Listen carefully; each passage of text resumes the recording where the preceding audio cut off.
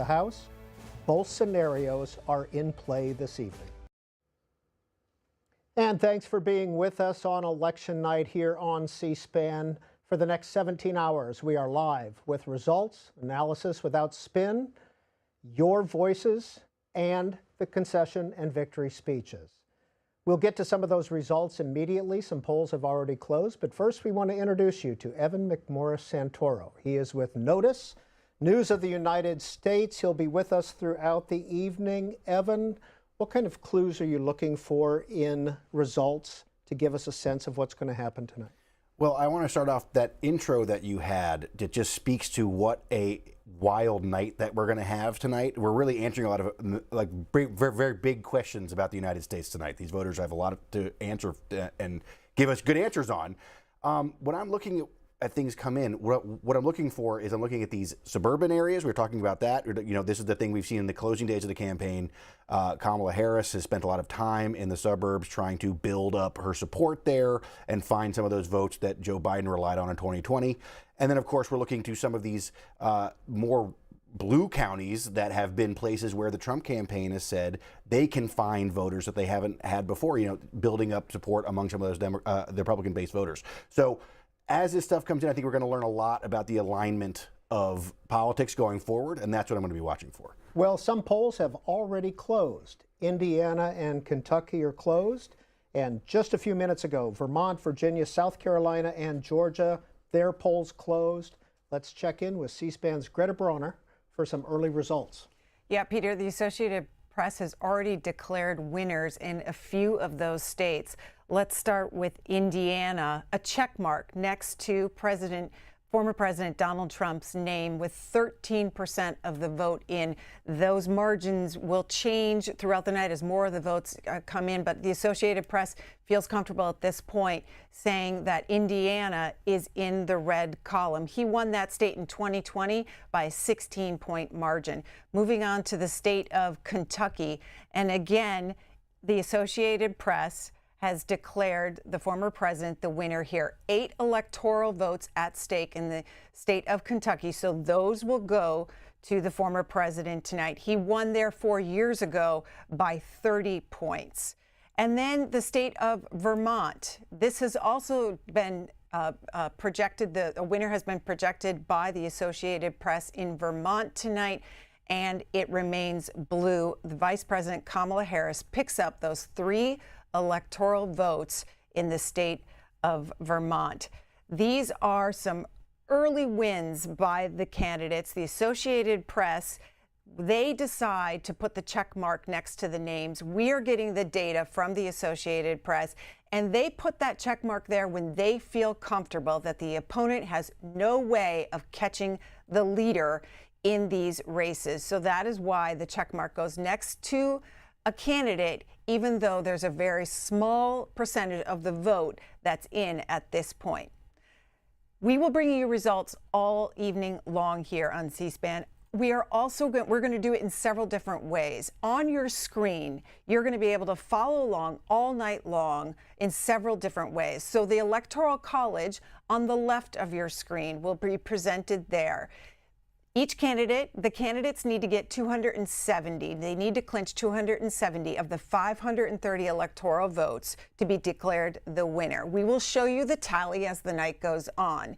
That will rotate to the popular vote. This is the total votes for each candidate across the country. This does not pick the winner of the White House, but you'll be able to follow along with the popular vote. We will also show you over here the balance of power in the House and the Senate. The Senate, the Democrats hold a 2-seat majority. The Republicans believe that they can flip the Senate tonight and control that chamber. Over on the House side, as our viewers know, Republicans control the lower chamber in the House. Democrats think they can flip that chamber. They need a net gain of 4 seats tonight. So you'll be able to follow along the balance of power all night long here on your screen. Then below will be a ticker of results. We'll give you the overall percentage nationwide of the presidential race. We will show you what's happening in the presidential race on the state level and also show you all the Senate races, the governor's races, and those competitive House races. They will be rotating throughout the evening. In the lower left part of your screen, you will see a QR code. You can scan that with your phone, and that will bring you to our website, cspan.org/results. That is where you will find our own magic wall that you can dig into the results in each state, congressional district. You can follow along there, and the Associated Press will update that data all night long. So if you've got your laptop and you're watching television that way tonight, you can also follow along on cspan.org/results. We will also have a countdown clock in the lower left part of our screen.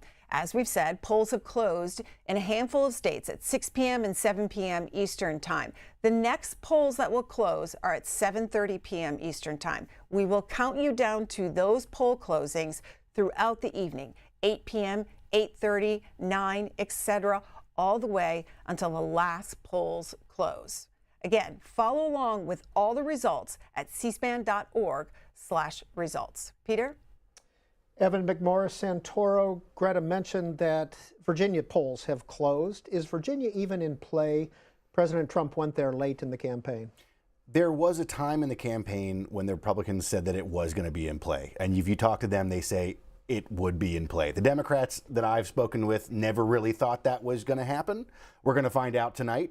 But this is one of those results that we'll see that will really help us understand what kind of night we're going to have here in terms of who's going to do well. But, you know, we're sort of in the not surprising part, right? You know, where we are right now. Indiana coming in for the Republicans, Vermont coming in for the Democrats. I mean, I could have told you, I could have guessed that probably. I mean, you never know what's going to happen, but I could have guessed that. Virginia is a little bit closer to maybe we don't know exactly, but I will say Democrats feel very confident about it. And then, of course, we move on to these states where we're really going to be seeing the real meat of this thing. Yeah, and Georgia and Florida will be coming in shortly. But this has really been an election of 7 states, hasn't it? That's right. I mean, it really has more than almost any other that you can think of. I mean, really, you think about Pennsylvania, Wisconsin, Michigan, you know, North Carolina, Georgia, Nevada, you know, these Arizona, right? These places, this is where the candidates have spent all their time, all of their money. And you can think about just, I have heard so much from people who live in those states about how focused the election has been in their lives for the past year, right? There's unbelievable amounts of advertising, unbelievable amounts of GOTV effort that's going on right now, getting that vote out, trying to push the vote out. These are the folks that everybody is hoping will make a decision about who the next president is going to be. And they have been waiting, I think, to get their chance. And now we're going to find out what they did.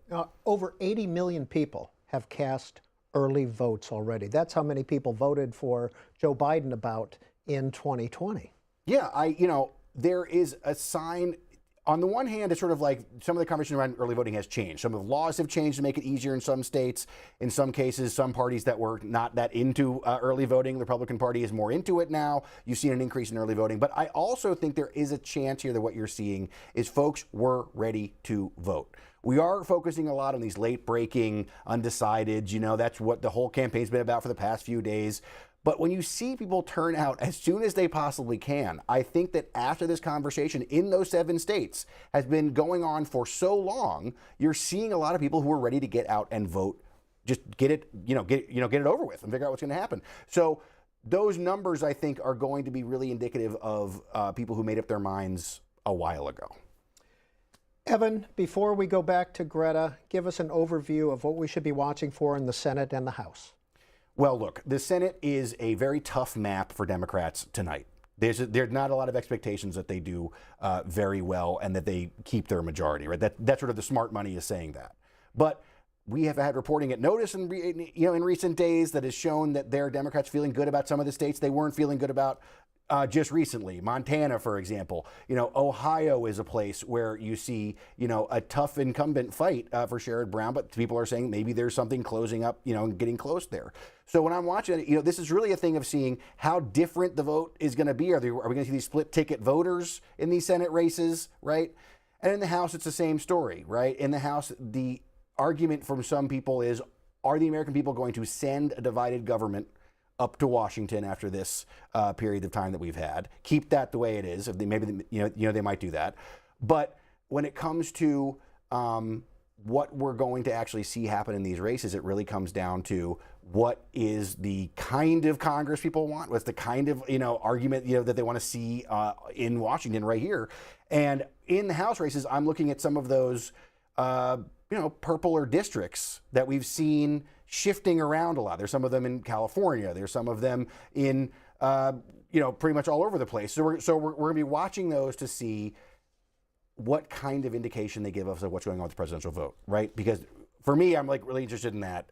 But what we want to see if places that Republicans and Democrats have been pouring a lot of money into, hoping that they can flip one or the other, I think that the House races could really tell us a lot. Well, let's go back to Greta Bronner. Greta, what do you have for us? Yeah, Peter, we'll talk about some of those Senate races. A couple have already been called, but first I want to share with you AP VoteCast data. This is sort of like an exit poll, but they talk to voters who ahead of voting because of the way people vote today. Many people, millions of people voting before Election Day. So they call it their VoteCast survey, and this is what they found, that the economy ranked as a top issue but concerns over democracy are what drove many voters to the polls tonight. So that'll be interesting to flesh out as we go along here tonight. Democracy and the economy, which one of those concerns or both of them is what drives people to the polls? So on some Senate races, the Associated Press has called the Senate race in Indiana for Congressman Jim Banks. He ran for this seat when Mike Braun vacated it to run for governor. And Jim Banks, with just 14% of the votes in, has been declared the victor by the Associated Press. Speaking of that governor's race, Mike Braun is strongly favored to win this, and the Associated Press put the check next to his name tonight with 15% of the vote in. He decided not to seek another term in the Senate and instead run for this governor's seat. Moving on to Vermont, Bernie Sanders running for a fourth term in the state of Vermont, and 0% of the votes in, but the Associated Press feels comfortable calling this for Senator Bernie Sanders. All this data, again, can be found on our website, cspan.org/results. As we mentioned earlier, your voices are the most important tonight, and we want to hear from you throughout the next 17 hours. We're going to put the numbers up on the screen. If you're supporting Kamala Harris for president, 202-748-8920 is a number for you to dial. If you support former President Trump, 202-748-8921. And if you don't support either of them, try this number, 202-748-8922. Plus, one more line to give you. This is our text number. This is for text messages only. 202-748-8903 is that number. If you do send a text, and we'll try to get to as many of those as we can, please include your first name and your city. Also want to let you know that on our companion network, C-SPAN 2, we have Spectrum News. It's their national newscast, and that will be playing on C-SPAN 2. Spectrum News is part of Charter. Well, there are 34 Senate races in 33 seats. 2 are in Nebraska. And here to talk about some of the ones we want to watch this evening is Kirk Beto. He is the editor-in-chief of the Hotline. Mr. Beto, let's start with the race in Pennsylvania. What do you think about that one? Thanks all for having me tonight. Pennsylvania is one of those top ranking of the battleground races that we're watching right now.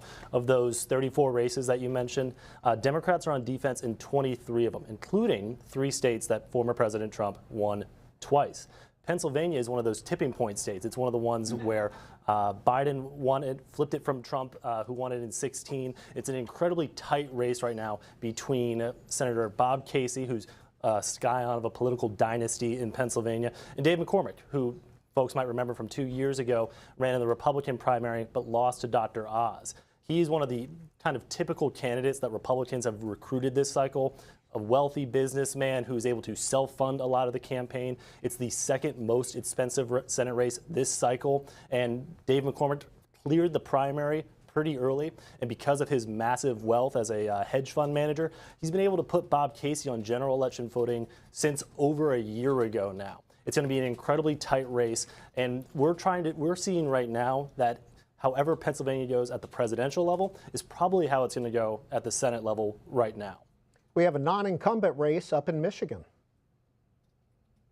Yes, that's an open seat race right now, and it's one of those 5 races in the presidential battlegrounds that also have Senate race as well. Rep. Alyssa Slotkin, who is from the Lansing area, one of the most well-funded House members. She's no stranger to tough races, wants to make the jump to the Senate after Debbie Stabenow is retiring. She's facing former Rep. Mike Rogers. Again, another wealthy businessman. He went into the private sector after his time in Congress ended, and that's another close race here. Now, in the Hotline's power rankings of the 10 races most likely to flip that myself and our Senate correspondent Nicholas Anastasio wrote, that Michigan was right at the tail end of some of the presidential battlegrounds. Number 4 was Pennsylvania, then Wisconsin, then Michigan. We are seeing a little bit more daylight between Slotkin and Rogers in the polling that we're seeing, and that's reflected at the top of the ticket too. It's one of the seats that Harris is performing better than Trump at. So we're probably seeing however the presidential race goes, that's how the Senate race is going to go in Michigan as well as Pennsylvania. What about Wisconsin?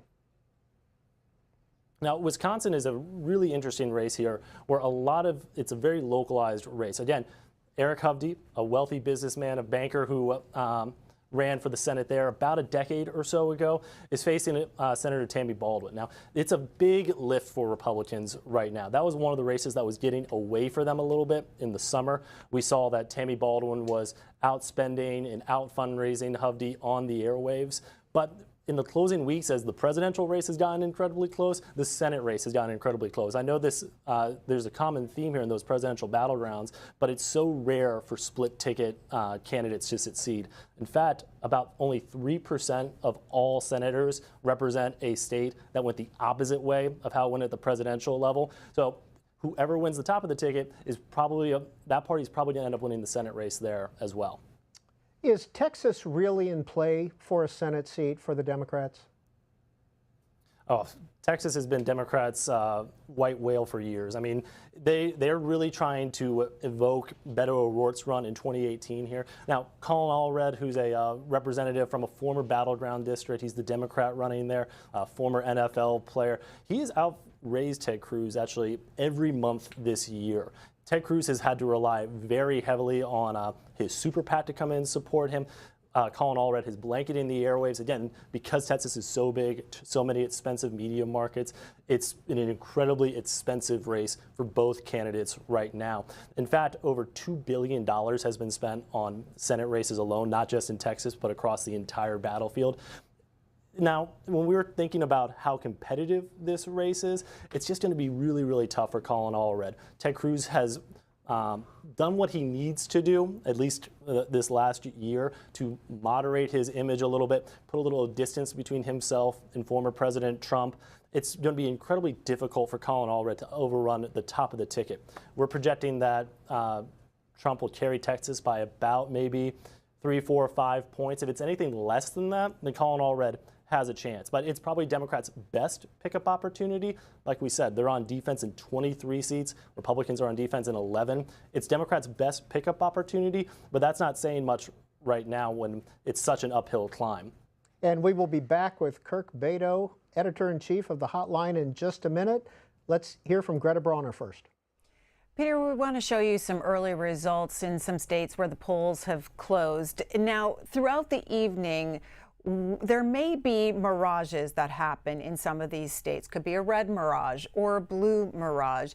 We don't know until the total vote is in, and the Associated Press won't call these races until, not the total vote is in, but they won't call these races until they feel comfortable that who's ever trailing cannot catch the leader. And then at that point, they would put a check mark.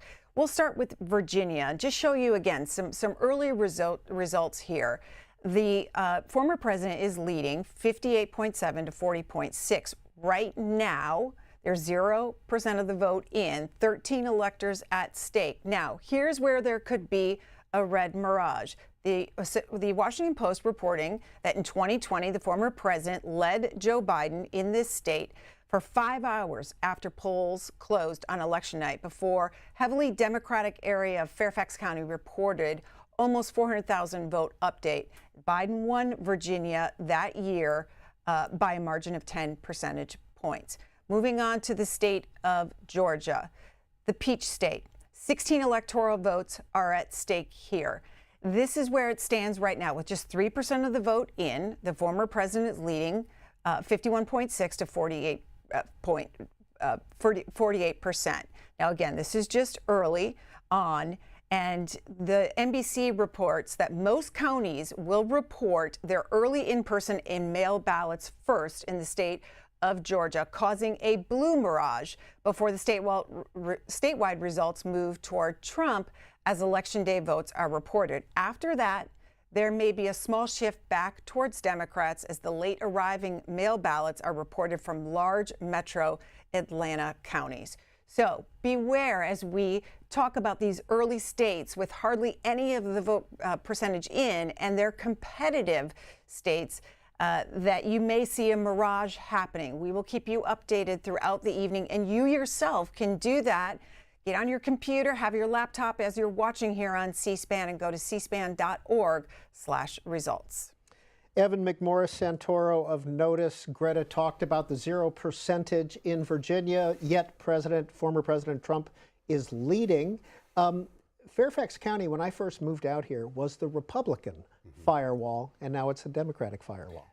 That's right. This is the hardest part of the night, right? Because these things are just coming in. Everybody wants to know the answer, but we're going to have to wait for a long time. And as you're talking about, those suburban areas, that is where the Harris campaign has put a lot of effort. There are counties we're talking about, Georgia. There are counties in Georgia, that we're looking at. If you see Harris doing well in Union County in Georgia, you're going to be, well, actually, no, I'm sorry. That's my own notes. Excuse me.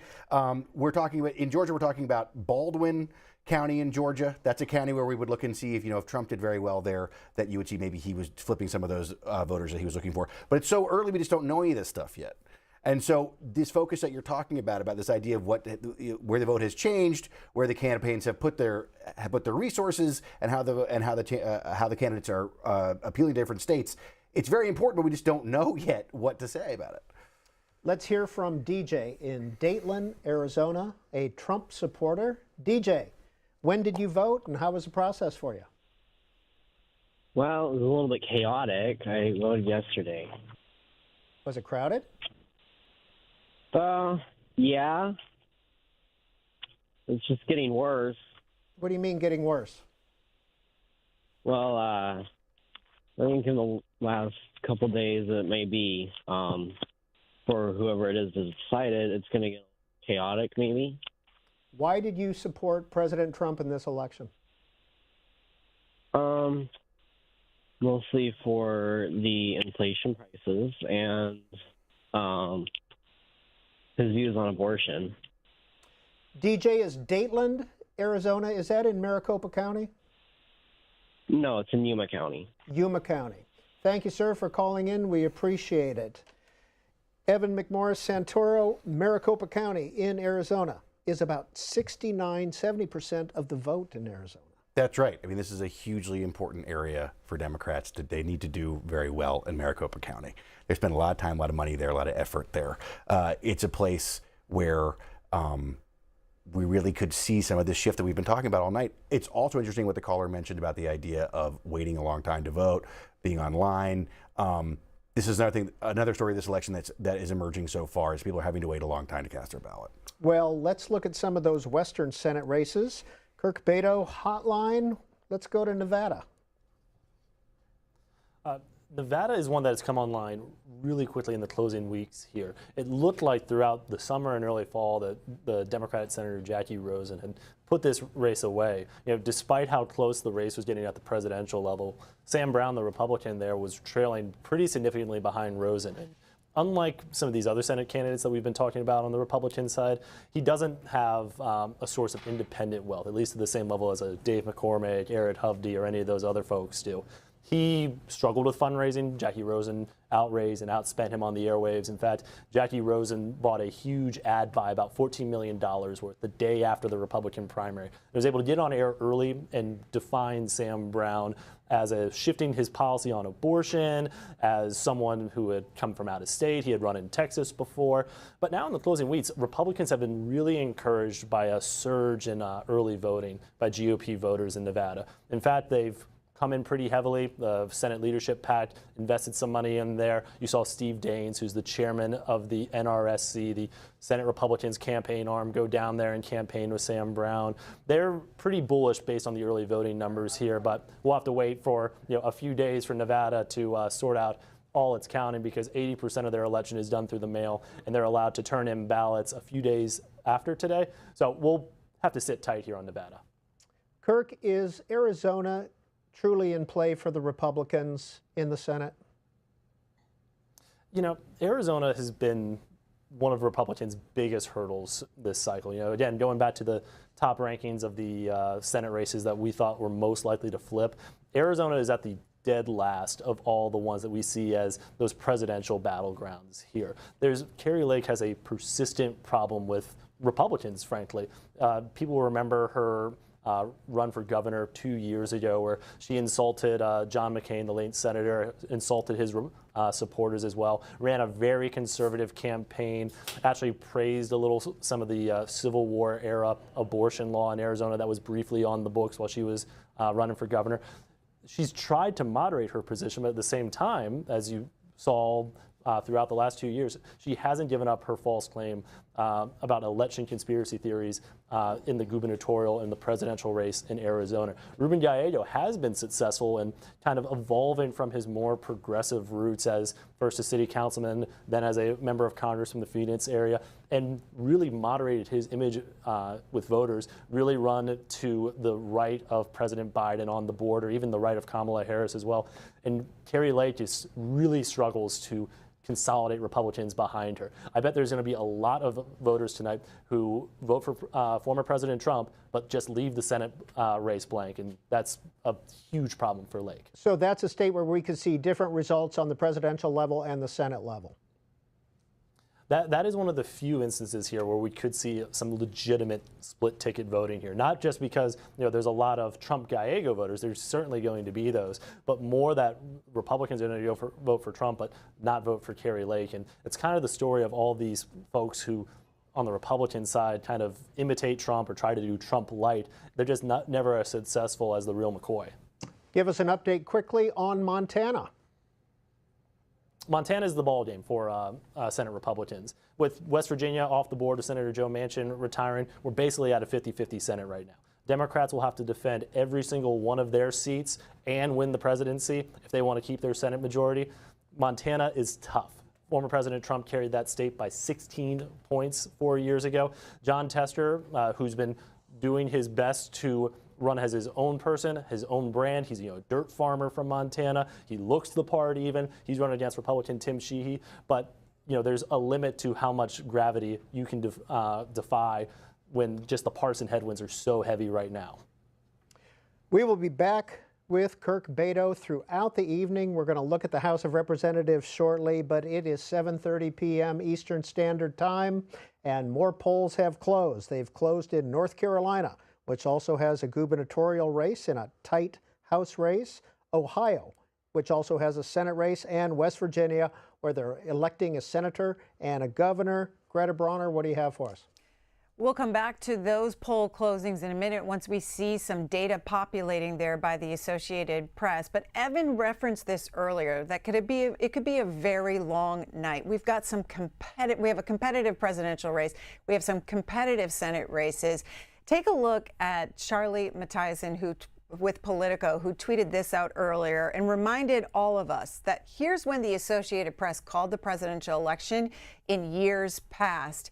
It was the Saturday following the election in 2020 when the presidential contest was called. It was the Wednesday after the election that the race was called in 2016. And you can see the previous cycles and the times for the previous 3 cycles before that.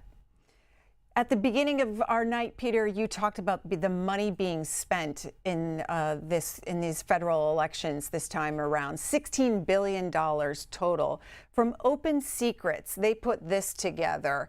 Outside spending, those are the outside groups, on 2024 federal elections has hit a record of $4.5 billion, with more than half of that spending coming from groups that do not fully disclose the source of their funding.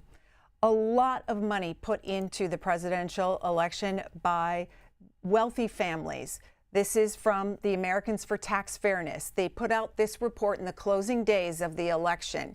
These are the billionaire families and which party they contributed to in 2024. You can see the first 6 families all contributed to Republicans. And then the Simons family that owns shopping malls, they're contributed to Democrats, along with the Bloomberg family giving $45.1 million to Democrats. Elon Musk, a name we've heard a lot, and how much he's contributed in this presidential cycle. He's third in that list, $133 million. Peter? Let's hear from Andy, who's calling in from Michigan. He's a supporter of Kamala Harris. Andy, good evening. Why are you supporting the vice president? Well, good evening to you, and glad you can take my call. A couple of things, and I'll just do them if I can without, I'm kind of upset about it. But anyway, food. If you think about what's going on with food, 5, 6 years ago, we'll just use Kroger's. They were paying their employees $8, $9, $10, maybe $12 an hour. Now you're paying them $15 to $18 an hour. So what do you think Kroger's is going to do with the price of food? They're either going to take the hit, they're going to lay people off, or they're going to raise prices. They're going to raise prices. Locally, crime. The presidents, neither one of them, have very little influence on crime locally. You can't tell the police how many people to arrest. You can't tell the prosecutors who to prosecute. And you can't tell the judges about how much sentences to give out. And the last thing that I just found out about the other day was soybeans, tariffs. The Japanese and the Chinese were buying soybeans from American farmers. When the tariffs hit, they started buying them from Brazil.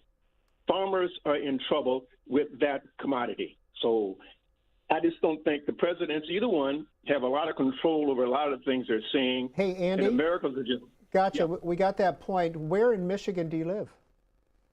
I live in southeastern Michigan, suburb of Detroit. Okay. Oakland County. Did you vote a straight Democratic ticket? Yes. And why Alyssa Slotkin? I know you talked about the nationalization of some of these issues, but why Alyssa Slotkin for Senate? Because I think she's a better candidate than Rogers was. What is an issue of concern to you besides the price of food, which you see as a local issue? Well, again, crime is an issue, but the presidents of the United States, maybe I'm wrong, don't have very much control over that. You can't tell the local police, who to arrest. You can't tell them to do stop and frisk. You can't tell the prosecutors who to prosecute.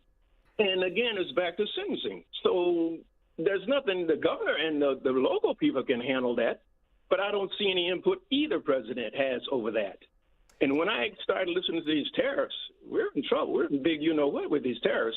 And I don't think Americans understand that. Now, Andy, President Trump has spent a lot of time talking to the auto workers up there in Michigan. Both candidates have been up there quite a bit. What about the former president's message to the auto workers? Well, again, I think some of them are misleading. If I remember right, he said something about jobs leaving Michigan, and I hope they beg for him to come back. He's not a union person. I mean, let's get real with that. Most Republicans are not, although they are affected by unions. Without unions, we wouldn't have the economy we have. We wouldn't have the middle class. So, some people hate LBJ. But just think if LBJ didn't get Medicaid and Medicare through, how a lot of it would be. Where would the Teamsters pension be if it wasn't for Democrats? Andy, are you a union member? No, I was a salary person. I started out as a union when I was in college. Then I got into management. Thank you, Andy, for calling in. I'm going to have to leave it there. I appreciate it. Evan McMorris Santoro, what have you been hearing in our conversation with Greta and Kirk and Andy? Well, we're hearing just this sort of conversation that we've been talking about, this economy focus that Andy was just bringing up, right? This has been such a huge part of this election conversation. I've been all over the country, talked to a lot of people, and I actually did a story a long time ago about inflation and what impact it might have. And we're seeing some of that sort of manifest itself in how everybody is really talking about this election. Andy talking about some of the frustrations Democrats have had with the way the economy has been discussed. They feel like maybe they're not getting a fair shake in the way that's being discussed. But this has really been a central issue. And I find it really fascinating to think about how strongly he has his views about this. And from Kirk, we're talking about this idea of this split ticket voting, which he mentions in Arizona is very possible there. But there is a chance that we see some of that other places as well. I traveled a lot around the country this year. I talked to a lot of folks, especially on this issue of when we're talking about this presidential race, where there were people who were planning to vote against Trump in a way. Like they didn't want to bring Trump back in, but they didn't consider themselves Democrats. And some of them would explain this to me by saying, look, I'm going to vote for the Republican for Senate. The Senate will prevent a Democratic President Harris from doing the sort of the furthest things that she wants to do. We'll see how this manifests itself, but what Kirk is talking about when it comes to Arizona, it's something that I felt in my reporting around the country as I've been around all throughout the year. Let's go back to Greta. We have some wins to report in the state of West Virginia. The Associated Press has put the check mark next to the former president's name in the presidential contest. 4 electoral votes at stake. This is Trump country. In 2020, every county was red, but for one, and it was pink. Mr. Trump won by nearly 40 points. Moving on to the governor's race there, and the Associated Press has called Patrick Morrisey the victor tonight in that race, the Republican again winning that seat for the governor's race. It's left open because the very popular Governor Jim Justice ran for Senate this year. This is a pickup tonight for Republicans. It's been expected. In fact, the governor, Jim Justice, declared victory in October, saying that he was going to win this seat. And as we've talked about, Democrats have a thin majority, 51-49. With the check mark next to Jim Justice's name, it's 50-50 now. Peter? Next call is Charles in Sydney, Ohio. Hi, Charles. Hello. Who did you support and why? I supported Donald Trump.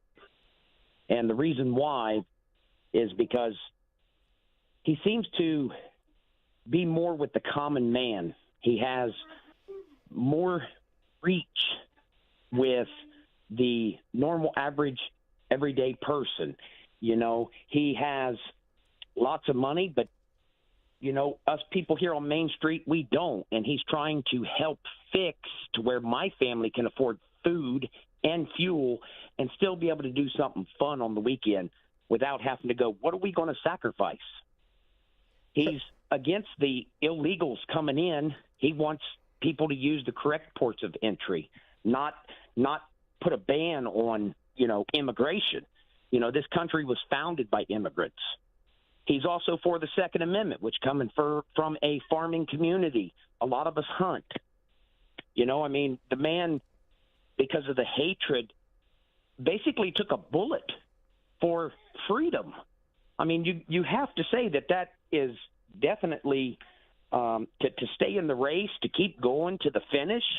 I have to admire a man like that. Hey, who Charles, loves country. I got to ask you about 2 issues. Number 1, the vice presidential nominee, J.D. Vance, is obviously from Ohio.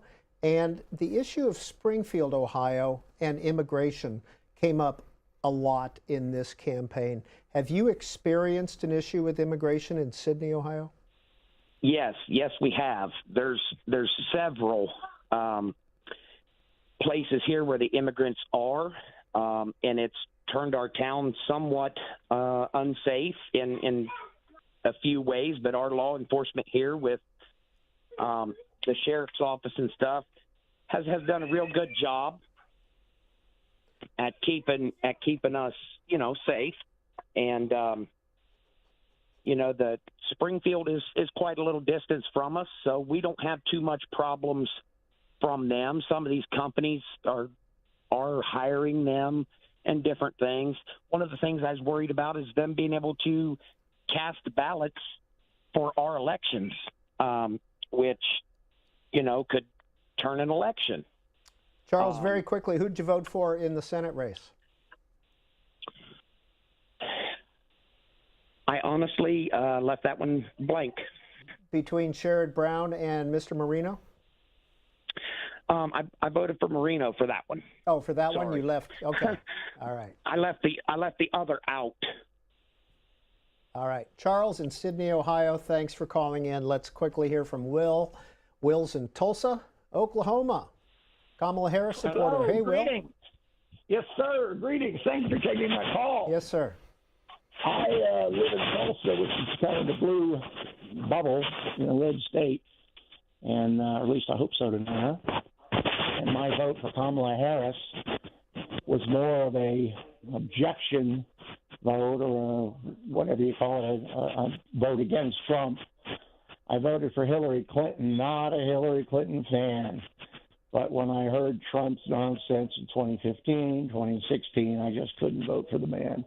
Do you consider yourself generally a Republican, Will, who does not like Donald Trump? Yeah, but every one of us has conservative values on some issues.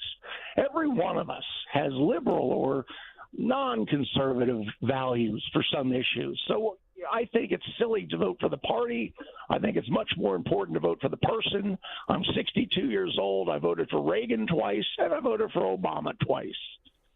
John McCain would have had my vote, except he brought on Sarah Palin, who I objected to. The reason he did is because the Republican Party thought Clinton was going to win the nomination, and she didn't. Obama won the nomination. So McCain would have got my vote, but I had to go with Obama because I vote for the person, not the party. Thank you, Will, for calling in. Evan McMorris Santoro, what'd you hear from our last two callers? Well, they mentioned Springfield, Ohio, where I actually traveled to. You mentioned Springfield, Ohio. Where I traveled to. I did some reporting there this year, and you're right. This immigration issue that was brought up by that caller, it's been so galvanizing for Republicans and for Trump supporters, specifically this year. But the Springfield moment was one of these issues that also kind of feeds into the second caller out of Tulsa, a guy who says, I have conservative values, I voted both different directions before, I vote for the person. In Springfield, Ohio, you had a situation where you have a town controlled by Republicans, Republican county commissioners, Republicans in charge of the place, and the Republican nominee for vice president, starts talking about these migrants, these Haitian migrants who are there. We all remember the sort of things that were said about what those migrants were doing. And you had the Republican leadership of that area sort of pushing back against their own party's presidential nominee and vice presidential nominee, right? These are the kind of Republicans who were a little bit upset with the way that the Trump campaign was behaving towards that issue and towards the town, to be perfectly frank, from my visit there and from my reporting there. And so it's really, this is such a perfect two callers to have back to back, because this is what we're talking about. You have these Trump voters who really respect the guy, and they're very motivated by this immigration issue. And then you have these other folks who are maybe conservative, maybe can think of, have been Republican in the past, who just can't get on board with some of the rhetoric and some of the ways that Trump operates. And this could really end up being a huge part of how this election plays out. How many people we have like our caller from Tulsa, and how many we have like our caller from Ohio, right? This could be a huge, huge division. Greta Bronner, what do you have for us? Let's check in on the presidential contest in a few states. We'll start with Georgia. This is a battleground state, one of those swing states. This is where it stands at this point, with 12% of the vote in. And you can see that the former president is leading there. Moving on to another swing state. In North Carolina, 16 electoral votes at stake in North Carolina. Democrats haven't won North Carolina since Barack Obama did in 2008. This is where it stands right now. We will keep you updated on the race as the evening goes on. Moving on to the state of Virginia, want to show you where the race stands at this point in Virginia. For more than 3 decades, starting with Nixon, Virginia went to Republican candidates, but that flipped in 2008 with the election of Barack Obama, and Democrats have held it since then. Take a look at where it stands right now. And then in the presidential contest in Ohio, Ohio, the president, former President Donald Trump won Ohio the last time around with 5% of the vote in. This is where it is right now. Let's also talk about this Senate race in Ohio, because this is one that will determine the balance of power in the Senate. Sherrod Brown seeking a fourth term, Bernie Moreno, a former car dealership and wealthy businessman, challenging him for this seat.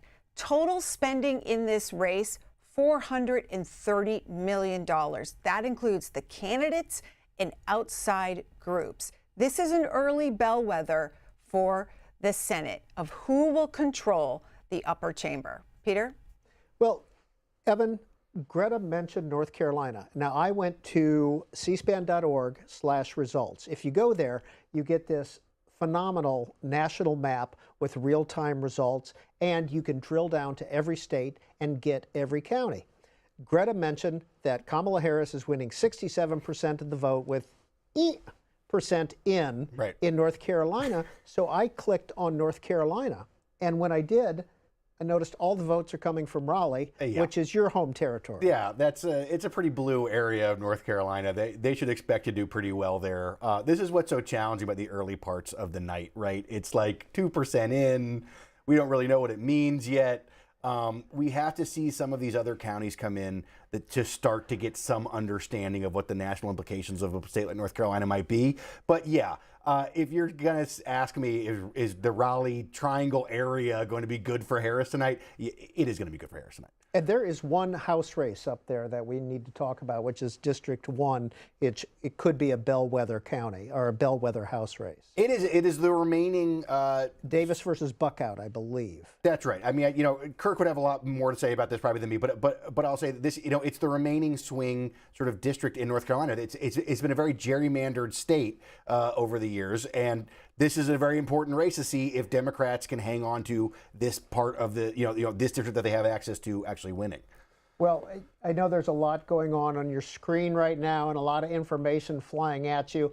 I would highly recommend, and because I'm playing with this thing while we're talking, and which is not a good thing, but it's cspan.org/results. It's your own magic wall right there in your palm. If you have it on your phone, you have it on your computer. This is a wonderful tool for the political junkies.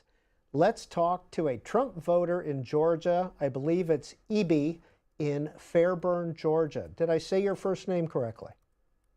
Yes, it's BA. EBA or BA? BA. BA. Yes. Thank you for calling in. Where is Fairburn, Georgia? It's just Atlanta, about 5 minutes from the airport. Okay. In Atlanta. Why did you support President Trump? Because, for one, the transgender issue, boys and girls sports, and the Second Amendment, the Supreme Court, and Kamala Harris's deterring the transformation of boys to girls, or prisoners, men becoming women. Those issues are very dear to me. BA, it doesn't sound like you were born in Georgia. Is that a true fact? I was born in Nigeria. Nigeria. Is this your first time voting in the United States? No, I voted for George W. Bush and others here. Oh, you've been here forever. So yes, you're a native. BA, did you split your ticket or vote straight Republican? Straight Republican. And how was the process down in Georgia? We've heard a lot about the Georgia election process. Though I voted early, but it was very easy. I went to one police station when early voting started, and it was a long line. And I voted, and I went to another polling station, and it was easy, walk in and walk out. Thank you, sir, for calling in. We appreciate your being with us here on C-SPAN on election night. Kirk Beto of Hotline. Kirk, we want to talk about some of the House races that could determine the balance of power. Democrats only need to pick up 4. There's one in New York that you're keeping your eye on, New York District 19. Yeah, that's actually going to be like the tipping point, we imagine, in New York. Now, it's been no surprise, and we've written about this ad nauseum, that control of the House runs through California and New York. Now, Mark Molinaro, the Republican in New York 19, that's the most purple district of all those ones in New York. There are ones that are a little bit more favorable toward Democrats that Republicans have, like in New York 22 or New York's 4th district. But the 19th is kind of a little bit more of a toss-up. Molinaro won it by about 1.6 points 2 years ago, in a really good year for Republicans, where spurred on by a lot of local issues, cashless bail reform, a weaker governor candidate at the top of the ticket for Democrats, spurred a lot of surprising Republican gains 2 years ago. Now Democrats aren't really taking anything for chance here. There's been over $48 million spent in this single House race alone, with Josh Riley, who's the nominee for the Democrats 2 years ago, back again. And strategists who've talked to Hotline said that whichever party wins this race, that's how control of New York is going to go, which could go a long way in determining control of the House. Now, Kirk, the polls don't close in New York for about another hour and 10 minutes or so, so we're not going to hear the results of that. The same with Iowa. Marionette Miller Meeks could be in trouble, according to polling. Right, and buckle up for waiting a long time for results in New York and California as well. But in Iowa, this is kind of a little bit more of a surprising race that's gotten on our radar in the last month or so ago. Now, everyone who's watching tonight probably read the J. Ann Seltzer poll published this weekend that showed Harris up about 3 points in Iowa over Trump. And we think that's trickling down here to this congressional race as well. Democrats will point to that Marionette Miller Meeks has a little bit more of a Republican problem right now. Her opponent in the primary got over 40%. She only won her first race 4 years ago by 6 votes, not 6 points. 6 individual votes in the closest race in the country 4 years ago. They think they have a real opportunity here with Christina Bohannon, and after spending zero in their last cycle, Democrats have spent about $10 million in that race and put Republicans on defense. This is all part of Democrats' bigger strategy, not just in Iowa, but in a lot of different races across the country that were maybe on the periphery of the battleground, but their cash advantage, as our House correspondent James Downs reported, has really allowed them to expand the battlefield into places like Iowa 1, into places like even Nebraska 2, where Don Bacon's having a lot of trouble right now there. There's a lot of ways that Democrats' financial advantage has enabled them to invest in these races and have Republicans divert resources there. Now, Kirk, you mentioned that Dr. Miller Meeks had a Republican problem. Did her opponent in the primary run to the right of her? A little bit to the right, but he didn't really campaign a whole lot either. I mean, this was a little bit more of a protest vote against Miller Meeks. He didn't spend a whole lot of money, and he ran a little bit more to the right of her. So she's really struggled to consolidate the Republican Party behind her. And if the Seltzer poll does prove out and that Harris is leading by 3 points in Iowa, this is one of those races, along with the Zach Nunn race as well in Iowa's 3rd, where we could see some surprising Democratic pickups. Well, there are 2 races in Virginia where the polls have closed.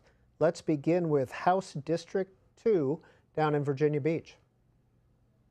Yeah, so these 2 races here, Virginia 7 and Virginia 2, are kind of our early bellwethers to see how not only the race for the House is going to go, but potentially even the presidential race as well. Now, freshman Republican Rep. Jen Kiggins represents Virginia 2 in Virginia Beach. Republicans are feeling confident about their chances there because the Democrat there hasn't really kept pace with fundraising until the last few months here. But if Democrats do end up flipping this one, this is a race where Mike Johnson and other Republican leaders have spent a lot of time in the closing weeks just shoring this one up. If Democrats do flip this one and keep Virginia 7, they have the wind at their back going in for the rest of election night here. They're really fired up about this race. Again, it's not doom and gloom for Democrats, though, if they can't flip this. But if they do, Republicans are going to be panicking a little bit early on in the night. And you mentioned Virginia 7. Abigail Spanberger, who has that seat now, has elected not to run for re-election. She's running for governor. It's Eugene Vidman. And people might remember that name, a Democrat versus Derek Anderson, a former Navy SEAL. That district is between Washington and Richmond. Is it considered a swing district, Kirk Beto? Not as much as it was before redistricting or even last year, but it is a competitive open seat. Now, the way Republicans were able to flip the House 2 years ago is by picking up a lot of those open seats. It's a lot easier to flip an open seat than it is to knock off an incumbent. Now, Abigail Spanberger is running for governor now, like you said. She was one of the all-star kind of Democratic members, a great fundraiser, a more moderate member, someone who's won in Battleground districts before. And without her there, Democrats are a little bit worried about this. But just like Virginia 2, if Republicans do flip this, then they're going to be feeling great. Then they'll probably have defended Virginia 2. If they flip Virginia 7, they're going to have the wind at their back going into the rest of the night here. But if Democrats keep it in their column, it's not like Republicans are writing off their chances of keeping the House here. It would be really nice to have, be a very early indicator of maybe some of these other reach districts or ones that they thought might be, not layups, not gimmies or anything like that. There are very few of those on the map right now.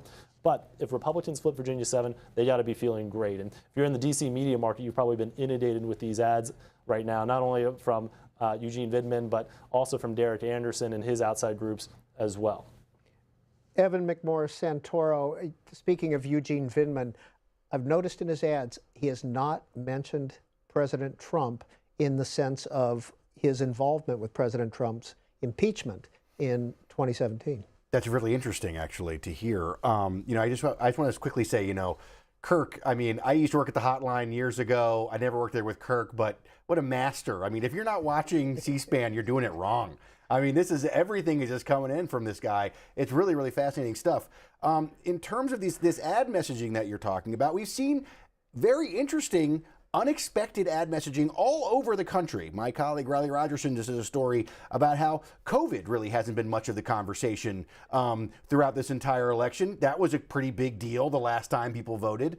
And there's been a lot of other issues like that really have not risen to the top in the way that you would have necessarily expected. And that's because these candidates are running on the big issues that they think are really motivating voters. We're talking about the economy. We're talking about democracy. We're talking about these other things that, interestingly, stuff that you might not have expected has been pushed to the wayside. And another colleague of mine wrote an interesting article about the Missouri Senate race, not a particularly competitive Senate race that we're planning on, but interestingly, right, Josh Hawley, the incumbent there, was sort of a big photograph figure from January 6th. January 6th was not much of the conversation in that Senate race either, right? Like we are seeing candidates sort of shifting away from the things you might have expected that they would have run on even a year ago, even 6 months ago, to sort of meet this moment of where the voters where they are. Well, it is 8 p.m. Eastern Standard Time on the East Coast. More polls closing. Here we go. Alabama, Connecticut, Delaware, District of Columbia, Florida, which also has a Senate race, Illinois, Maine, very interesting state because they split their electoral votes and there's a competitive House race there. Maryland has a Senate seat, Massachusetts, Mississippi, Missouri, that we just mentioned, New Hampshire, New Jersey, Oklahoma, Pennsylvania, which of course is very interesting, has now closed. Their polls are closed. Rhode Island, Tennessee. Greta Bronner, what can you tell us? You mentioned the polls in Florida, and all the polls have closed in that state. Let's start with the presidential contest and take a look at this. Over 80%, a little over 80% of the vote is in the state of Florida. 30 electoral votes are at stake here, and this is where the contest stands at this point. The former president with a sizable lead with 81% of the vote in. We've also had some calls in the state of Florida in two competitive House races tonight, and they both go to Republicans. Let's start with Florida's 13th congressional district. And this is, in this seat, the Republican incumbent, the congresswoman there. This is a lean Republican race. She is declared the winner there. And then in the Florida's 27th district, the incumbent Republican, Congresswoman Salazar, also the victor. This was likely Republican. So 2 calls there in Florida tonight. McMorris Santoro, Florida, when you saw those percentages, you kind It of didn't go to air. nodded your head. Well, I think that Florida was a dream reach for the Democrats for a lot of this election cycle. There was, my colleague Claire Heddles was down there just the other day knocking doors with Hillary Clinton as she was trying to drum up some Democratic vote down there. It's a hard state for Democrats these days. They have not really been competitive there in a little while. And so seeing those numbers coming in the way they are, it's not a huge surprise. It's, of course, where Trump lives. This is sort of, it's not a place I expect to see a lot. You mentioned that Luna race. She's done a lot. She's been very vocal lately on some of the more, some of the more conspiratorial stuff around some of these hurricanes and things like that. She's a big sort of media star in the Republican Party. Those people have done fairly well in Florida lately. Let's talk to Lee in Santa Clarita, California, a Harris supporter. Hi, Lee. Lee, you with us? Yes, I'm here. Please go ahead and tell us what you wanted to say tonight. Taking the call. Yes, I most definitely did vote for Ms. Harris. Why'd you vote for Kamala Harris this Lee? year? I could not. By the way, it's kind of breaking up. So if I'm breaking up, let me know. Hey, Lee, just go ahead and tell us why you. Lee, just go ahead and tell us why you voted for Kamala Harris. I did vote. I could not vote for Mike Garcia because of the action he took on the 6th with the other 140. I'd hate to see what would happen if our votes did not count. And that's tough to say as a lifetime Republican. So I did go with George Whiteside. I'm a little disappointed with the MAGA, or I should say my Republican Party, the MAGA, just non-MAGA over here. We just need to bring some dignity back to the office, some couth, some decor. Thank you, Lee, for calling in. We appreciate that. Lee is not a MAGA fan, but he considers himself to be a Republican, and California's got some pretty important House races, doesn't it? That's right. We talked about, Kirk was mentioning this as well. We talked about this idea of this is a place where some of these areas that had been gone blue, had been red for a long time, gone blue again. We've seen maybe a chance for Republicans to pick some of them up in California as part of they try to get their House majority, maintain their House majority into next year. It's interesting to hear him describe his feelings and how he approaches politics at this moment. It really is something I've heard so much out on the campaign trail, which is folks who, before President Biden dropped out and Vice President Harris took over as a Democratic nominee, there was a lot of sort of exhaustion at the way, at this idea of this rematch between a kind of politics people didn't really like and a politician that they thought was maybe too old. And now with Harris in, we've seen some of that, this sort of, some of the more divisive aspects of MAGA really follow Trump around. Greta Bronner. Quick update for you, Peter. The state of Florida has been called for the former president. The Associated Press putting the red check next to his name tonight. 82% of the votes in there. Supporter. Hi, Grant. Hey, how's it going? How are you? Good. What's on your mind? I just generally think that, a big issue in this election is the Second Amendment. I know both of the candidates have made their minds very clear. Trump is, seemingly on the pro-Second Amendment side of everything, while Kamala Harris has clearly expressed that she wants to restrict that a lot. She's said she wants to ban assault weapons, high-capacity magazines and stuff like that. And there are many Americans like myself who own stuff like that and really care about that. So I think that's going to turn off a lot of rural voters who really care about something like that. That's sort of what's on my mind is my main issue. But, you know, the economy as well, with just how inflation's been going and how that's been handled, I think that, you know, Trump brings to the table some really good economic policy with, you know, tariffs to foreign nations that want to compete with our goods and lowering taxes. So I think that could, you know, drive a lot of people to vote on his side versus tariffs. So. Grant, have you supported President Trump in past elections? I'm sorry, you're cutting out. Grant, have you supported President Trump in past elections? You know, I apologize. I'm not sure if we kept him on there or not, but it was a little difficult to hear him, and I apologize to you, Grant. Gary in Redding, California, Kamala Harris line. Hi. Hello? Hello? You know what? Is Gary there, please? You know what? Hey, a reminder. For some reason, I guess I'm cutting out because that's 2 viewers in a row who said they were having a little trouble hearing me. So I apologize to those viewers if you could not hear us correctly. Let's talk to Janet. Janet is in Springfield, Ohio, which obviously was in the news during this election cycle. Hi, Janet. All right, we're having just a bit of trouble here with the phones. I apologize. We'll get that taken care of. Evan McMorris Santoro, are you seeing anything, hearing anything surprising with what you're hearing from the callers and the results so far? Well, the callers, I think, are very carefully considering these votes that they are casting. You talk about that Second Amendment issue that was just brought up.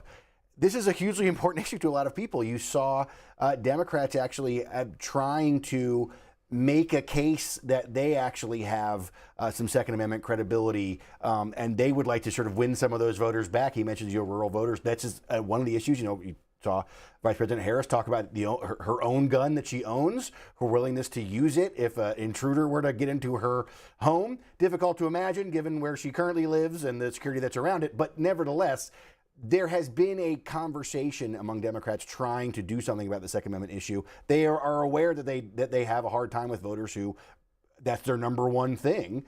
So I've been quite fascinated to hear those, just how careful people are considering this stuff and how much they have been thinking about this election. Right, that's quite interesting.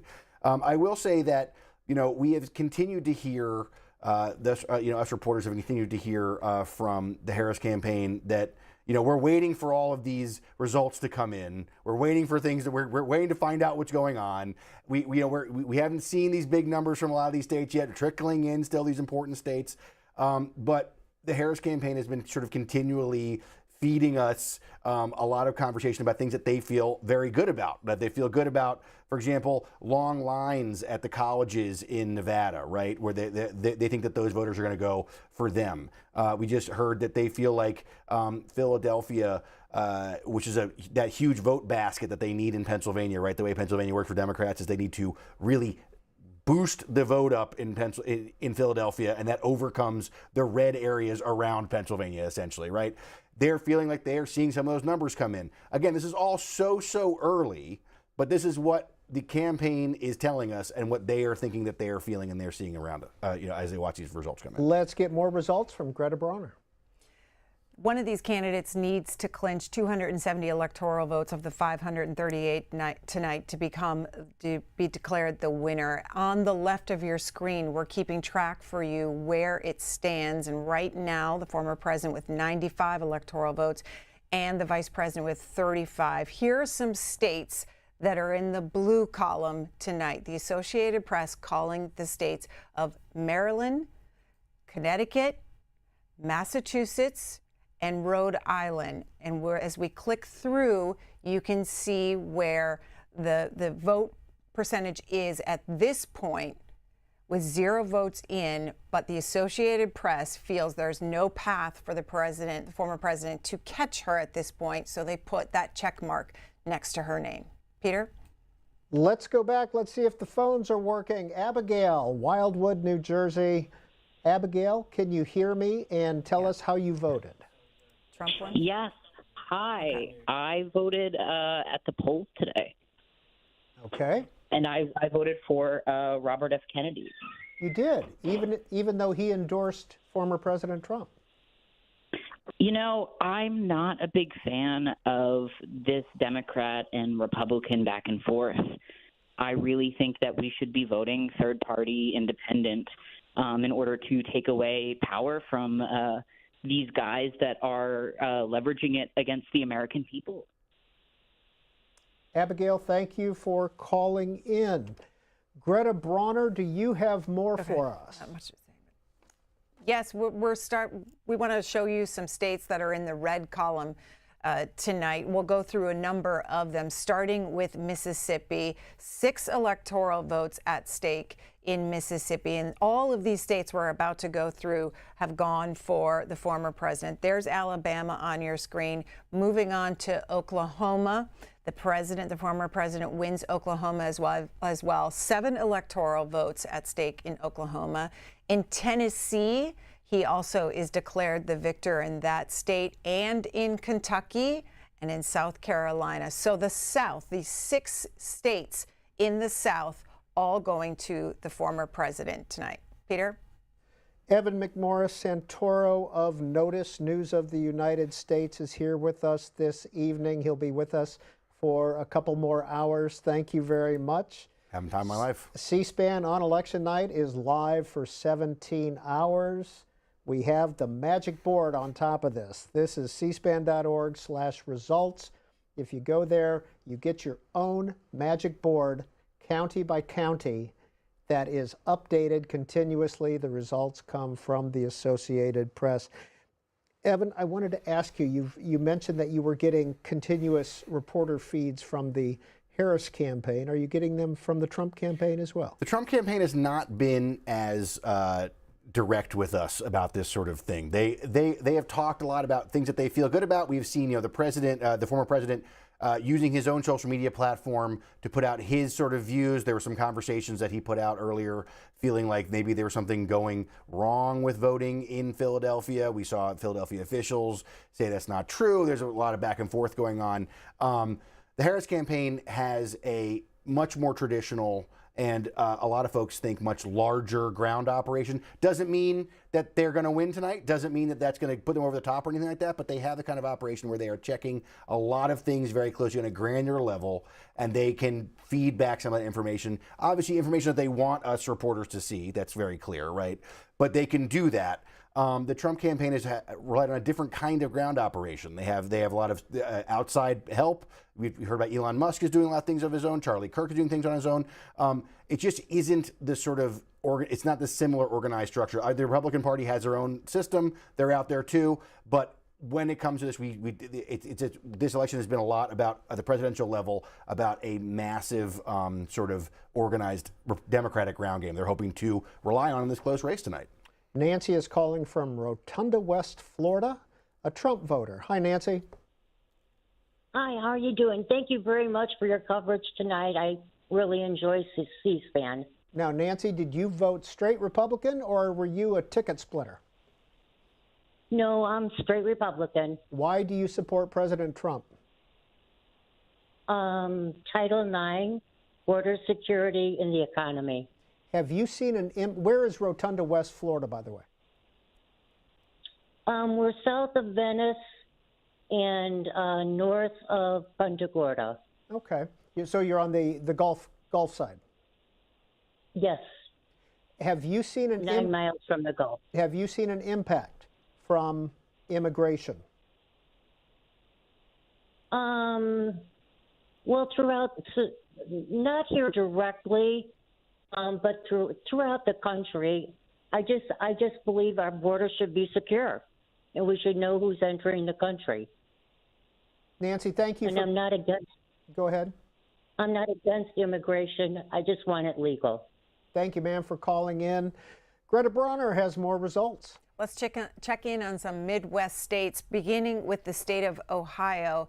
It releases its pre-election day votes first thing on election night, including mail-in votes. Like in other races since 2022, mail-in votes tended to lean toward Democrats. As the election day votes trickled in, though, in 2022, Then Republican Senate candidate J.D. Vance took the lead, and he eventually won in the state of Ohio. This is where it stands right now, with the vice president having a slight lead with 34% of the vote in. Moving on to Michigan, one of those 7 battleground states. 15 electoral votes at stake here. There's 2% of the vote in. We could see a slight red mirage in Michigan as smaller, more pro-Republican localities report their votes. You can see, though, here it's looking not that way. There's only 2% of the vote in. So we'll see what happens as the votes come in more in the state of Michigan. Right now, the vice president with a sizable lead, but only 2% of the vote in. Moving on to the state of Pennsylvania. And you can see here with 6% of the vote in, again, the vice president has the lead. This could be an early blue mirage. We just have to wait and see because mail-in votes are counted first, and then they get to in-person election day votes, and those are reported in Pennsylvania. Well, Kirk Beto is the editor-in-chief at the Hotline, and he is back with us to talk about some of those House races in Pennsylvania. Kirk, can we start in Pennsylvania 7? Have we seen anything yet to give us a trend?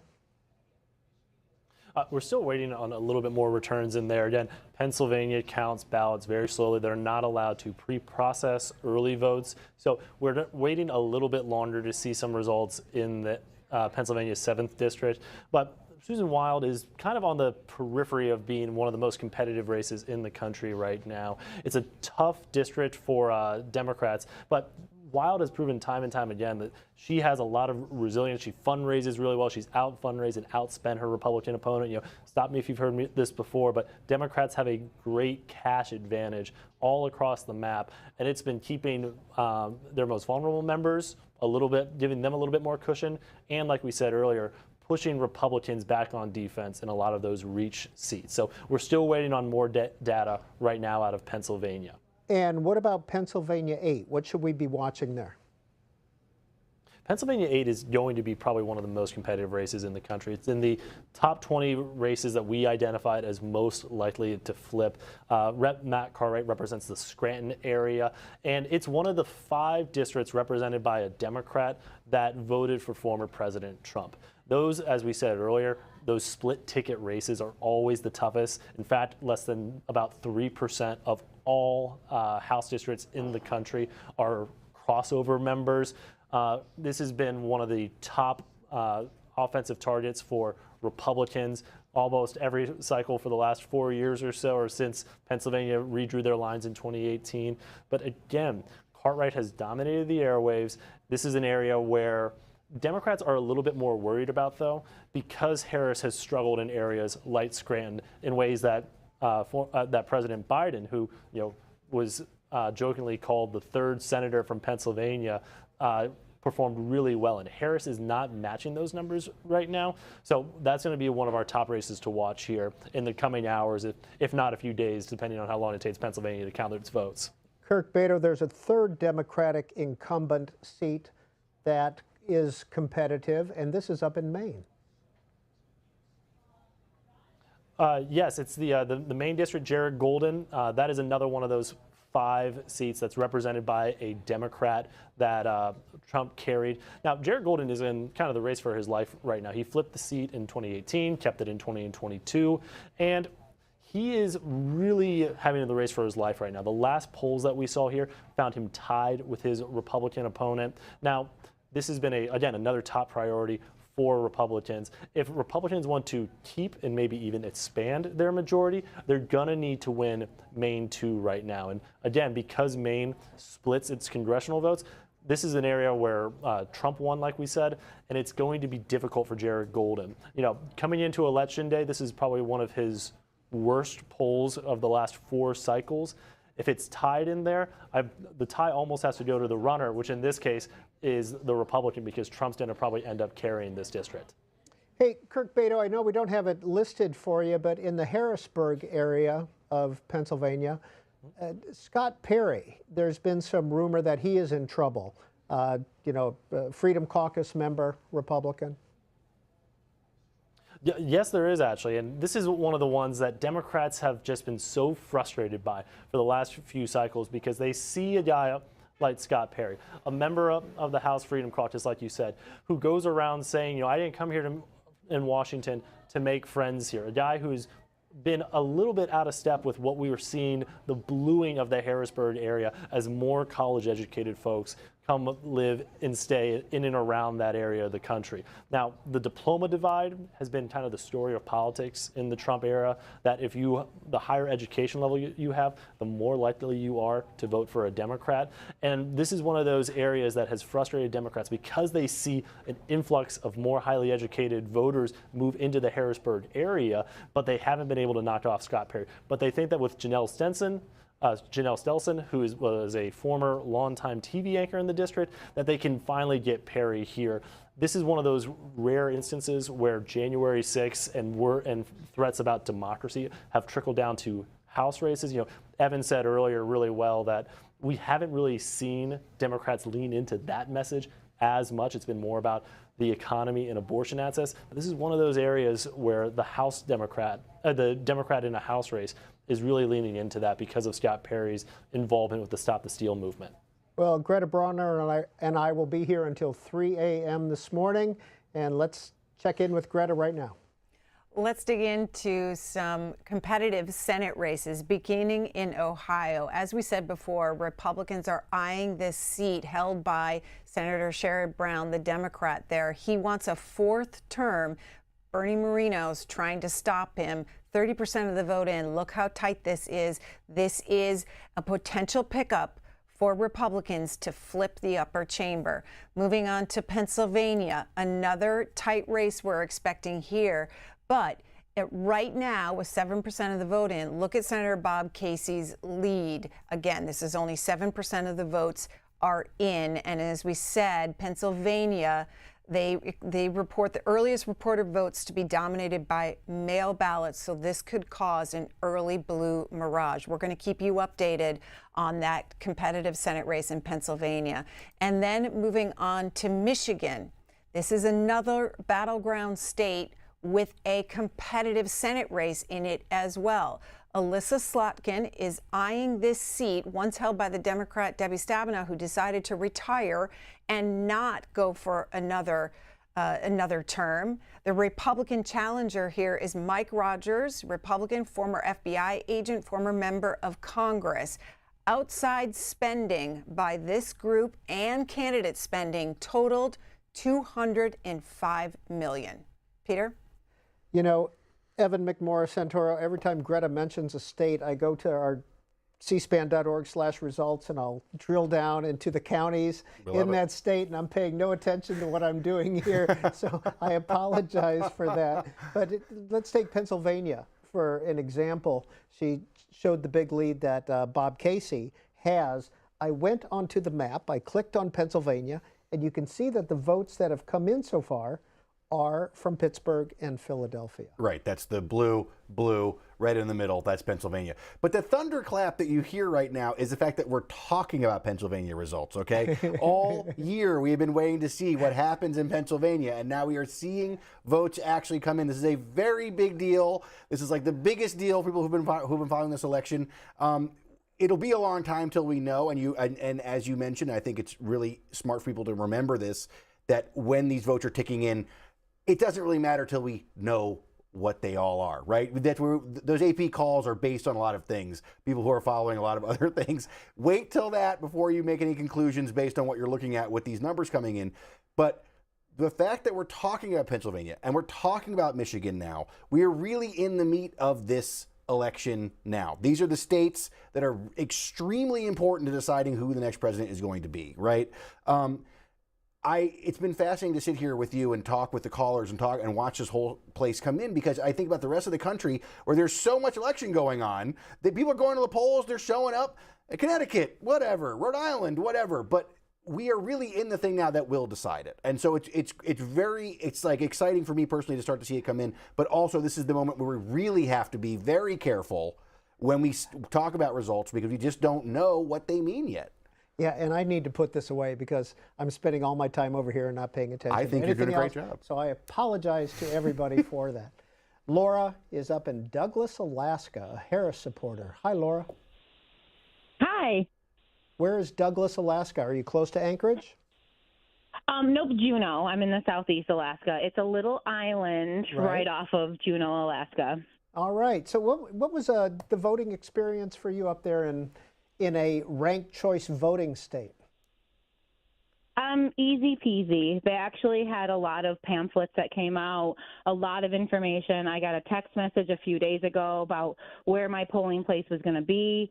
It was actually pretty nice. And the ranked choice voting was a different experience. I was born and raised in upstate New York, actually, so this is the first time I've done a ranked choice voting, especially in a presidential election, but it wasn't that complicated. They had a lot of information out there about how that works and what to do and exactly how to fill out your form to make sure that each ranked choice was counted. Now, Laura, you couldn't rank choice on the presidential level, could you? It's just on the state level.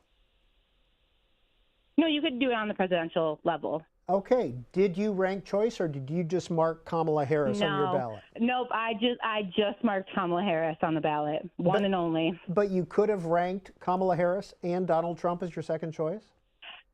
I could have, but I never would have. Right. I understand. What about Mary Peltola? Because there's some talk that she might be in a little bit of trouble because the Republicans have kind of grouped together up there. Yeah, I voted for Mary Peltola. She's done a great job. She's she's pro-choice. She's pro-job. She's pro-family.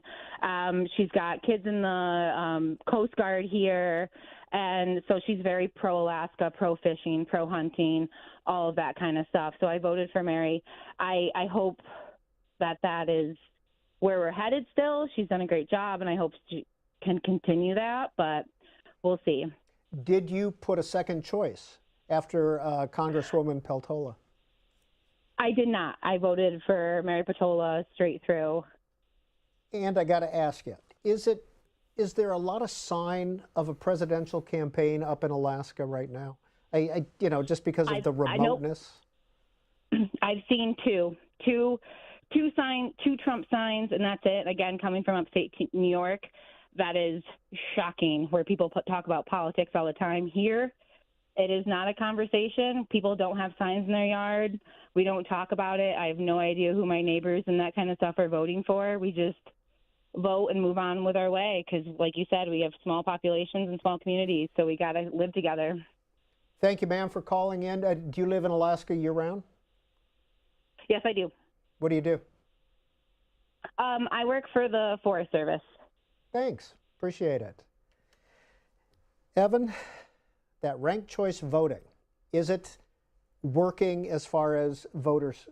Do voters like it? It's on the ballot in a couple of different states, isn't it? Yeah, I think also here in D.C., right? People who had voted on ranked choice voting. Yeah. It is one of these reform issues that the reason for it is the idea of ranked choice voting is that it lets people vote for maybe some of those other, third-party candidates or candidates that might not do as well that they would normally not want to vote for, right? This idea of I don't want to throw my vote away, but in this case, you could go in and mark down a different kind of candidate. I know that the parties have not been thrilled with it. I mean, voters have passed it in several, places and added it to their ballots in several places. But we've seen the parties sort of organize, both sides sort of organize against it, not really liking it. Because the idea is it really is supposed to create a way to kind of break the control of just the two parties, right? Gives other people a chance to maybe be a part of things.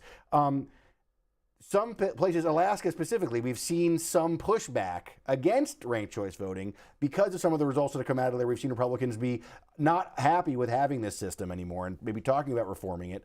And other places that are voting on it, we've seen those arguments, again, from both sides about what to do. I don't know. I mean, I have not talked to a lot of voters about the experience of voting on ranked choice voting. I will say I've talked to a lot of voters about the desire to be able to cast votes outside of the two-party system. I mean, you hear this all the time when you go out in the world. Why is there only two? Why can't I think of something else? Why can't I vote for something else? And of course you can, but people know that if they do, it doesn't really have much impact. This is a chance maybe to give it some impact.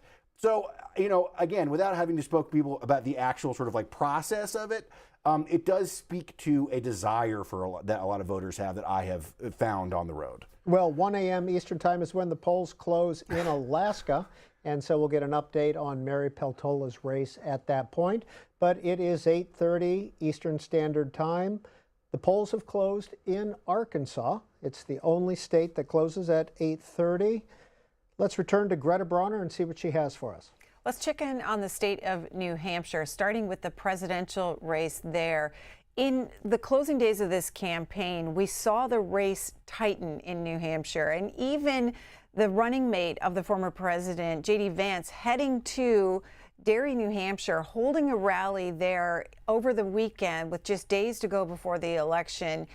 And this is the way where it stands right now with 19% of the vote in. You can see that the vice president leading there now. We'll continue to check in on New Hampshire to see if the polls were correct and this tightens up. 4 electoral college votes at stake there. And then we want to show you a competitive House race in the state of New Hampshire. Annie Kuster, the Democrat, retired from this seat, decided not to seek another term, retired after 6 terms. You can see the Democrat there in this contest leading by about 20 percentage points right now with 19% of the vote in. Peter? Let's return to calls. We want to hear your voices throughout the evening, and Bill is in Goodwin, North Carolina. Bill, good evening to you. Good evening. My name is Bill, but my real name is Garrett. Bill's my nickname, but yes, I voted for Donald Trump. I think this country is going downhill with the recent work of Kamala and Joe. I really think we need somebody to really fix the issues, especially in my state, with all the work and stuff that's going on. Hey, Bill, where is Godwin, North Carolina? It is close to Fayetteville in Raleigh. Okay, near Raleigh. Yeah, kind of like 30 or 40 miles away from Raleigh. It's close to Fayetteville. Has it been an active campaign season in North Carolina? Yes, it has. I've seen a lot of signs for both Trump, Harris, and then the different governors and senates. It's been a real active race. Like, this is my first year to vote, and I just got my ID a couple of weeks ago, so I was pretty excited to vote. Well, congratulations.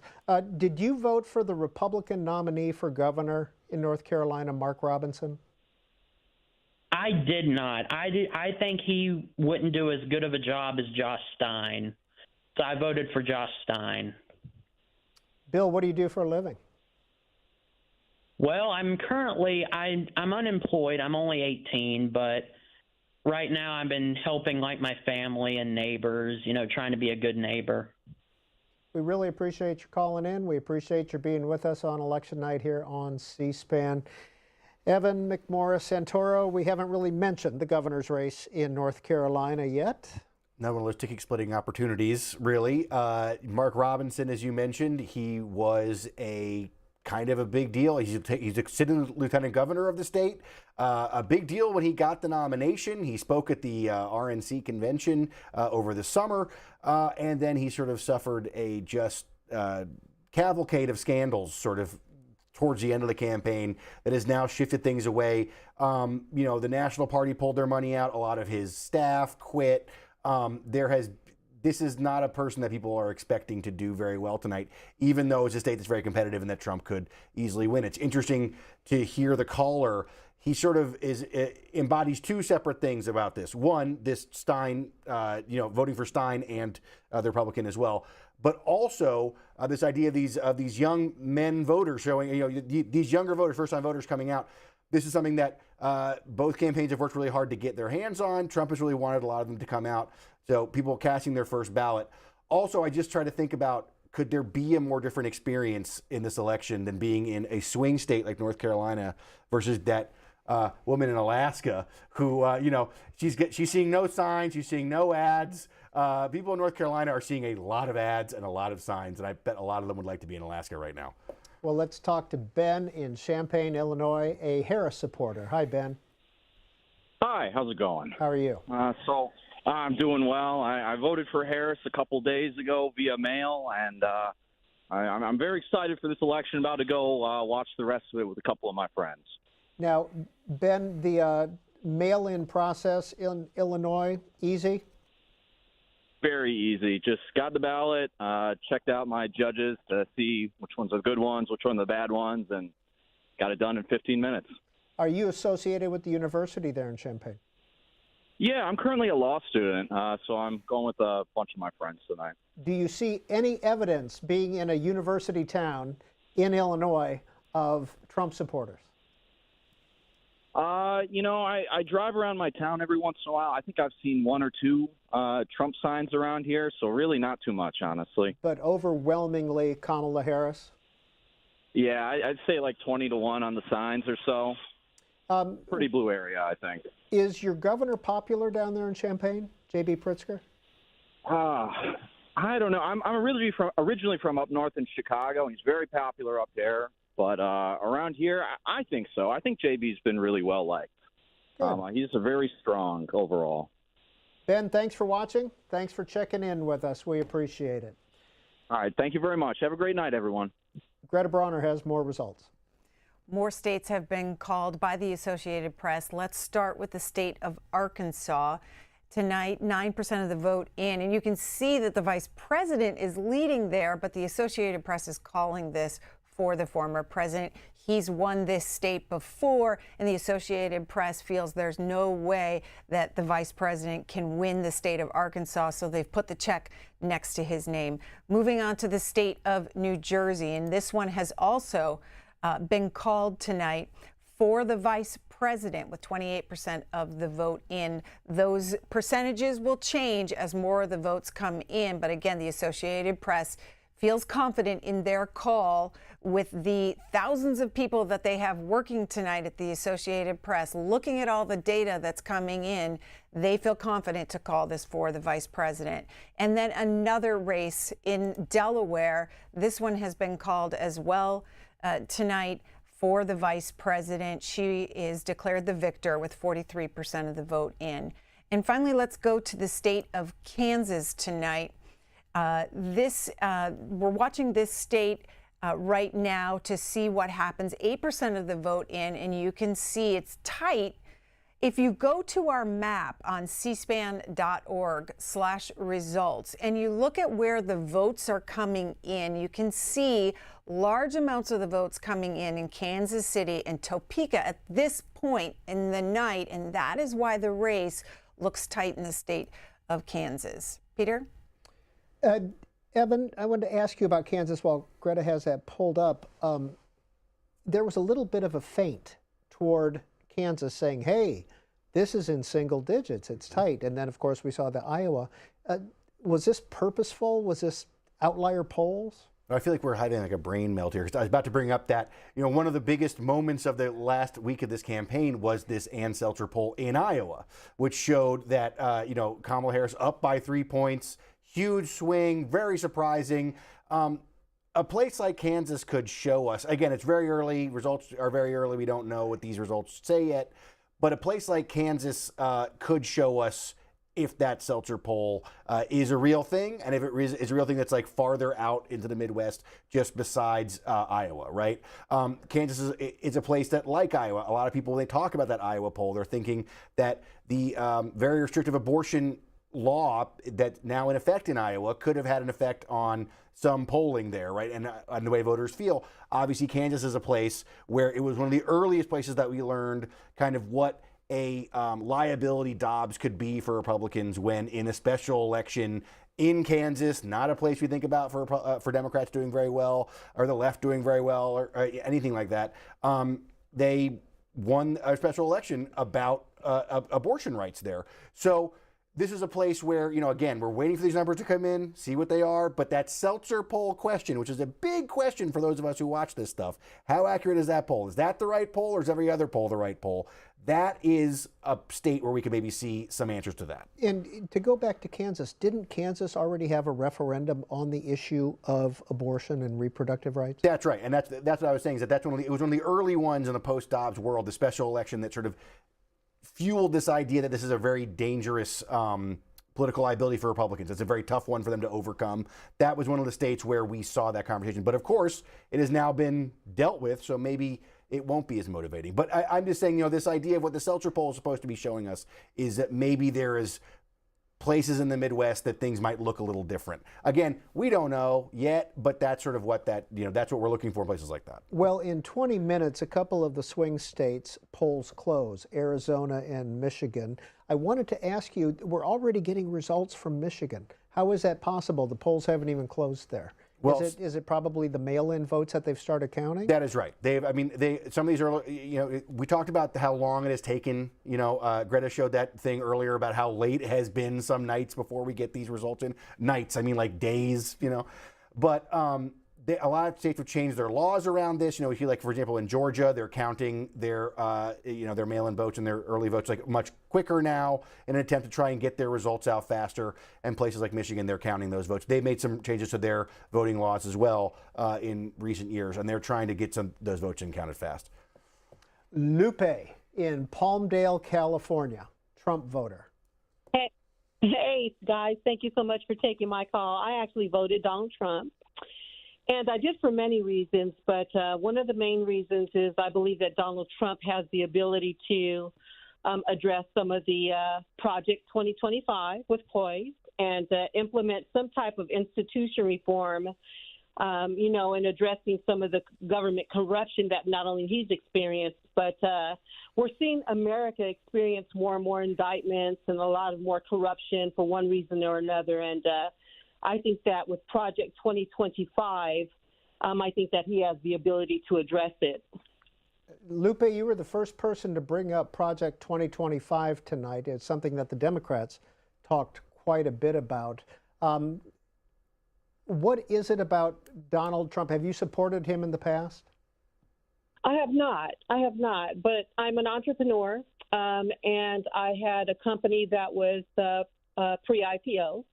And I've dealt with the SEC and some of their shenanigans. And I know that Donald Trump has dealt with some of the same, and so has Elon Musk. And I think that a lot of the Democrats that have dealt with some of the same type of issues are now supporting Donald Trump, because I think we're tired of seeing this type of abuse go on with the Securities and Exchange Commission, the Department of Justice, and the FBI, and things of that nature. Thank you for calling in, Lupe. Don is in Sandston, Virginia, a Harris supporter. Hi, Don. Hi. Yes. What's on your mind tonight? It's a real easy choice for me. I voted for Kamala Harris because I could not support a convicted felon, misogynist, racist, someone that wants to change the Constitution. Project 2025. I mean, the issues just goes on and on and on. Not to mention his character, his morals. Who would trust your daughter or wife to be left alone in the room with Donald Trump? That's Don in Sandston, Virginia. Greta Bronner, what do you have for us? We have another call tonight by the Associated Press in the state of Illinois. The Associated Press calling this race tonight for the vice president. 9% of the votes in. So those 19 electoral votes will go in her column. Peter? Richmond, Virginia. Hi, Aaron. Hi, how are you? Good. Who's your candidate of choice? I voted for Claudia de la Cruz this election. And who is Claudia de la Cruz? She's a socialist. I supported her primarily because as a trans woman, I believe that neither of the candidates have my best interest at heart. And more than that, I cannot support a candidate who is directly complicit and responsible for a genocide in Gaza, Free Palestine, the United States is sending millions and millions of dollars to the Israeli government to kill women, children, and other innocent Palestinians all across Gaza. Aaron, what do you say to your acquaintances and friends who say to you, you're wasting your vote on a third-party candidate? I feel that, I mean, I live in a state that is predominantly going to be blue, so I don't feel that, you know, if I voted red, that would make a difference. I don't feel if I voted blue, that would make a difference. And I vote on what I believe is the correct humanitarian, harm reductive way to cast my vote. Thank you, Aaron, for calling into C-SPAN. Evan McMorris-Santoro of Notice, News of the United States, is here with us throughout the evening. What have you been hearing in our conversation now? I'm sorry I'm making you be the one who takes whatever Kirk and Greta and the callers all say, go. I'm enjoying it. I'm really having a great time. That last call was pretty fascinating. I was on the ground in Dearborn, Michigan, the night of the Democratic primary there when we really saw the power of this Gaza movement that the caller referred to inside the Democratic Party. It was this group of people there, they called themselves uncommitted, because what they did is they voted, in Michigan there's an option on your ballot to vote uncommitted for your Democratic primary ballot.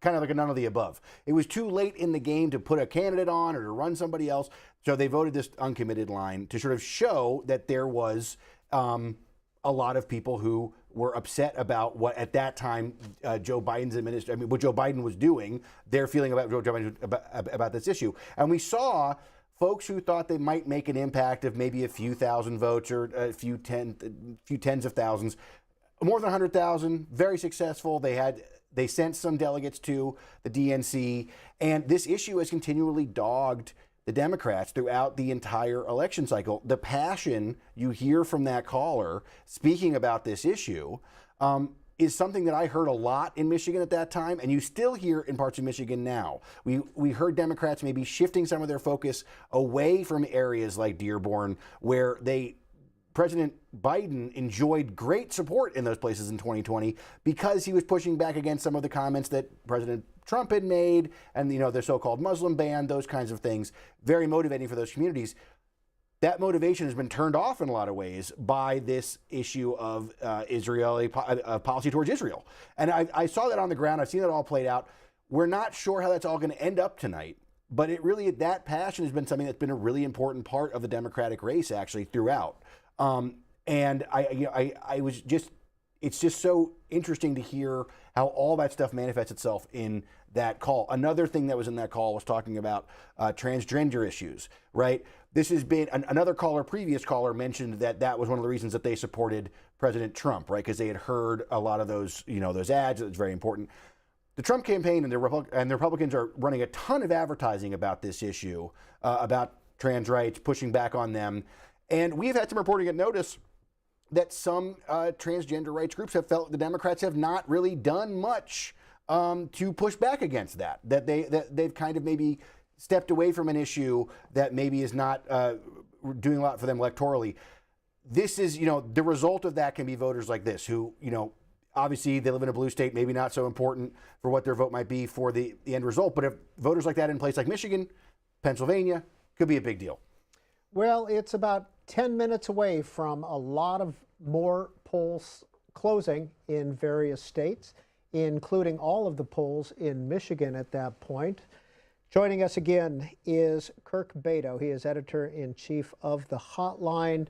Kirk, we talked about the Senate race over in Michigan a little bit earlier, but I want to talk about some of the House races there that are competitive, beginning with Alyssa Slotkin, who is the Democratic nominee for Senate, her seat. In her seat, Michigan 7, Lansing area, that was the most expensive House race in the country last cycle. Now, there's a lot more expensive races in more expensive media markets right now. It's still very pricey out there. But that's kind of Democrats' most vulnerable seat right now, at least their most vulnerable open seats. They're defending 4 open competitive seats, and that is the most vulnerable out of all of them there. Tom Barrett, who ran against Alyssa Slotkin, came close in 2022, is back again. And I would say that he's probably the slight favorite in that race right now as we sit here a little bit before, about an hour before the final polls close in Michigan. It's going to be a really tough race in there for Democrats, and they acknowledge that. But if they hold on to that race, that is probably going to be a great sign for them throughout the rest of the night, because that is the one that's probably Trump might carry that seat. That's what we're anticipating right now. That's one of the predictions that we have right now. But that is going to be a tight race that could go a long way in determining control of the House. And right next door is Michigan 8. Yeah, Michigan 8, again, that's a little bit safer ground for Democrats. That's the Dan Kildee seat. He's retiring. That, again, a little bit more favorable for Democrats as we sit here right now. Now, there's 3 competitive seats in Michigan. You know, Michigan 7, Michigan 8, like what we're talking about. Michigan 10, where Republican John James is in a really tough fight right now. Whoever wins 2 of the 3 of those seats is probably going to have a pretty good night right now. And if Republicans sweep and get all 3, they're probably going to keep the majority, or at least that's what strategists have been telling us here at Hotline. Now, Kirk, you mentioned Michigan 10, which is John James. He's the Republican incumbent at this point. Is that Macomb County, the infamous Macomb County of Michigan? Yes, it is. And, you know, John James is a name that's very familiar with voters in Michigan. He ran statewide twice. He lost twice. And then he, 2 years ago, he ran in the House, won that race. And that race has come online pretty late in the game here. The James campaign has been really scrambling in the last few weeks here to shore up that race. I would still think John James, because he's an incumbent, because he's got a good amount of money, good amount of name ID, is probably the slight favorite in that race still, but don't sleep on Carl Marlinga in there. If John James wins or loses, is that a bellwether on the presidential level? I think it would be at the presidential level if he loses. Now, if he wins, he's still the slight favorite in there. We're kind of going on the status quo here. Michigan at the presidential level is going to be very competitive. But if he were to lose there, and especially in an area where Democrats, at least at the top of the ticket, have struggled, like we alluded to, then it's going to be a pretty good sign for Democrats here, not just in Michigan, but some of those other areas that we were thinking it might be a problem spot with Harris, with black voters, with Muslim voters, with Asian American voters. You know, she struggled a little bit with those groups. But if Democrats flip that seat, then Harris might be looking pretty good in Michigan and in other parts of the country as well. Kirk Beto, you are editor-in-chief of the Hotline. You've been spending a lot of time with us. We're going to let you go and do a little of your own work, but we will check back in with you a little bit later. Thanks for being with us. This is the fun part of election night. Thanks for having me. Greta Bronner, what do you got? Let's check in on that North Carolina governor's race. The Associated Press is calling Josh Stein the winner tonight with 24% of the vote in. Our viewers will know Mark Robinson, who was challenging him, the Republican there. His campaign was rocked by a CNN report with allegations of controversial remarks that he posted on a porn site.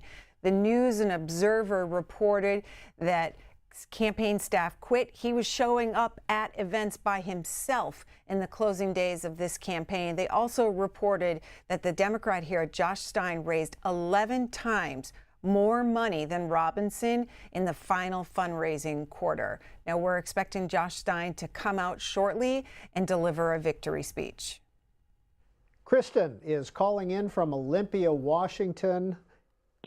Trump supporter. Hi. Hi, Kristen. How are you? Good. Happy Election Day. How was your process? It was great. I did vote by mail, so it was really easy. Is Washington 100% mail? I know Oregon is, but not Washington State? No, you can go in person too. Okay. How was the process for you today? It was great, and normally I vote Democrat. I always have, but this time I voted for Trump. Why? You know, I just felt like we need a change, and I want someone who's going to put our country first. And it just feels like we really need someone who's going to pay attention to the increasing cost of living that we've been experiencing. We have 3 kids. And, the economy is really important. And also the illegal immigration issues. Are you seeing that in Olympia, Washington? The cost of living here is very expensive, and it's getting harder for families. Kristen, did you support Joe Biden in 2020? I did. Yes, I did. I've always voted blue. Thank you, ma'am, for calling in. Evan McMorris Santoro, News of the United States reporter. Right. What did you hear from that caller, Kristen? Well, that was a very interesting call, actually, and it speaks to these two issues, right? We talk about this idea of prices. Prices have been everywhere. You talk to people that talk about prices. This has been a very difficult issue for the Democrats to get their hands around. They've spent a lot of messaging on this. They've talked a great deal about it. They've pushed back against sort of Trump's planned tariffs that he's promised that they're going to raise prices. Prices have been a huge part of this campaign. I spoke to someone not long ago who was talking about how that actually you could see, based on the inflation that's happened all over the world in sort of the past, in the past few years after COVID, that you've seen a lot of incumbent parties really struggling because of these prices. I mean, this is a real thing. If it's in your own pocket, you really feel it, right? So you see people, this is the kind of voter that Harris is really hoping they don't have a lot of, which is people who move from Biden to Trump because of things like prices. That is a storyline that is exactly what the Trump campaign said we were going to see a lot of tonight. Again, it's very early. We don't know what's going to happen, but it's the kind of thing that the Harris campaign has been actively trying to make sure it doesn't happen. I'm really old, and I remember when Washington State was competitive and had 2 Republican senators. It was basically prior to the tech industry moving there. Is that? Well, I mean, it's quite interesting. I mean, we're talking about Florida, right? I mean, I remember that being a pretty competitive state too. These things move around. And Democratic. That's right. They change a lot as it goes along, but that doesn't necessarily all reflect all the voters that are in that place. Like you see a big shift among the majority of the voters you don't know. North Carolina is a place that in recent years, if it hadn't been for Robinson being kind of so bad a candidate in the end, that you would have not expected the Democrats to do as well. But now you have a place that has a Democratic governor, looks like replacing a Democratic governor, a big surprise, but in a state that's moved more and more red as things have gone on. And down in Raleigh, Josh Stein is getting ready to speak. It looks like they're having quite a celebration down there. We certainly will bring that to you live when Governor Stein comes out to talk about his re-election. But that's in Raleigh, and that's live. Next call comes from Alexis in Orem, Utah. Alexis, you with us? Hi. Alexis, Orem, Utah. Please go ahead. Are you with us? Okay, let's try Ryan in Palatine, Illinois. A Kamala Harris supporter. Hi, Ryan. Ryan? Hey, can you guys hear me? Please go ahead. What'd you call in to talk about? Hi. Ryan, what'd you call in to talk about? Hello? I apologize. I don't know if we're having a minute of trouble here with the phones again or not. Tom in Pennsylvania, a Trump supporter. Hello? Tom, you with us?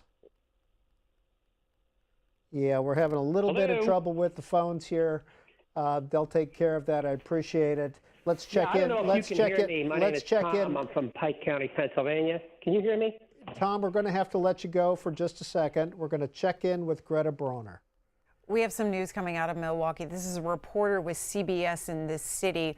Breaking news here that the city of Milwaukee is going to recount about 30,000 absentee ballots that had already been counted. There was an issue with one tabulator not being sealed. Out of precaution, the city will recount each ballot. A long night just got longer, is what AJ reports here, CBS reporter out of Milwaukee. And then an update here a little after 8. The cavalry had been called in, he reports, from Baird Center. 30 to 40 city firefighters, health department, and IT workers had been sent in to help process absentee ballots. That's the latest out of Milwaukee. We'll keep an eye on that story. in just a minute, but it is 9 o'clock here on the East Coast. Nearly the entire country, the polls are closed. Here's what's closing at 9 o'clock. Arizona, which has a Senate race and 2 competitive House races as well. Colorado with a competitive House race. Kansas, Louisiana, the rest of Michigan is closed. We've talked about that. Minnesota with a Senate race. Nebraska with 2 Senate races, which we haven't talked about yet, but we will. New Mexico also has a Senate race. New York is closing. North Dakota with a Senate and a governor's race. South Dakota, Texas is now fully closed. Wisconsin and Wyoming. Evan, that's a lot of states and a lot of news ready to come out, huh? We're waiting for it. What are you going to be listening for? What are you going to hear? Well, we want to see what's going on in Arizona. You know, that's part of one of our swing states we're looking for. And we're talking about some of those western states where, you know, some of these House races are important, and also some of the, you know, that Senate race in Montana, we're looking for that. You know, this is exciting stuff to see all this stuff starting to come in. Although that Milwaukee news does indicate that maybe we may be waiting a long time for some of the presidential results, depending on sort of how close other states are. But we may have a better picture of the Senate relatively, a bit sooner than that. And in just a minute, Josh Stein will be coming out to give his victory speech in Raleigh, North Carolina. More speeches are going to be happening. That's live from Raleigh there. We're going to check in with Greta Brawner. Greta, do you have anything for us? Yeah, Peter, let's take a look remind viewers what we talked about earlier, and that is the cost of this race. You had noted at the beginning that $16 billion total in these federal election races.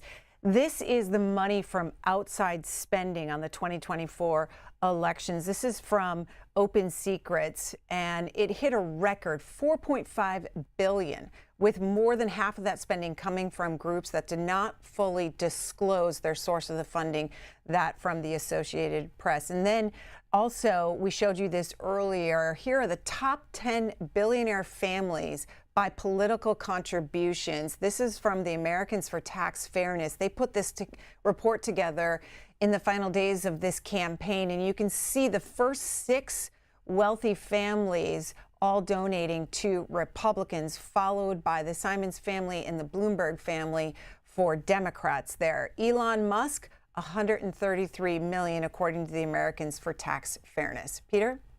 And in just a few minutes, we will be going to Josh Stein and other victory and concession speeches throughout the evening. But with the polls closing in several states, I want to ask you about a Senate race in New Mexico. President Trump stopped there on his way to Arizona and Nevada and Raleigh and Albuquerque and mentioned Nella Domenici. Who is she? This is a really interesting thing that the President Trump did stop in New Mexico. I have to say, I'm not completely versed in that race. I've been very focused on the 7 states we've all been talking about. Well, I don't think any of us were, but Senator Heinrich is running for re-election, of course, right. And Pete Domenici's daughter is the Republican nominee. Is it competitive? Have you heard anything about that being competitive? Well, this is one of those things where sometimes when you see Trump do things, you're not exactly sure what the result is going to be in terms of electoral things. You know, he popped up in New York a couple times, not very helpful to his presidential race. But look, they think they can make a game of it, and I think they're going to give it a shot. I don't think that Democrats have been very concerned about it, no. Let's hear from Tom in Tafton, Pennsylvania, a Trump supporter. Tom, are you with us? No, okay. I can hear you through the television, sir. Yeah, we can't do it that way. Sorry, Tom. There's a delay, so we don't have any calls at this point. Okay, we're going to have to take Tom down. I apologize to everybody, and I apologize to you especially, Tom, that we're unable to do that right now. But you can always send a text message in, and we will get to some of those as we go throughout this evening. 202-748-8903 is the number for text messages. Please include your first name and your city if you would, so we can identify you that way. And you can continue this conversation both on X at C-SPAN and on Facebook, Facebook.com/C-SPAN. Greta Bronner, what do you got? Let's check in on the state of Florida and the Senate race there. Rick Scott, the Republican incumbent, seeking another term in the Senate. He is a wealthy businessman that has loaned $22 million in this cycle, according to Hotline, to his race. The Associated Press has declared him the winner tonight, 92% of the vote in. Debbie Mucarsel-Powell, the former congresswoman, challenging him for this seat. Democrats were getting a little optimistic in the last month of this race, hoping that she would be able to take out Rick Scott, but that is not the case this evening. That stays with Republicans, that Senate seat.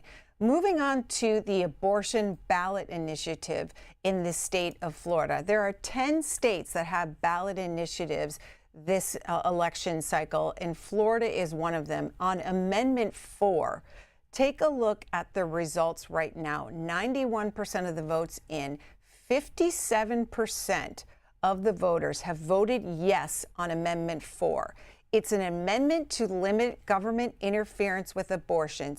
It states that no law shall prohibit, penalize, delay, or restrict abortion before viability or when necessary to protect the patient's health, as determined by the patient's healthcare provider. The governor of Florida, Ron DeSantis, was fighting against this abortion ballot initiative, and it looks like the Florida voters are in favor of it.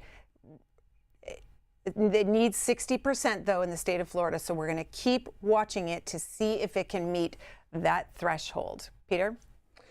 Evan McMorris Santoro, Florida. Trump, it's already been declared for President Trump. Rick Scott, it's been declared for Rick Scott. And it's voting for a pro-choice ballot amendment. The last one is a little bit different because of the rules in Florida. You have to reach a 60% threshold to for a ballot initiative to count, right? So it's a little bit like cloture. People on C-SPAN are well aware of what this is, where like something can lose while getting more votes, right? That's it. That's the case with that abortion ballot amendment that we've seen. But you know, that Rick Scott race, there was a minute or two when there was some conversation that this might actually be a competitive race. We had a reporter from Notice who was mentioning this Scott a lot, like he was sort of declining to debate his opponent there that he just defeated tonight. This was sort of, maybe there was a chance that Democrats might have a race there. But again, this is sort of like Florida just comes up to appear to be wishful thinking for the Democrats. They just, once again, do not have a handle on sort of how to make the electoral impact there, even in a moment where you did see more voters vote for the pro-choice amendment than against it. It's just the fact is because of the rules there, it didn't pass. But they can't turn that into electoral wins in other parts, on these ballot races. Like, I mean, on these on these candidate races, obviously. Now, before we lose you, and we're going to lose you in a few minutes too, because you have work to do as well. There are 2 Senate seats up in Nebraska, both Deb Fischer and Pete Ricketts. Why 2? I actually don't totally know why there's 2. I'm sorry. You keep catching me out on this. I feel like I apologize. This is like the C-SPAN Haitian near the end. No, I'm sorry. I really should be up on it more. But the Nebraska race is quite fascinating because you have a race where there's an independent candidate running against Fischer and has gotten a lot of Dan Osborne. That's right. Has gotten a lot of coverage, a lot of focus. This is a former union leader. He's gotten a lot of focus from national unions have gone in there to do things. I'm not sure that in the end we necessarily expect this person, Dan Osborne, to win this election. However, you do have this situation where this is a different kind of candidate running in a state like that and actually putting a scare into the Republicans there. It could be a sign of the future of politics in some of these places with these rural voters and these, as politics maybe realigns a bit, that maybe a different kind of candidate will be the ones who face these Republicans down. And Pete Ricketts, the other senator in Nebraska, is having a special election because he filled in for Ben Sass. That's right. All of that to go to Florida to run a college there. Yes. Right. The Arizona polls have closed, so we'll be looking forward to getting some results from there as well. We're waiting on several other states to be called. Evan, I just pulled up from cspan.org/results. You go to your own very own magic wall that you can get on your in your hand. And I pulled up Georgia. And just looking at this, you can see the map there of Georgia. It's got blue dots and red dots showing. And then the big dot, of course, is Atlanta in Fulton County. And you go there, and Kamala Harris has 72% of the vote currently. Donald Trump has 26% of the vote. And that's with 68% of the vote counted. Does that tell you anything? I mean, that's pretty good sign for... tell me those numbers again, those first two. 72% and 26%. Yeah, I mean, these are the numbers that... It sounds like very positive for the Harris campaign. Yeah, Harris needed those numbers to be like that, but we we'll see when the more numbers come in. But this is what the kind of thing that they've been looking to get in counties like this. They need to run those Democratic votes up and get those margins up really, really big. So then if they do any kind of work in the suburbs that they've been trying to do, that those things can actually end up being for them a gain, right? Because at this point, Fulton County, that's a place where they really need to, that's where they're going to get the sort of, that big basket that's going to help them make Georgia competitive. And that, again, that's with 68% of the vote counted. I will tell you that in 2020, Joe Biden did get 72% of the vote, and Donald Trump got 26% of the vote.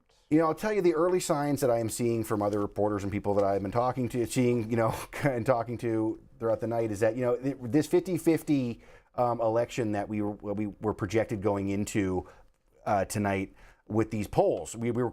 People wondered how close, if these close polls were actually right. And it's looking more and more like that is what we're looking at, is a very, very close election that could take a long time to find out what the actual result is. Let's check back in with Greta Bronner. Hi, Greta.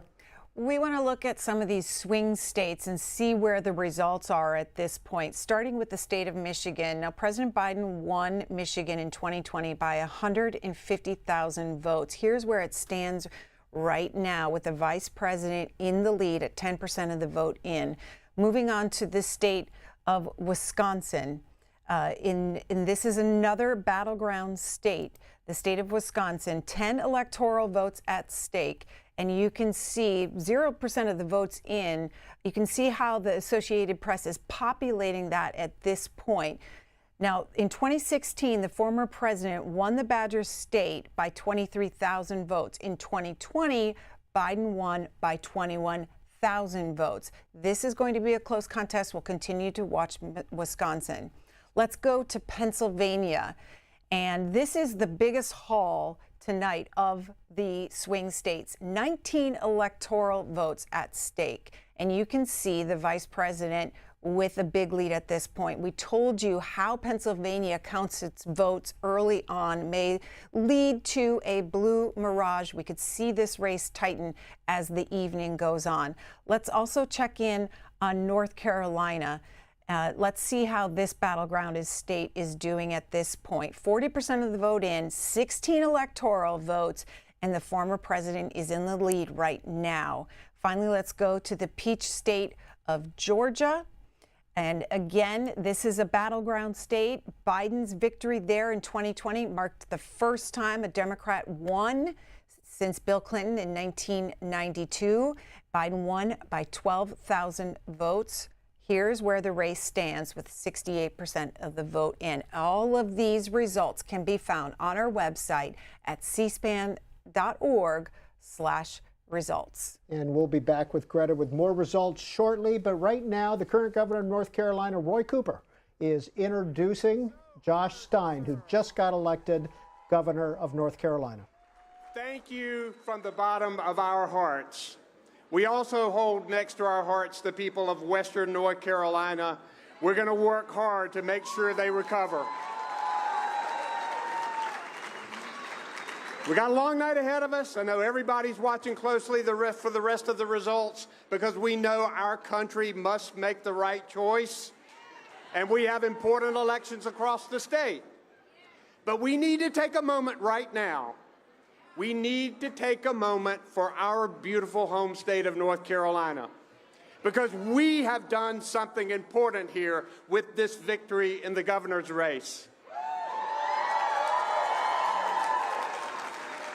You know, every election gives us choices, and there's never been a wider gulf between the choices in this race. And so tonight, with this victory, I ask you, North Carolina, did we choose progress? Did we choose experience? Did we choose reproductive freedom for women? Did we choose support for our public schools? Yes, we did. We chose all of that and more. I've known our next governor for a long time, and North Carolina is better because he's been an amazing public servant and attorney general. And now it's time for his new job.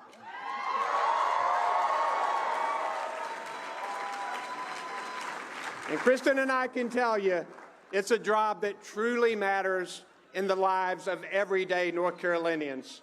Serving as your governor has been the honor of my lifetime. And by working together, we've expanded Medicaid. We've recruited a record number of good-paying jobs. We've passed clean energy legislation to get us to carbon zero future, appointed the most diverse cabinet and staff in the history of our state. And we've stopped a lot of bad legislation. And so much more. I know what it takes to do this job. And I knew that to keep our progress going forward, we needed to write the right person to take over when it was time for me to leave. We needed a person with integrity and grit. We needed a person who will work with anyone to get the job done. We needed a person who will never back down from doing the right thing.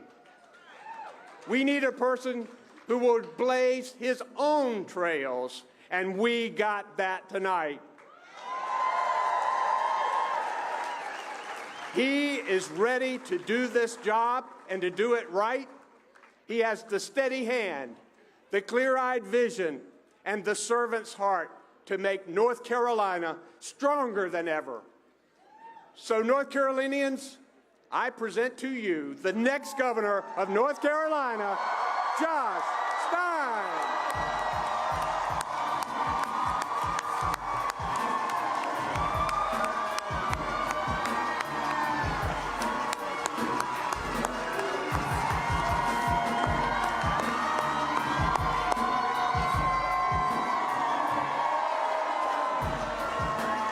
North Carolina!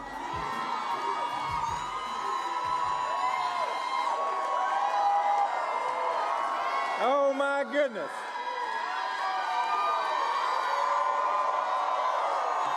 Thank you. Thank you. Thank you so much.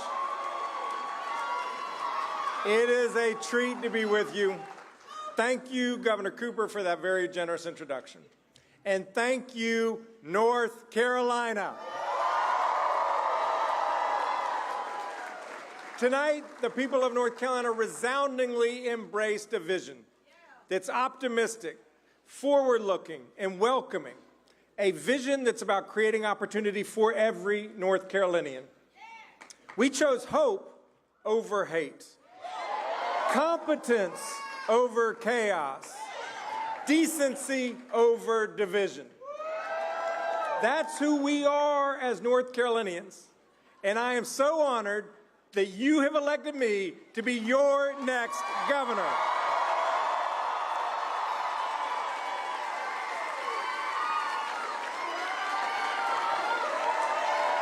Thank you.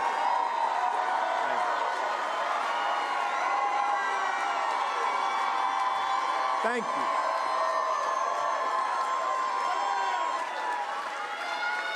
I've got an easy question, and I already know the answer, but I'm going to ask y'all anyway. Who here, like me, loves North Carolina? North Carolina is home. Home to remarkable natural beauty. Home to small businesses and Fortune 500 companies. Home to some of the finest universities and one of the best community college systems in the nation. And we are home to the best people. As we celebrate tonight, our hearts are with the folks of Western North Carolina who are still struggling. Hurricane Helene swept in devastation, destruction, and darkness. But the goodness of North Carolinians shone through. Neighbors helping neighbors, people dropping everything to lend a hand.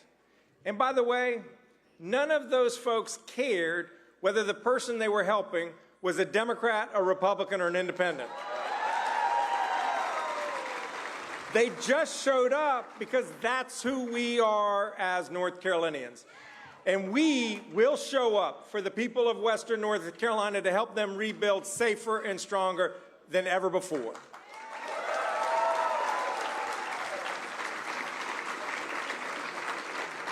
I ran for governor because I love our home state, and I believe in the promise of North Carolina, that where you come from should never limit how far you can go.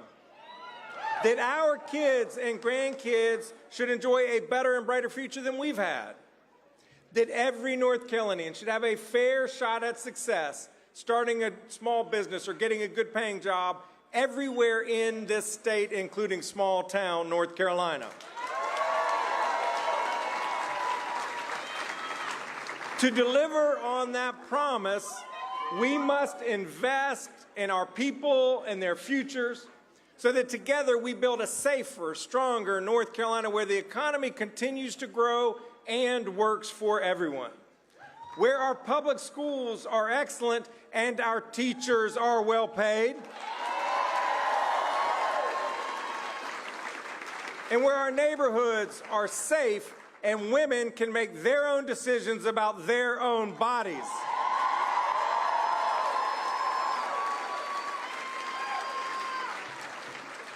Just like rebuilding Western North Carolina, these issues, good jobs, strong public schools, safe neighborhoods, and personal freedoms are not partisan issues. They are North Carolina issues.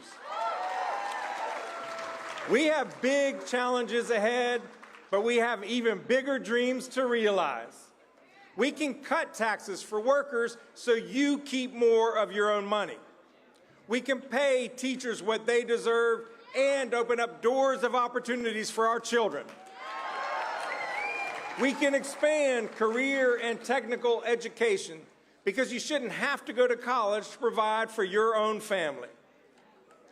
To build this brighter future, we must put aside our differences and work together.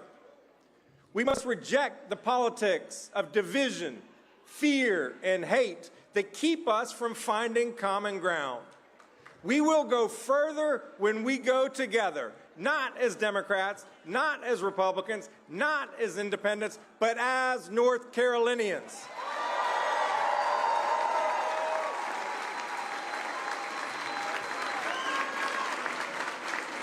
And I know we can do this because I know who we are. I have met so many inspiring people across this state. Debbie and Cornelius, who tragically lost her son to fentanyl and is fighting to protect other families from that same fate. Lauren, a teacher in Greenville, who digs into her own pocket to buy school supplies for her students to give them a better chance. I want to thank everyone I have met along the way for sharing your stories with me. And to the thousands and thousands of people from every corner of this state who helped to build this campaign, I am forever grateful for your support. Thank you for believing in the promise of North Carolina. And if I didn't earn your vote in this election, I hope to earn your trust by working hard for you as your governor. I pledge to listen and work across party lines to do what's right for North Carolina because no person or party has a monopoly on good ideas. To all of the smart and smart aleck young people on my campaign,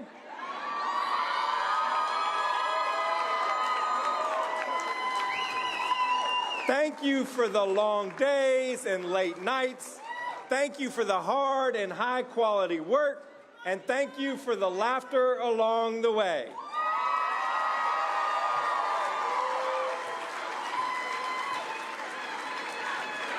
They, by the way, are incredible.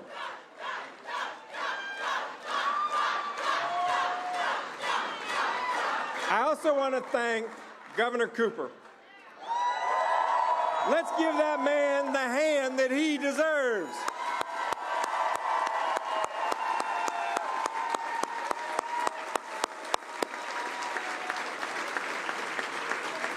Roy Cooper has led our state with a steady hand through an unprecedented global pandemic, a 1,000-year storm in the West, and 2 500-year floods in the East. He expanded Medicaid, strengthened our business climate, and fought for our public schools. Roy, I could not be more grateful for your service and your friendship, and do not even think about changing your cell phone number on me. My parents, Adam and Jane,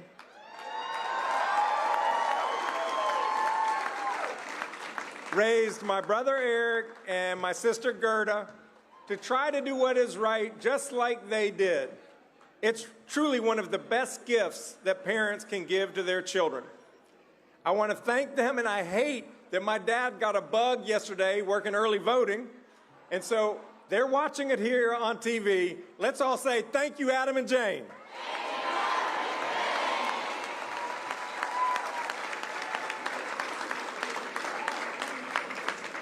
To my wife, Anna,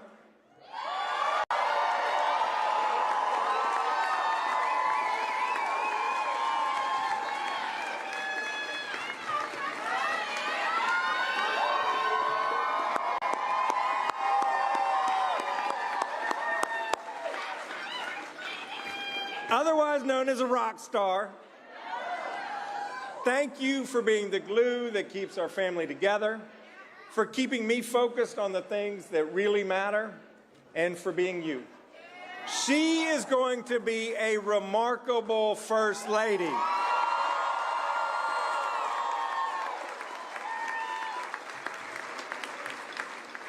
And you've been listening to Josh Stein, the Democratic governor-elect in North Carolina. You can see the rest of this on our website at cspan.org. Right now, we're going to go to Wisconsin. The Republican nominee for Senate, Eric Hovde, is speaking. We want to hear what he has to say. Till tomorrow or late tonight, when many of you have left and went home and went to bed, I'll float in and out of here. I have to go back to the war room, see what's happening. You know, it's too early to tell, but there's some good signs that we've seen in Georgia, hopefully in Pennsylvania soon. It all comes down to turnout. I've been saying the last couple weeks, and certainly the last few days. If our side gets out and brings their friends and family, we'll have a great night. So, folks, have some fun, party, have a great time. And let's hope for a victory tonight. And thank you, everyone, from the bottom of me and Sharon's heart. We couldn't do it. We could not do it without you. We could not do it without you. Oh, and real quickly, I could not walk off this stage without recognizing a few other people that mean so much to me. First, my family. Come on up. My 2 daughters and my granddaughters and son-in-law. Come on.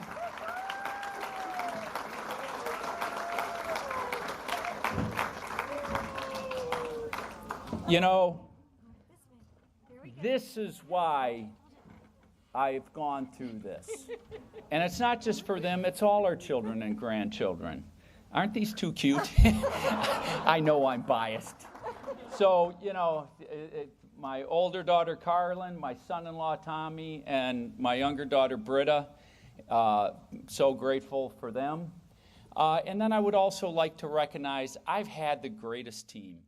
I mean, And that's Republican Senate nominee Eric Hovde speaking to supporters up in Wisconsin. Not a victory, not a concession, just a wait-and-see speech. Let's check in with Greta Bronner here on C-SPAN. We have more wins to go through from the Associated Press in this presidential contest, beginning with the state of North Dakota. 6% of the vote in the Associated Press says that Donald Trump is the winner tonight in the state of North Dakota. Moving on to South Dakota, and the Associated Press is also saying that the former president wins tonight. 2% of the vote in, 3 Electoral College votes at stake, and he is declared the winner. In Louisiana, the Associated Press is also calling this race for the former president. Moving on to Wyoming. Now, there is no data in yet in Wyoming, but the Associated Press feels comfortable enough with their VoteCast survey and other data that they have received to say that the former president has won. Also as a factor is past elections. And in 2020, President Trump won Wyoming by more than 40 points. Moving on to the state of Ohio there, and the former president also gets a win in the state of Ohio. This is a big haul, 17 electoral votes in the state of Ohio, and he gets a check next to his name there. And in the state of Texas, moving on to that state as well, you can see that the Associated Press has called the former president the winner there. Also a red state, 60% of the vote in Texas. We'll move on to the state of New York. And this one tonight has been called for the vice president with 33% of the vote in. So she gets those 28 Electoral College votes in her column. Remember, we're keeping track of the Electoral College tally on the left of your screen, and that is where you can see the total as these states are called by the Associated Press throughout the evening. Peter? Well, about 20 states have been called so far by the Associated Press. You can see this at cspan.org/results, and there is a national map there, and when they go bright red or bright blue, that means that they have been called by the Associated Press. Those states in light blue and in light red have not been called. The results are too inconclusive at this point to call this, but you can do this yourself. And you can click on each individual state. And if you click on any of those states, all the counties come up. And you can see how many votes have already been cast and counted in that county. So you can track the election yourself in the palm of your hand. 202 is the area code for all of our numbers, 748-8920. If you are supporting Kamala Harris for president, 202-748-8921. If you're supporting Donald Trump for president, all others, you can call in at this number, 202-748-8922, and please send a text message as well, 202-748-8903. If you do send a text message talking about the issues, the election, the candidates, what the process was like for you, please include your city and your first name if you would. Let's return to your voices, and let's hear from Mike in Fort Lauderdale. Mike? Hello. Can you hear me? We're listening. Who'd you vote for? All right. I voted for Randall Terry, Constitution Party. And why did you vote for Mr. Terry? Basically, I disapproved of the major party candidates this time around. And I also wanted to mention my primary reason for calling is to support something called approval voting. You mentioned ranked choice voting, but I wanted to support approval voting as an alternative method. It's easier to implement, easier to cast your ballots, and it has, I guess, a better, in terms of just overall fairness of the. Hey, Mike, how does approval voting work? Oh, okay. Great question. So basically, rather than ranking the candidates, you just check which candidates you approve of. So it's either a yes or no for each of the candidates. But basically, it allows you to express approval for more than one candidate, but you also have to think, is this a candidate I'm willing to compromise for?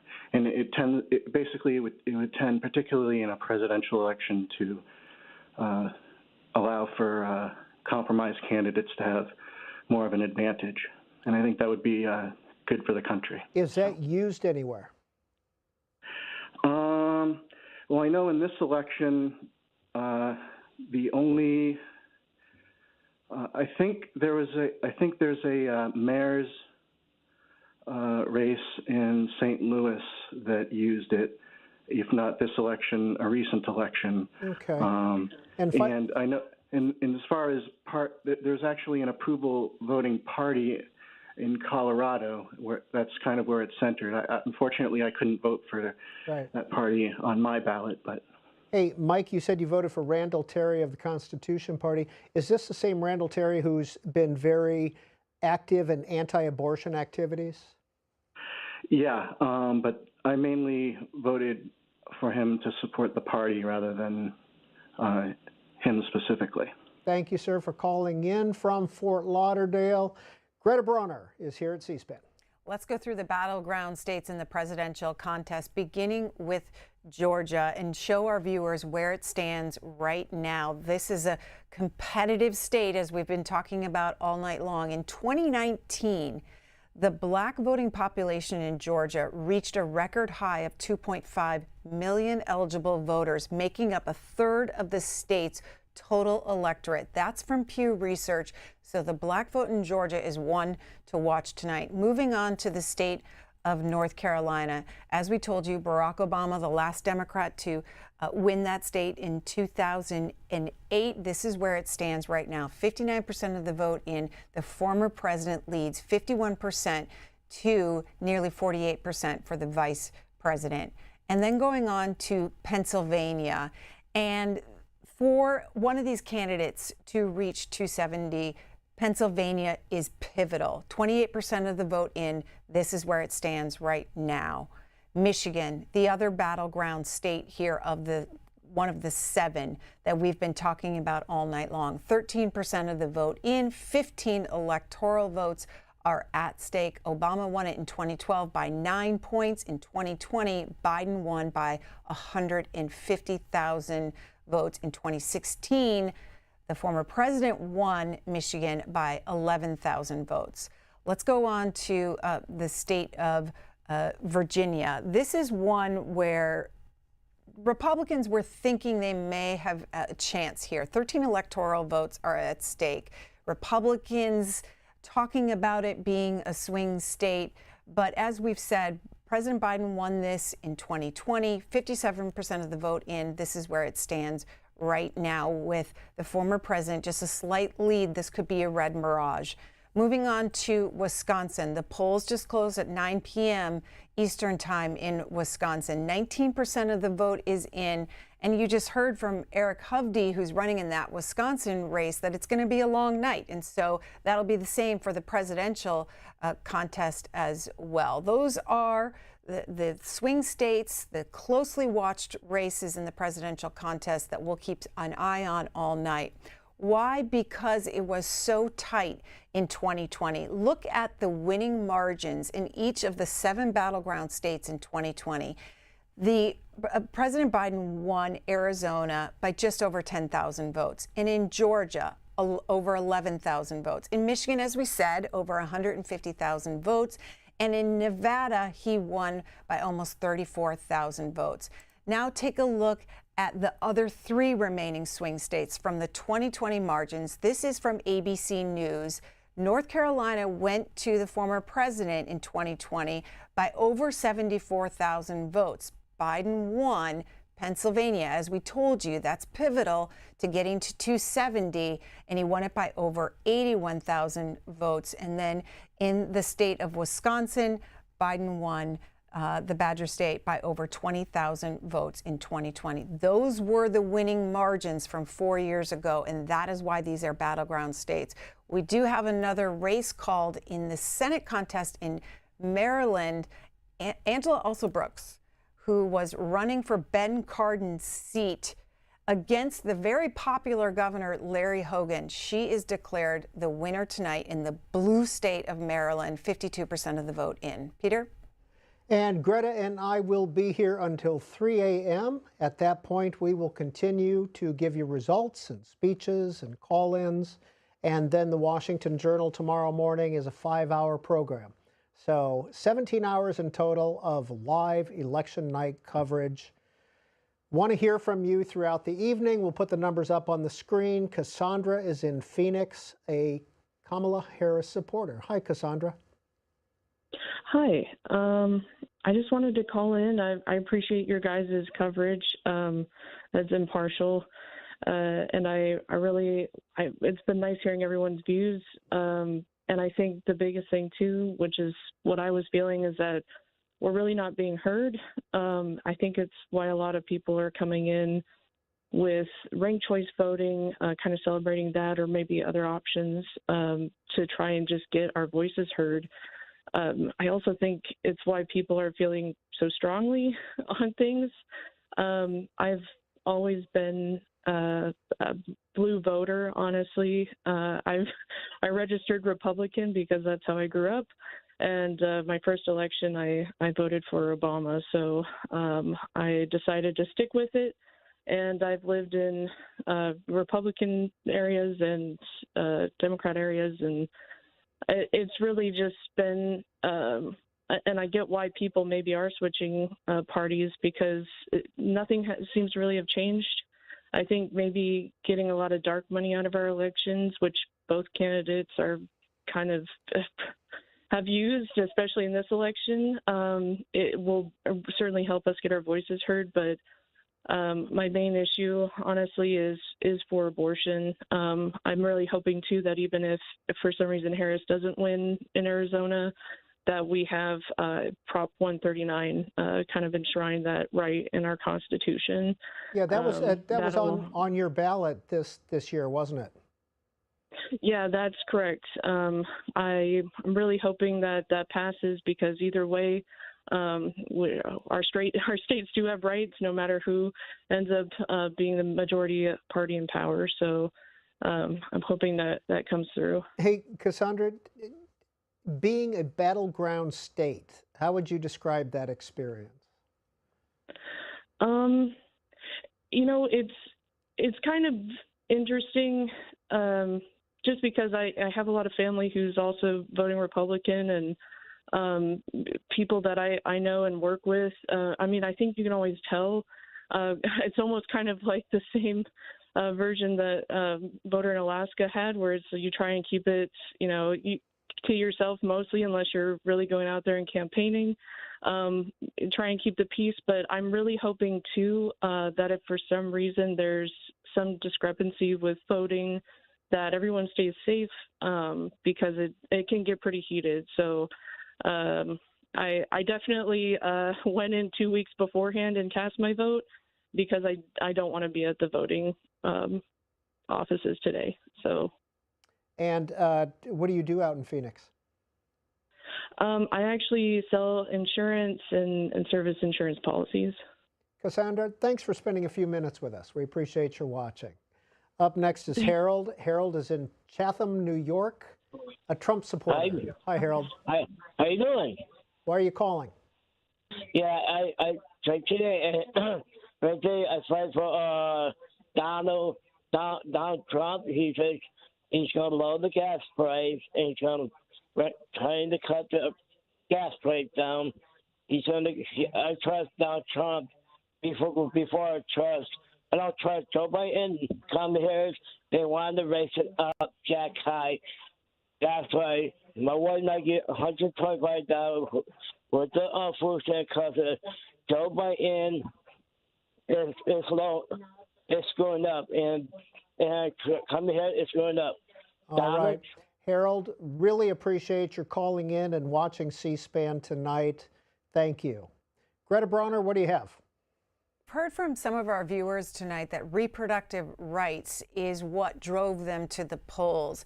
As we've said, 10 states had abortion rights measures on the ballots this election cycle, and there have been races called, or ballot initiatives called by the Associated Press in 3 states. Let's begin with that Florida one. We talked about it earlier. Remember, it needed to hit that 60% threshold. The Associated Press is saying it will not get there. And so Florida voters have opposed this right to abortion ballot initiative this time around. And as we said, the governor, Ron DeSantis, was really fighting against this ballot initiative in the state of Florida. Then moving on to Maryland and their abortion ballot initiative there, you can see that it passed 74 to 26%. The Associated Press saying that Maryland voters have agreed with their right to abortion in that state. That also likely helped Angela Alsobrooks in that Senate race become the victor over Larry Hogan. Moving on to New York, where there was also a abortion ballot initiative for folks to check off, and 72% of voters with 32% in checked yes. So the Associated Press is saying that is now approved by voters in the state of New York. A total of 10 states had abortion ballot initiatives on the ballot for voters, and it was a lot of, there they are on your screen, a lot of money spent on in favor and in opposition to these ballot initiatives. Take a look at this from the Associated Press, put together by Axios, and you can see the the money raised by abortion rights and anti-abortion groups.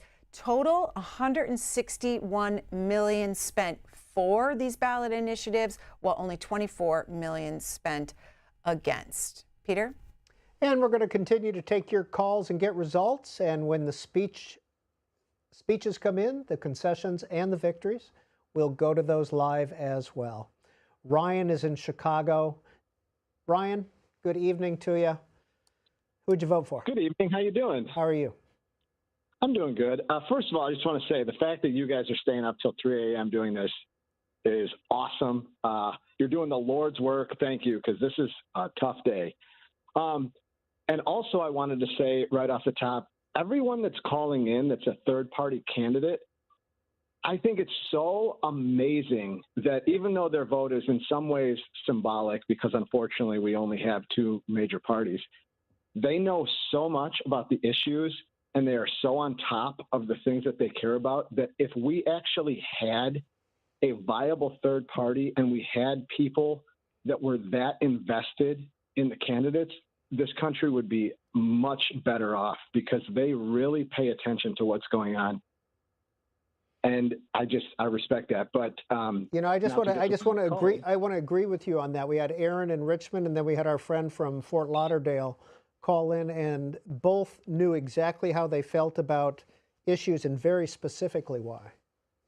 Yes, yeah. And it's great because you know they're standing up for principle, even though they know that statistically they're probably not going to win. I love that. I voted for Kamala. And I'm calling in because I wanted to ask you guys if you want to talk about it, or callers can talk about it.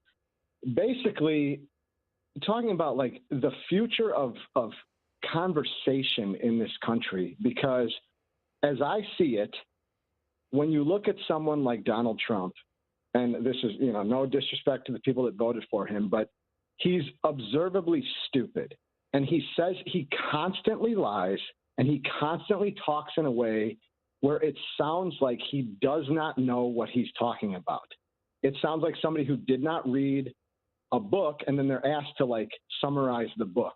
And when you talk to people that vote for him, some people have very basic talking points that they don't focus on any of his policies or any of the things that he says. They basically just say, well, I'm not happy with what is happening right now in this country. And so he's a good businessman and he's going to make things better. And then when you bring up things like, well, he was caught in this lie, or he's a convicted felon, or yada, yada, you don't really get anywhere in a conversation. So I'm just wondering what you guys think, as we move forward, if verifiable facts do not matter, how do we vote as a people, and how do we reach people that are kind of confused on certain issues if people can just brush aside something that is verifiably true and that has just facts behind it, but yet people can kind of brush it off like, well, I didn't see it, so I don't pay attention to it. Like I Ryan, feel like we appreciate. Thanks for that thought provoker. What do you do in Chicago? I'm a writer. What kind of writer? Creative writing, and I also do some more like technical writing, but my main thing is creative writing. So that's it. Thank you, guys. Thanks for calling in. Kevin is next. Kevin is calling in from Pennsylvania on our Support President Trump line. Macungie, did I get it right? Yeah, somewhat right. How you doing? How are you? Where's Macungie? It's like on the outskirts of Allentown. Okay. So, what was the process like for you? What's the election been like for you, Kevin, in a swing state? It was a bit turbulent, because Pennsylvania, despite being the state, where the country was founded, seems like not too many people put thought into it. So, once November comes around, it seems like everybody starts caring. Was it tense? A little bit, but I try and stay calm through it. Yeah. And I was mostly calm because I knew I was certain that I was voting for Trump because of two main issues: the cost of items and abortion. Okay, Kevin, President Trump was there 20+ times. Did you ever go to a rally? I have not because I was busy with work and stuff. But I wish I did because his rallies, they just seem fun. They seem down to earth. Like he just seems like a guy that gets people. Though if I did have the option, though, I would have voted for Mega Man because Dr. Wiley must be stopped. That's Kevin in Pennsylvania. Rob is next, Dayton, Ohio. A Kamala Harris supporter. Hi, Rob. How you doing, Peter? How are you? Oh, I'm just great. What's on your mind? Yeah, so the reason I voted for Kamala Harris is because for me as an Ohioan, I really care about my own rights as an American. And since 2020, what has been talked about is Donald Trump wanting to take away the First Amendment right for news organizations to sue them if he doesn't like the stories that are told about him. He wants to take away the Americans' right to free speech when it comes to burning the American flag to protest. So to me, it was all about my rights as an American and about other Americans' rights to protest, for the news to do their job, and stuff like that. Now, Rob, did you vote straight Democratic? There's been some talk that Mike Turner, the congressman from Dayton, might be in a close race. No, actually, I'm actually a registered Republican. I voted for Mike Turner. Really? And you voted for Yeah. Kamala Harris and Mike Turner? Yep. I also voted for Sherrod Brown. And Sherrod Brown. Okay. You're all over the board. What do you do there in Dayton? Oh, I'm an electrician. I'm an industrial and commercial electrician. Who did you support 4 years ago? 4 years ago, I supported Joseph Biden, and 4 years before that, I supported Donald Trump. Rob, thanks for calling in and sharing a little bit with us. Let's check back in with Greta Bronner. Let's go through some races that have been called in the Senate. These are safe Republican incumbent seats, beginning with Mississippi. Roger Wicker will get a 4th term in the U.S. Senate. Moving on to Nebraska. This is a race between Dan Osborne, or this is the Pete Ricketts race. This is the special election in Nebraska. Pete Ricketts was appointed to this seat for Ben Sasse when he left. The governor appointed Pete Ricketts to fill out the remainder of his seat, and now a special election to do the rest of the Sasse term. And Pete Ricketts is able to do that tonight. Moving on to North Dakota, the race has been called there. Kevin Cramer wants a 2nd term in the Senate, and he gets it tonight. The Associated Press declares him the winner. And then in Tennessee, in this Senate race, again, this is safe Republican incumbent seat, Senator Marsha Blackburn. She gets a second term in the Senate. And then in the state of Wyoming, the Associated Press doesn't have any data in, but they feel comfortable putting the check mark next to Republican Senator John Barrasso. John Barrasso, for our C-SPAN junkies, they know that he is challenging other Republican senators to become the leader of the party in the Senate, because Mitch McConnell is planning to step down from that leadership post when the new Congress reconvenes in January. Let's go to Missouri. The presidential race has been called there. 26% of the vote in. Here's the percentages right now, and Donald Trump gets a check mark tonight. Peter? 202 is the area code, 748-8920 if you support Kamala Harris, 202-748-8921 if you support Donald Trump. No, we were. All others, 202-748-8922. And text messages, if you want to send in a text, we'll be looking at those as well, 202-748-8903. Please include your first name and your city if you would. Let's hear from Michael in Sparta, New Jersey. Michael, good evening to you. Who is your candidate of choice? Good evening, and thank you for C-SPAN. I actually abstained from voting at the top of the ticket just because I wasn't happy with either of the choices, and it doesn't really matter in New Jersey. But the main reason I wanted to call in was to share what's going on in the betting markets, since that's legal now. Since the start of the polls closing, it looks like Trump has shot up like by a huge amount. He's up now 71 to 29. And that's based Michael, out of like a 50 Michael, what does that mean? They both started at 50 cents. Michael, does that mean that President Trump is favored in the betting markets? Yeah, so since like about 3 hours ago, he just started shooting up, and it's usually reflective of some kind of inside information, just judging from prior elections. So I'm just curious as to like what's going on there. And I apologize, I'm making you the expert because you're the one who brought it up. What is a betting market? How broad is this? Is this 3 people or is this 3 million people?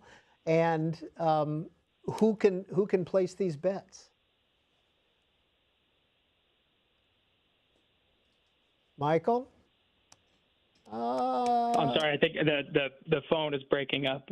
Okay, I apologize, Michael. We're going to have to let you go at this point because don't want to hold you up. We're going to go back to Greta Brawner in just a minute. I do want to point out at cspan.org/results, if you go there, you get the magic wall in your palm. It is a map, and it is a map, an electoral map of the United States. You see the whole thing there. Go onto this, and you can click on every individual state, and as the Associated Press calls the states, they will turn it either bright blue or bright red. The ones that are light blue and light red, that means they're in, that candidate is leading, but they have not been called as far as results go. You can also look at the individual House and counties and Senate races, and it's in real time. It's a terrific tool, and recommend you go there, cspan.org/results. And let's see if Melissa in Jonesboro, Arkansas can hear us. Melissa, can you hear us? Well, just barely. Of all the nights to have your phone go crazy on you. I'm just glad that Donald Trump's going to win this election and we can finally get out of this poverty-stricken attitude that we all have and maybe have a steak and baked potato. How you doing tonight? That's Melissa in Jonesboro, Arkansas, having a steak and baked potato. We appreciate your calling in. It is 10 p.m. here on the East Coast. Polls are closing. Iowa, Montana, Nevada, and Utah. Utah has a Senate and governor's race. Nevada has a Senate race.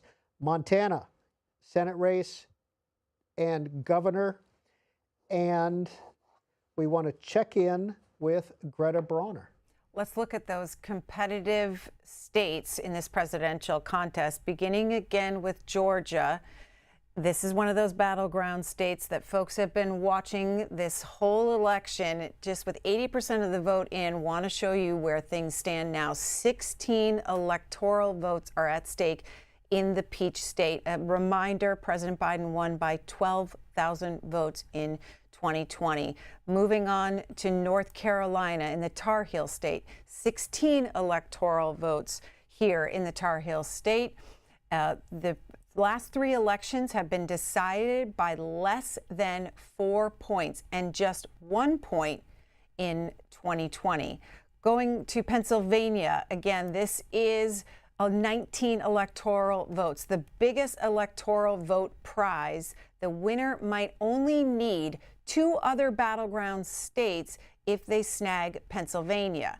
2016, Trump won 48 to 47%, 44,000 votes, over 44,000 votes, became the first GOP presidential candidate to win since 1988. 2020, Biden won 50 to 48.8%, or over 80,000 votes. Moving on to the next battleground state of Michigan. This is 15 electoral votes. Democrats have won every contest but one. That was in 2016, since 1992. That year, the former president won 11,000 votes, or 0.2 points. By comparison, President Obama won in 2012 by 9 points. This is where it stands right now, 15 electoral votes in Michigan, and you can see where the vote is, 16% in. Another state that is interesting tonight is Virginia, and we want to give you another update on the state of Virginia, where it is right now with 61% of the vote in. And you can see that the former president is leading by less than 2 percentage points, 13 electoral votes. President Biden won this in 2020. So we'll keep an eye on Virginia tonight to see if it stays blue or not. Let's go on to Wisconsin. The polls closed there an hour ago. 35% of the vote in, and you can see how neck and neck it is right now between these two, the former president and the vice president there. Just this will take a long time in Wisconsin. 35% of the vote in if it stays this tight. Moving on to Iowa. Ann Seltzer, she put out a poll over the weekend that many of you probably heard about. It showed a competitive race in the red state of Iowa. The queen of outlier polls, as she is known, had the vice president up by 3 points among likely voters, driven by the strength of independent women who told Seltzer in this poll that they were backing the vice president by a 28-point margin. Look at where it stands right now, how close this is in the state of Iowa with 29% of the vote in. Peter? Greta Brawner, thank you. We'll check in a little bit later. Evan McMorris-Santoro of Notice, News of the United States, reporter there, has rejoined us after a little break. We appreciate your coming back, Evan. Thank you. Now, I was trying to keep up with Greta. Again, I'm on our magic wall, cspan.org/results. You get this map. It's phenomenal. When she talked about Virginia, I went to Virginia. Fairfax County, the big county for the Democrats, 72% of the vote has already been counted from there. But then you go down to Virginia Beach, only 30% has been counted. That tends to be a Republican area. Went to Polk County, Iowa, Des Moines. Mm-hmm. And most of the vote, 97% of the vote is in, or 87% of the vote is already in Polk County. And Kamala Harris is leading 55 to 43. Most of the other counties have not been counted at this point. Well, that's a Democratic vote in Iowa if, you know, Polk County is. Polk is where it is. Yeah. And so if that number's not very high, it does not bode well for that Seltzer poll down the line. The Virginia stuff, again, we're waiting for results to come in. But if those numbers hold, even if they stay where they are and Harris wins it, but by this narrow number that it's where it's set up now, that would be a huge change. That would be a very different election than we were expecting even just a couple of days ago. This Electoral poll really is an interesting question. It is an outlier. It was a very different poll than anybody else really had. There was some conversation around that, but we'll see. But those poll numbers, again, a lot more numbers to come in. We're waiting, until the AP has called it. That's what we're waiting for. But those numbers do not look great for that poll. Let's check back in with Greta. Let's look at the presidential contest in the state of Montana. This is a red state. The president has won this by double-digit margins. The former president has in previous cycles. 2% of the vote and the president is being called tonight the winner in Montana. Going on to the state of Utah, the Associated Press has also called this race in Utah 6 electoral votes at stake. And you can see that the president is declared the winner by the Associated Press there. The Associated Press has also called this Utah Senate race. Mitt Romney decided not to run for re-election. John Curtis, the Republican there, will take over for Mitt Romney. This stays a Republican seat in the U.S. Senate. Greta, thank you. We will be back to check in with you later. Evan McMorris Santoro, you were able to take a break for about 45 minutes and do your own work for Notice. What did you write about? Well, I was checking in with our team. That is, we have reporters all over the country right now. We have a big newsroom here in D.C. that has been covering everything and staying very, very focused. And I was just checking in to see how things are looking. And the Notice newsroom, it looks like the path that Harris was looking for tonight may be narrowing so far. Right. It's still very early, but one of my colleagues who's been running some of these numbers, looking at some of this stuff, was saying that you're looking at Harris really needs those suburban numbers in the Midwest to really come in. And so you look at that Iowa thing, that was the Seltzer was supposed to be some kind of indication of that. We don't know. We don't have votes yet in, but there is a feeling, I think, that some of this stuff is narrowing a bit for Harris at this point in the night. That it's looking like a better night for Trump than for Harris so far. But things are very, very close, And so this is what we're checking. I was just checking in to see sort of what was the kind of the vibe, if you will, how people are feeling about this, and that feeling right now is that this path is narrowing for Harris at the moment. Greta Bronner has more results. The Associated Press is calling the state of Delaware in the Senate race there for Lisa Blunt Rochester, the congresswoman. She will take over for Tom Carper, who is retiring after serving several terms in the U.S. Senate. They've also called a race in the Delaware House seat there. This one is an interesting one. Sarah McBride, the Democrat, with 85% of the vote is the winner of this Delaware seat. She's on track to become the first trans member of Congress. She spoke at the Democratic National Convention at age 25, published a memoir at 27, and won a Delaware State Senate seat at 30, and now she's making history again tonight. Peter?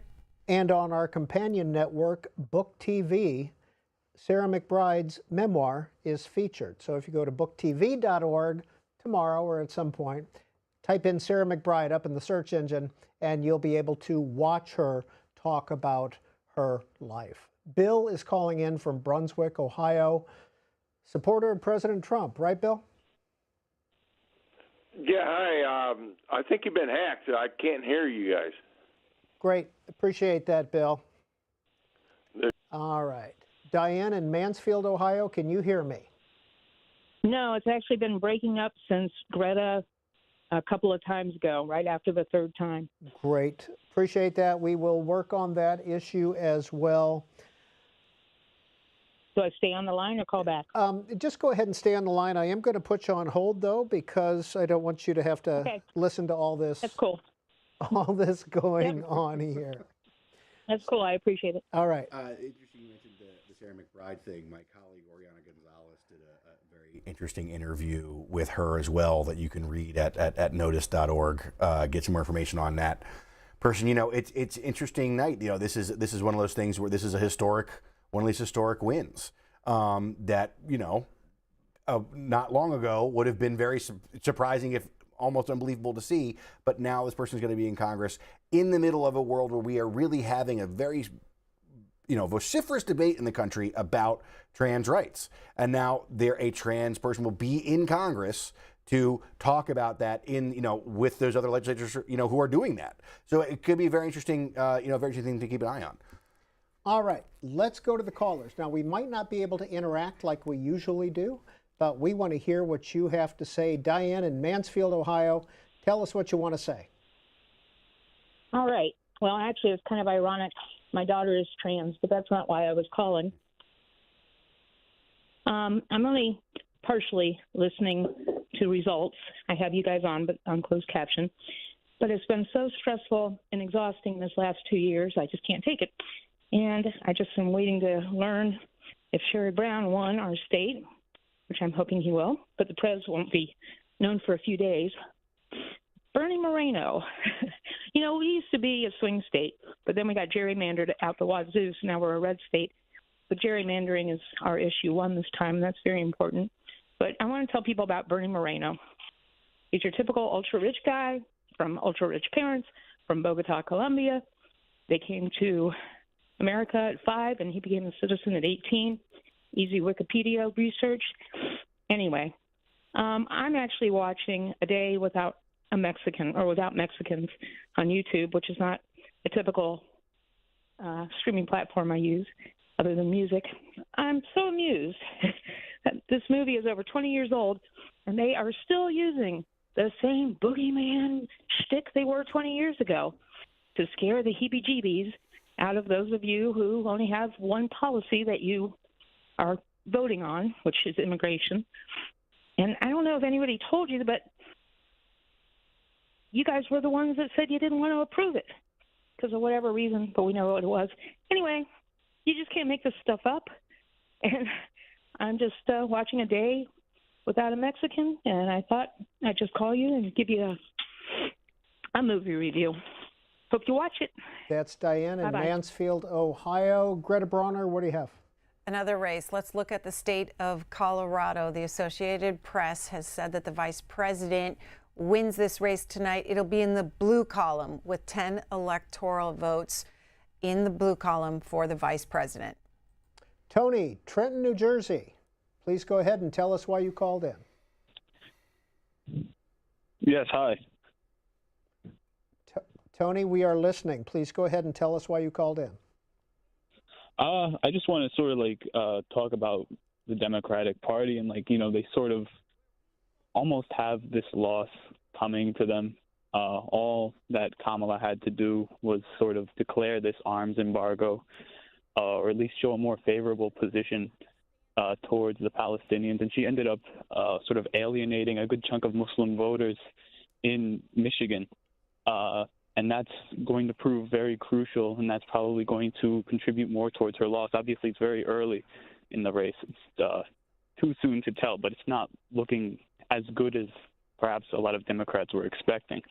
And I just want to say that, she should have adopted a more favorable position in that respect. She shouldn't have aired two different ads, one favorable to Israel in Pennsylvania and one favorable to Palestinians in Michigan, that went over like the lead balloon like it should have. So this is going to be really a referendum on, the approval of the way the Democrats were handling their foreign policy and the way that, people feel about that in these crucial swing states. Thank you, sir, for calling in. Evan McMorris Santoro, when you looked at the exit polls that the cable networks were giving, economy, democracy, abortion, immigration on a second tier, the Israel-Gaza conflict did not appear necessarily.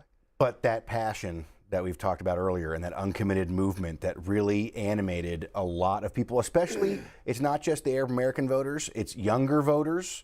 The challenge for those voters really is that they are almost sort of politically homeless at this point. There is not actually a candidate a major party candidate that is offering them sort of what they are interested in hearing, right? And so a lot of them, when it came to voting, were telling me that they were going to maybe vote for a third-party candidate. My colleague Tinashe over at Notice reported on Jill Stein grabbing a lot of those voters. We heard from a third-party voter earlier tonight that was voting on that issue. It's an issue of that where the Democrats lost these people. They could have had them, but they did lose them because they're not offering them sort of policies that they want. But the Republicans also are not, right? And so, and this is one of those things where, as you say, it's probably not the key motivating factor for most voters in America. It really isn't. And I think that's another thing that frustrates people who are very passionate about this issue, is that it's not the number one thing on other people's agenda. But in a sense of trying to unite the Democratic Party, which is sort of was the most important job that Kamala Harris has, right, as the Democratic nominee, was trying to rebuild that coalition that Biden used to beat Trump in 2020. And this has always been the kind of chunk that she has not been able to bring fully back in. And so when you hear, and people are going to wonder a lot about why that is or what these people are thinking. That caller, the previous callers have talked about this, the passion of it, that's why. Because people are very, very moved by this. Those who are, right? And as you say, it's not everybody, but those who are really, really moved by it. Let's hear from Greta Bronner. We want to check in on some competitive House races. You were talking with Kirk Beto earlier about Iowa's 1st congressional district. This is a rematch tonight in a potential Democratic pickup. And in a rematch from 2022, Democrats also are hoping that State Rep Christina Bohannon can unseat the sophomore here, Representative Marionette Miller Meeks, in Iowa's 1st congressional district. You can see, though, that the incumbent has a lead at this point with 15% of the vote in. Moving on to Iowa's 3rd congressional district. This is also a potential pickup. Democrat Lanon Bakam is running against Representative Zach Nunn, the incumbent. Bakam is the son of refugees and a veteran of the Afghanistan war. And you can see he has a lead over Republican incumbent Congressman Zach Nunn at this point with 69% of the vote in. Another hot race that we're watching is Colorado's 8th district. And this one tonight at 65% in, you can see the incumbent there with just a slight lead. We'll keep an eye on those 3 races. Peter? We haven't really gotten an indication yet, have we, Evan, about who's going to take control of the House? No, we're waiting on that. And that's one of the ones we may take a very long time to find out, given how long some of these places take to count their ballots and how few seats there are, to make this balance happen. But we have a lot of runway to go there. I think that what we're seeing, though, it's interesting to see incumbents struggling. That's none of the sort of storyline we learned on the trail, on the road, talking to people around. There's a lot of even though we know how elections work, that the vast majority of incumbents are going to remain in their jobs. It's the way it goes in American politics most of the time. There was a real feeling I would get on the road and feeling I would get on the ground of whatever bums there we can find, we can throw out, we want to throw out. And we'll see how that plays out as this goes on. But again, it's super early, and the House races, just like everything else, you got to wait and see what the results are. But looking at some of this, it's just interesting to see these 2 incumbents back to back struggling. It's not surprising given some of that conversation. And one of those key Senate races is in Montana. Tim Sheehy, John Tester, the incumbent. Montana's polls close in about 40 minutes, and along with Nevada, which also has a Senate race going on there. Let's hear from Bill in Upper Marlboro, Maryland, here in the suburbs of Washington. Bill, why did you call in? Tell us. I thank you for taking my call, number one. I voted for Trump. I'm a farmer, and I voted for Trump because of economics. My chemical prices have went from $12,000 to $43,000 over the last 3 years. The same amount. Politically, I voted for Trump because there's 17 kids on my street in different houses, and all of them have been taken out of school and being homeschooled or sent to private schools. I don't know what Kamala Harris or what the Democratic Party is really thinking, but I think if they really ask farmers, they're about to put us all out of business. Thank you for taking my call. That's Bill in Upper Marlboro, Maryland, inflation and education. And that rural vote that we're talking about, which is a place where early on, you know, again, we're waiting for all the results to come in, but early on we are seeing Trump really overperforming his previous numbers in those rural areas. That's that rural-urban divide that's really defined a lot of politics right now. This is not a surprising thing to hear from a farmer, that they are very passionately supporting Trump. Greta Bronner. As we've talked about tonight, the Senate is on the line with the balance of power there. Democrats have a 2-seat majority. They did not have a favorable map this time around. They had to defend 23 seats, while Republicans were only defending 11. Let's take a look at some of those competitive races, starting with Ohio. Democrat Sherrod Brown, the incumbent, trailing right now behind Republican Bernie Moreno, 76% of the vote in. Now, this state has been called for President Trump, a red state, and the incumbent Sherrod Brown trailing there. He's seeking a 4th term in the Senate. Moving on to Pennsylvania, look at the race right now. It's tied up between Dave McCormick and Bob Casey. With 15 days to go, this race changed from toss-up to lean Democrat, but you can see how competitive it is in Pennsylvania. Just 0.3 percentage points dividing these two tonight with 52% of the vote in. So we're going to keep our eye on that one as well. Moving on to Michigan, and this is the open seat left open by the retirement of Senator Debbie Stabenow. Alyssa Slotkin, the congresswoman running against the former Congressman Mike Rogers, 20% of the vote in, and this is where it stands right now. Texas, this is a race where Democrats were hoping maybe they could pick off Republican Senator Ted Cruz and help them keep the majority in the Senate. 68% of the vote in, and right now Ted Cruz is in the lead over the congressman and former NFL star Colin Allred, the Democratic the Democratic congressman there. And then finally in the state of Wisconsin, this one too close to call, and it might stay that way for a very long time. 48% of the vote in, and you can say it's nearly tied there in the state of Wisconsin. A lot of money being poured in to these close Senate races. Take a look at Open Secrets data. These are the most expensive Senate races. The money spent by the candidates and outside groups in the state of Ohio totaling $427 million. In Pennsylvania, $287 million.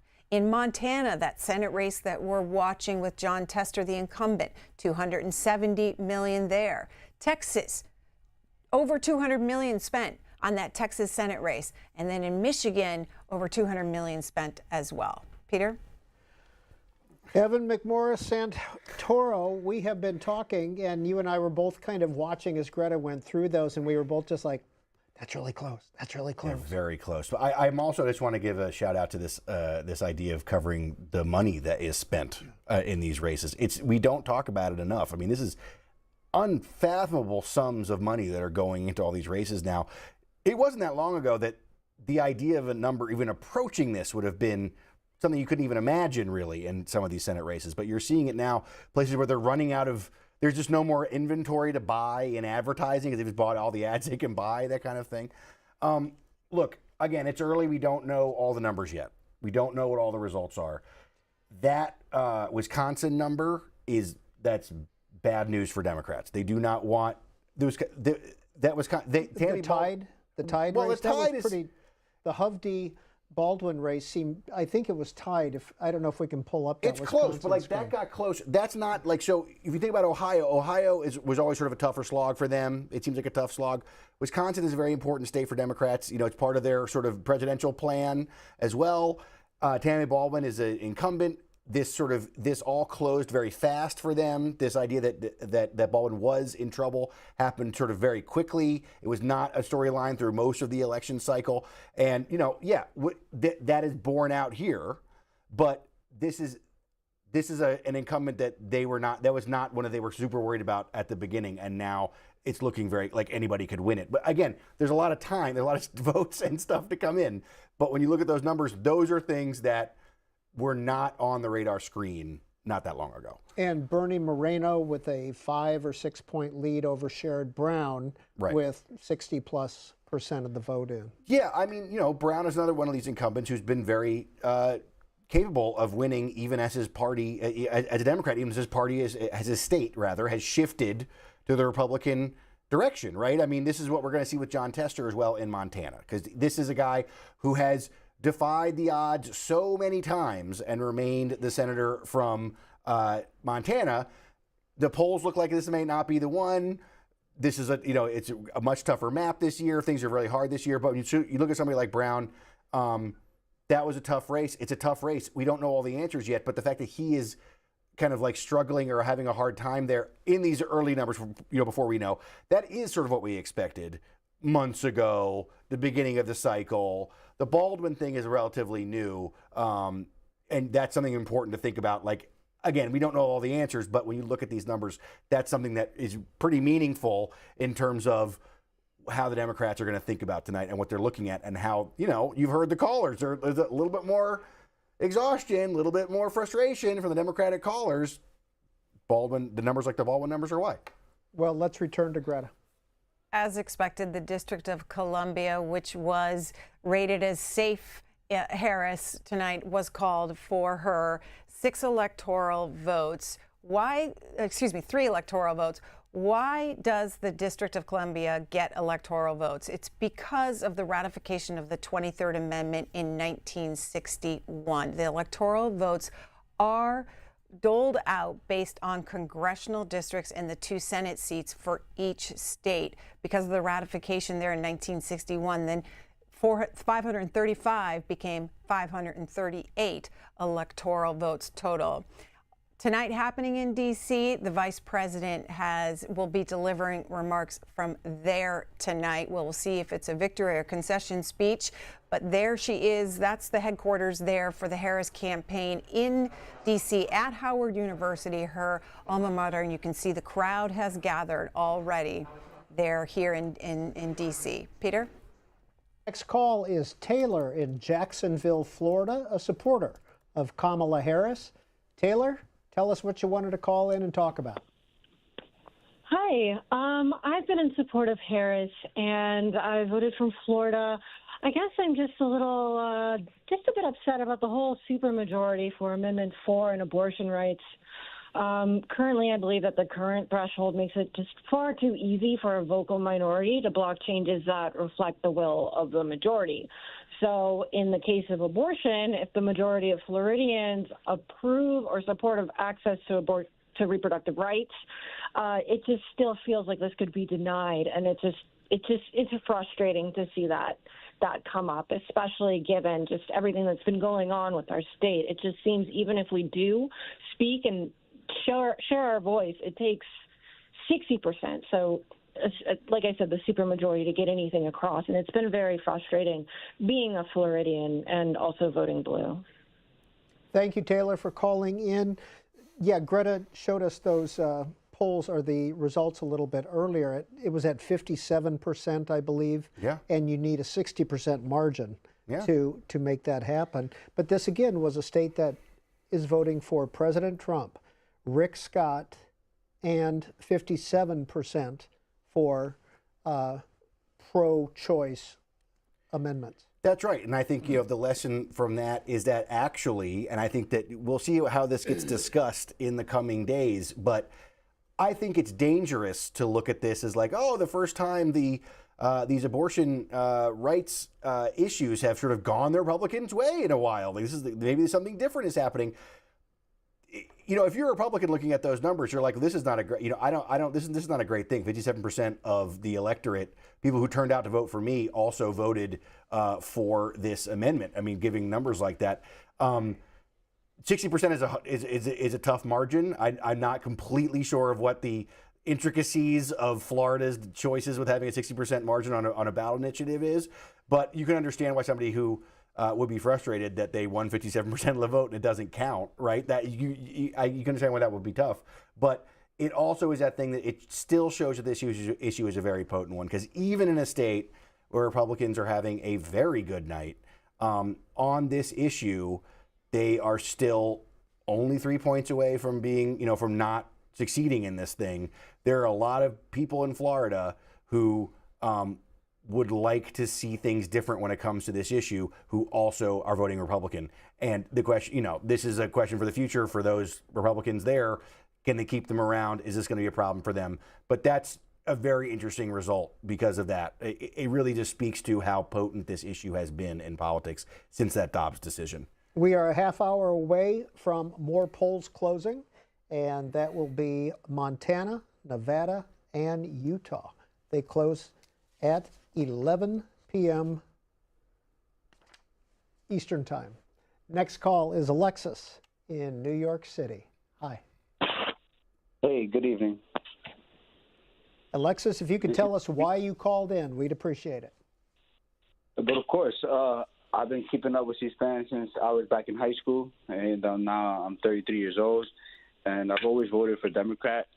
And so this time around, I decided to go the other way around, and I voted for Donald Trump. And why was that? I honestly feel like our country needs a change in direction of, the leadership and the things that we should focus on. I feel like Donald Trump has a great backing, good supporters that have some things that are fundamentally wrong with our country, and I think that they can fix it. Alexis, where in the city do you live? What borough? I live downtown Manhattan in the East Village. And what about your congressman? Did you vote for a Democratic congressman or a Republican candidate? I did. You voted for the Republican? No, excuse me. I voted for the Democrat. You did, but just at the top of the ticket, you changed your vote. What do you do? What do you do in Manhattan, Alexis? Well, I work in construction. I build homes. Good. Alexis, thanks for calling in. We appreciate your watching, and we appreciate the fact that you've kept up with us since you were 18 years old, especially. So thanks for that. Greta Bronner.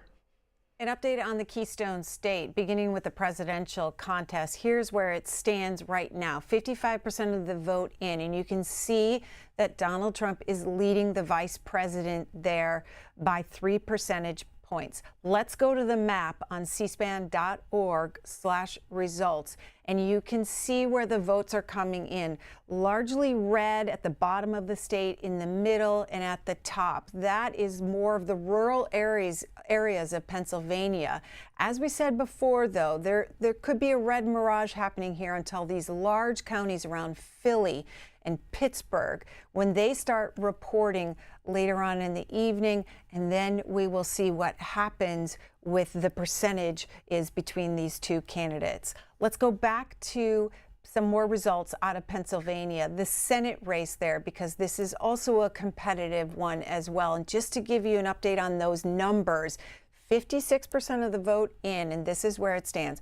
49.2% for Dave McCormick, the Republican, who's challenging Democratic incumbent Senator Bob Casey with 48.3%. This is tight, and it'll likely stay that way. Let's also talk about some competitive House races in Pennsylvania, starting with District 7. This is called the swingiest district. NBC News reported it could determine which party controls the House next year, if not the White House. Susan Wild is running for a 4th term, and in 2022, she defeated her opponent 51 to 49% in what was the most expensive race in the state of Pennsylvania last time around. Let's look at House District 8 tonight and see where this stands. With 72% of the vote in, you can see that the Democratic incumbent, Matt Cartwright, is leading slightly over the Republican challenger. He's used to competitive close races and winning. He began his career in Congress in 2013. Finally, let's look at Pennsylvania's 10th congressional district. This is another competitive one that we're keeping our eye on. In mid-October, the Cook Political Report moved the race between GOP incumbent Scott Perry and the Democratic challenger there from lean R to toss-up. In 2022, Perry won re-election by 8 points. The leadership in both parties have been in this district campaigning, hoping to pick up this seat in order to get the majority. So this hotly contested House race is one to watch. Greta, thank you. We will be back to get more election results as we go, and you can do this yourself. You can chart them as we go throughout the evening at cspan.org/results. You will find a national map there. And if you click on any individual state, you will find a county-by-county map there with real-time election results. All the dark red states that you see there have been called for Donald Trump. All the dark blue states that you see there have been called for Kamala Harris. The light blue and the light red are current voting patterns in those states. They have not been called at this point. And if you've been watching this, you can see that Virginia flipped from light red to light blue as more votes came in for Kamala Harris. Evan McMorris-Santoro, when Greta was talking about Pennsylvania, what were you hearing about the voting patterns? And I also wanted to ask about all the early votes, the mail-in votes that have already come in.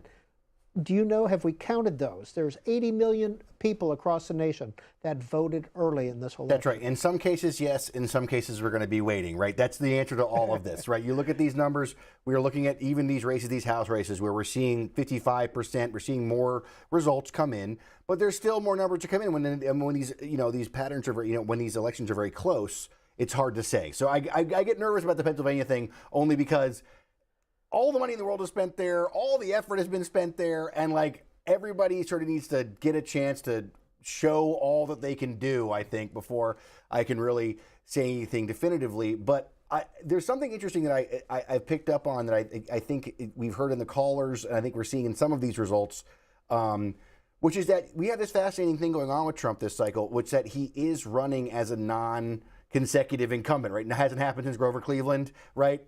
Very rare in American history. And despite the fact that, this is an incumbent president with a record that was not, the voters threw him out, right? They didn't like what he did when he was president. So, I mean, a majority of them, right? Obviously, many Americans really did. He's able to you're hearing from some of these callers, you're seeing some of these results that he's been able to sort of run as a challenger because he's been out and coming back in. People talk about change agent, and they're voting for a guy that's already been president, and maybe some of them voted against in 2020. It's a really fascinating dynamic. It'll be interesting to see how what we're hearing from callers and what we're seeing in some of these early results, how they play out across the entire spectrum here, because that is kind of exactly what Trump wanted it to be. He wanted to say, I am a change. I'm a different kind of person. I can get you something different than you're seeing now. And he wanted people who wanted change to go for him. Whereas Harris was talking a lot about, look at me, I'm a historic candidate. You've never seen a candidate like me before, this close to the presidency. I'm obviously different in a lot of ways. I'm the change agent. If Trump is sort of picking up that mantle, that's a very good sign for him. Next call is Noah in Furlong, Pennsylvania, a Kamala Harris supporter. Noah, why did you call in? Tell us what you want to talk about. Hi, my name is Noah. I just wanted to talk about why I voted for Kamala. I am fiscally Republican, and morally, I'm more on the Democratic side. I'm looking to buy an apartment at some point soon, so, fiscally that would make sense for me. But I think this time the morals outweighed that with Kamala, regarding abortion. I find it interesting that a regular citizen with one felony cannot vote, but one who is convicted of multiple is able to run for president. And so that's kind of just what I'm running off of. Noah, where is Furlong, Pennsylvania? Furlong, Pennsylvania is in Bucks County, Pennsylvania. Thank you, sir. Appreciate it. That's an important county, Bucks County. That's an important voter you just heard from there. That's the kind of voter that Harris wants to hear from. Bucks County is one of those ones where it's like, Bucks County, tell me everything. And that is so that's very important to get that information. That's very interesting to hear him say that. Greta Bronner, what do you have for us? Another look at the battleground states. We'll begin with Michigan. Want to check in on this and see where the race is at. 29% of the vote in, 49.3% for the former president, while the vice president trails him ever so slightly at 48.9% of the vote. Moving on to Wisconsin in the Badger State. And you can see here in Wisconsin that 54% of the vote is in, and Donald Trump is also ahead there slightly in Wisconsin. In Pennsylvania, as we said, this is the most crucial of all the battleground states. 58% of the vote in, and the former president is leading there as well. We will see as the bigger counties start to report around Pittsburgh and Pennsylvania if he can hold on to that lead.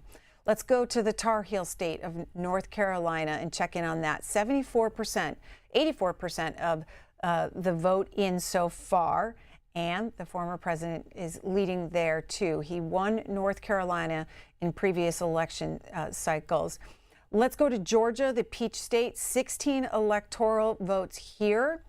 And right now, 51.2% for Donald Trump, 48.1% for Kamala Harris. 88% of the vote is in. Here is Greg Bluestein, who reports for the Atlanta Journal-Constitution, reporting Fulton County started to be tabulated around 8 o'clock, Georgia's most populous county. And Biden won 73% of Fulton's vote in 2020. Harris, he said then, is on a similar track with half the county's precincts reporting. That was earlier tonight from Greg Bluestein. Back to the battleground states, and let's go to Arizona. The polls closing there recently, 50% of the vote in, and look at that. It's a dead heat in Arizona. Peter? Evan McMorris Santoro is with Notice. He's a reporter with News of the United States, Notice. Greta was talking about Michigan. So I went to cspan.org/results, pulled up the map, clicked on Michigan, and went county by county. And you look at this, and you can see that Oakland County, which is a big county, 63% of the votes are in, 53-44 Kamala Harris. But 1% from Wayne County has been counted. And that's Detroit. That's the vote basket. That's where they get them from. And that will go to Kamala Harris. Also, people in the state told me, I spent a lot of time in the state this year, and people, Grand Rapids is what, that Kent County is what they're really interested in out there. Kent is currently 31%. Kamala Harris, 64%. Donald Trump, 33%. Interesting. I mean, and that's Gerald Ford's old stomping ground. That's right. It's where the Gerald Ford Museum is, actually. Yeah. I've stopped by there several times, and I suggest everybody who goes to Grand Rapids do it. It's a very interesting museum. The interesting thing about Grand Rapids is it's a traditional place that Trump ends his campaigns. He had his last rally there last night. He had his last rally there in 2020, and I was there when he had his last rally in 2016.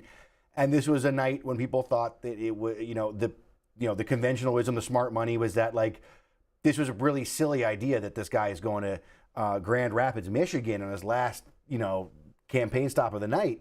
And of course, he came out and he won Michigan. So I mean, this is like a very important. That state's so important. Again, we're waiting for so many numbers to come in. You mentioned Wayne County not being in yet. That could change a lot of dynamics. But just looking at Michigan, we're looking at Michigan. We're looking at Michigan. I got a little deja vu there thinking about that. Next call is Roy in Pineland, Texas. Roy, what's on your mind this evening? How's it going? I'm a lifelong Democrat. My dad was retired right before 9/11 and called back into active duty service when 9/11 happened. We moved to Fort Sill, Oklahoma, and he was the type that flew an upside-down flag on his bumper when I was, during the Iraq War invasion and stuff. Very unpopular. Walked the cat on a leash. Anyways, so lifelong Democrat. So my most recent votes have been Obama 2012, Bernie in the Democratic primary, and Joe Biden? No. What's her name? Sorry, Hillary Clinton, then Trump, and then Trump again. So 2024, I voted for Trump, and I never thought I would be a Trump-trained person until we got here. I really think that Kamala Harris just is a pawn of the war machine, just kind of a mindless person that's willing to toe the line for the military-industrial complex. I really fear for the future of our country if she continues on and gets this election. I really worry significantly. I saw many veterans just kind of grapple with what it was like to watch a global war on terror play out, and then watch the botched withdrawal from Afghanistan, and see how I hate to say it, but the current commander-in-chief with dementia, obviously, we can all see it. This guy is currently the president of the United States. He has Alzheimer's, anyone. All right. Hey, Roy, I wanted to ask you, how did you vote in the Senate race in Texas? Ted Cruz or Colin Allred? For Ted Cruz, for sure, because Colin Allred is just, he's another grifter. He's another one of these people that's just, he's trying to pull the strings of the women in the state on abortion. I think it was very rightly decided to leave it up to the states, let everybody vote in their respective states on that issue. It'll land how it lands. And ultimately, there's nothing in the Constitution that speaks to the right to murder your baby. So we need a constitutional amendment if the country wants to address that. That's Roy in Pineland, Texas. Greta Bronner, what do you got? We'll give Roy an update on that Texas Senate race in a minute, but let's begin with the Iowa presidential contest. We talked about Ann Seltzer's poll that found that this could be competitive, with the vice president leading in her poll by 3 points. Now, that was within the margin of error, but look, the Associated Press says that the former president wins this state. 56% of the vote in, so those margins are going to change as more of the votes go in, but the Associated Press putting the check next to the former president's name in Iowa. So those 6 electoral votes go to the former president. Moving on to Kansas, the Associated Press has also called a winner here. 71% of the vote is in. And look at the former president's lead over the vice president in Kansas. Let's go on to a governor's race. There were 11 governor's races this cycle.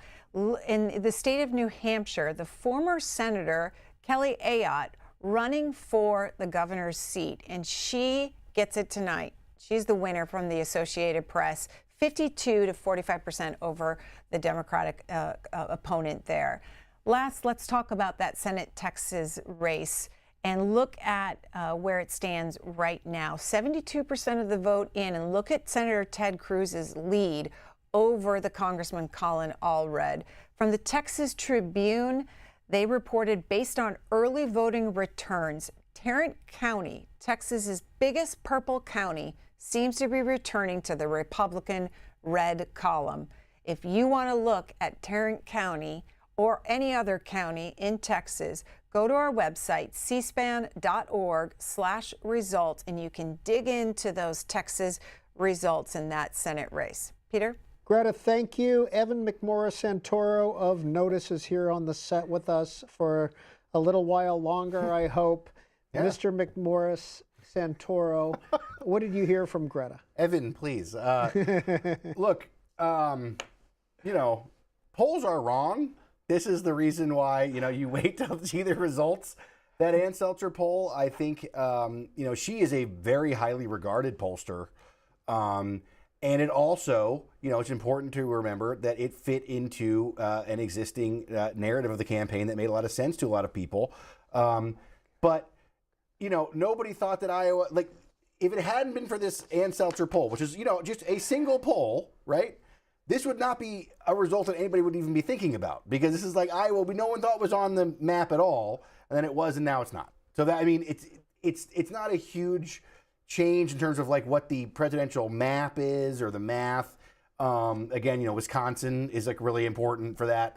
But it is a thing where it's like it's just so helpful to remember that as we all watch these elections, and we all watch all the chatter around the elections, and we all watch all the things that everybody looks at to predict the elections, that they are wrong. Sometimes those things are wrong.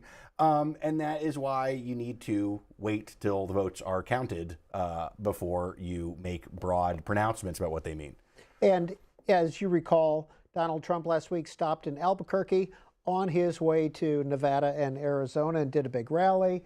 Currently in New Mexico, 65% of the vote counted. Kamala Harris, 53%. Donald Trump, 45%. So it's sort of the opposite Iowa, right? It's not happening down there either. Exactly. Right. Well, we are rejoined by Kirk Beto, who is editor-in-chief of the Hotline. He was doing some of his own work for the past hour or so. Mr. Beto, what? First of all, give us an overall sense of what you're seeing tonight.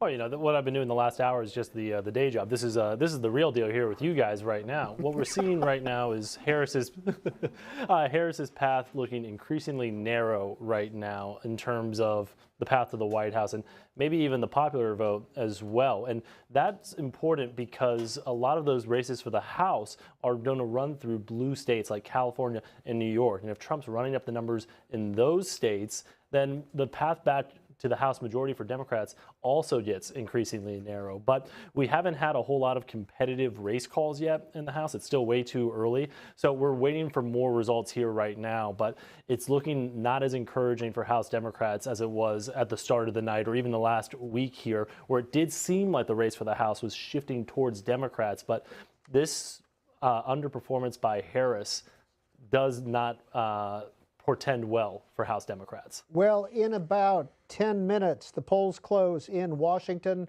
Oregon, and California. Kirk Beto, I want to talk about some of the California races specifically that are competitive. Let's begin with California 13. Well, California 13, John Duarte, he was our most vulnerable member of the California delegation in our last rankings of the 20 races most likely to flip. This is a blue seat that Biden carried at a pretty healthy margin here. Adam Gray, the 2023 nominee, the Democrat, is back again. When we did these rankings about 2 weeks ago, we considered him still the favorite. Now, we're going to have to wait a very long time, maybe a week or so, for California to count all their ballots. But if Democrats want a path back to the House majority, they really have to knock off freshman John Duarte right now. And California 22 incumbent David Valadao. Now, 22 is a really interesting situation here. It's David Valadao. He's also facing another retread candidate in Rudy Salas. Valadao is a tough out for Democrats. He's one of the 10 House Republicans who voted to impeach former President Trump. And he's just going to he's battle tested. He's survived Republican challengers. He's survived Democratic challengers and a really tough re-election and, frankly, a top 2 primary last cycle. He actually fell off our list of 20 races most likely to flip last time. And of all those kind of California competitive seats right now, that one and maybe California 41, where Ken Calvert are maybe just outside the reach for House Democrats right now, especially if these national trends we're seeing right now of Harris underperforming in some of these areas hold in California as well. Yeah, Mike Garcia is in California 27. Do you know offhand what area of the state that's in? Yeah, I believe that's Los Angeles County where Mike Garcia is, and that's a very expensive media market. Mike Garcia has faced the same Democratic opponent for 3 elections in a row, from the special election to replace former Rep. Katie Hill that he won all the way back in 2020. Through the regular 2020 election and in 2022. He's got a real opponent right now, one that national Democrats got behind early in George Whitesides. He's very well funded. He's been able to get on the expensive media market in the Los Angeles area there. And he's probably the second most vulnerable member of the California Republican delegation behind John Duarte.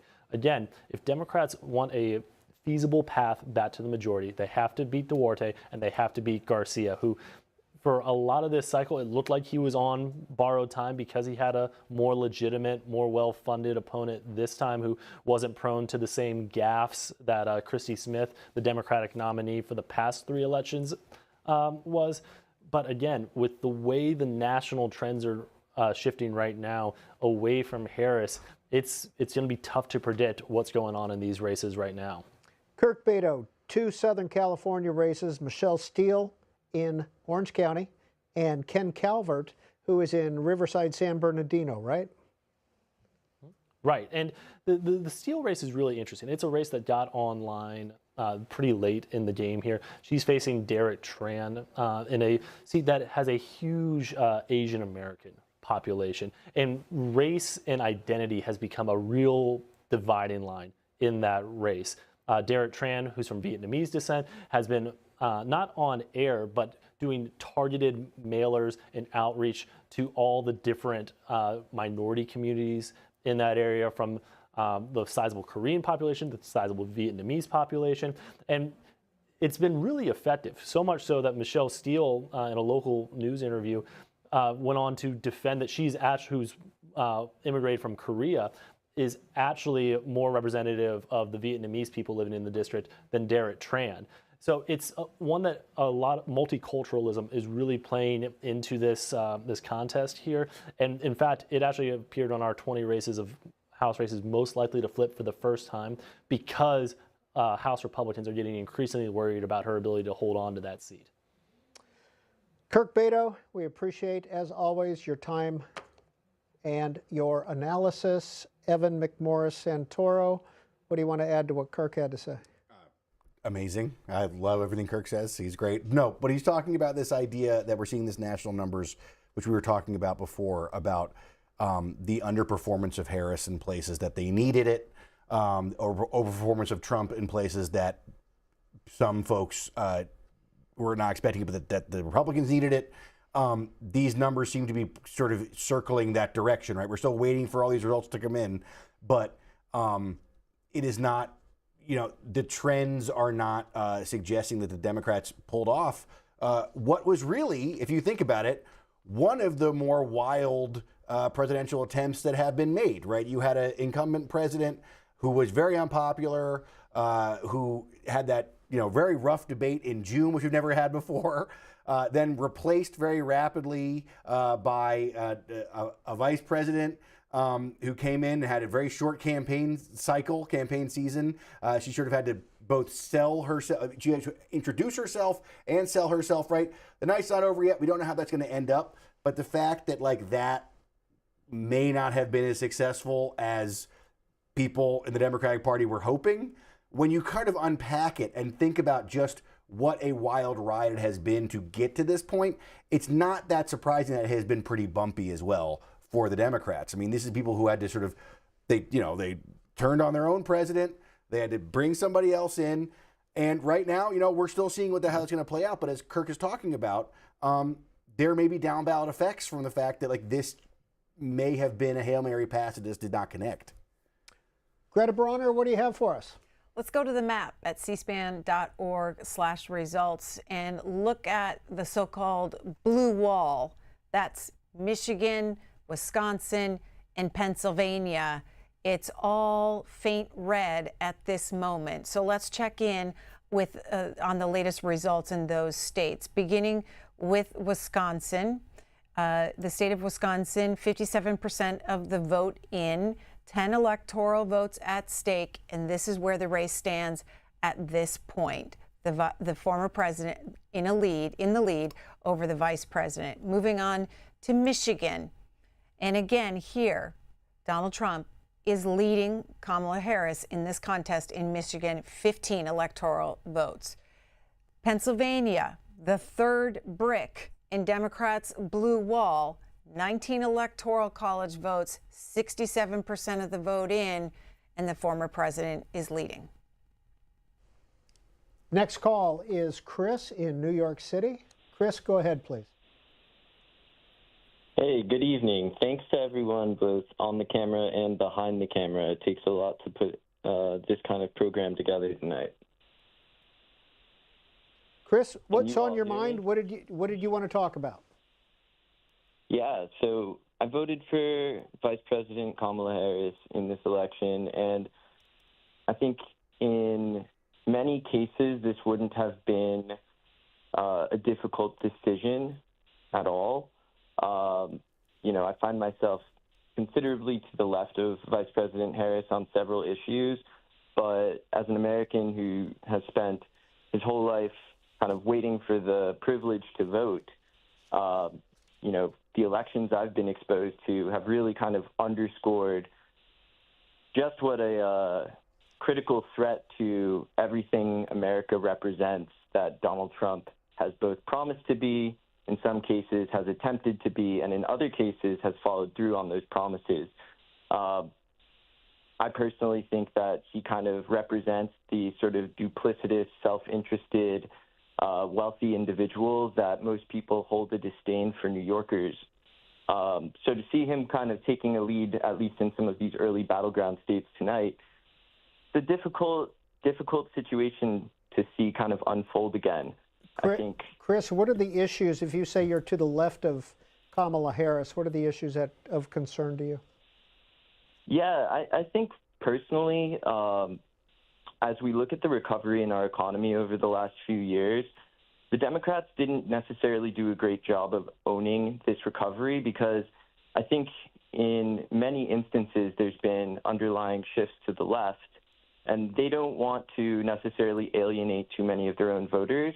But at the same time, the recovery in this economy is one that's mostly for those who already had money before the downturn. You know, you've heard several voters call in tonight talking about the effects of inflation, and that's a very real issue for many people. In New York, where I live, rent, as in many places, has gone up, and the prospect of homeownership has faded for so many more Americans coming into adulthood. On the matter of Israel, I think it's a question of to what extent should Americans be involved, and you know, more people would prefer a greater level of involvement in some aspects, but I'm not really sure that the current administration has really made it clear just how involved America is in the Middle East today. Chris, we appreciate your time. It is just after 11 o'clock here on the East Coast, and the West Coast polls have closed. Washington, Oregon, and California are just closing, and we have an update from Greta Bronner. Yeah, races have been called in California. Let's begin there. The Associated Press, even polls just closing there, and Vice President Kamala Harris will pick up those 54 electoral votes. Moving on to the state of Idaho. This has also been called this evening for President Donald Trump, the former president there. Will win the state of Idaho. And then finally, Washington State, the Associated Press is declaring a winner there. 12 electoral votes. Vice President Kamala Harris will pick them up. We also want to give you an update from Patricia Murphy, who reports for the Atlanta Journal-Constitution. This is around 10:52 tonight. Breaking, she says, Secretary of State Brad Raffensperger predicts that Georgia will go for Donald Trump. Quote, if you look at who's leading the race right now, Donald J. Trump has an insurmountable lead with a number of votes outstanding. It looks like this is done, said the Secretary of State. Peter? Dan is calling in from Bel Air, Maryland. He is a Trump supporter. Dan, please go ahead and tell us why you called in. Can you hear me? We're listening. Please go ahead. I voted for Trump, and I voted for Trump because of Biden's policies. And I thought that inflation was bad under Biden, and I didn't get any financial aid for college under his college aid plan. And I could have used the extra cash from that to buy a new car, like a Hellcat or something, because I don't like my car currently. We'll leave it there, Dan, and go on to Steve in Anaheim, California. Steve, what made you call in tonight, and what's this election season been like for you? It's been a real headache, Peter. I'm just glad it's over. I thought I'd just call in and say hello to you and Greta. I got a question for your guest, by the way. Evan, or Kevin, I believe your name is. Evan. Evan, that's right, Evan. Evan mixed something. I can't pick a name, guy. The K is silent. We're good. Yeah, I know. I just been a long day.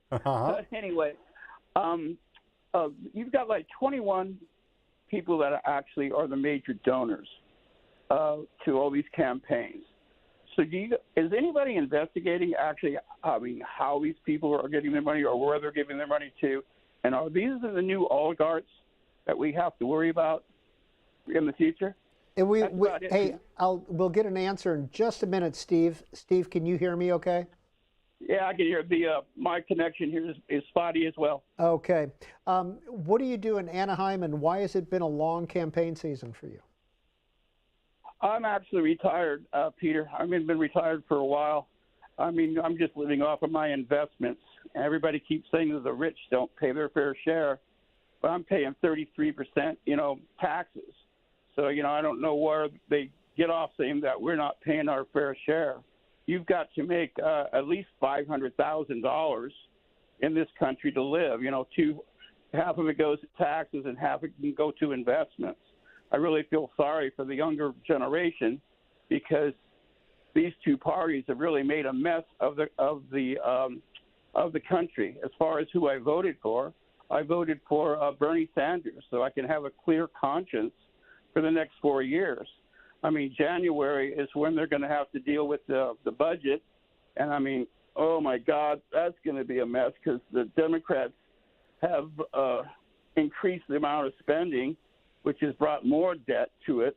Then we got the wars over in the Middle East, where they can give Israel almost $3 trillion, but they can't give black people reparations. So, yeah, I don't know. I've just been tired of listening to the ads, the attack ads, people running on, campaign promises, no solutions, and no clear vision. Sorry Steve, about that. Okay, bye. No, thanks for calling in. It's good to hear from you. Thank you for calling in. Evan, we will come back to you for an answer from Steve after we talk to Greta. Let's check in on the battleground states, beginning with Wisconsin. Want to show you and Evan and our viewers where we're at right now. 61% of the vote in, 10 electoral votes.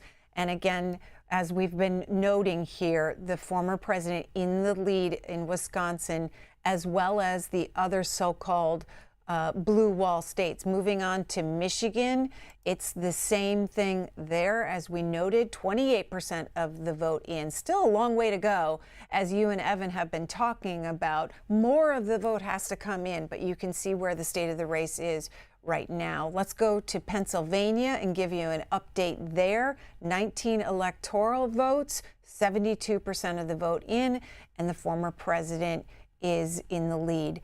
In North Carolina, in the Tar Heel state, 16 electoral votes at stake, 87% of the vote in, and Donald Trump also in the lead by a little bit less than 2 percentage points. And in Georgia, as we said, the Secretary of State told reporters that he believes that the former president will win the state of Georgia. 90% of the votes are in. We're almost there, just missing that 10%. And he is in the lead there by nearly 2 percentage points. Let's go to Arizona. And this is part of the Sun Belt swing states, Arizona, Nevada, North Carolina, and Georgia. They were the Sun Belt swing states. 50% of the vote in, 11 electoral votes, and you can see 0.2 percentage points separates these two candidates. Peter, let's go to Bernie Moreno. He's coming out in Ohio, talking to supporters there. This is that Ohio Senate race, challenging Sherrod Brown. Let's listen in. Today starts a new wave. We talked about wanting a red wave. I think what we have tonight is a red, white, and blue wave in this country. Because what we need in the United States of America is leaders in Washington, D.C. that actually put the interests of American citizens above all else. We're tired of being treated like second-class citizens in our own country. We're tired of leaders that think we're garbage, and we're tired of being treated like garbage. You know, my opponent talked a lot about helping the working man, and I will agree with him on the need to help working Americans. But the difference is talk without action is nothing. So what we're gonna do, thanks to now having a Republican majority, by the way, how about that, in the United States Senate, and Chuck Schumer, if you're watching, thanks for the help in the primary, but you're fired, buddy.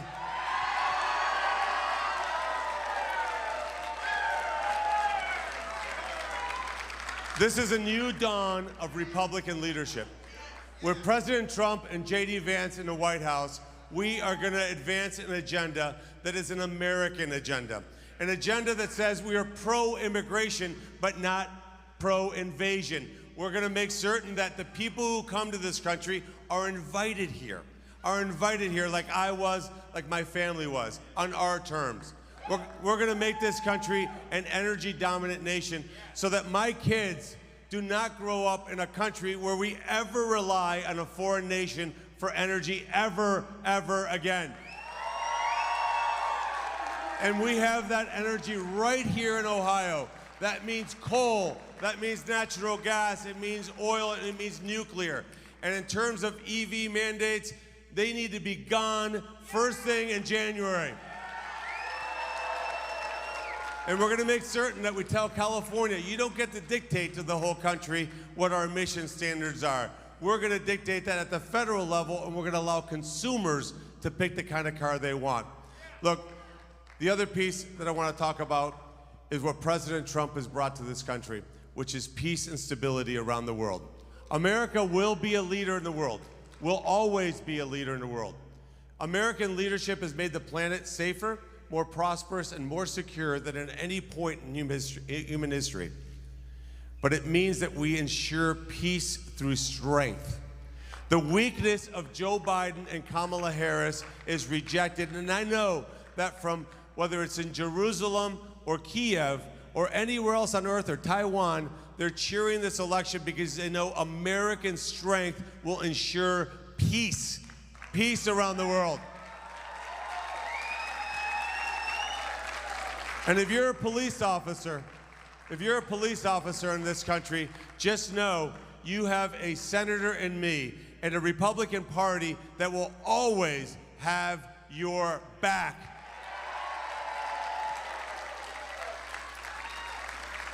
And we got rid of Chuck Schumer tonight, but pretty soon we're going to get rid of another couple people that need to be gone. First among them, Randy Weingarten should start packing her bags. Because what we need in this country is school choice for all Americans. And then as I look at my children, I've blessed with 4 kids. And by the way, can we give my wife an amazing round of applause, please? Thank you, Bridget. Bridget.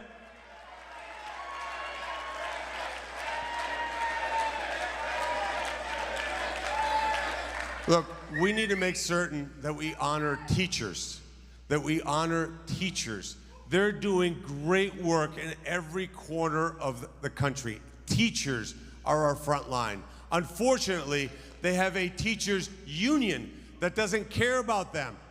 We're going to make certain we empower teachers to teach our kids what they need to do. And that means getting the federal government out of the way and allowing states to take on responsibility. And finally, I'm going to say this. We're $36 trillion in debt. This is not sustainable. We cannot continue on this fiscal path. What we're going to do is massively reduce the size and scale of the federal government, and we're going to do it from Congress, because it's Congress that has the power of the purse. Now that starts by getting rid of agencies that we don't need, relocating them out of Washington, D.C. We're going to have a bold and ambitious agenda for the Republican Party. And I know that President Trump is going to bring greatness back to this country unlike anything we've ever seen. So President Trump, if you're watching, thank you. Thank you for being decisive in my primary. Thank you for being the greatest president of my generation. And thank you for the sacrifices that you've made for this country. This country owes Donald J. Trump a debt of gratitude. And to Senator J.D. Vance, Ohio loves you, man. Ohio loves you. I love you. Look, I cannot think of a more brilliant pick than when President Trump selected J.D. Vance. I know J.D., let me just tell you, he's a great man. He is going to be an incredible vice president. I can't wait to have him leave his office so I can be the senior senator from Ohio.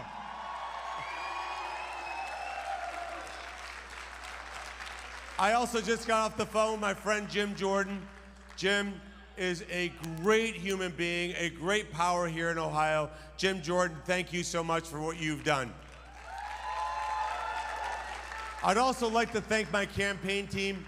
We built the greatest campaign team out there, and if you're watching this and you want to go to Washington, D.C., and you're from Ohio, and you want to go down there to make a difference, let's talk tomorrow.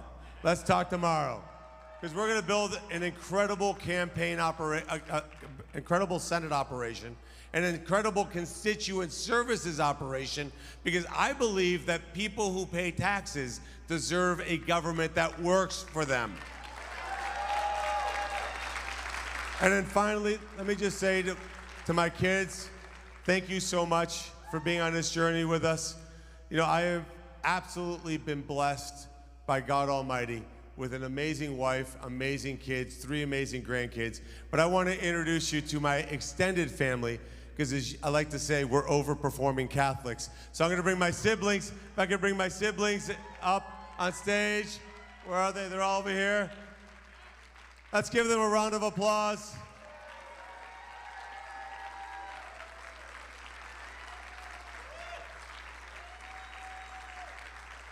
I'm going to say one last thing.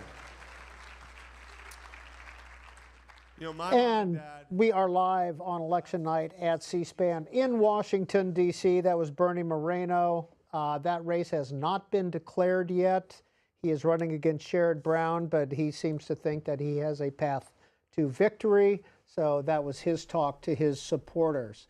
It is 11:15 here on the East Coast, and we will be with you for the next 12 hours or so live, getting election results. Joining us here on our set is Evan McMorris Santoro. He is with Notice. That is News of the United States. He is a reporter with them, and we appreciate him being here. We've been joined throughout the evening by Kirk Beto. He is editor-in-chief of Hotline, and he may have a chance to come back and join us as well. And, of course, Greta Bronner of C-SPAN is with us, and Greta has an update for us. Let's start with that Ohio Senate race. We just heard Bernie Moreno speaking, and as you said, he thinks he has a path to victory. The Associated Press has not called this race yet. 89% of the vote in. You can see he has a 5-point lead over Democratic incumbent Sherrod Brown.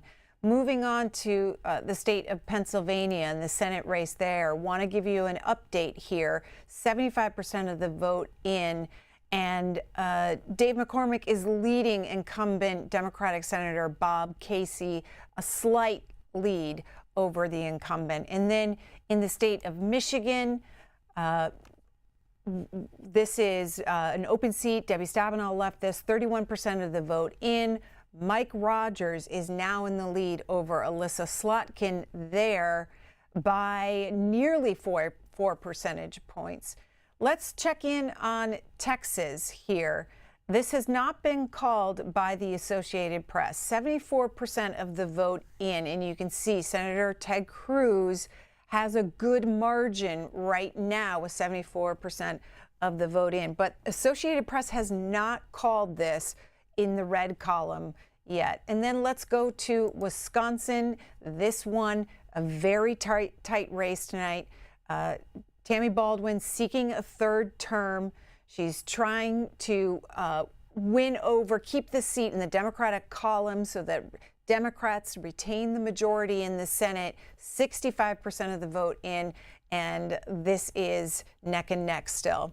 And we'll go to Arizona as well. Check in on this Senate race. This is an open seat, independent. Kyrsten Sinema decided not to run. We talked about how expensive this race was, hundreds of millions of dollars. You can see here Ruben Gallego with a good lead right now over Kari Lake with 50% of the vote in. The other crucial contest in the Senate is that Montana Senate race. We want to check in on that one tonight. Jon Tester running for a fourth term. Used to close elections here. Look at it right now, though. Tim Sheehy, the Republican, with a sizable lead, 6% of the vote in, though. So we'll see those numbers change because only 6% of the vote in. As we said, Jon Tester used to close races. In 2006, he won by 0.9%. In 2012, 3.7%. 2018, his last contest, he won by 3.5%. And then in the state of Nebraska, this is a race that people were not expecting to be competitive. Dan Osborne, an independent, a union worker who says he will not caucus with either party, is in a dead heat right now with incumbent Senator Deb Fischer, the Republican. She has won by double digits in previous cycles. And look how tight this is with nearly 60% of the vote in. Peter? Greta Bronner, thank you. Both of our mouths kind of dropped when we saw the Deb Fischer Nebraska race.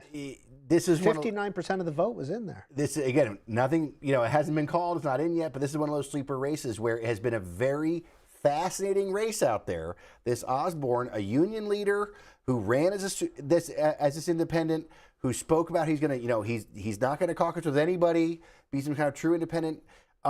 He did get support from Democrats. Democrats did sort of help him. They want, not officially, but you could see that Democrats were hoping that he would win, right? They like this idea. But he really has eschewed a lot of that and gone his own way, and he's really plugged in with this new labor movement led by guys like Sean Fain at the UAW. It's a long way to go, but this is a really surprising result. And we will keep an eye on that, but Greta Bronner has results. Yeah, we have a call in the battleground state of North Carolina. The Associated Press puts this in the Republican column. The former president winning North Carolina again, 16 electoral votes for him tonight. Peter? Let's go to Ryan. Ryan is in Laramie, Wyoming. And Ryan, what made you call in to C-SPAN tonight? What did you want to tell us? Well, I called in today because, I really appreciate you guys keeping a neutral opinion on the coverage of this election. I know there's certain media sources that like to lean right and lean left. So right off the top, I just want to thank you guys for that. But going forward, I abstained this year in the election. My 2 points were the economy and healthcare. I think fiscally we'll be better off with Trump in office for the economy, but his stance on healthcare I don't really align with. And then, with Kamala Harris, I know she wants to expand the ACA and expand certain benefits within Medicare, but I don't think that's quite enough. I'm more of a supporter for a national healthcare where the federal government can dictate prices for all the diagnosis codes that are submitted by the physicians. And that's my 2 cents. And I couldn't really decide between the two and didn't really want to pick, one of the 2 poisons. Ryan, what do you do in Laramie? I work in tech, work for a EHR company, electronic health record company out here. So I'm in the industry of healthcare. Thank you, sir. Appreciate your calling in. Evan McMorris Santoro, when Greta was going through the results a little bit earlier, the Senate results, they kind of mirrored what we're seeing in the presidential level. Dave McCormick ahead. in Pennsylvania, same with Mike Rogers in Michigan and Eric Hovde in Wisconsin. And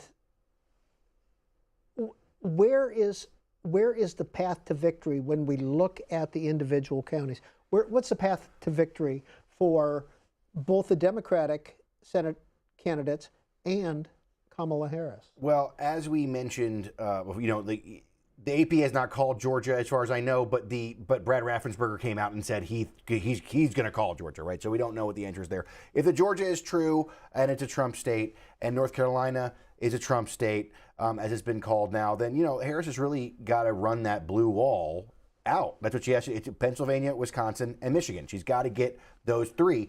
And actually, as you've been talking throughout the night, and things have sort of become, I mentioned that narrowing path.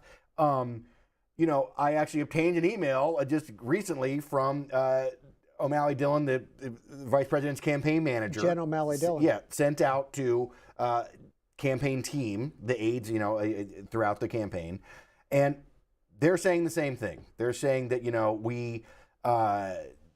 we've known all along the Sun Belt was going to be tough. Then Dr. Cruz from the Sun Belt said we know all along that our clearest path to 270 lies through the blue wall states. They say they feel good about what they're seeing.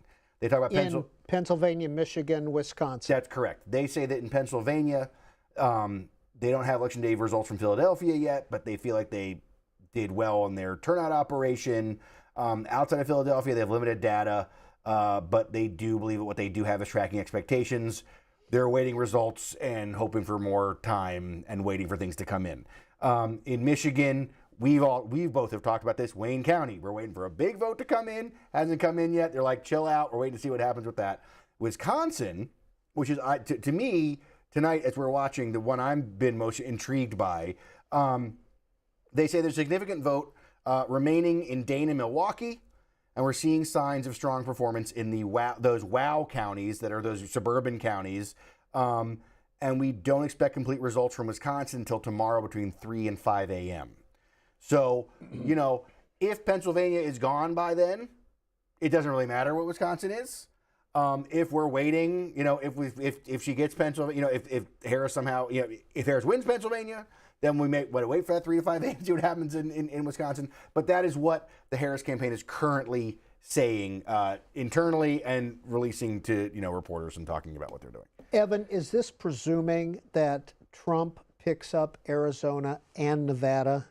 Because again, if Pennsylvania doesn't go to Trump, then Arizona and Nevada are must-haves, correct? That's right. They have other options, but like I said, this email from Jen O'Malley Dillon says we continue to see data trickle in from the Sun Belt states, but we have known all along our clearest path is through the blue wall. So this is clearly a message to those of us who are watching these blue wall results come in to say, hey, chill out for a second. There's a lot to go on in Wisconsin still. We have, we feel good about what we did GOTV wise, get out the vote wise during the day today in Pennsylvania. We're waiting to see how those results come in. That's what they're saying right now with those states. But of course, we're waiting, for Nevada and other states to come in. But that's the state of things as of like 13 minutes ago from the Harris campaign. That's what it is. Well, you mentioned Dane County. That's Madison, the home of the University of Wisconsin. 85% of the vote is in. 74% went to Kamala Harris at this point, but 85% of the vote is in. Pardon me, Milwaukee County. 54% of the vote is in, 67% to Kamala Harris. So there's maybe a bigger load of votes in Milwaukee County than there is in Dane County. Sure. I don't know if this is right. I'm telling you what the campaign is. I think it's unclear what, we don't really know. Obviously, we're waiting for votes to come in. This is that thing where this is what the campaign is saying to itself and speaking about to itself. But I think it speaks to that conversation we had earlier about this narrowing path. Let's check in with Greta Brawner again. Let's start with that Wisconsin Senate race that you guys were just talking about and see where it's at right now. Let's look at the percentage of the vote in first. 66% of the vote in, and the former president is leading. As you were talking about, Peter, if you go to the map of Wisconsin, there's a large percentage of the vote that still has to come in from Milwaukee and Madison, the email that, that Evan was just referring to. Peter, back to you. I'm going to cut you off there because Sherrod Brown, Senator from Ohio, just stepped to the podium.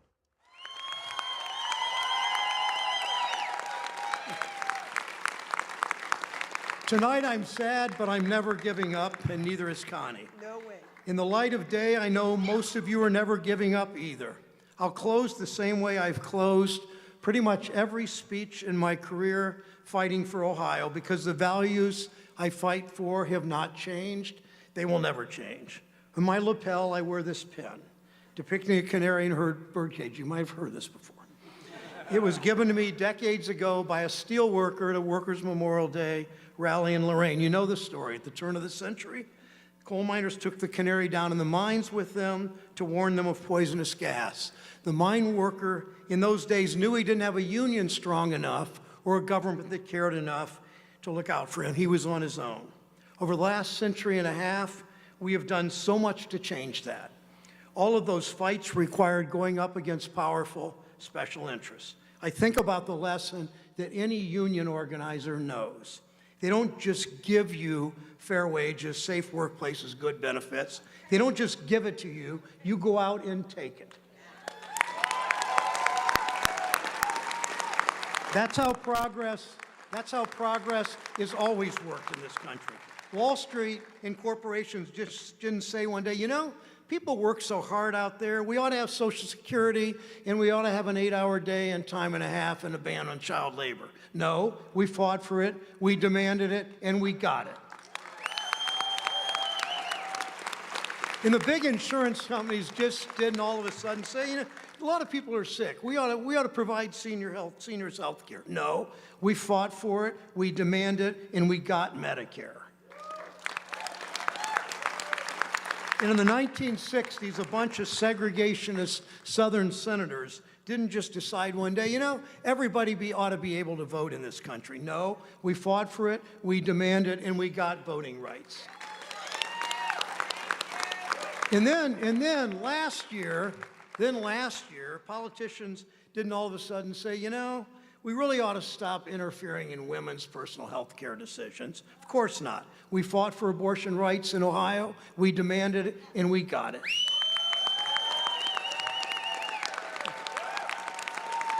In all those fights, progress didn't happen on its own. We know there are so many fights still ahead. When I first came to the Senate, like all new senators, they gave me one of those really expensive, fancy pieces of jewelry. You could kind of walk around, I'm a senator, I'm a big deal. I wore it for a couple days, but it just didn't feel right, so I took it off and I put my canary pin back on. And I've worn that canary pin every day since. So tonight, nothing changes. I don't take off this pin. I'm not giving up on our fight for workers, and I know you won't either. Thank you.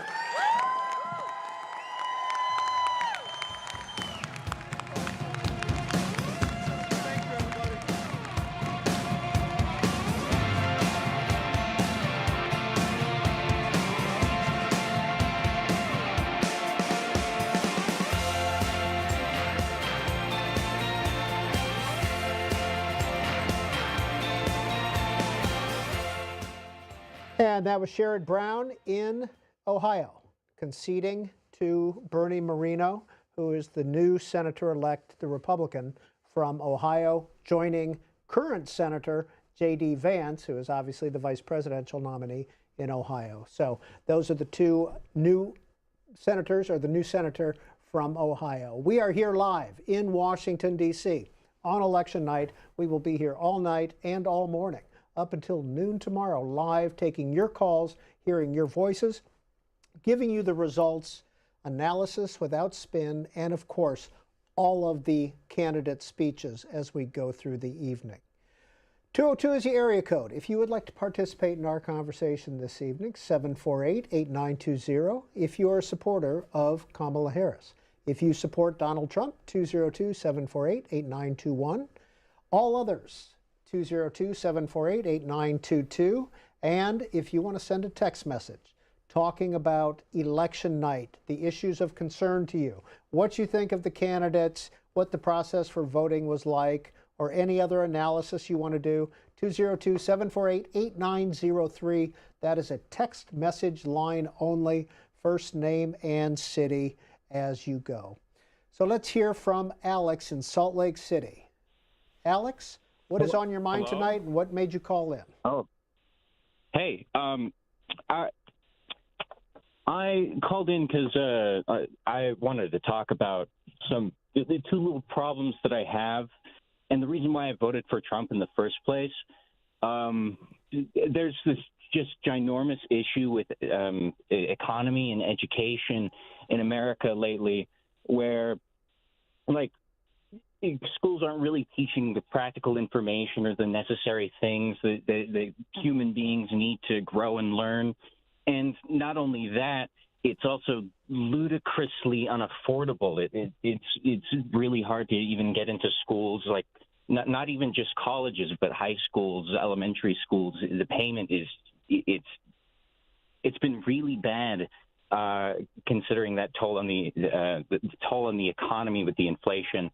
And inflation has got so bad you can't even go to the store anymore and like get normal beers or some food or anything like that without spending like $50 or $100 for something so small. And Alex, you think that a change in party in the presidency can impact that? Yeah, I think that Trump is probably the best choice, because when Trump was in office previously, the economy wasn't as just insanely terrible as it was with Mr. Biden in office. It was just Biden made the economy just tank, and the gas was going crazy. I work and live out of a vehicle, so I need gas in order to live, basically. Now, what do you mean you work and live out of a vehicle? I live alone in an RV, and I've been across the places, but I don't move all that much because I can't afford gas anymore. All right. Alex, thank you for calling in from Salt Lake City. Greta Bronner is with us all evening as well, and she has an update. Well, let's talk about that Ohio race. You just heard the incumbent there, Sherrod Brown, who was seeking a fourth term. In his speech, the Associated Press has called Bernie Moreno the winner there in Ohio. That means Republicans have picked up a second seat tonight, first in West Virginia with Jim Justice, and now in Ohio. So it looks, if everything holds, it looks like Republicans will have the majority in the Senate. There's more races to be called. Follow the balance of power on the side of your screen all night long. Also, you can dig into the Senate races if you go to cspan.org/results. Another call for you in the Senate Virginia race, Tim Kaine seeking a third term, and he gets it tonight. The Associated Press gives him the check mark with 79% of the vote in. Peter? Michael is in San Rafael, California. Kamala Harris supporter. Michael, good evening to you. Please tell us what's on your mind. Hello. Michael? To me, Marco Berti. I called, and there's a long time that I'm on the phone. First, I want to apologize for my English is not very well. It's 30 years I live in this country, but never lost Michael, my I'm going to have to put you on hold one more second. Two things. I promise you we will not hang up on you. We will not hang up. We will want to hear you. But I need you to turn down the volume on your TV. And now we also want to go hear from Dave McCormick, the Republican candidate for Senate in Pennsylvania. He's coming up. By about 100,000 votes.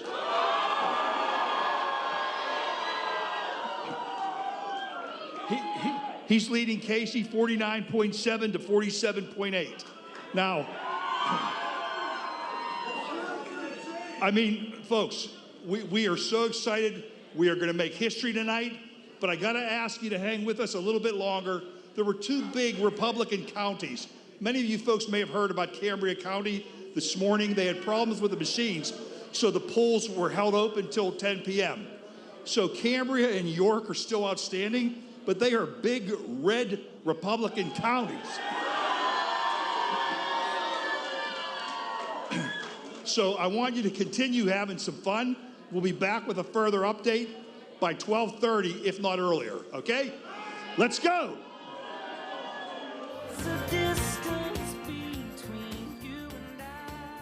Well, they're just priming the audience at the Dave McCormick party in Pennsylvania. That was not David McCormick. And once he comes out to speak to the crowd, we will bring that to you live. Now, we are going to return to our friend Michael, who is in San Rafael, California, and we're going to listen to what Michael has to say. Michael, are you with us? Yes, I'm Marco, not Michael. Marco. Marco. I apologize to you, sir. And I first apologize for my English. You know, it's fine. A long time, and I live in this country, but I've never lost my accent. I want to make a generic, practically conversation, because I heard many of your phone calls, and I want to know what is wrong with this country. So the former president Trump accused the Latino, the immigrants, the poison this country. I don't know, and I saw these people wave the flag behind the Trump. I think they should be shamed, because maybe they forget why they come in this country. If not them, the parents or the great-grandparents. And he said they poison this country. America is poor by Latino. Everything, the agriculture is a Latino. In the restaurant, most of the restaurant in the kitchens, it doesn't matter which country is the restaurant, which food they made. Most of the people in the kitchens is Latino. And the cleaning is Latino, construction Latino. So they don't poison this country. America is pulled by the Latino. You know why? Because they know America didn't want to do this heavy work. This Latino, they're working very hard, and they send the money to the family, and they live in 5, 6 in a room and stuff like this. Hey, Marco, Marco, when did you come to this country, and are you from Italy? I'm coming from Italy. I come in this country 33 years ago. And I'm citizen. I voted. This is why I think that I have the right to say my opinions. Early today, somebody was vote and said, but he was talking. If it was me, I said, do you vote? No, you have no right to talk. You want to talk, you have to vote, and then you can say your voice. So once again, America is pulled by the Latino. If they take away the Latino, you will see what is going on the economy of this country. They do job, they do work, and in America they don't want to do. All right, Marco, we appreciate your being on hold. We appreciate your telling us what your point of view is, and it was nice to hear from you. So thank you. We appreciate that very much. Evan McMorris Santoro, what did you hear from our friend Marco in San Rafael? This passion that he had, which is the other side of this issue we've been talking about with this immigration issue, which is that, you know, we have lived through yet another campaign cycle, another year of incredibly divisive rhetoric, rhetoric that people are not used to hearing. And, you know, when you hear words like poison, it tends to divide people, right? This is the challenge that Trump had when he was president. When he was president in his first term in office, and he hasn't changed his rhetoric a lot, and there are still a lot of Americans who are very turned off by it. So when I hear it, I hear about some of the challenges that will be happening in politics should Trump end up being elected tonight, but also it's a question of what kind of politics do people want? Because Marco also talked about this idea of, if you don't vote, you shouldn't be able to say anything. People are eager, I think, the people I've seen across the country and met across the country are eager to have conversations with each other. They're eager to be sort of decent Americans to each other as much as they can. They feel like it's very difficult now. And because of some of this rhetoric and because of some of the way the politics works now. So I think that this is something that we should are all going to be hearing a lot about and thinking a lot about in the coming weeks and months, years and everything else. When you go to cspan.org/results and you pull up the magic map, which it really truly is, you get a map there. And all the states that have been declared for Kamala Harris are in dark blue. The ones that have been declared for Donald Trump are in dark red. No surprises yet. But guess what? There are 1, 2, 3, 4, 5, 6 still uncalled. All, of the 7, North Carolina is the only one of the battleground states that has been called. That was called for Donald Trump. Georgia, according to the Secretary of State, Brad Raffensperger down there, says that it is Donald Trump's to win.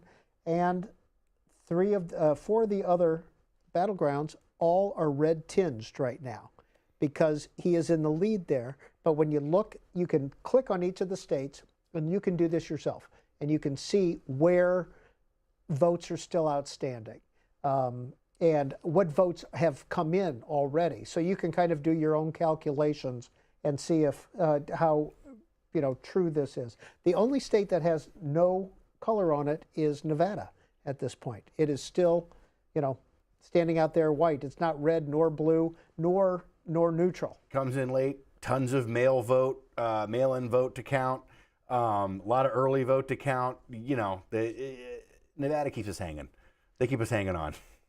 Well, in about 15 minutes, we will see the results from Hawaii. I don't think there'll be a surprise for anyone, the Senate race and the presidential race, when their polls close. Greta Bronner, what do you got for us? Let's check in on those light blue, light red states that you were just talking about on the map. Beginning with Wisconsin, want to update our viewers. Now 69% of the vote is in, and the former president holding on to his lead so far in Wisconsin. Moving on to Pennsylvania, the other brick in the blue wall for Democrats. 19 electoral votes, 81% of the vote is in, and the former president still maintains a lead. Moving on to Michigan, the third brick in the blue wall, and there are 15 electoral votes at stake. 40% of the vote is in, so still quite a ways to go in Michigan. And Jonathan Osting, who reports out of Michigan Politics Reporter, says Trump is leading in Michigan according to current AP results, but those figures don't include Detroit numbers that the city has posted online. Race is pretty much dead even as counting continues, is what he is reporting out of Michigan tonight. Let's go back to the states, the battleground states in Georgia, and give you an update there. 16 electoral votes at stake. 91% of the vote is in here. We've been talking about this. If the Secretary of State is right, then this will go in the GOP column tonight. Moving on to North Carolina, as we said earlier, this was called by the Associated Press for the former president, so he gets those 16 electoral votes. Virginia, this is one that we have been watching this evening to see what happens here. And it looked tight before, but Kamala Harris gets the red check in the state of Virginia with 83% of the vote in. And then we're going to end with that Texas Senate race that we were talking about earlier. The total spending by candidates and outside groups was hundreds of millions of dollars. Senator Ted Cruz is able to hold on to that seat for Republicans, 77% of the vote in, 54 to nearly 44% for Colin Allred. Evan McMorris-Santoro, what were you hearing from Greta when she was giving the results and showing the maps and talking about what votes are still out there, including the Philly? There's some votes left in the Philly suburbs and in Philadelphia proper as well. Right. That's the big basket that Democrats care about, is what those numbers come in. But you and I were talking about Pittsburgh, that we're seeing some numbers in Pittsburgh that look like they're kind of matching what Biden's numbers were. That's good for Harris. That's the kind of thing that she needs to see is to at least match those numbers and improve other places. You know, we have seen in other parts of the country and other sort of places that we've been checking that Trump's numbers outside of those blue dots in the rural areas has really performed quite well tonight, more than he did in 2020. That's helping him out in these conversations. The Texas race is interesting too, that Greta just mentioned. My colleague at Notice, Casey Murray, did a lot of reporting on this Texas race. And, you know, this is another, Democrats find themselves here every 6 years, it feels like, right? Texas, we're going to do something in Texas, and they can't really seem to pull it off. Her reporting this cycle suggested that, you know, maybe there were some issues in the border areas of Texas that maybe the Democrats were not, you know, it's a very big state. Maybe they weren't spending enough time in some places they could get votes that they weren't getting them. But whatever, it feels like an every 6 years conversation we have about Texas. This is going to be a big year for Texas, and, you know, it's a Republican state. Next call here on C-SPAN is Gloria calling from Detroit, a Kamala Harris supporter.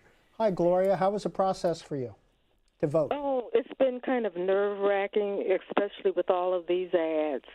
But I just want to say something. I really feel sad because we as a country profess to be a Christian nation. And I've been in church all of my life, you know, from Sunday school to Bible class to church services to conferences, conventions, etc. And in studying, we're taught we're to love God, love Jesus, and accept him as our Lord and Savior, and that we are to love one another, have compassion, show forgiveness, and as much as possible to live peaceably with all men. But we're also taught there are things that we are not to do. We are not to lie, and Trump lies all the time. We are not to be prideful and boastful. Trump is both. Only he alone can do it. We are to think of others as better than ourselves, and I don't think Trump thinks there is anyone better than him. And I just feel that there will be a price to pay, and each of us is accountable to God. And one of the things that he does not like is disobedience. Disobedience is sin and separates us from God. All right, Gloria, I think we got your point about that. Did you go to any Kamala Harris rallies while she was in Detroit? She's been through there several times. Right. I was working, but I watched the rallies. I watched both the Trump rallies, the J.D. Vance, the Kamala Harris, and the Walz rallies. And that helped me to come to the conclusions, the meanness, the vileness of Trump. Ooh, awful, and shame on us. How did you vote in the Senate race there, Gloria, between Alyssa I voted straight Democratic. Straight Democratic? Have you always voted straight Democratic? Well, I voted for a Republican once, but it was as punishment. Because I felt sometimes that we take too many things for granted, all the privileges and all the things that we have. I mean, we just went through 100-year pandemic. Everything was shut down. All these containers that were at ports that the goods couldn't be brought in. We suffered some of the worst things. And just one last thing. I mean, not one last thing, but you got to keep it close. You got to go. Okay, but it's just I don't think realize the depth of the damage that was done by the pandemic, both to our economy and we can't serve both God and worship money. That's Gloria in Detroit. We appreciate your time this evening. Greta Bronner, what do you have for us? Another state has been called in the presidential race, New Mexico. 77% of the vote in 5 electoral votes go to Kamala Harris tonight. Let's talk about some Senate races. These have been called as well. New Mexico. Martin Heinrich is running for a 3rd term. His GOP challenger there, C-SPAN junkies will recognize that last name, Nella Domenici. She is the daughter of the late former Senator Pete Domenici, and Martin Heinrich holds on to his seat in New Mexico. Moving on to New Jersey. This is an open seat. Democrats keep it in their column tonight. Andy Kim, the Democrat, the congressman, fends off a challenge from Republican Curtis Bashaw there with 84% of the vote in. And then in California, this seat left open by the late Dianne Feinstein, Adam Schiff, along with many other Democrats running for this seat against Steve Garvey, the former baseball player, and 61% to nearly 40%, Adam Schiff is declared the winner in California. And then in Washington State, another incumbent, Maria Cantwell, the Democrat, seeking a 5th term, and the voters give her one tonight. Evan McMorris Santoro of Notice, News of the United States. We have been listening and watching Greta go through all that. And what's your reaction?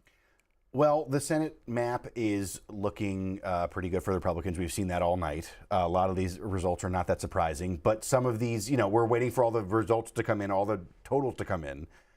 But some of the totals are a little closer than you would have expected. We were talking about New Jersey. We don't know what the final result will be, but that's a very blue state. And it was a strange Senate race in the sense that, the senator that the current senator was convicted of a crime, all of that stuff with Menendez. Andy Kim coming in to replace him, being elected, it sounds like tonight. But that number was close. And that goes back to some of the stuff that Kirk was talking about with they're seeing sort of Republican performance all over the map, right?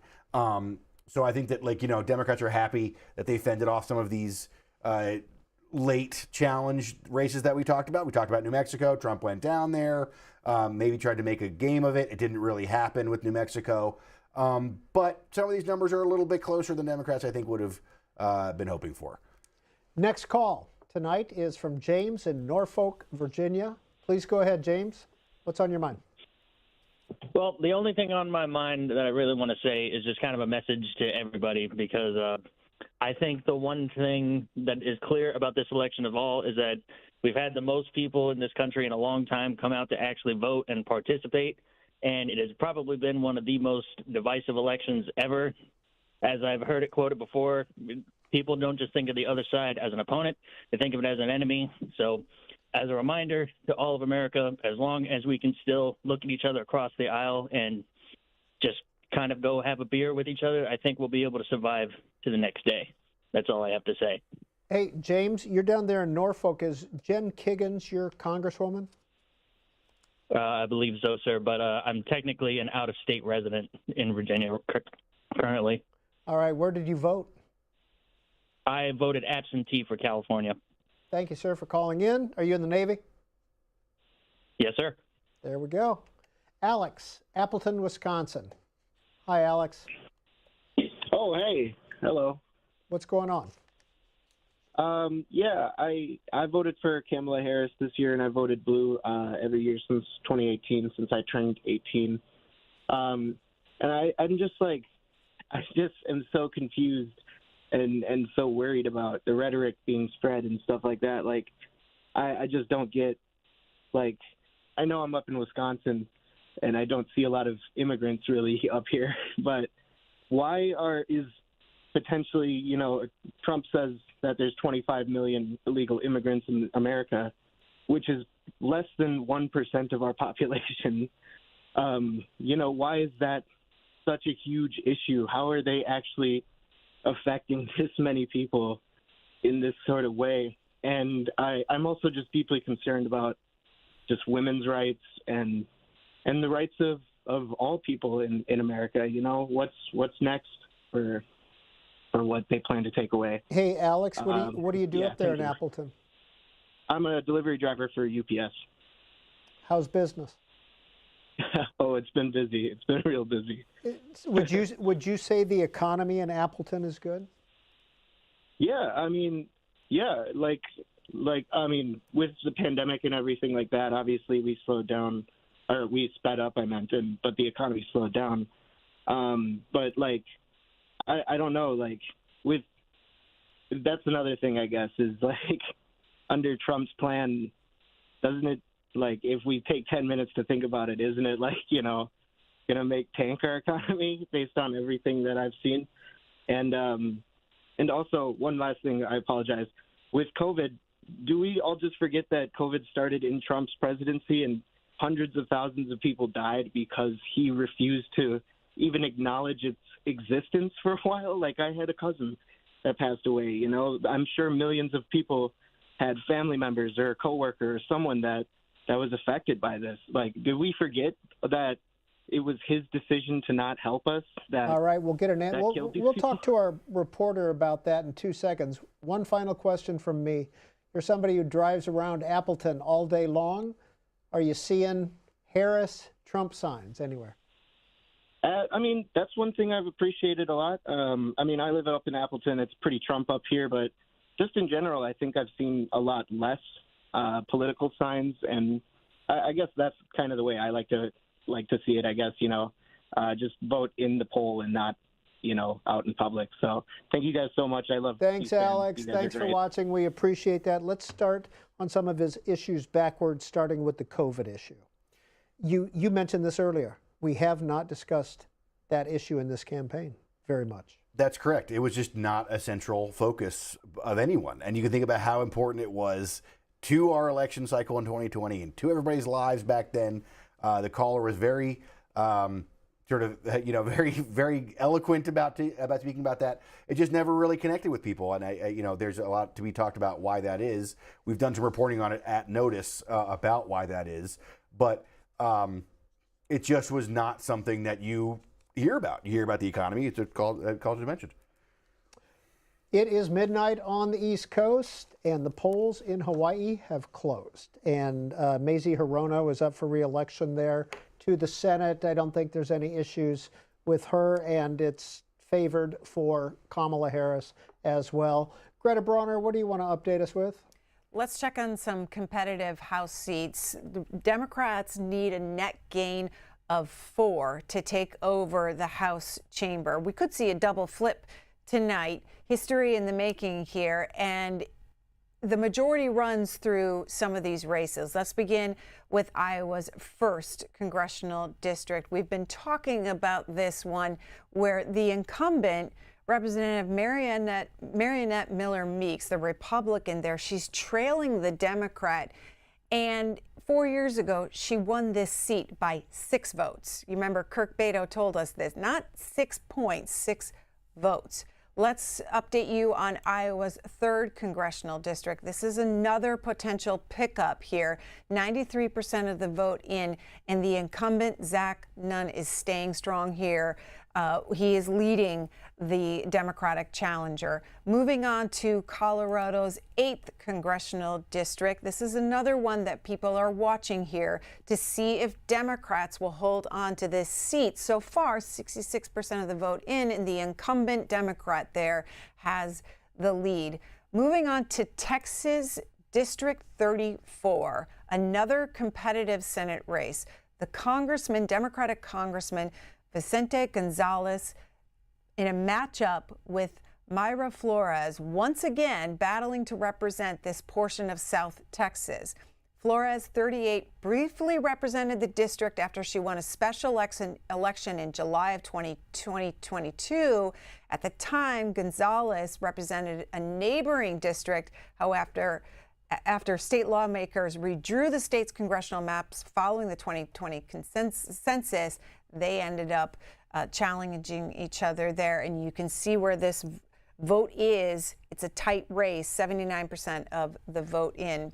Let me go to Nebraska's 2nd congressional district. This is one that folks are watching closely to see if Democrats will pick this up as part of their way to gaining net 4 seats. And you can see here that Tony Vargas, the Democrat who has challenged Don Bacon several times for this seat, has a slight edge over Don Bacon here. Now, Vargas lost to Bacon 2 years ago by fewer than 6,000 votes. This congressional district is known as the Blue Dot. Joe Biden won this district, and it's one electoral vote by 6 points in 2020. Nebraska and Maine are the only two states that split up their electoral votes that way. They don't do winner takes all.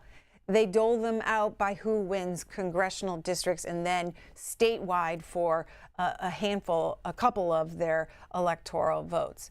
Let's end with Alabama's 2nd district, looking at this race. Democrats were leading in polls in this district, dominated by Republicans for 60 years, until the Supreme Court ordered it to be redrawn in 2022. The district encompasses the state capital, Montgomery, and has a majority of black voters. Black vote makes up 27% of the entire state's population.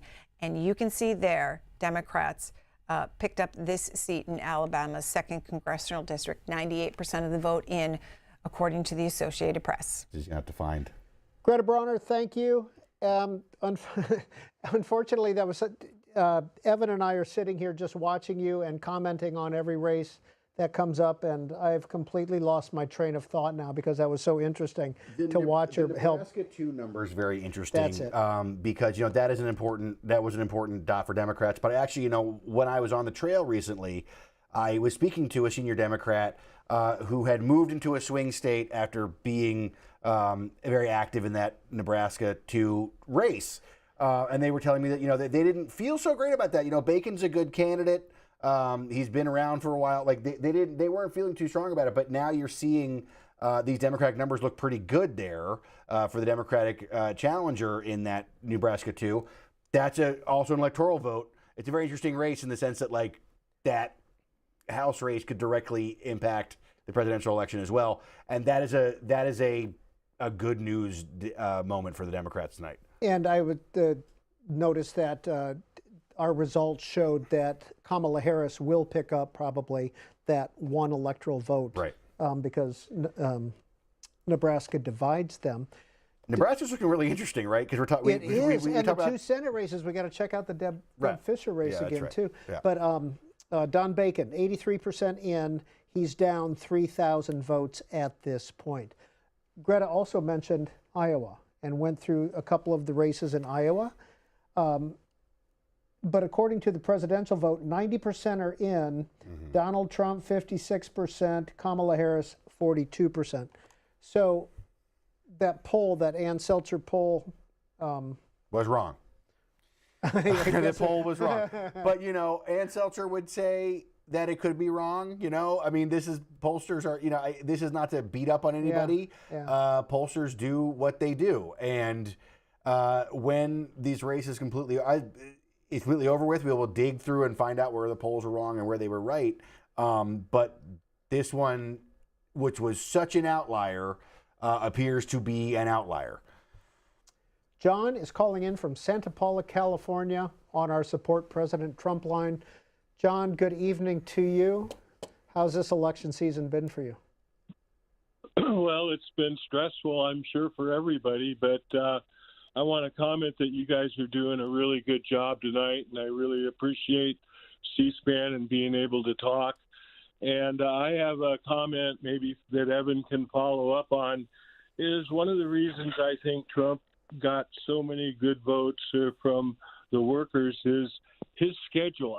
He outworked Kamala Harris. He was up at crack of dawn every morning, working late at night, for day after day after day after day. And that resonates with the working man because we all get up early, rain or shine, we got to go to work and we got to be there.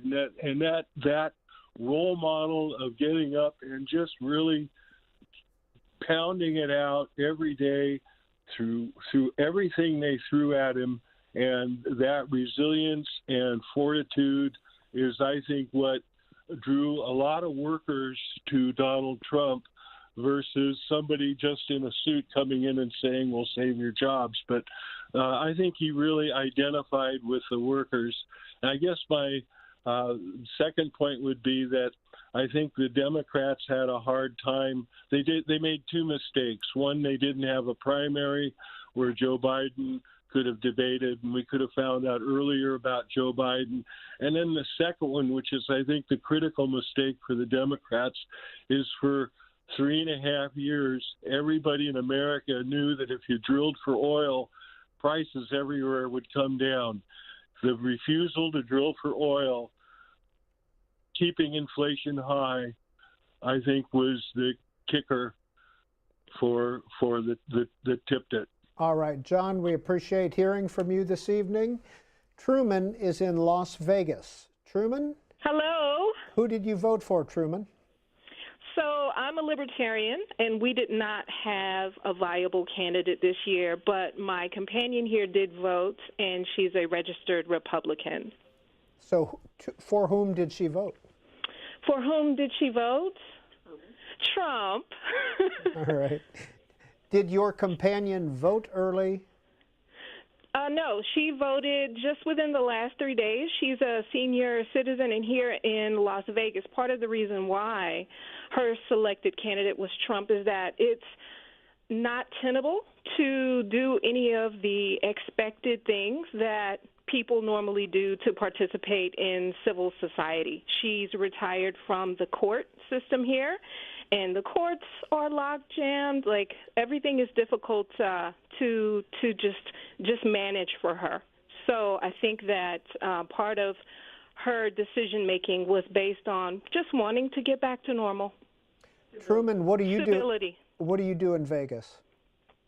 I'm a consultant. I'm just visiting, but we have been cruising through the networks, and I said, hey, let's turn it on C-SPAN. We were just fatigued with all of the just abysmal pontification and back and forth and this and that, and it's just so regular and refreshing to see the C-SPAN graphic. And you look great. I remember you from Brian Williams when you first began hosting. You look awesome. Just glad C-SPAN is available for us. Okay, that's Truman in Las Vegas. We appreciate your calling in, appreciate your staying with us. The nice thing about C-SPAN is you also get results, analysis with no spin, you get all the speeches, and most importantly, we get to hear your voices. Paul in Baltimore. Hi, Paul. Hi. What's on your mind? Well, I voted for Kamala Harris, and I'll only give my opinion, okay?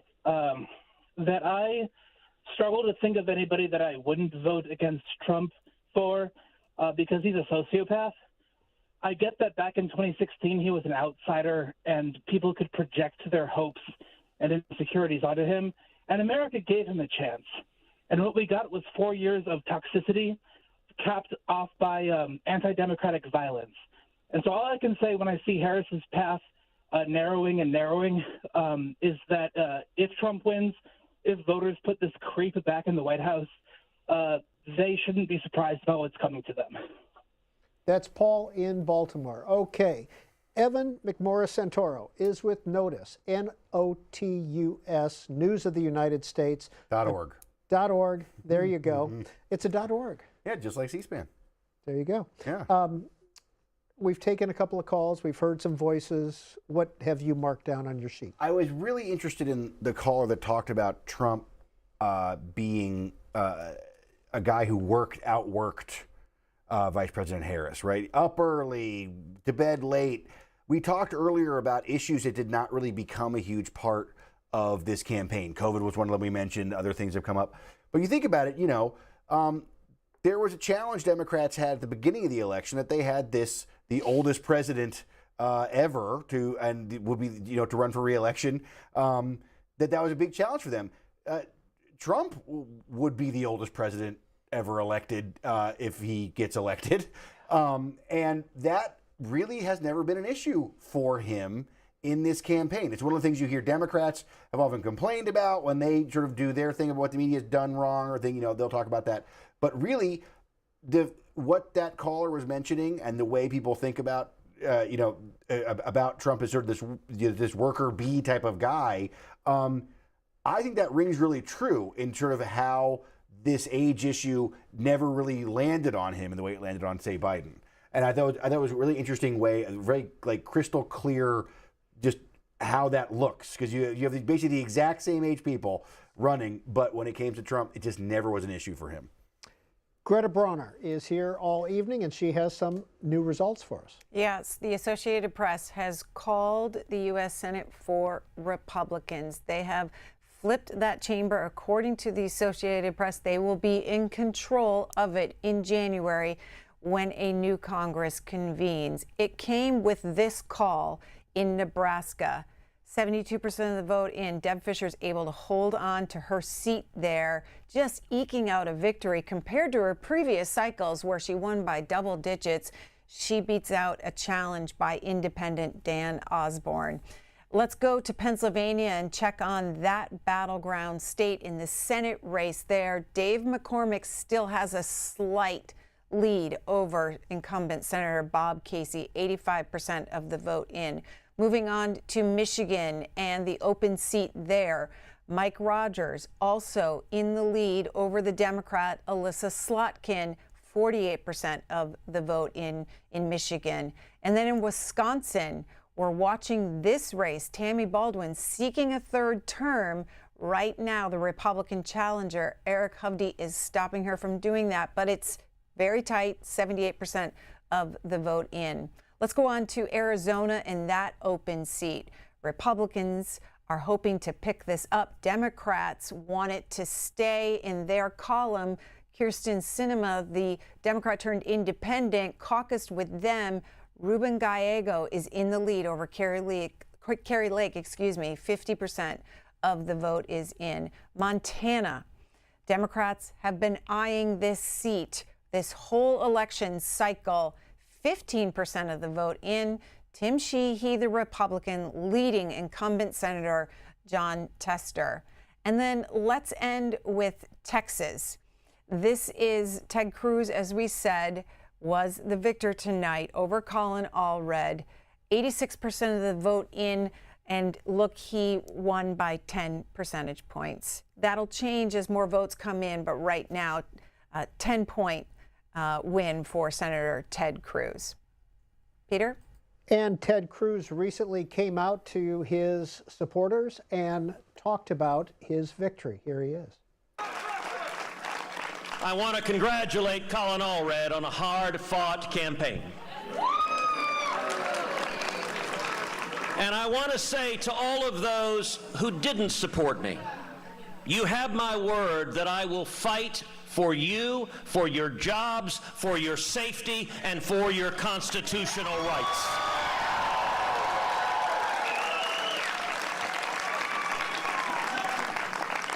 But tonight, the people of Texas have spoken.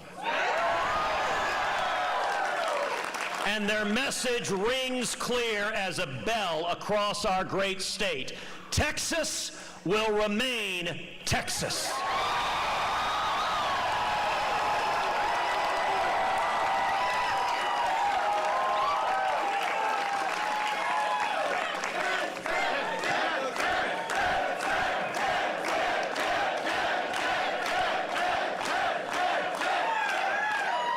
You know, the media were ready to write off Texas.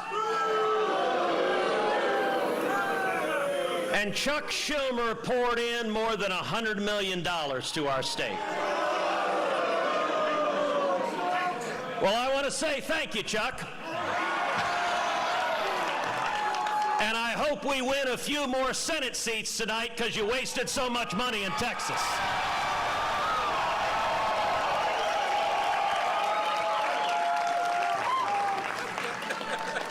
They deployed every trick, every lie, and every Hollywood celebrity they could find.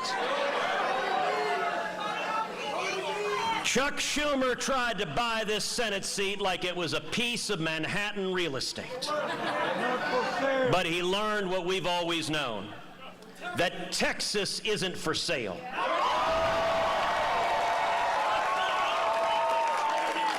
And Texans can't be bought.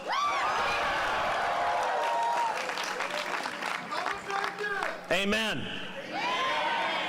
Over the last 2 years, I've traveled every corner of this state, from the Panhandle to the Valley, from deep East Texas to far in West Texas.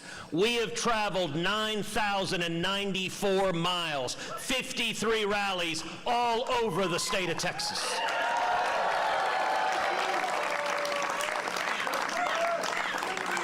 I've worn out my boots, at times my voice, and certainly the patience of my incredible political team, who did an amazing job on this campaign, and I think is the very best team in all of politics.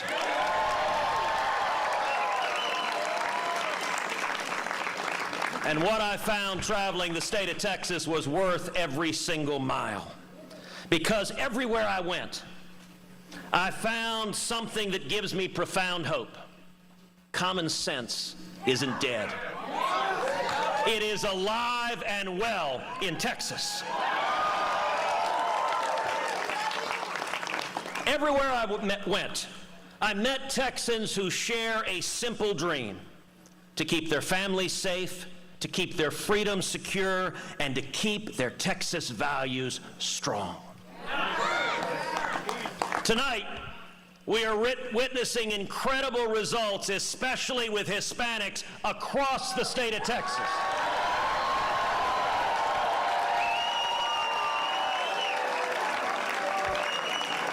And we are seeing tonight generational change in South Texas.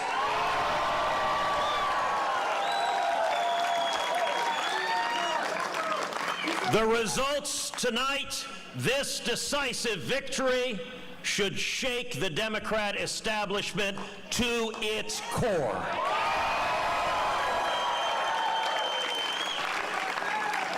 I've spent months in the Rio Grande Valley, sitting in family kitchens, visiting small businesses, praying in local churches. And let me tell you what I learned. Our Hispanic communities aren't just leaving the Democrat Party. They're coming home to conservative values they never left. My dad is 85. My mom turns 90 this month. Both are here tonight, and I love you both very much. You are my heroes.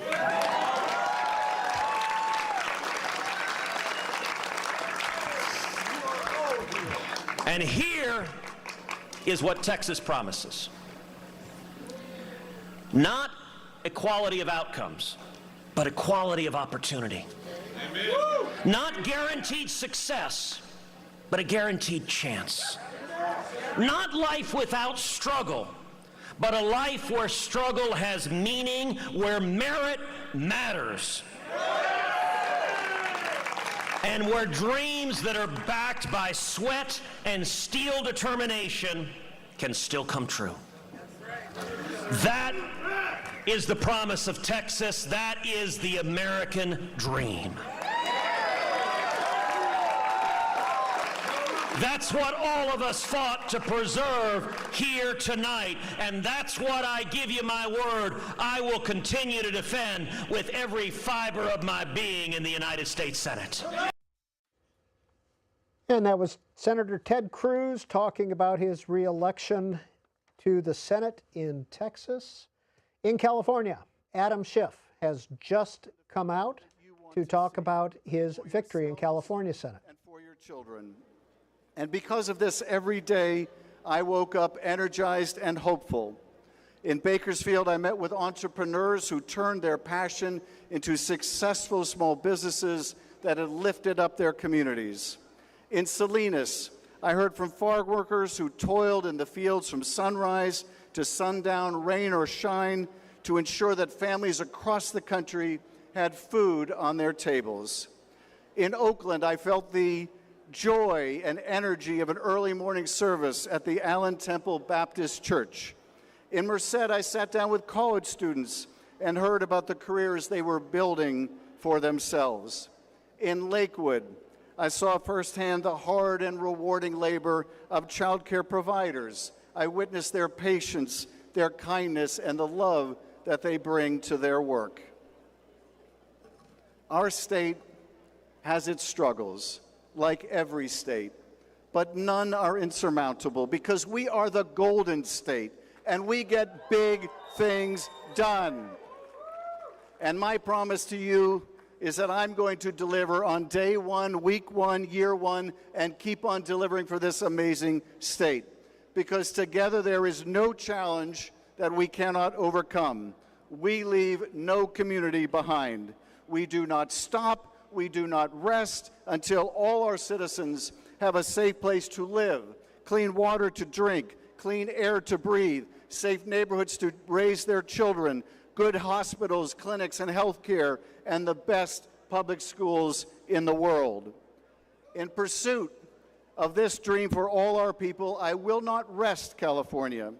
In the Senate, I will be a champion and voice for all Californians, whether you voted for me or not, whether you live in the big city or a small county, whether you grew up here or came to America searching for a better life. We are going to build more affordable housing so that you aren't forced to choose between your rent and putting food on the table. We are going to ensure that our fellow neighbors do not have to sleep on the street. We are going to help hardworking families by lowering costs. We are going to fight tooth and nail to protect abortion access and defend democracy and our freedoms. We are going to bring resources and jobs back to the Golden State to create opportunity for all Californians. We're going to fight on behalf of our dream workers, our farm workers, our immigrant families, so they no longer have to live in the shadows. We are going to protect our planet, fight climate change, and bring good-paying green jobs here to California. It is a big task, I know, but we can do it because we are going to do it together. I am determined to fight every single day on behalf of this great state and its great people, and I am so thankful for your trust and your support, and I can't wait to do this job with you together. I want to thank my incredible wife, Eve, and yes, we are Adam and Eve. My kids, Lexi and Eli. Lexi's boyfriend, Eric, gets a shout out. My brother, Daniel, and his wife, Amy. My brother, David, and his family. My nieces and my nephews, and of course, the one the world revolves around, baby Maya. I could not have done this without your endless love and support, and it's so wonderful to get to celebrate with you tonight. Eve, I don't know where to begin, but this Adam would be lost without this Eve. I love you, and I'm grateful to you for your strength and love. Lexi and Eli, being your dad is my favorite job in the world. I love you, and I am so proud of you. And I also want to acknowledge my mother and father, Cheryl and Ed Schiff. While they're no longer with us, I wouldn't be standing here but for their love and guidance and support. My father lived to be 96. He passed earlier this year. And I so wish he could be here with us tonight. Dad, give Mom a hug and tell her I hope she's still not upset with me for not being a doctor. I also want to thank every volunteer and supporter who made calls, sent texts, knocked on doors, and chipped in a few bucks, because your hard work not only made this Senate race possible, but you are going to deliver the House of Representative Majority to Hakeem Jeffries tonight.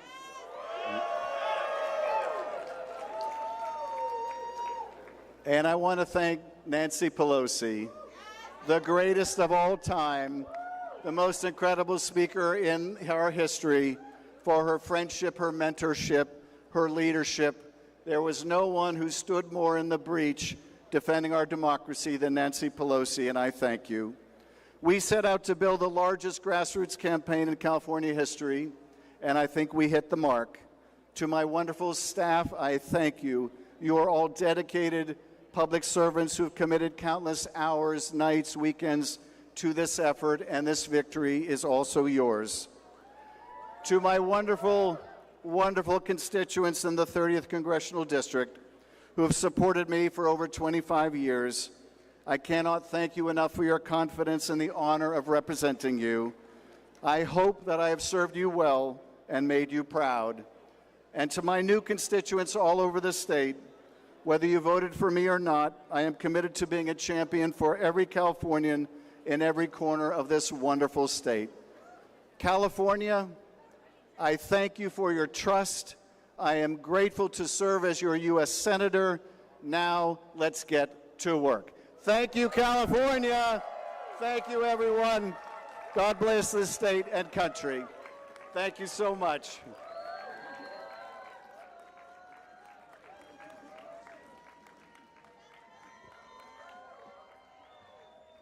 That's the new senator-elect from California, Adam Schiff, who defeated former LA Dodger Steve Garvey in the Senate race there. And now, live to Washington, D.C. and West Palm Beach, split screen. On your left is the Harris headquarters at Howard University in Washington, D.C. And on your right, in West Palm Beach, Florida, at the convention center there, is the Trump crowd. And you can see both have supporters there milling around. We will go live, of course, to both Kamala Harris and Donald Trump if and when they speak to their groups. It is 12:30 here on the East Coast, and 2/3 of the states have been called, and Greta Bronner has some more results for us. We'll check in on those competitive New York House races. The path to the majority runs through these New York races and California races. Let's start with some called races. This is the first district in New York, 98% of the votes in. Nick LaLota who's seeking his second term, is going to do so in the next Congress. John Avlon, CNN analyst, political analyst, ran for this seat and is unable to unseat LaLota tonight. Moving on to New York's 18th congressional district. This seat is represented by Democrat Pat Ryan, and he gets another term in the House next year. Moving on to New York's 22nd district, Republican Brandon Williams loses tonight. He's serving in his first term, and he loses tonight to his Democratic challenger there. These are the other New York races that are competitive that we're watching. The New York 3rd race, the district is represented by a Democrat there who won a special election. This is to fill the disgraced Congressman George Santos's seat when he was removed from office. And you can see where the vote is right now with 97% of the votes in. And moving on to New York's 4th congressional district, it's represented by the 4th congressional district, represented by first-term Republican Anthony D'Esposito, who prior to electing to office was a detective in the NYPD. He had some controversy in the closing days, a scandal in the closing days of this election. He's hanging on right now, the Democrat leading him with 98% of the vote in. And then two more New York races. The 17th congressional district is also a competitive race. Mike Lawler represents this district. Lawler, who in his first term worked in political communications and worked for Republican elected officials before being elected to the state assembly in 2021. His campaign also found controversy this election cycle, and he is holding on right now with 75% of the vote in. Let's look at New York 19th congressional district. It is represented by Republican Mark Molinaro, serving his first term, and the Democrat Josh Riley leading the incumbent at this point, 97% of the votes in. So we'll watch to see if this gets called by the Associated Press. Peter? Thank you, Greta. Alyssa Slotkin, the Congresswoman from Michigan, the Democratic nominee for Senate, is out speaking. Let's listen in. This is live. I also want to recognize my biggest champion in this race, and that's Debbie Stabenow, Senator Debbie Stabenow. She is the definition of pure Michigan. She has quite literally dedicated her life to serving the state at the local, state, and federal level. She's been in service for 50 straight years. And as the first woman ever elected at the federal level for the state of Michigan, I owe her a huge debt of gratitude that I can never repay, and women of Michigan cannot repay. She put up with an enormous amount of crap. Enormous. So, we always knew that this was going to be a tight race, and that is exactly what we are seeing unfold in front of us. There are a lot of votes left to count. This happens in every single election. I've had 3 tough elections, and we're here till the wee hours of the night. So my message to you all is to get some rest, hunker down. We've got a long way to go. But I want to talk for a moment about where we are in general and where we go from here. Michigan is a big, diverse, beautiful place that has given so much opportunity to so many people, and that is something that we should all be deeply proud of. If you can do big things in Michigan, you can do big things in the whole country, because we are a microcosm of the country here. We are home to Democrats, Republicans, and independents, and everything in between, and that's not going to change anytime soon. We are on this boat together. It has been a very long, very heated campaign. But over the next few days, the results will come into focus, and the task before us will be to come together, to reach out to people we may not always agree with, to focus on our future as a state and as a country, because no matter how passionately we disagree, first and foremost, we are Michiganders. We are all Michiganders, we are all Americans, and we got to move forward together. We're all on this boat together. We have had difficult periods in our history before, right? We all know that our politics have been really divisive for a good better part of 7 or 8 years. But it is not the only time that we have had tough, divisive periods in our history, right? If you go back through history, you can see these chapters, one after another, where Americans were fighting each other, were frustrated with each other, were tense with each other. And it was right that people said to themselves, how will we go on as a nation? But every single time we have gotten through those periods with 2 things: engaged citizens and principled leaders. Every single time in our history, we've had citizens who just do a little bit more than they're used to doing because they're concerned about their country. And then you've had principled leaders ready to receive the ball and do something about it. Just by being here, so many of you have worked so hard in order to help our state, the country you love. You are engaged citizens, and I thank you for that. And I will do everything in my power to be the principled leader you deserve, whatever the results of the election tonight. So thank you for your time, for your energy. Get some sleep. Try to process through. Don't just scroll and scroll and scroll. Like, we're going to know tomorrow on a whole bunch of things, but for now, I cannot tell you how much I appreciate you. It has been the greatest honor of my life to be the nominee for U.S. Senate in the state of Michigan, the state I love, and I cannot tell you how positively I feel, no matter what happens, about the future of our country, because I've seen people step up, I've seen people operate, I've seen them take a hold and just do something with that energy. So thank you, thank you, thank you. To be continued, and I appreciate every one of you. Thanks so much. Thanks, everybody.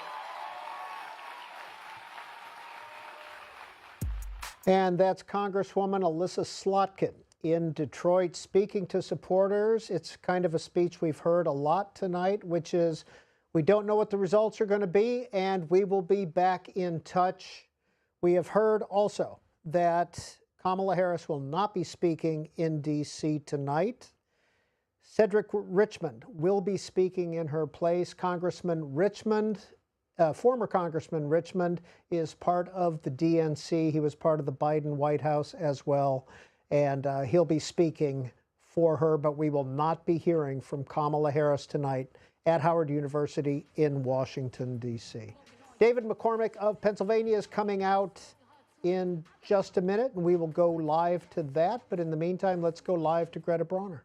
Let's check in on the battleground states, Peter, before we do that. In the state of Wisconsin, watching this one closely because you can see the former president in the lead, and it's still close, 82% of the vote in. We'll see what happens when more of the vote comes in throughout the night. Then we'll go to Michigan, and the former president leading here, 52 to 46%, 55% of the vote in. You just heard Alyssa Slotkin say we're not going to know anything in her race, likely not know the outcome of the presidential race in Michigan either tonight. Moving on to Pennsylvania, the Keystone State, the biggest electoral vote prize here.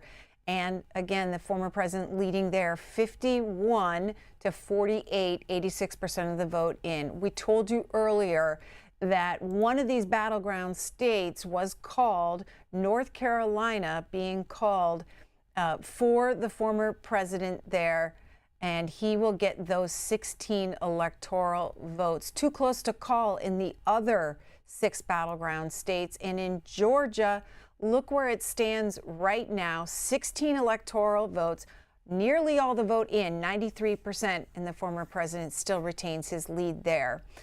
Let's look at Arizona. The former president leading there just slightly in Arizona, less than a percentage point, 51% of the vote in. Let's talk a little bit about these battleground states from reporters in those states.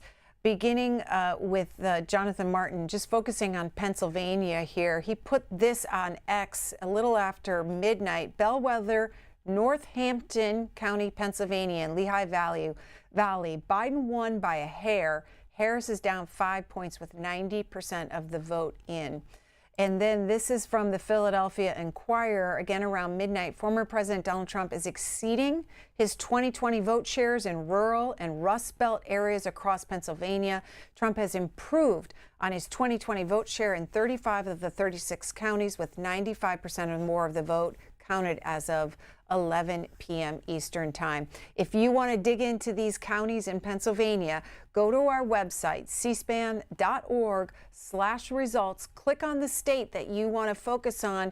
It will bring it up, and you'll be able to see the votes being tabulated in real time in these counties. Peter? To add to what Greta said, that QR code in the far left corner of your screen, just put your phone at that, and that'll take you right to that results. This map is in real time. It's pretty fantastic if you like to track this type of stuff. Cedric Richmond is due to speak for Kamala Harris shortly at Howard University, so we will be going live to that once that happens. In the meantime, we want to hear your voices as well. Melinda in Salida, California. How was today for you, and how did you vote? Well, it's looking positive when I see some of these results. I voted for Trump, and my purpose for calling in is to mention a few things that in response to some comments I've heard at least 4 people made today in reference to Trump. I wanted to clear those up, but I first wanted to, I think the gentleman with you is named Evan, is that right? Evan McMorris Santoro of Notice, notus.org. He had to leave, and unfortunately, so we had to say goodbye to Evan, and so that's the situation. Well, I wanted to compliment him on, or thank him for his comment about Trump's mental stability as far as his aging, because so many times people judge people simply by age, and I have to say that my mother was 95 and a half and still had all of her mental faculties when she passed away from other circumstances. So Melinda, why are you age is sometimes chronicle? Why are you a supporter of President Trump? I'm a supporter because I believe in a lot of his tactics as far as dealings with foreigners. I know that I wanted to comment in reply to a statement made by a gentleman earlier today about that man worrying about how he befriends. And we're going to leave it right there, Melinda. I apologize. Cedric Richmond live at Howard University for Kamala Harris. Good evening, HU. I want to say good evening to all of the Harris campaign, the campaign family. Thank you for all that you have done. Thank you for being here. Thank you for believing in the promise of America. We still have votes to count. We still have states that have not been called yet. We will continue overnight to fight to make sure that every vote is counted, that every voice has spoken. So you won't hear from the Vice President tonight, but you will hear from her tomorrow. She will be back here tomorrow to address not only the HU family, not only to address her supporters, but to address the nation. So thank you. We believe in you. May God bless you. May God keep you. And go HU and go Harris. Thank you all.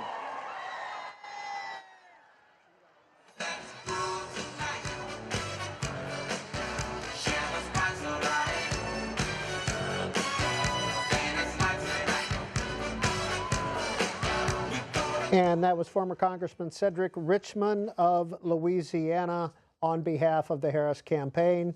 You heard what he had to say about Kamala Harris not coming out tonight to speak to the audience. We have not heard yet from West Palm Beach, which is the Trump-Vance headquarters down there. Once we do, we will go live. There's a live picture of West Palm Beach Convention Center.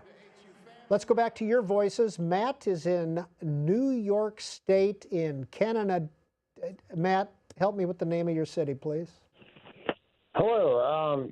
So my name is Matt Bodo. I'm calling from upstate New York right now, even though I lived in Alaska for a while. I've called in CSPAN before.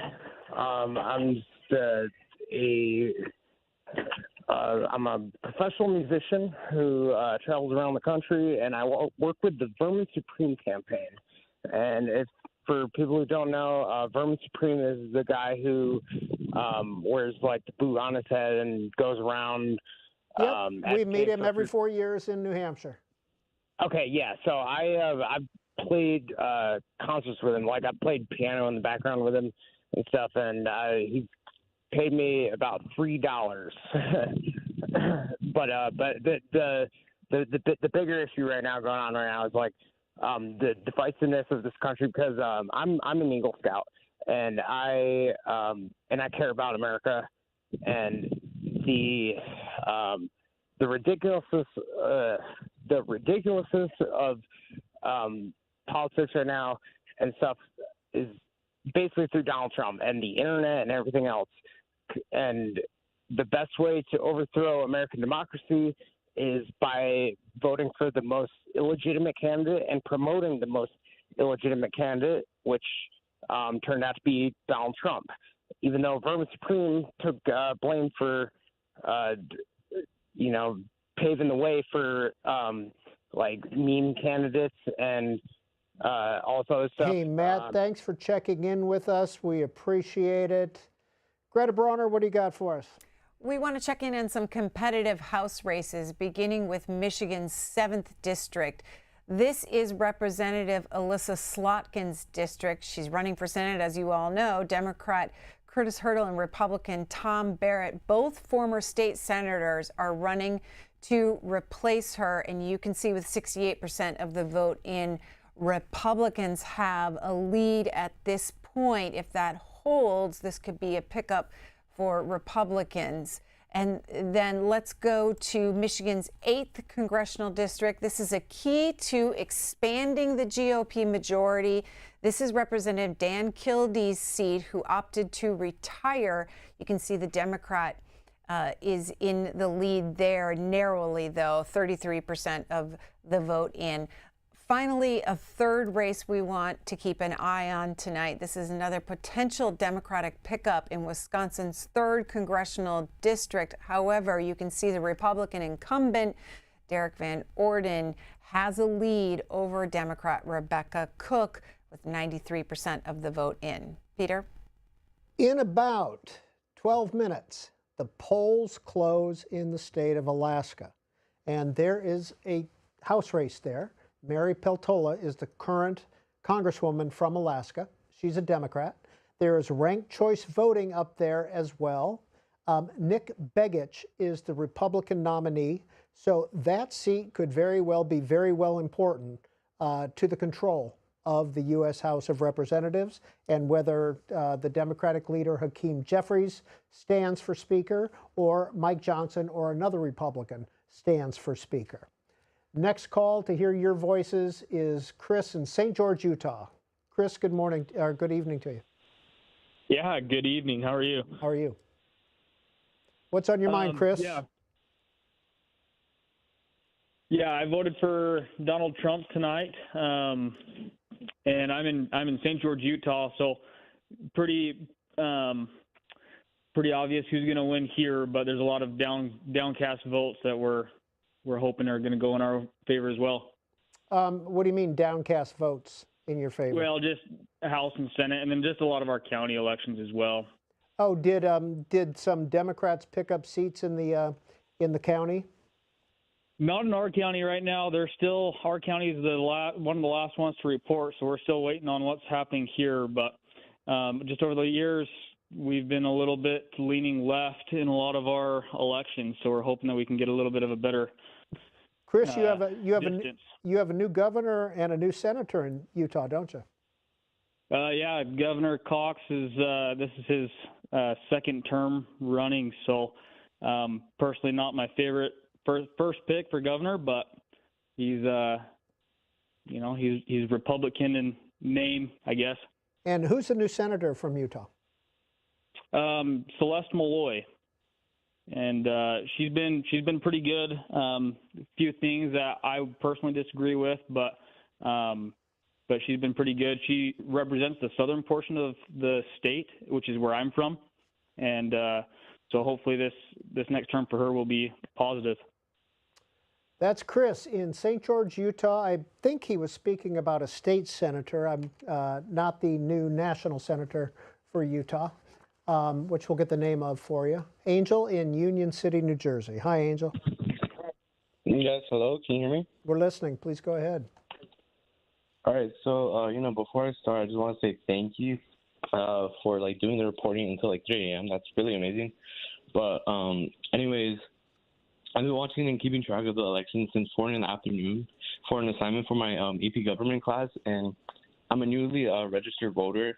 And I had a conversation with my professor, Melissa, recently, and right now I'm doing an assignment from C-SPAN classroom, and I'm glad on my decision for supporting Kamala because she has great views on abortion rights, and I believe that women in the country should have a choice on their body, as well as with their tax plan, because with Trump, he only cares about the wealthy, and it's time for to make history in the U.S. with Kamala.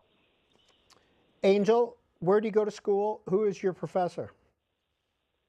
I go to Jose Marti STEM Academy, and my teacher is Matthew Malizia. Is that a high school? Yes. Is it in Union City? Yes. And what exactly was the assignment? Right now, we have to take notes on the entire election. So it's the title of the assignment, 2024 election night, what to expect. We've been looking at previous elections, learning about the different swing states, especially the swing states, because there's a focus on Pennsylvania right now, because it's pretty much the deciding factor in the election. Okay. What have you learned watching election night tonight on C-SPAN? Definitely about how there's a blue shift and a red mirage and vice versa. How at first, it could be leaning toward one party, but then, after time passes, it switches to another. And that's really important since, Harris is at 220 and Trump is at 230 right now. Have you looked at cspan.org/results on your computer or your phone? Yes, I'm looking at it right now. Have you used the map? Yes. What do you think? I think it's very amazing. I like how you guys show how the districts are voting, and it provides a lot of insight. Angel, we really appreciate you watching C-SPAN. Please tell your teacher thanks for her assignment, and keep up the good work. Greta Bronner. The Associated Press earlier tonight calling the U.S. Senate for Republicans. That party will seize control of the upper chamber for the first time in 4 years.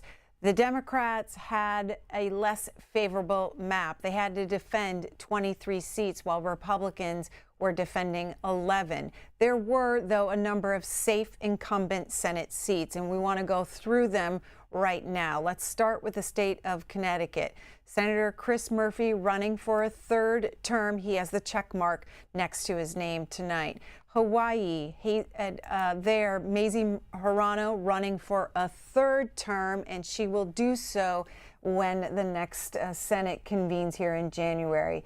In Massachusetts, Elizabeth Warren asking for a third term, and she gets one from the voters in Massachusetts tonight. And then in Minnesota, Amy Klobuchar is declared the victor there. Moving on to the state of New York, Kirsten Gillibrand, she will serve a fourth term in the U.S. Senate. And then in Rhode Island, Sheldon Whitehouse, he will be serving a fourth term as well in the U.S. Senate. And let's look at the state of Maine. Angus King is an independent. He caucuses with the Democrats. With 47% of the vote in, he has a sizable lead. This has not been called yet. Peter? Let's go to Pennsylvania. David McCormick, the Republican nominee for Senate, has just started speaking live. We have no idea what he's going to say. We've got to do it. And listen, this election night's not quite over, but about 85% of the vote is in. And we've looked at where all the rest of it coming, and it looks like we're headed in a very good direction. And listen, when we started this, Dina and I looked at the country. We feel like we've been blessed by everything America has to offer, two of the luckiest people in the world. But that opportunity, that American dream is slipping away, and we got to get it back for every single Pennsylvanian and every single American. And we need new leadership. We need new leadership in the Senate to make sure that every single kid in Pennsylvania has the opportunity to be all that they can be, regardless of party, race, creed. We need to create opportunity for every single person. We need to create an economy that works for everybody. We need to secure our border. We need to have energy policy that protects the environment but also makes us secure and creates great jobs. The bottom line is we need leadership. We don't have it, and we're going to get it. And so, listen, in the coming days, the election results will be finalized. And when they are, we will look forward to a new agenda, a new America. And we'll look back on this day today and we'll say that was the day that we turned the corner. That was the day that we had new leadership in Pennsylvania. That was the day that we got our country back on track.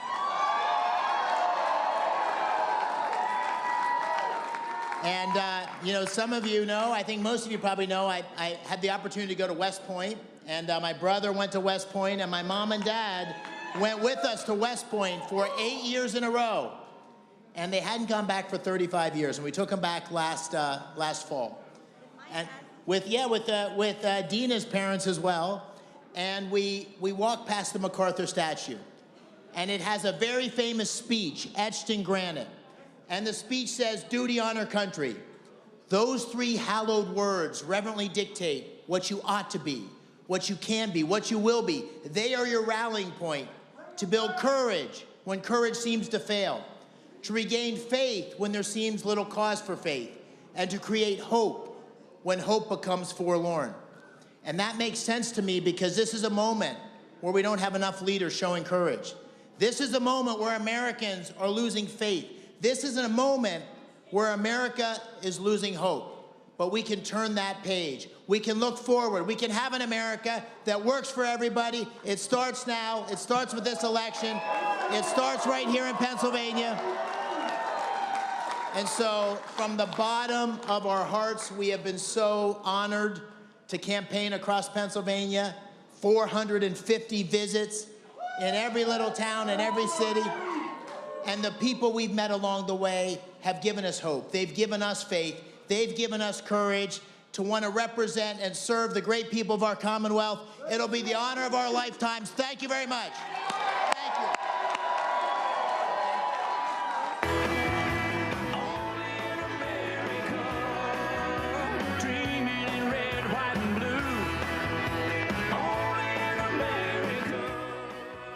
David McCormick in Pittsburgh, not declaring victory, but speaking to his supporters. Bob Casey, the incumbent senator, we have heard, is not coming out to speak to his supporters tonight, so we will not be hearing, we don't think, from Bob Casey. But we will be hearing from Greta Brawner. As the Secretary of State in Georgia predicted, Georgia is red tonight. The former president winning the state 50.9% to 48.4%. So put those 16 Electoral College votes under the former president. You can see on the side of your screen, we're keeping tabs on the Electoral College count tonight. One of these candidates needs to get to 270 to be declared the victor of the White House. Peter? Let's return to your calls and your voices and your thoughts, and we're going to talk to John in Washington, D.C. John, good evening. What do you think about election night tonight? Good evening. Thank you for the work that you do. My roommate and I love to call or watch C-SPAN. We tuned into the RNC and the DNC. Election night, what am I thinking? I didn't vote this year. I am, so I'm just kind of watching the results come in and biting my nails. Why did you not vote this year? I believe that a democracy should be a contest for votes. And in 2020, I voted for Joe Biden. I held my breath. And with the foreign policy of the current government and the genocide in Gaza, I wasn't comfortable to vote for Kamala Harris. Who would you like to have seen run for president? I supported Bernie Sanders in 2020. I would have supported him in 2016 if I were able to vote. I think that our system is unfortunate in the way that it's designed, kind of the power of money in our politics, the entrenchment of elites. I understand it's kind of a hard deal with what's politically pragmatic and possible, but still, I think that even with the two-party system, that both sides could have articulated a more humane policy in Gaza. I think about the smirk of Matthew Miller at the State Department. I think about the complacence of Jake Sullivan in the White House. Middle East has been quietest. John in Washington, D.C., thanks for watching. Thanks for calling. Greta Brawner, do you have an update for us? Yep, on the Keystone State, Peter, let's look at Pennsylvania here. 90% of the votes are in, and Donald Trump is still leading Kamala Harris there. Cook Political Report with this update just before 1 a.m. Eastern Time. Which way will Pennsylvania fall? Erie County, an iconic bellwether that went Obama, Trump, Biden, has Trump winning by 1.5 points with almost all the vote in. Go to cspan.org/results. Go to the Pennsylvania, click on the state of Pennsylvania, Erie County, up in the left corner, there it is, and watch this county. Cook Political Report calling it a bellwether for the state of Pennsylvania. You can see it's trending red right now. The Cook Political Report says this also about Pennsylvania. The same is true for Northampton County, another historic bellwether, and Trump leads there by 5. Again, go to the map, cspan.org/results. Use the QR code in the lower left hand of your screen to get there, and you can follow along as we continue to watch Pennsylvania. The Senate has been called for Republicans, with Republicans picking up at least 2 seats in West Virginia and in Ohio. And looking favorable for a couple of other seats for the Republicans. The House, too early to call. Who controls that? The Democrats only needed to pick up 4 seats to gain control of the House of Representatives. That's too early to call. The presidency, of course, also too early to call. About 20 minutes ago, we heard from Cedric Richmond, who worked on the Harris campaign, said we would not be hearing from Kamala Harris at Howard University tonight, which is where she had her supporters gather, but rather tomorrow morning. We have not heard anything yet from West Palm Beach Convention Center, where the Trump Vance folks are gathered. We do know that Mike Johnson, the Speaker, is in his headquarters or his home district of Shreveport. We know Steve Scalise is in Metairie outside of New Orleans, his home district. Tom Emmer, the third-ranking Republican in the House, is at the West Palm Beach party. Hakeem Jeffries is in his home in New York. Catherine Clark, the second-ranking Democrat, is in D.C. Pete Aguilar is out in California, the third-ranking Democrat in the House. So that's where the House leadership is right now on election night, but that could change depending on who may or may not win. Brian in Des Moines, thanks for holding on. Iowa got a lot of news this past week. Brian, what'd you think of that? Oh, it's been a lot. I'm glad it's coming to an end finally. I'm glad it's looking like Trump's going to be the next president. We're finally getting to the end of the runway here. Brian, did you see where the poll by the Des Moines Register came out and had Kamala Harris ahead by 3 points? Yeah, I did, and I didn't really put any weight into it. Most of us average working class out here is where it's going to fall. That's just going to be around the main cities, Des Moines, and that kind of stuff. Yeah, we, according to the AP results, which are on our website at cspan.org, results, 56% to 42%. That's a 14-point victory for Donald Trump in Des Moines. That's 94% of the vote counted. Brian, what makes you call C-SPAN tonight? What motivated you to call in here and voice your opinion? Mostly it's so everybody cares about every little word, and nobody's really putting the time or looking into the track record of these candidates. We're not hiring people to be nice. We're hiring people to take care of us American citizens. In 3.5 years, I haven't seen much from Kamala.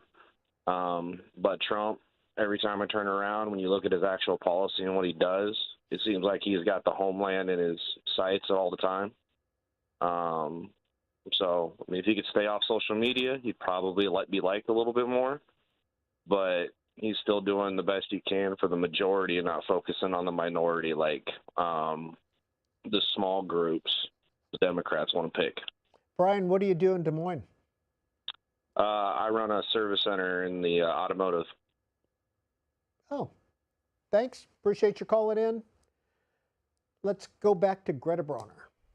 We'll check in on those competitive Senate races beginning in Pennsylvania. Want to show you where the vote stands now. 90% in, and look how tight this is between Dave McCormick and Democratic Senator Bob Casey, the incumbent there. Moving on to Michigan, and you heard Alyssa Slotkin say we won't know anything tonight in this race. 60% of the vote is in. Mike Rogers with a lead there. And then in Wisconsin, Tammy Baldwin, the incumbent Democratic senator seeking a third term, versus Eric Hovde, the Republican, and he, the Republican challenger, is in the lead with 86% of the vote in.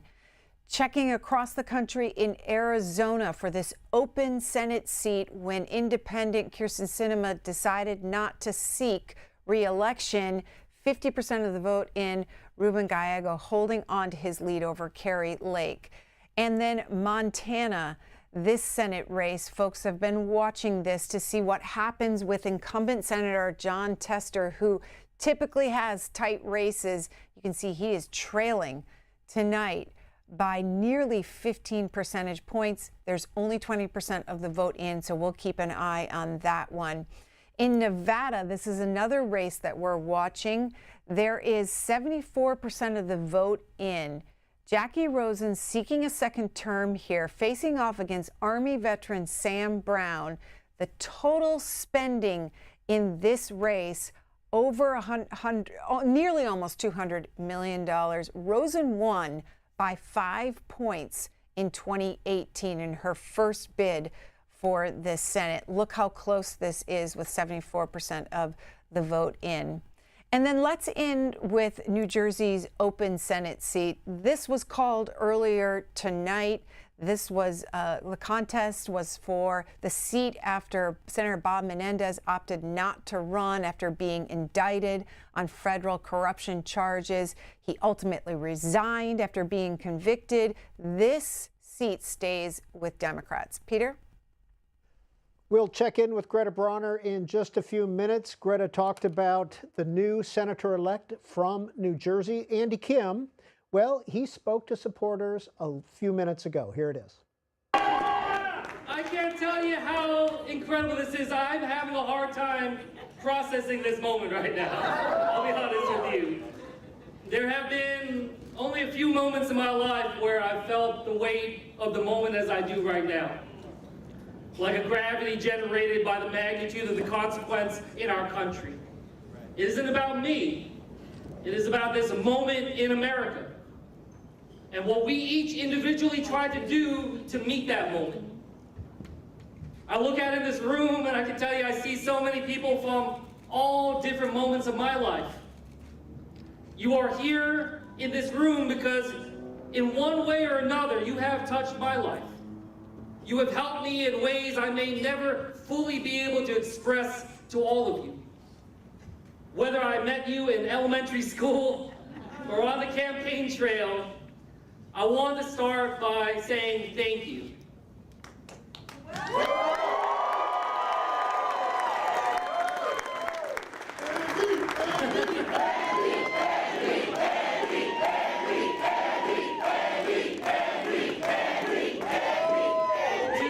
I want to start with my congressional team. For the last 6 years, we've served the 3rd Congressional District, and I hope that we have made the people of the 3rd Congressional District proud of the work that we've done. We have a team of incredible public servants of all different ages, everyone working together, many of them here, and I just have to say how proud I am of that team.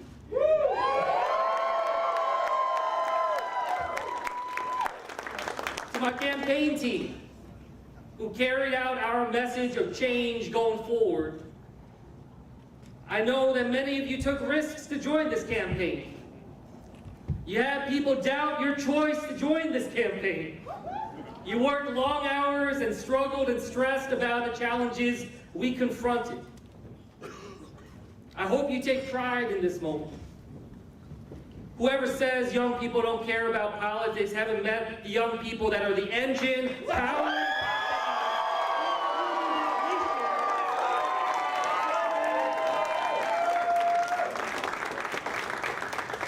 and to our supporters, look what we've accomplished. Look what we've been able to do. By most standards of what is possible, this moment right now should not be occurring. A year ago, 6 years ago, few believed we could show that what we could accomplish. That we showed that politics isn't some exclusive club just for the well-off and the well-connected. Right. That we built something that epitomizes the grassroots. I hope this experience has brought you closer to understanding the essence of our democracy, that you have a deeper understanding of what it means to be a citizen of this great country, and that you feel empowered by that. You've heard me say this line a lot, and I'll say it again tonight, that I believe that the opposite of democracy is apathy. And by extension, I hope that you see our campaign as a means of being the opposite of that helplessness. I hope this moment is every bit as meaningful for you as it is for me. I want to say thank you to my family. My parents and my sister are here, who gave me the grounding in service and purpose that powers me every day. To my wife, Cammie.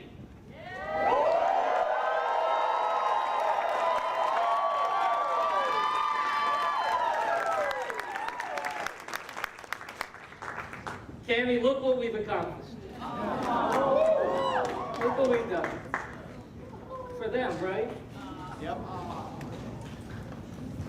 I'm just so proud of our family and what we've been able to do, our humble family, be able to take this kind of action. To my boys.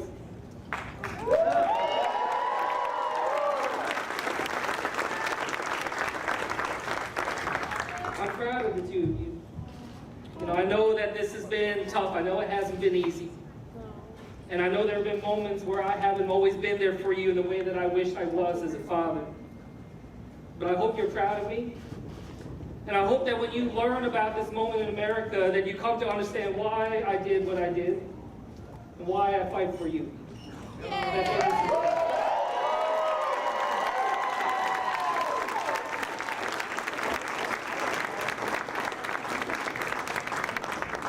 I chose this hotel for a particular reason.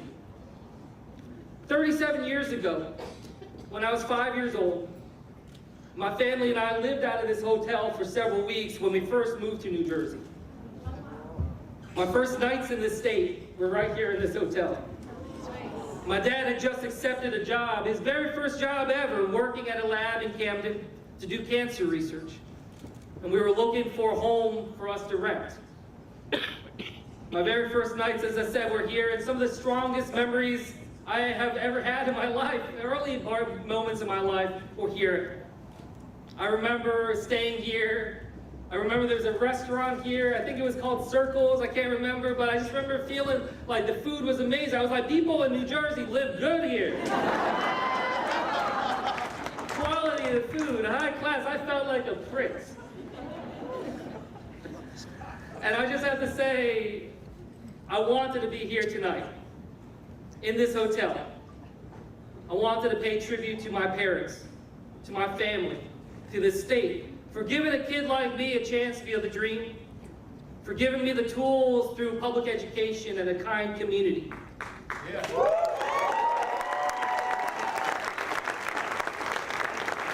It wasn't easy initially.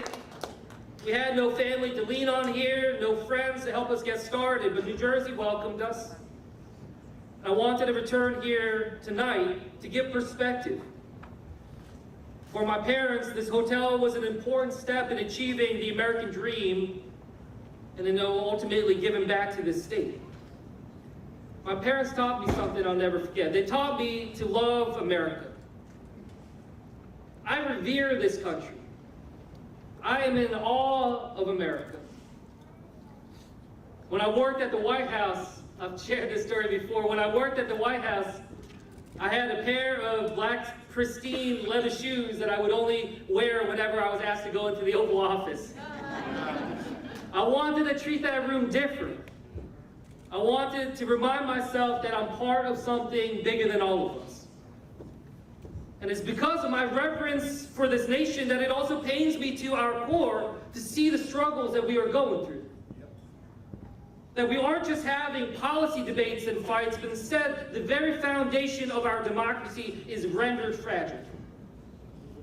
People tell me they simply didn't trust their public servants. They simply didn't trust that the politics was working for them. That they didn't think that the big challenges we face in our family and as a state are solvable because they thought nobody was looking out for them. While we know what happened in our race, I certainly recognize right now that we are at a moment of profound anxiety about what comes next for our country. That the coming minutes and hours and days could very well be excruciating. But regardless of what happens next, we need to recognize that we face significant challenge, regardless of the outcome. That the divisions we face are deep to the bone. They will not be fixed by any single election, and it isn't just about the politics. we live in a time of the greatest amount of inequality in our nation's history, too. In Salem, I visited a public housing complex and talked to a mother who showed me the black mold growing on her home, on the walls where her kids live. She told me about her pleas for help that did not go answered. I heard from a young man who felt so pessimistic about his life, he said to me that he didn't think that he could ever afford to buy a home in this state because of the high cost as well as a high student loan burden that he was facing. Regardless of what the final results are from this election, our nation is on an unsustainable trajectory. But let there be no doubt that this is a new era of politics rising. The same old is done. And we've shown New Jersey that there's a better way to be able to do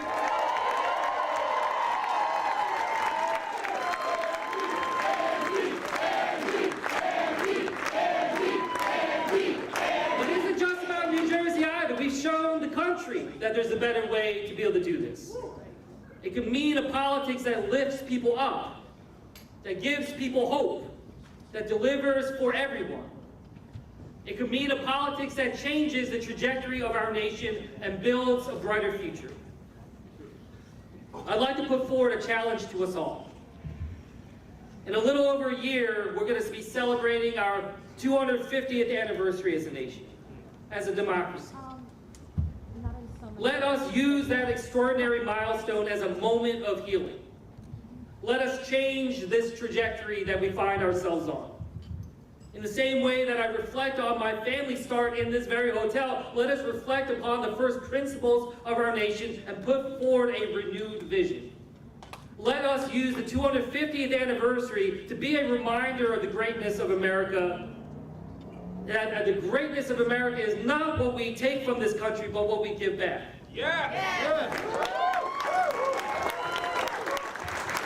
It is what we pass down as I look to my parents and as I look to my two boys. The hope I give for the same opportunities and the certainty that my parents gave us when we first came to this hotel nearly 40 years ago. And we should use the 250th anniversary to make major investments in our country and our democracy, like supercharging civics education, like building a national service program, investing in civic organizations and community groups, about rebuilding the architecture of community that has decayed in our nation, with the goal of breathing new life into a meaning of patriotism. This challenge is a reminder that today, that Election Day is the starting line, not the finish line. What we built isn't just a campaign, we have built a movement to fix broken politics. A movement that does not end with the election tonight, but it does not diminish with the votes ending. It's a movement that helps our nation heal by reminding us that we have more in common than what separates us. It's one that can put service at the center of our citizenship, giving everyone a chance to give back and be part of something bigger. It's one that can lift up the knowledge of our citizenry, to ensure we are informed to make decisions, and also remind people that public service is something we should be proud of, aspire to, and not diminish.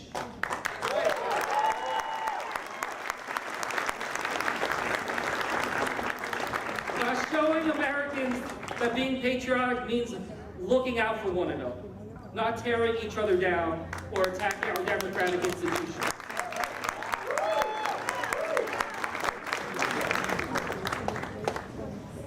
I approach this moment with the utmost humility. As I prepare to take on this job, a job that only 2,000 Americans in the history of this country have ever had the honor to do. Out of approximately 600 million people who have ever been called Americans, to be able to step up and have this opportunity. Of the over 120 years of Koreans being in America, that I can add a chapter that hasn't been written before.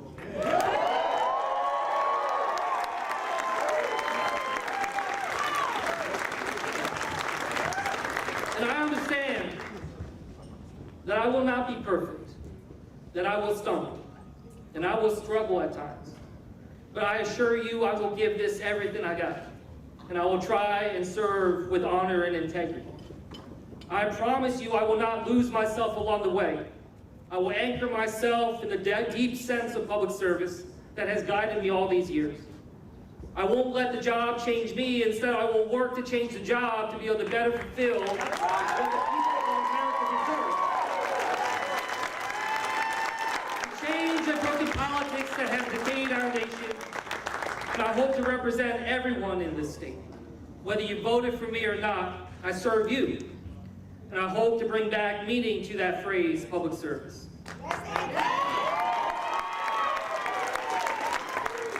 The way I see it is I am now dedicating the rest of my service to this nation to address one singular question, which is how do we heal this country? Yes. I do this for my boys, for Austin and August, who deserve more than I can ever create. We do this for your kids and your grandkids, because what is the point of our time on this planet if we take more than we give? I thank you not just for being with me on this journey, but for being with me on the journey ahead. What started in living rooms in Burlington and Ocean counties, and grew to convention halls in Monmouth and Hunterdon and Atlantic, and we have become the strongest grassroots mobilization New Jersey has ever seen. And from a movement that nobody believed would win, to one that is bringing my voice, your voice, to the highest levels of our great democracy.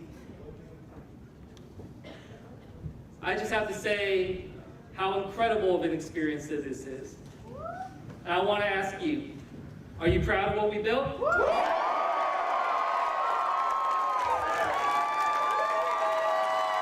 me ask you this one, do you believe in the change that we can build? And are you ready to keep fighting for our country?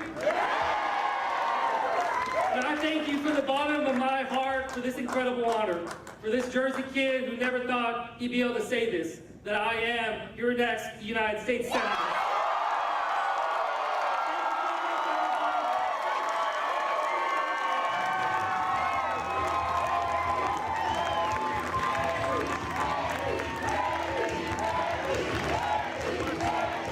And that was Congressman Andy Kim, who is now Senator-elect from the state of New Jersey, replacing Bob Menendez.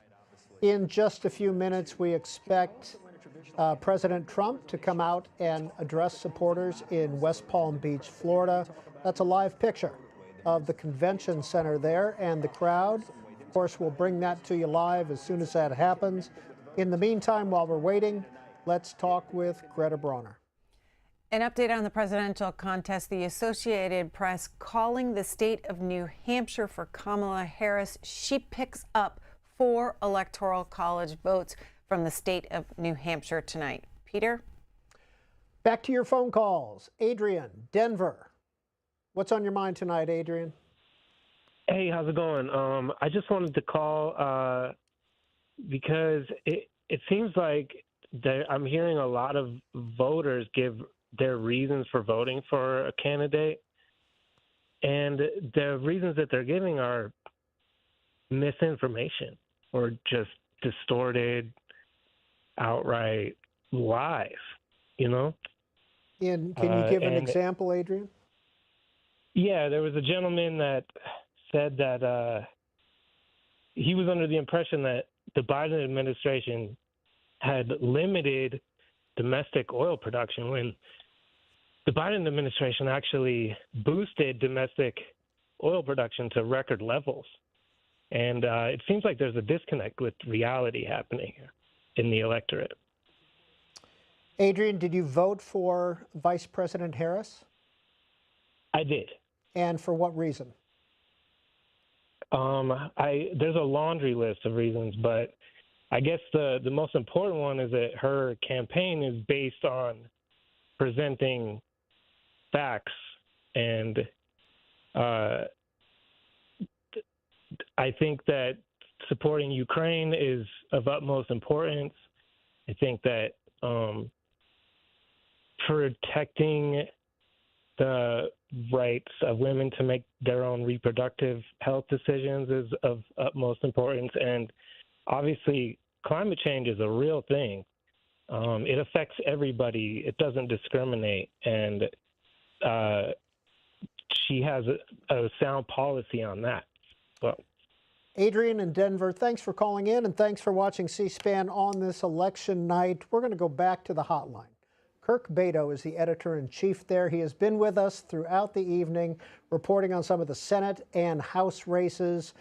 Kirk, we appreciate your staying up late with us. We want to talk about some of the House races in California, beginning with District 13. Yeah, Peter, it looks like District 13 right now, it's about 50% of the vote is in right now. John Duarte is losing right now. He's the Republican representative in that seat. He's the most vulnerable member of the California delegation. We're probably going to have to wait a little bit longer because of how California counts its votes here right now. But it's not looking great for him in the first batch of votes coming in. Now, what we're seeing here is this cross current of narratives right now. As we were talking earlier tonight, Harris might be dragging down House members, and that could still be true. We're watching those races in Michigan pretty closely right now where House Democrats are struggling. But we could be on the precipice of a triple flip right now where Trump wins the White House, Republicans flip the Senate, which they already have according to AP, and Democrats flip the House. This is an almost unheard of scenario here where we have a triple flip in one election cycle. Now, you said John Duarte is the most endangered incumbent in the California Republican delegation. Why is that? Where is the 13th district?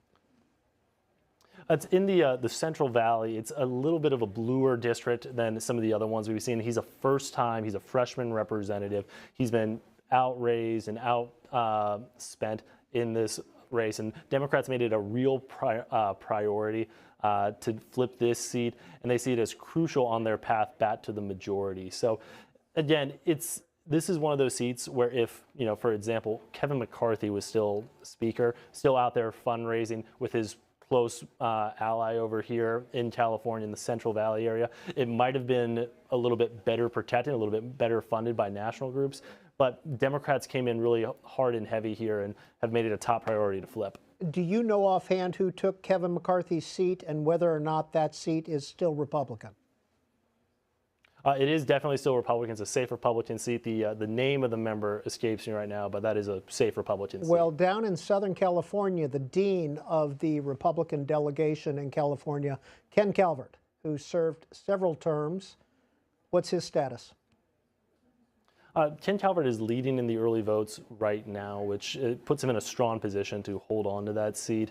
Right now, he was always a little bit more of a reach for Democrats right now as we entered into election night, and the early returns are pretty favorable for him. So again, way too early to make a decision, make a call either way, but I'd rather be Ken Calvert right now.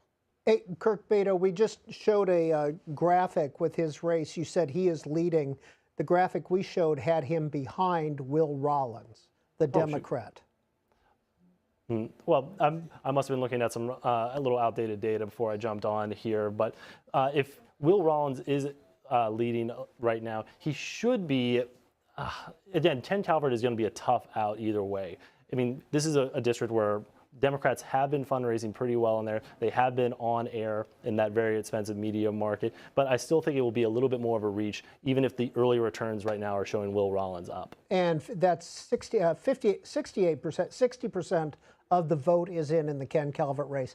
Another Southern California seat, Orange County, Michelle Steele. Where does she stand? Right. Derek Tran, I believe, is leading last time I looked at the returns right now. And that's a race, again, where it's come online pretty late here. We were talking to some Republican sources here before we jumped on, where they are very concerned about that race right now. It's not trending in the same direction that you see some of these other more competitive races in the Midwest, like in Michigan or in Pennsylvania, that looked like their return going into Republicans' favor. This might be one of the rare bright spots for House Democrats right now, knocking off a very well-funded incumbent. But it's those races in the Midwest right now that are really concerning, at least in terms of overall control of the House. And Michelle Steele is behind about a point with 60% of the vote in. Want to get an update on two Pennsylvania seats as well. Pennsylvania 7 and Pennsylvania 8. Yeah, that's the Matt Cartwright seat up in Scranton, and Susan Wild in the Lehigh Valley there. Those are kind of must-win seats for Democrats. Last time I looked, they were trailing ever so slightly to their Republican opponents. Again, those are must-win seats for Democrats, and I think those are the areas where you see Harris's underperformance really drag down those members. Again, these are areas that Biden really ran up the score on Trump, or at least made it close. In the case of Cartwright's district, Trump carried that Scranton area seat. But it's those type of white working class areas, a little bit lower education level, that Biden clearly outperforms Harris in, and that have been primed almost to break for Trump. And as we've seen throughout the night, those areas are breaking pretty heavily for Trump, and Harris might drag down Cartwright and Wild. Kirk Beto, as of right now, 1:30 a.m. on the East Coast, who's going to control the House of Representatives? It's a tighter than a coin flip right now in terms of the House. But if the trend that we're seeing right now at the top of the ticket with Harris underperforming, I would almost be want to be Republicans right now. It might be a smaller majority than this about four or five seat majority that they have right now. But if the national trends hold, which they tend to do in the House, then I would probably favor Republicans right now. But we could also almost just as easily be in a scenario we get that triple flip where the Senate flips, the White House flips, and the House flips. If the Republicans maintain control of the House, is Mike Johnson the Speaker in the next Congress? I think he will be still the Speaker. I mean, he's been barnstorming all around. He's been fundraising, going out there, getting out on the trail with his members. Now, a narrow majority makes it a lot more difficult, but Johnson's been doing everything in his power to court Trump as a powerful ally. And in a narrow House where Trump's voice, especially from the White House, is very, very powerful, if he gets that Trump endorsement, it's hard to imagine a world where he is not the Speaker if he wants it. In the lower 48, the states that have not been called yet for either Vice President Harris or President Trump: Maine, Pennsylvania, Michigan, Wisconsin, and Minnesota, along with Arizona and Nevada. So we still have 5 battleground states outstanding, plus Minnesota and Maine. Alaska has not been called as well. Hawaii has been called. So there's the update. You can find all this information at cspan.org/results. You'll find this map there. You can go into each individual state. You can go into each individual state and then each individual county, and you can get real-time results. These are provided by Associated Press, and as Greta has told us throughout the night, we do not call the race until Associated Press calls the race.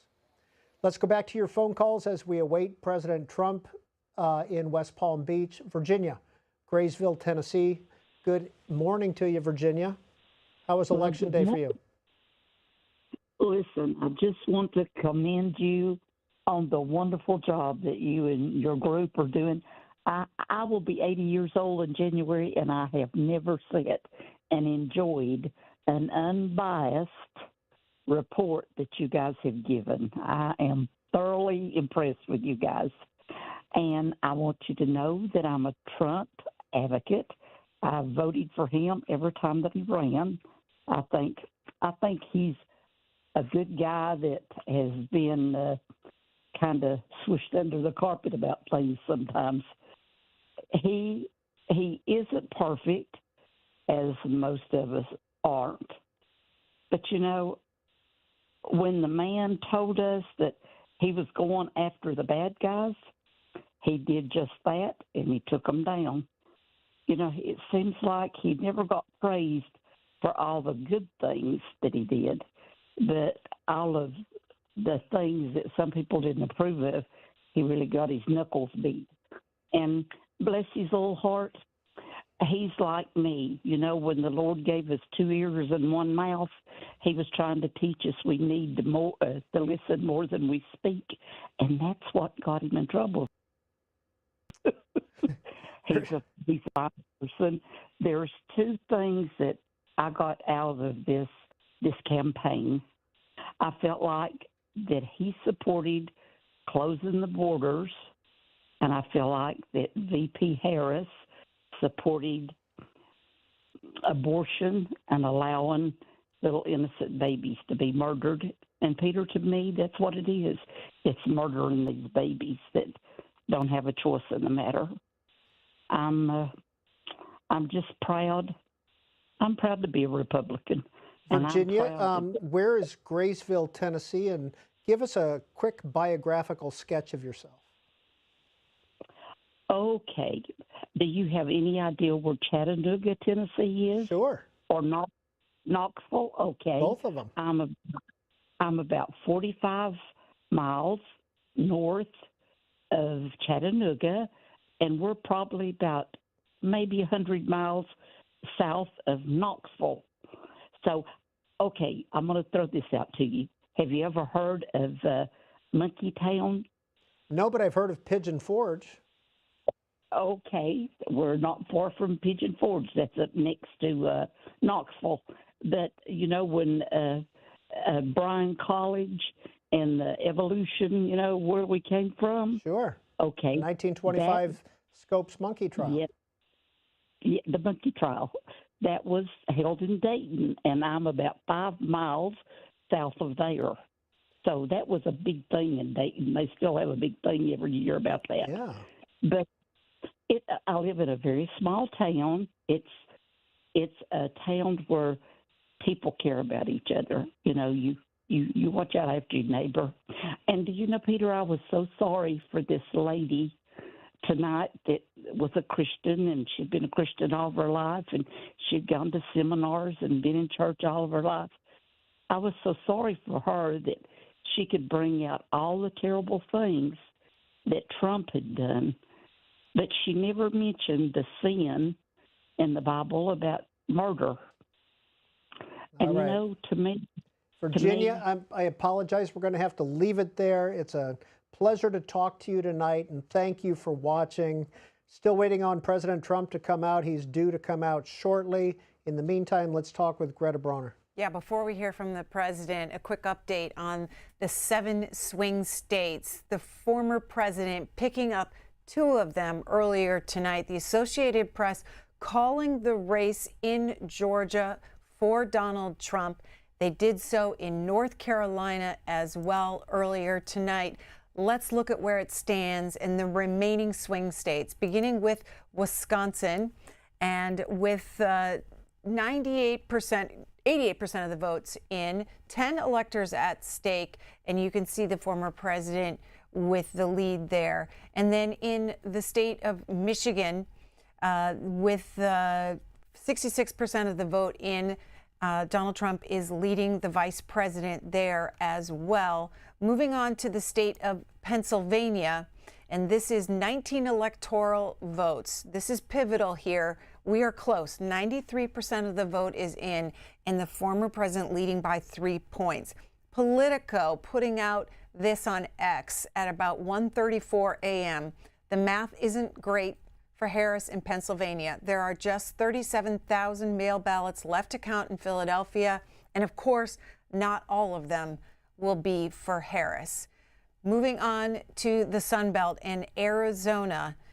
Let's look where it stands right now in Arizona. 51% of the vote in, and Kamala Harris trailing the former president by 1 percentage point.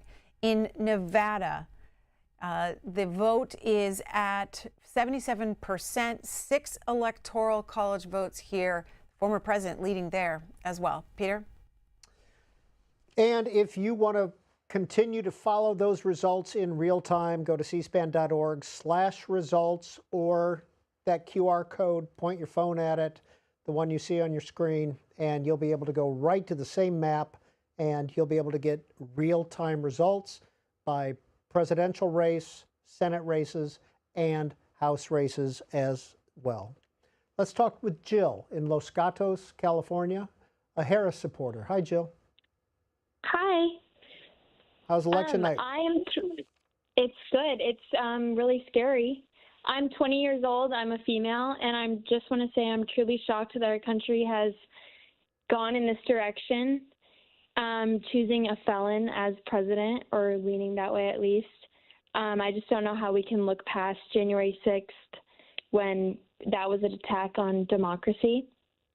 It's scary that my mom had more rights at my age than I do now and going forward. And I'm just really scared for the future of our country. Jill, you talked about two issues that are important to you, the reproductive rights issue and democracy. What is it that you do in Los Gatos? I'm a student. I'm in college. And what are you studying? I'm studying industrial design. Jill, thanks for watching. Thanks for calling in. We appreciate it. Glad you're with us. Thank you. Cade, Anchorage, Alaska. Hi, Cade. Hey, how you doing, man? How are you? I'm doing well. I just want to say I voted for Trump, and as a convicted felon in Canada, long story, I voted for Trump mainly because that one point and the fact that as a small business owner in Alaska, I own multiple small businesses. I've overcome a lot of things. I own a buffet parlor with an arcade, bowling alley, and attached haberdashery. I got my start by a policy Trump actually implemented, helping out the GPAA, the Gold Prospectors Association of America. Gold panning is a big thing up here, and a lot of rural folk rely on it. Gold panning only. That's what we do around here. That's our motto. And I want to say that I speak for a lot of Alaskans and rural Alaskans when I say that let's go Trump. You know, it's been a big part of my life, and I truly hope that our country can come together and support him. Hey, Cade, ranked choice voting up in Alaska.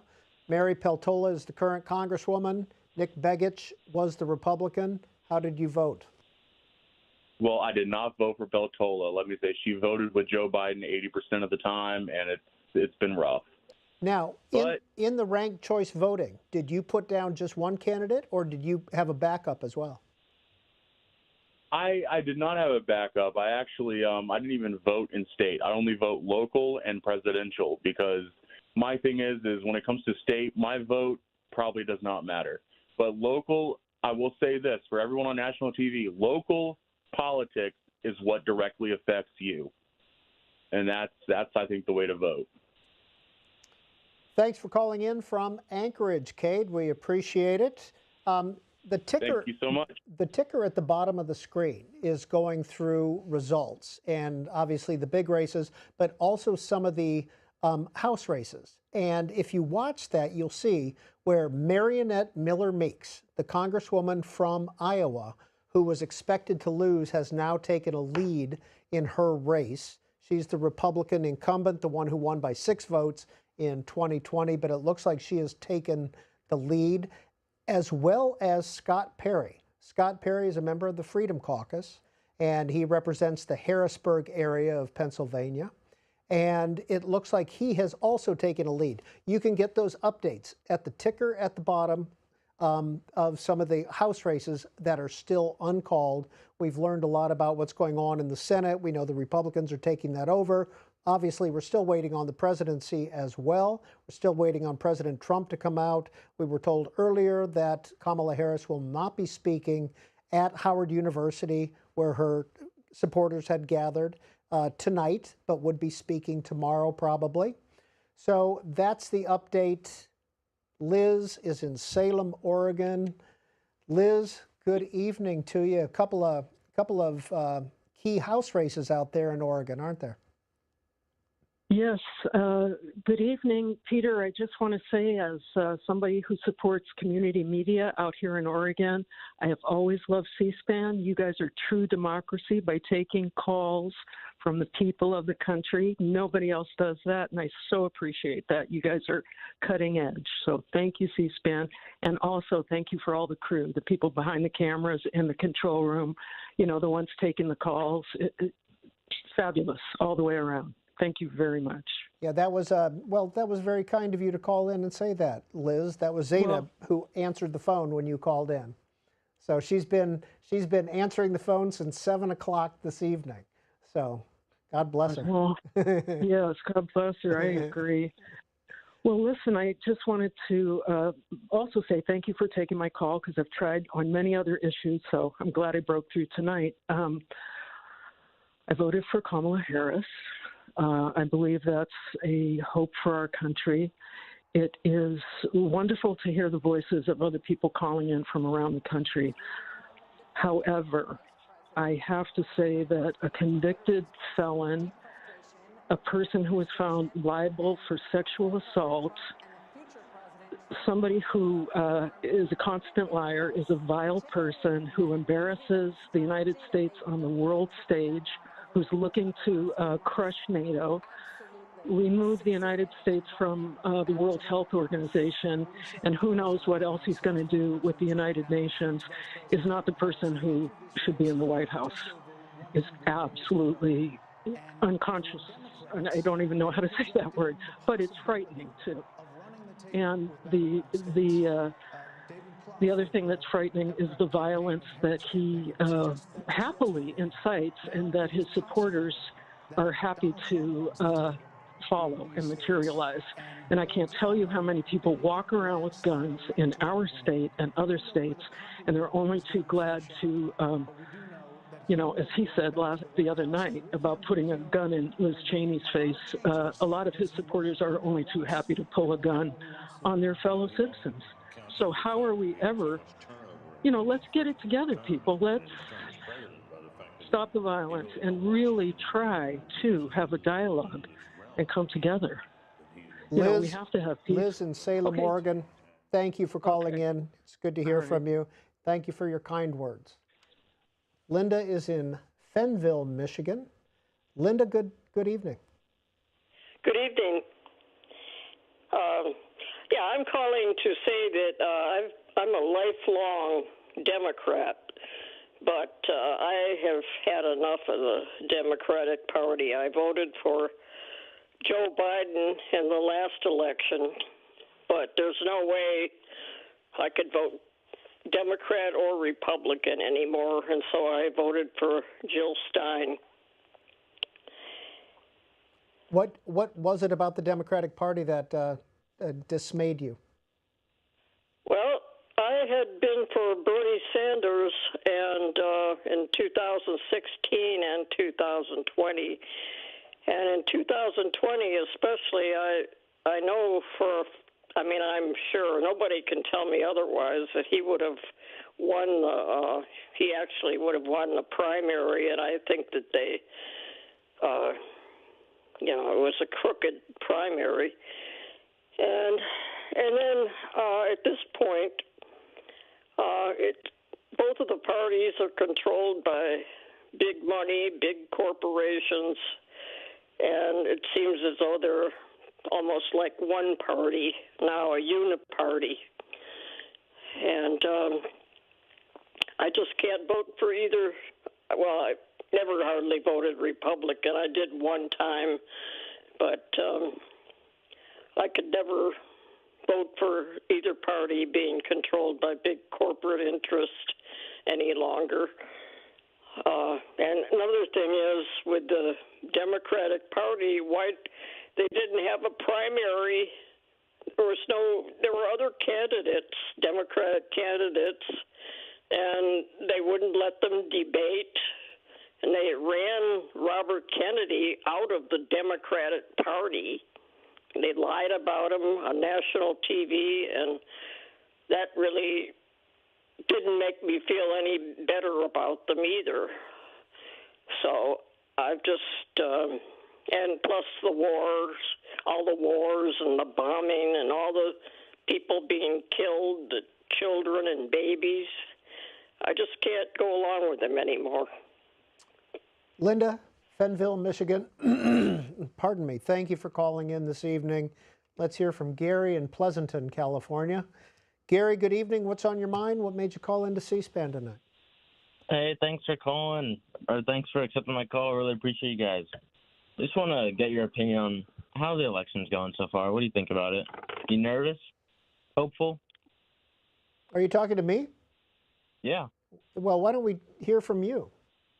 Oh, I don't have many comments on the election. I go to Amador Valley High School in Pleasanton here. Go Dons. I just wanted to, call in, represent my class of 2025. And from Mr. Weaver's class, we all want to say, go Trump. Okay, Gary, Pleasanton, California. Mr. Weaver, name the high school again. Say it a little slower.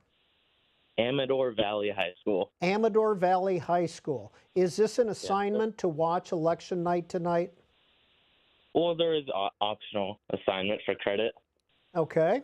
Well, you're going to get credit because you got proof that you were watching, I guess. Yeah, exactly. I'm going to be on the show. Well, you're on right now. You're on TV. Oh. So what have you learned tonight? What have you learned? Tonight? Yeah, watching. It's pretty interesting to see how over the years the states have switched from Democrat to Republican based off Joe Biden's presidency last year. Okay. Just Trump's won most of the swing states already, let's be honest.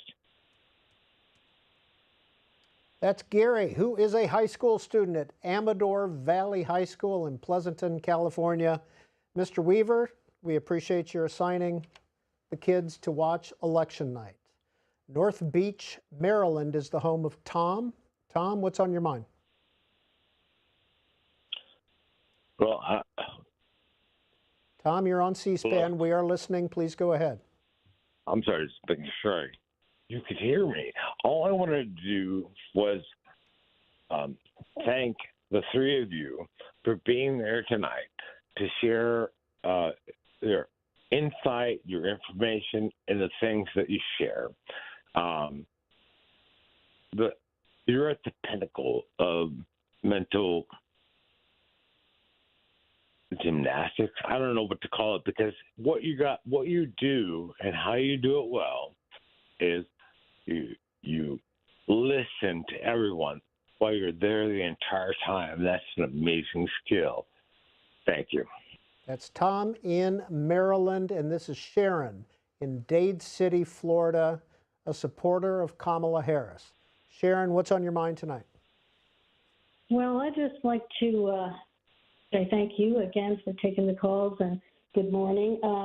But it'd be interesting to see the breakdown of the votes, the totals, by gender, because I do believe we are still a sexist country, and all Donald Trump really had to do was not be a woman, and in particular not be a woman of color to win.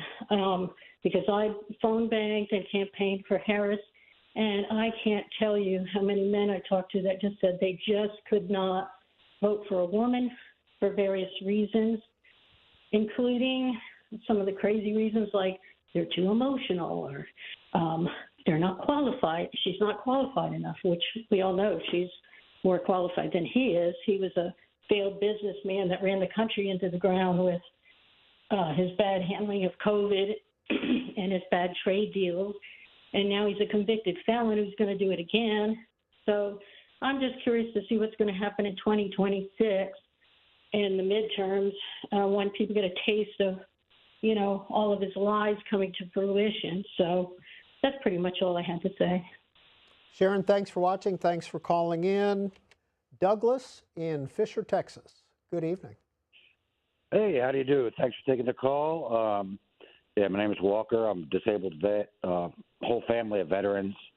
I've always voted independent by the issue, and I've always considered voting as thinking of the nation as your house, and you're living in the house. You don't vote for yourself, you vote for the house, because whether you prosper or not depends on the house you live in. You don't want the roof caving in. And basically, I voted for Trump the first time he ran with trepidation, because I realized that his modes of speech and whatnot were not typically what you'd expect from a presidential candidate. But I looked at the businessman aspect of it, and the fact is the United States is a corporation. Every state's incorporated, every city's incorporated, every town's incorporated, except for the city I live in, which is an unincorporated tiny town in Texas. But there's a lot of people calling in that seem very emotional about it, and I realize this is a very emotional election, much like the last one. But a lot of people tend to cast their votes for personal, emotional reasons and not reasons that will make their house stronger, so to speak. And Do you that's, understand? I explain what you mean. There's a lot of people voting for Harris, and the reason they give is women's rights or reproductive issues. Well, And those are not important issues to you? Well, it's not that it's not an important issue, but it's a state issue, not a federal issue. Supreme Court, the Constitution gives states certain power. Well, it gives the federal government certain powers, and everything else falls to the state. And since it doesn't give anything involving reproductive rights to the federal government, it's obviously a state issue. And if people don't like the reproductive rights, so to speak, I think the best reproductive right is common sense, or keep your legs closed, or, just That's say no. Douglas so to speak. in Fisher, Texas. And Greta Bronner has some new information for us. Let's check back in on two of the bricks in the so-called blue wall, starting with Pennsylvania and those 19 Electoral College votes. Remember, in 2016, former President Trump won here by over 44,000 votes, became the first GOP presidential candidate to win since 1988. 2020, Biden flipped it, won 50 to 48.8%, over 80,000 votes. Moving on to Wisconsin, 10 electoral votes at stake here. Trump won the Badger State by 0.8%, or 23,000 votes. 2020, Biden won by 0.6, or 21,000 votes. That's how close it's been in those two battleground states. We continue to watch them, and we're getting closer here with more of the votes in. Peter? And as we know, the Senate will be Republican this year in the next Congress. The House, still to be determined. The presidency, still to be determined. Up next is Chris in Kent, Ohio. Chris, good evening to you. How's election night treating you? How you doing, Peter? Can you hear me? Chris, we're listening. Please go ahead and make your comments. Okay. Well, I voted for Harris. I am absolutely astonished that that half the country is willing to vote for ex-President Trump, and that he is ahead even in the popular vote. I'm just absolutely astonished. And what that says about half the population of our country. It just amazes me that half the population is willing to overlook the behavior of this man who is obviously so uncouth and so out of control, and is willing to have him represent our country on the world stage when he's not even someone who they would want their children to behave like. All right, Chris in Kent, Ohio. Heather is in Eastland, Texas, a Trump supporter. Hi, Heather. Hello, good evening. Thank you so much. Thank you for this evening. And I just wanted to say that this election has been exciting. I have a daughter in college, microbiology at Texas Tech, who drove 3 hours with her boyfriend for early voting. So it's a very exciting election for us. And a shout out to my sister and my niece in Northern Nevada. That's why I'm up late. We're waiting for the results to come in. But I wanted to speak very specifically on two things. One is COVID. During COVID, President Trump gave states the ability to make their own decisions, and under Ted Cruz, Texas was not shut down for the extended period of time that other states were. In our particular county, we were only out of school for the 6 weeks, and then our children were back in school. The children that were out during COVID has dramatically affected their academic careers. It's a big discussion.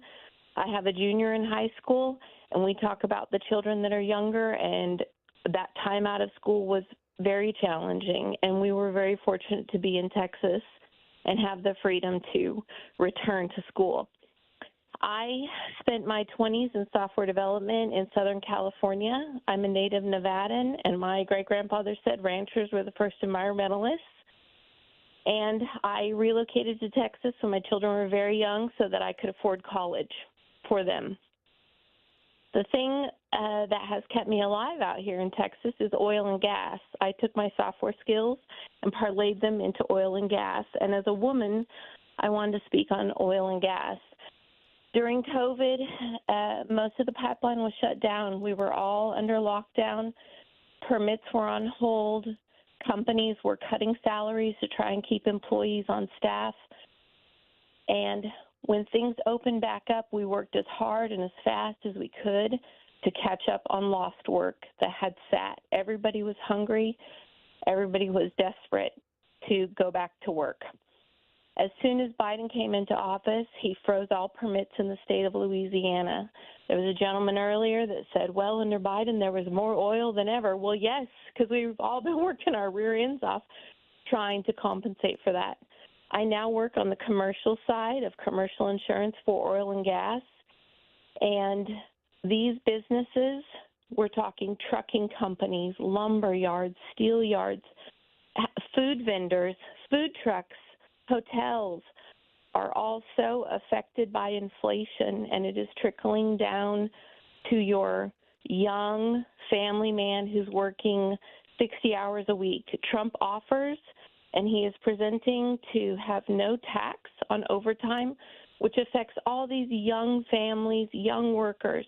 My daughter and her friends worry about how they're going to pay for college, and when they get out, how they're going to buy a home. We're underestimating our young people. All right, Heather, we're going to leave it there from Eastland, Texas, and talk to Andy in Gettysburg, Pennsylvania, a Harris supporter. Hi, Andy. Hey, can you hear me? Just want to make sure. We're listening. Awesome. Hey, first time calling C-SPAN. It's not my first time voting. Obviously, I said I voted for Kamala this year. Last year, I voted for Trump. I don't know if my vote's cursed or not, but it seems like anytime I vote for a candidate, the other candidate just seems to win. But I got out of work early to vote, and I went in and voted for Kamala and looked at the polling and stuff, and I just, it seemed like Kamala was going to win. Trump just seemed like a bloat of a candidate compared to the Kamala Pomley, and it's crazy to see Pennsylvania just be so flip-floppy like this. And did you Pennsylvania, expect Pennsylvania to... Pennsylvania has not been called yet. President Trump is in a lead there, but not all the votes are in, and it is very tight, and it has not been called. Diane, Center, Alabama. Good evening. Yes, this is me. Hey, Diane, I'm going to have to move on. If you get through, please turn down the volume of your TV because there is a delay, and we will hear that through here, and it gets really confusing. You'll hear everything through the phone, I promise. Ross in Raleigh, North Carolina, you got about a minute because President Trump is coming out to speak to his supporters shortly. All righty. Well, first off, thank you for having the call. I've really appreciated the coverage tonight. But I, like a couple callers before, is kind of an independent voter voting on issues all the way down the ballot. But I just wanted to call and mainly touch on the essentially, I think, the echo chamber that the Democratic Party has somewhat created in terms of the media coverage surrounding everything. And I think I would highly, well, I don't know how much my opinion matters, but I think it's high time for the Democratic Party to reevaluate their messaging strategy and how they're reaching out to voters in light of Kamala not only losing the electoral vote as of right now, obviously, but in light of her losing the popular vote as well, which has not been a trend of Democrats in recent years. Anyways, appreciate you having me on, and thank you. Thanks, Ross, for calling in from Raleigh, North Carolina, one of the battleground states, of course, that went for President Trump. A couple of House races. If you're watching the results at the bottom, you can see all the House updates and presidential updates, et cetera. But two House races I wanted to point out. Marionette Miller Meeks, Iowa, Republican, won by 6 votes 2 terms ago, seems to be in the lead with most of the votes counted. She was endangered. And Eugene Vindman, replacing a retiring congresswoman in Virginia, the Democrat, is leading his Republican opponent. So Eugene Vindman, of course, ties back to the 2017 impeachment of President Trump because of Russia and Ukraine. So looks like he will be in Congress as well. Joe is in Looking Glass, Oregon. Please go ahead, Joe. Hi. I wanted to compliment you guys on your coverage. I got into C-SPAN here during the last primaries, and I found out how balanced you guys were, and I was very happy with it. I voted for Trump. I wanted to kind of counter the lady who had called in from Salem. I live out in the woods, literally, and most of Oregon is actually pro-Trump. It's only the population centers, Portland, Salem, Eugene, that are liberal, and unfortunately, those tend to drive the entire state. Because we have our voting by mail in Oregon, we haven't had a legitimate, I think, election in close to 30 years. We haven't had a Democrat elected, we've had only Democrats elected in Oregon, and I think the vote by mail system is flawed that way, as President Carter said many years ago. But I wanted to let everybody know that Trump is going to be a much better president than Kamala could ever be. She has had nothing that she would commit to, except that she wanted to distance herself from everything that she said in 2019.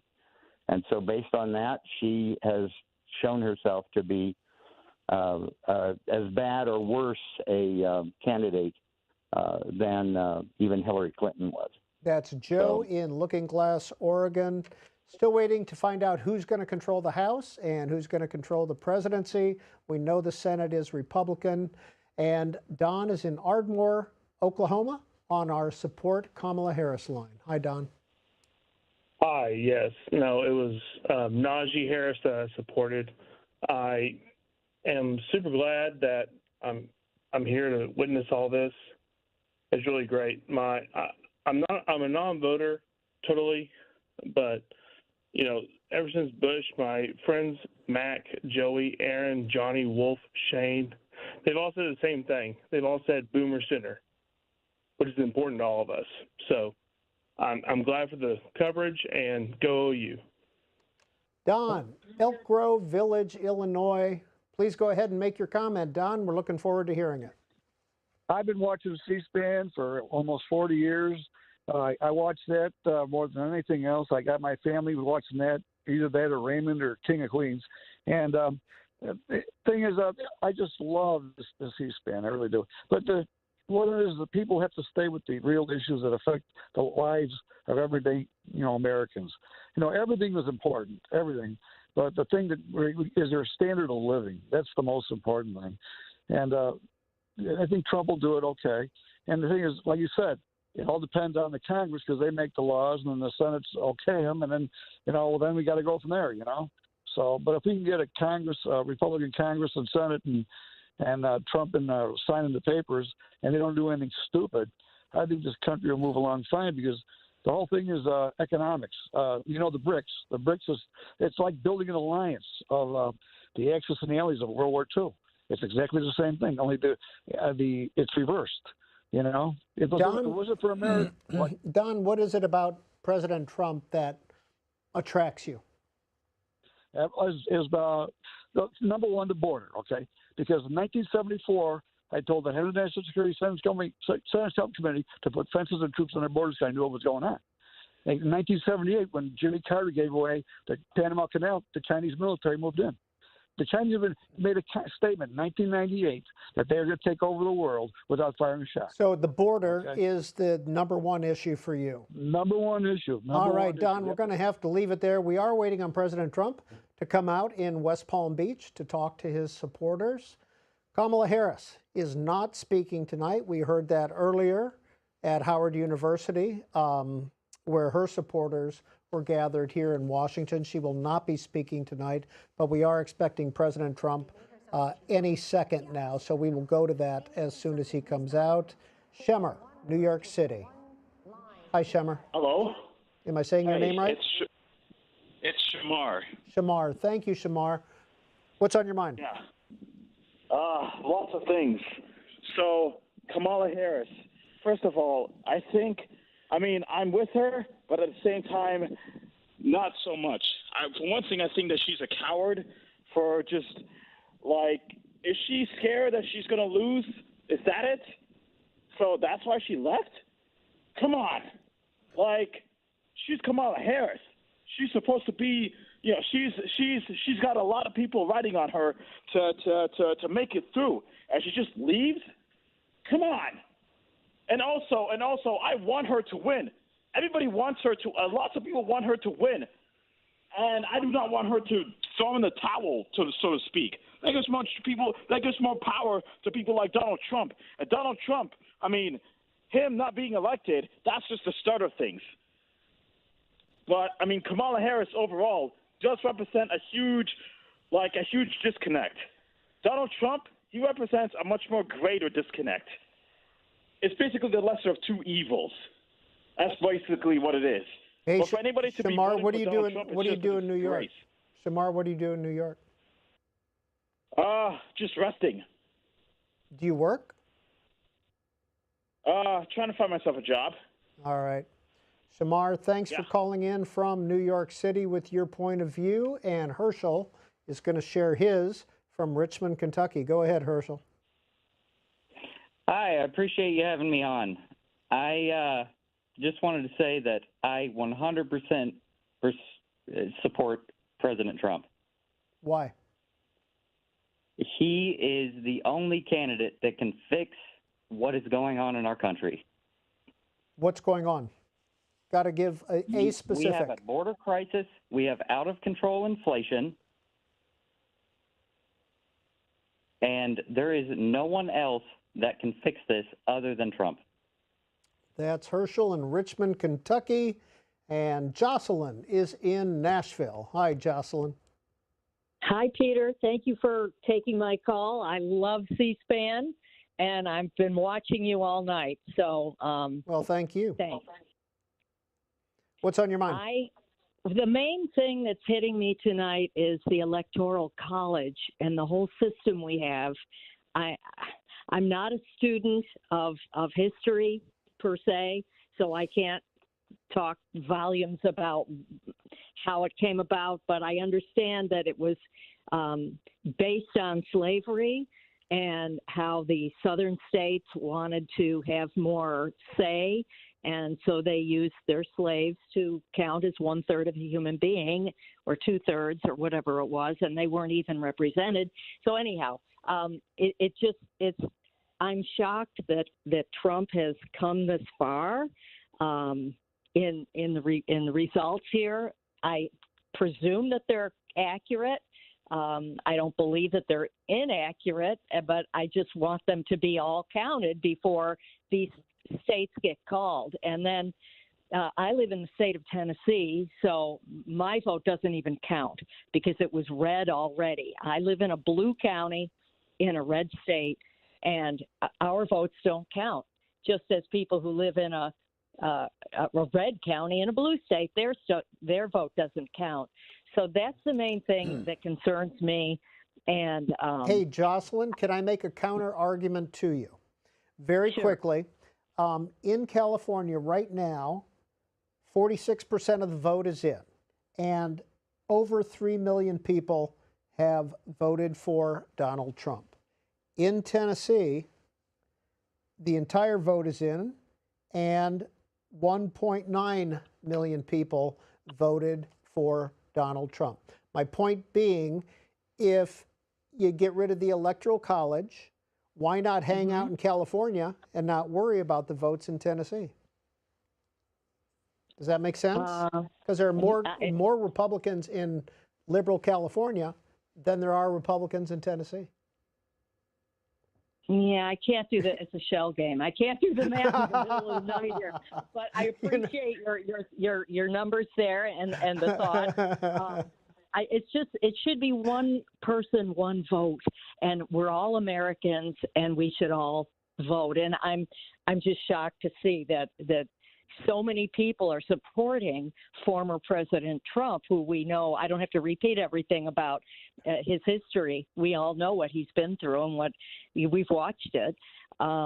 Jocelyn, what do you do in Nashville?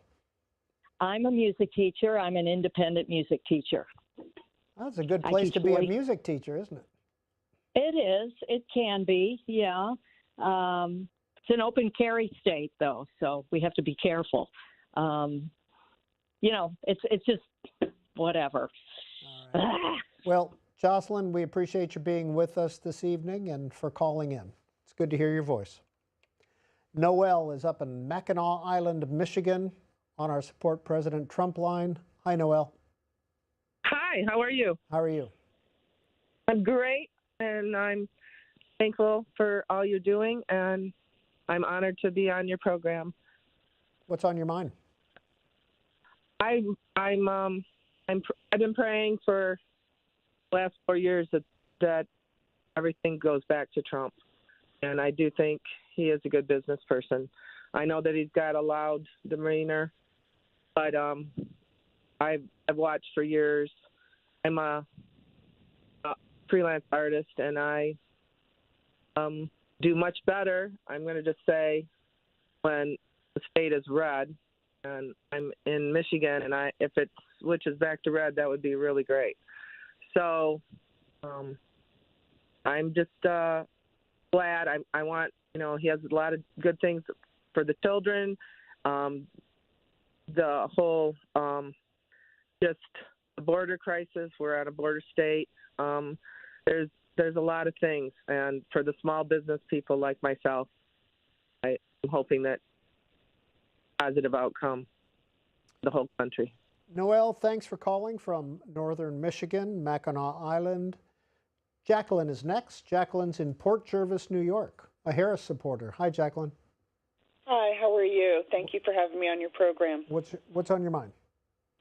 Well, I'm a little disappointed in, the numbers, of course. And I work with special education students. I have for the last 22 years. And his Trump stance on education deeply concerns me. And because I work in a school district, I'm also a union employee, and I know he's not very high on the list for, unions.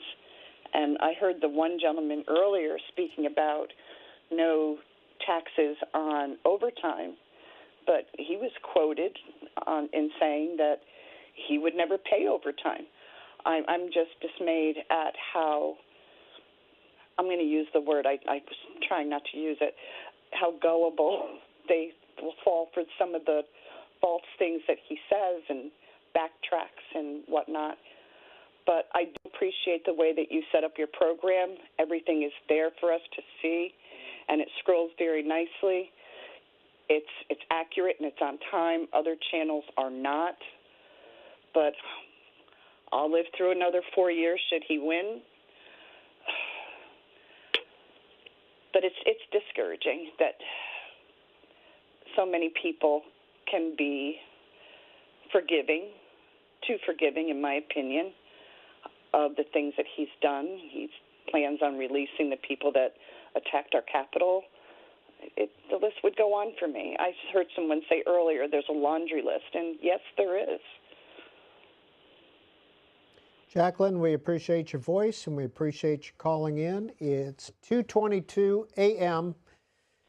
on the East Coast. Donald Trump is expected to address his supporters in West Palm Beach shortly. He hasn't come out yet, but what you're looking at there is a live picture of the West Palm Beach Convention Center. Yes. According to the Associated Press, 1, 2, 3, 4, 5, 6, 7 states have not been called. They are, 8. Alaska, Arizona, Nevada, Wisconsin, Michigan, Pennsylvania, and Maine. Those states have still not been called for either Vice President Harris or former President Trump.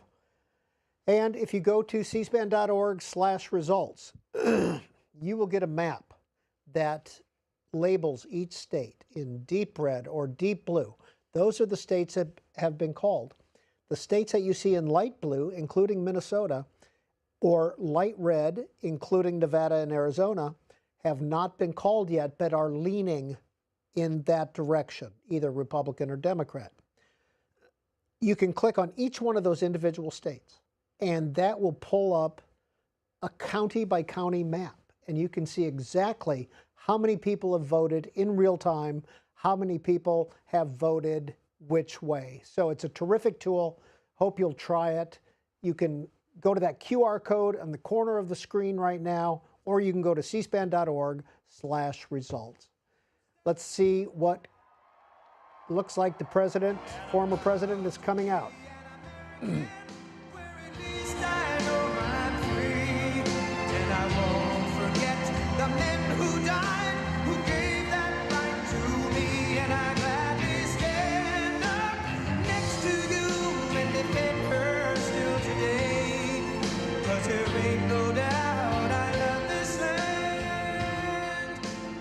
Ready? And before the president starts speaking, I want to announce that AP has called Pennsylvania for former President Trump. From the lakes of Minnesota to the hills of Tennessee, across the plains of Texas, from sea to shining sea, from Detroit down to Houston, and New York to LA, where there's pride in every American heart, and it's time we stand and say, that I'm proud to be an American, where at least I know I'm free, and I won't forget the men who died, who gave that right to me, and I gladly stand up next to you and defend her still today, 'cause there ain't no doubt I love this land. God bless the USA.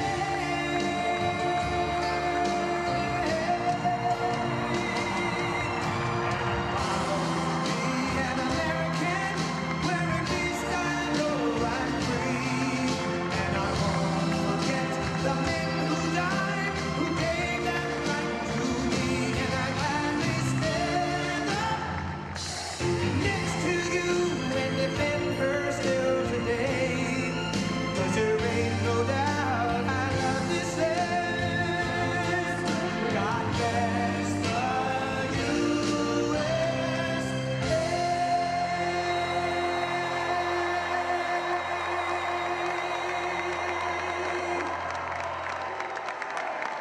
Thank you very much. Wow.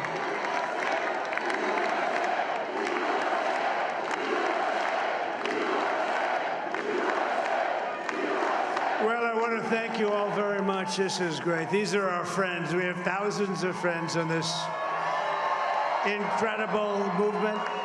This was a movement like nobody's ever seen before. And Frankly, this was, I believe, the greatest political movement of all time. There's never been anything like this in this country, and maybe beyond. And now it's going to reach a new level of importance because we're going to help our country heal. We're going to help our country heal. We have a country that needs help, and it needs help very badly. We're going to fix our borders. We're going to fix everything about our country. And we made history for a reason tonight, and the reason is going to be just that. We overcame obstacles that nobody thought possible, and it is now clear that we've achieved the most incredible political thing. Look what happened. Is this crazy?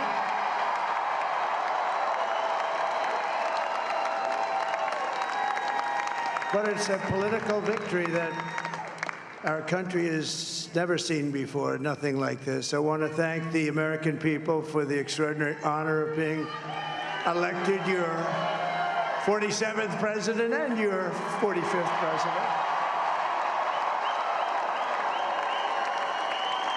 And every citizen, I will fight for you, for your family, and your future. Every single day, I will be fighting for you, and with every breath in my body, I will not rest until we have delivered the strong, safe, and prosperous America that our children deserve and that you deserve. This will truly be the golden age of America. That's what we have to have. This is a magnificent victory for the American people that will allow us to make America great again. And in addition to having won the battleground states of North Carolina, I love these places, Georgia, Pennsylvania, and Wisconsin, we are now winning in Michigan, Arizona, Nevada, and Alaska, which would result in us carrying at least 315 electoral votes.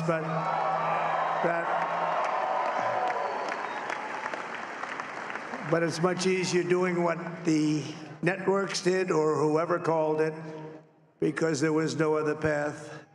There was no other path to victory. We also have won the popular vote. That was great. Very proud of that.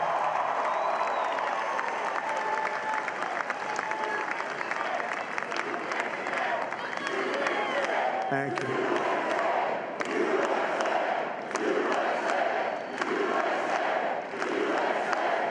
Thank you very much. Thank you. And, winning the popular vote was very nice, I will tell you. It's a great feeling of love. We have a great feeling of love in this very large room with unbelievable people standing by my side. These people have been incredible. They've made the journey with me, and we're going to make you very happy. We're going to make you very proud of your vote.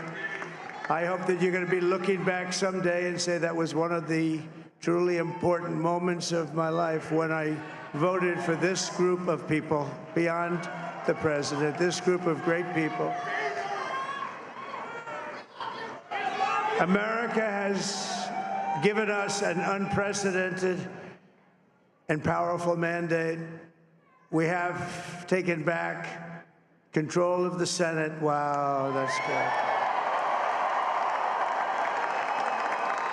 And the Senate races in Montana, Nevada, Texas, Ohio, Michigan, Wisconsin, the great Commonwealth of Pennsylvania, were all won by the MAGA movement. They helped so much.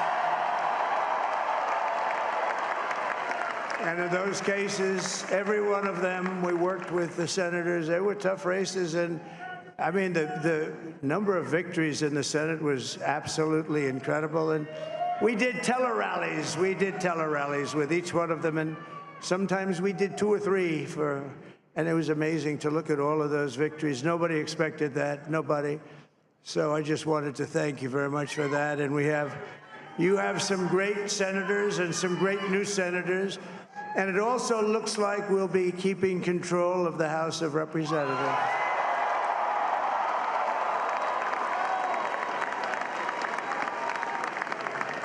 And I want to thank Mike Johnson. I think he's doing a terrific job.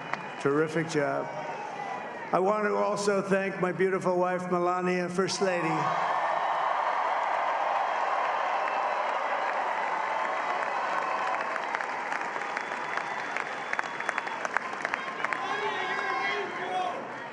Who has the #1 best-selling book in the country. Can you believe that?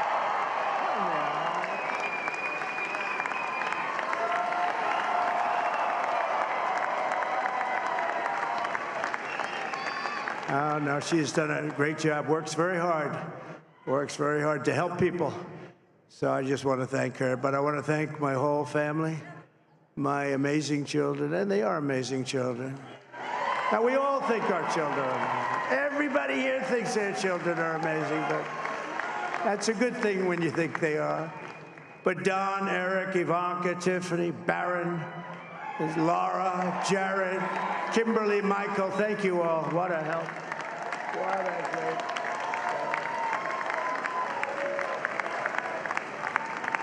help. My father-in-law, Victor, is tremendous, and we miss very much Melania's mother, Amalia. We miss Amalia, don't we, huh? She would be very happy right now, standing on this stage. She'd be so proud. She was a great woman, that one. Beautiful inside and out. She was a great woman. I want to be the first to congratulate our great, now I can say, Vice President-elect of the United States, J.D. Vance.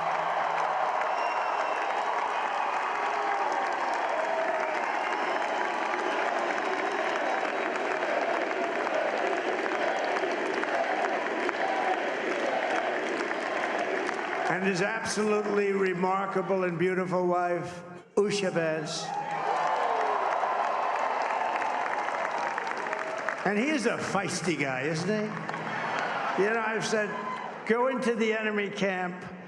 And you know, the enemy camp is certain networks. And a lot of people don't like to, sir, do I have to do that? He just goes, okay. Which one? CNN, MSDNC?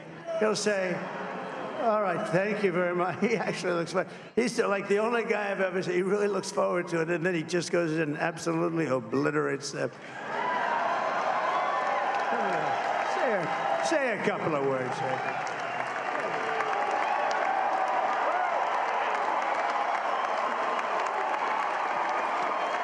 Wow.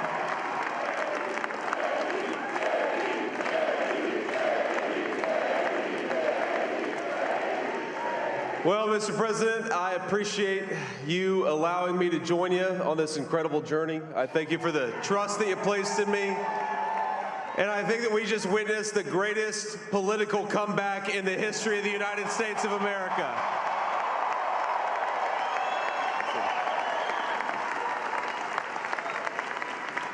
And under President Trump's leadership, we're never going to stop fighting for you, for your dreams, for the future of your children. And after the greatest political comeback in American history, we're going to lead the greatest economic comeback in American history under Donald Trump's leadership.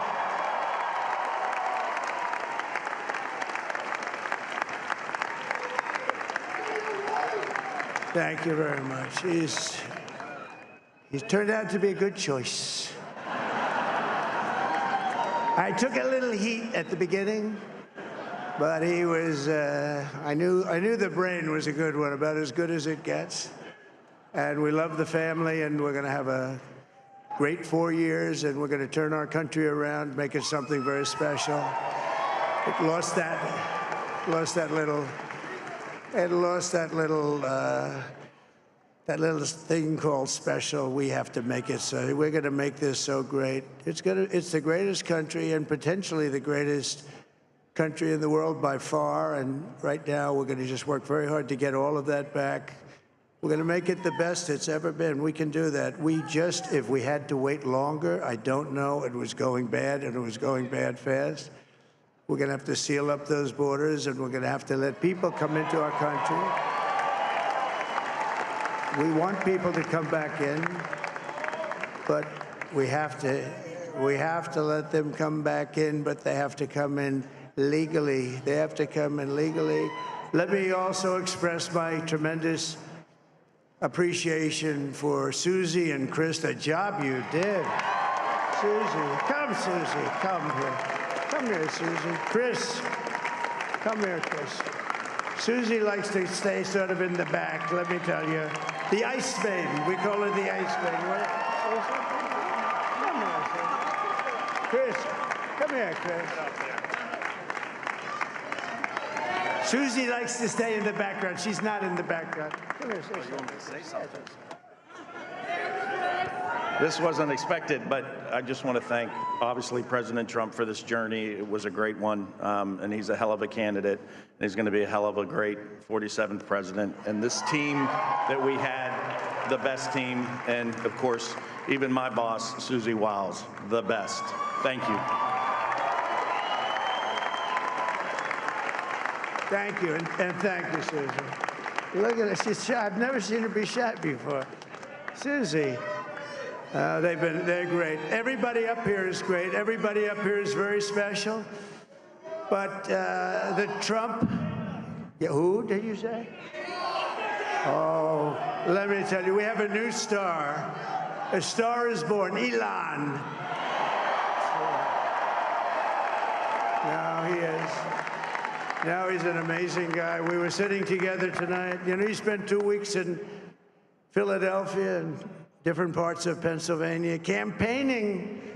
You know, he sent the rocket up 2 weeks ago, and I saw that rocket, and I saw it coming down. I saw it. It was, when it left, it was beautiful, shiny white. When it came down, it didn't look so pretty. It was going 10,000 miles an hour, and it was burning like hell. I said, what happened to your paint job? He said, we've never made a paint that could withstand that kind of heat. And, but I saw it come down and turn around. And it was, you know, it's like 22 stories tall, by the way. It looks a little smaller than that, but it's big. And it came down, and you saw that fire burning. And I'm saying, only Elon can do this. It must be an Elon.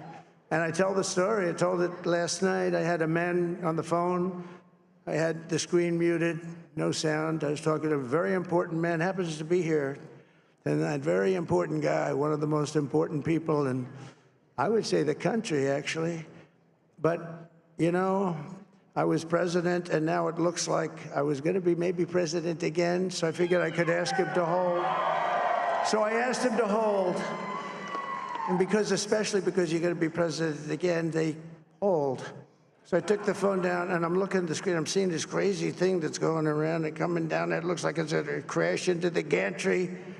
And I said, oh, no. And I said, do me a favor, do you mind holding for a couple of minutes? I want to see this. I thought it was a space-age movie or something. I put the phone down. Bad part, I didn't pick it up for 45 minutes, and he was holding. But this spaceship came down, and I saw those engines firing, and it looked like it was over. It was going to smash, and then I saw the fire pour out from the left side, and I put it straight, and it came down so gently, and then it wrapped those arms around it, and it held it, and just like you hold your baby at night, your little baby. And it was a beautiful thing to see, and I called Elon. I said, Elon, was that you?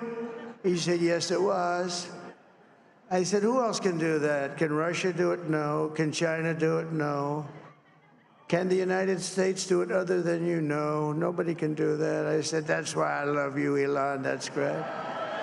And you know, when we had the tragic Hurricane Helene, and it hit North Carolina, they were really devastated, the water. This was a big water, as big as we've ever seen, water hurricane. It built lakes out of nothing. Fields became lakes, and the danger was unbelievable. And the people from North Carolina came to me and they said, would it be possible, at all possible, for you to speak to Elon Musk? We need Starlink. I said, what's Starlink? It's a form of communication. So I called Elon, and I'll tell you what, he had, and it was very dangerous. People would die. They had no communication. All the wires were down. I called Elon Musk. I said, Elon, you have something called Starlink. Is that right? Yes, I do. What the hell is it? He said, it's a communication system that's very good. I said, Elon, they need it really, really badly in North Carolina. Can you get it? He had that there so fast. It was incredible. So, and it was great. It saved a lot of lives. He saved a lot of lives. But he's a character. He's a special guy. He's a super genius. We have to protect our geniuses. We don't have that many of them.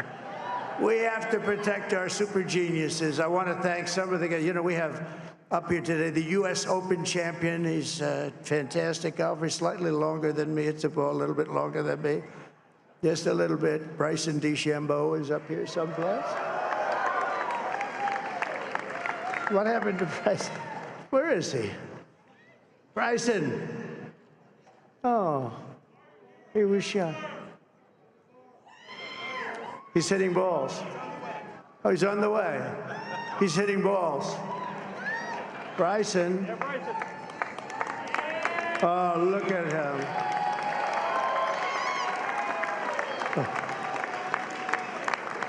He's got a great career going. Great U.S. Open, Bryson. That's a fantastic job. And we also have a man, Dana White, who has done some job. He's a tough guy.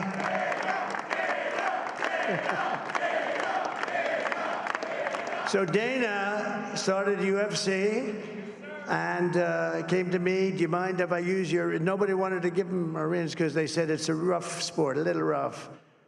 And I helped him out a little bit, and I went, and they said, this is the roughest sport I've ever seen, but I began to like it, and he loved it, and nobody's done a better job in sports. And you know, he's a very motivational kind of a guy, what he does. He gets these fighters, and they really go at it, and it's become one of the most successful sports enterprises anywhere at any time. It's doing so well. I'd like to ask Dana just to say a couple of words, because people love to hear from him. Dana,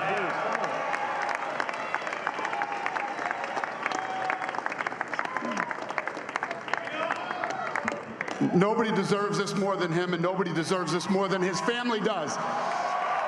This is what happens when the machine comes after you. What you've seen over the last several years, this is what it looks like. Couldn't stop him. He keeps going forward. He doesn't quit. He's the most resilient, hard-working man I've ever met in my life. His family are incredible people. This is karma, ladies and gentlemen. He deserves this. They deserve it as a family. I want to thank some people real quick. I want to thank the Nelk boys, Aiden Ross, Theo Vaughn, busting with the boys, and last but not least, the mighty and powerful Joe Rogan. And thank you, America. Thank you. Have a good night.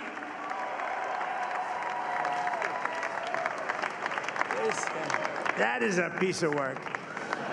No, he's really an amazing guy. But most of all, I want to thank the millions of hardworking Americans across the nation who have always been the heart and soul of this really great movement. We've been through so much together, and today you showed up in record numbers to deliver a victory like probably like no other. This was something special, and we're gonna pay you back. We're gonna do the best job. We're gonna turn it around. It's got to be turned around. It's got to be turned around fast, and we're gonna turn it around. We're gonna do it in every way, with so many ways, but we're gonna do it in every way. This will forever be remembered as the day the American people regained control of their country.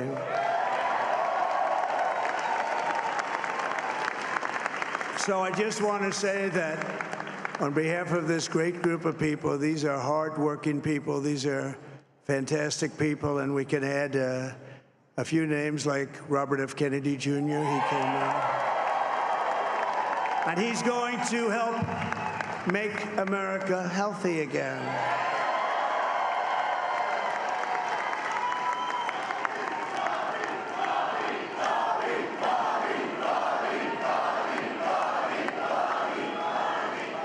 And now he's a great guy, and he really means it. He wants to do some things, and we're going to let him go to it. I just said, but Bobby, leave the oil to me.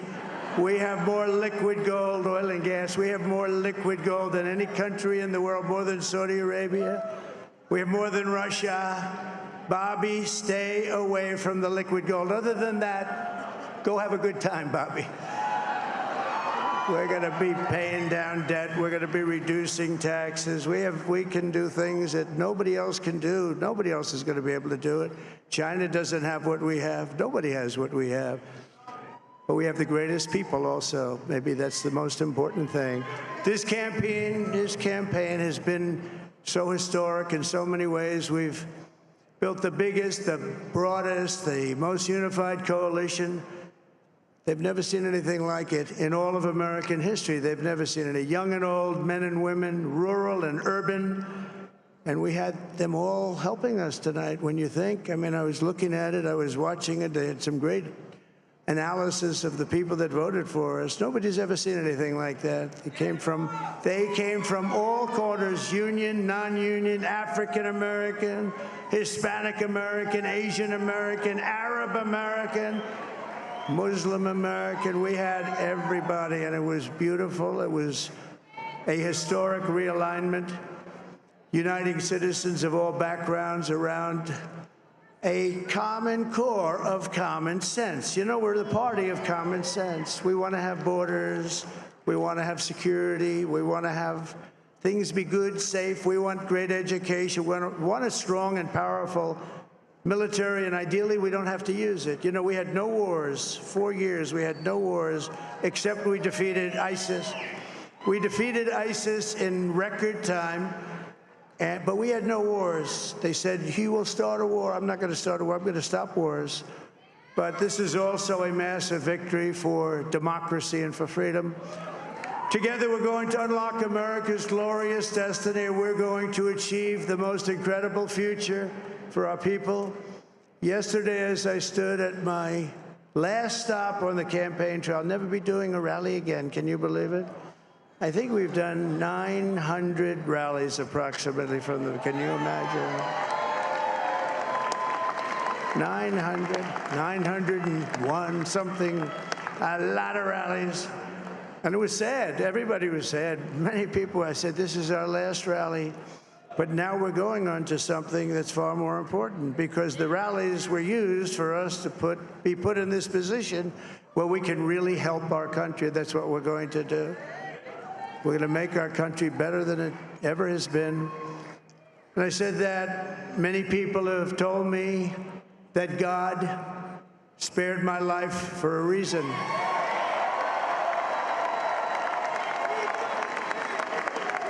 And that reason was to save our country and to restore America to greatness. And now we are going to fulfill that mission together. We're going to fulfill that mission. The task before us will not be easy, but I will bring every ounce of energy, spirit, and fight that I have in my soul to the job that you've entrusted to me. This is a great job. There's no job like this. This is the most important job in the world. Just as I did in my first term, we had a great first term, a great first term. I will govern by a simple motto: promises made, promises kept. We're going to keep our promises. Nothing will stop me from keeping my word to you, the people. We will make America safe, strong, prosperous, powerful, and free again. And I'm asking every citizen all across our land to join me in this noble and righteous endeavor. That's what it is. It's time to put the divisions of the past 4 years behind us. It's time to unite. And we're going to try. We're going to try. We have to try. And it's going to happen. Success will bring us together. I've seen that. I've seen that. I saw that in the first term when we became more and more successful. People started coming together. Success is going to bring us together, and we are going to start by all putting America first. We have to put our country first for at least a period of time. We have to fix it, because together we can truly make America great again for all Americans. So I want to just tell you what a great honor this is. I want to thank you. I will not let you down. America's future will be bigger, better, bolder, richer, safer, and stronger than it has ever been before. God bless you, and God bless America. Thank you very much. Thank you. Thank you very much.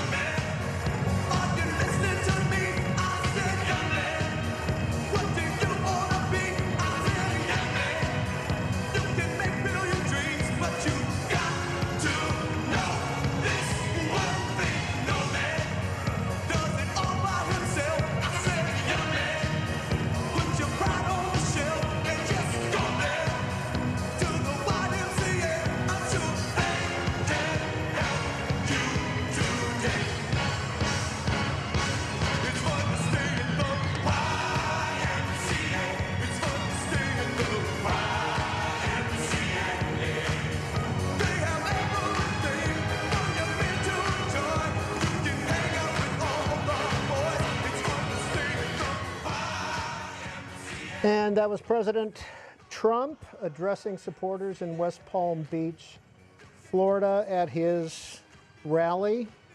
He declared himself the winner. That is not official.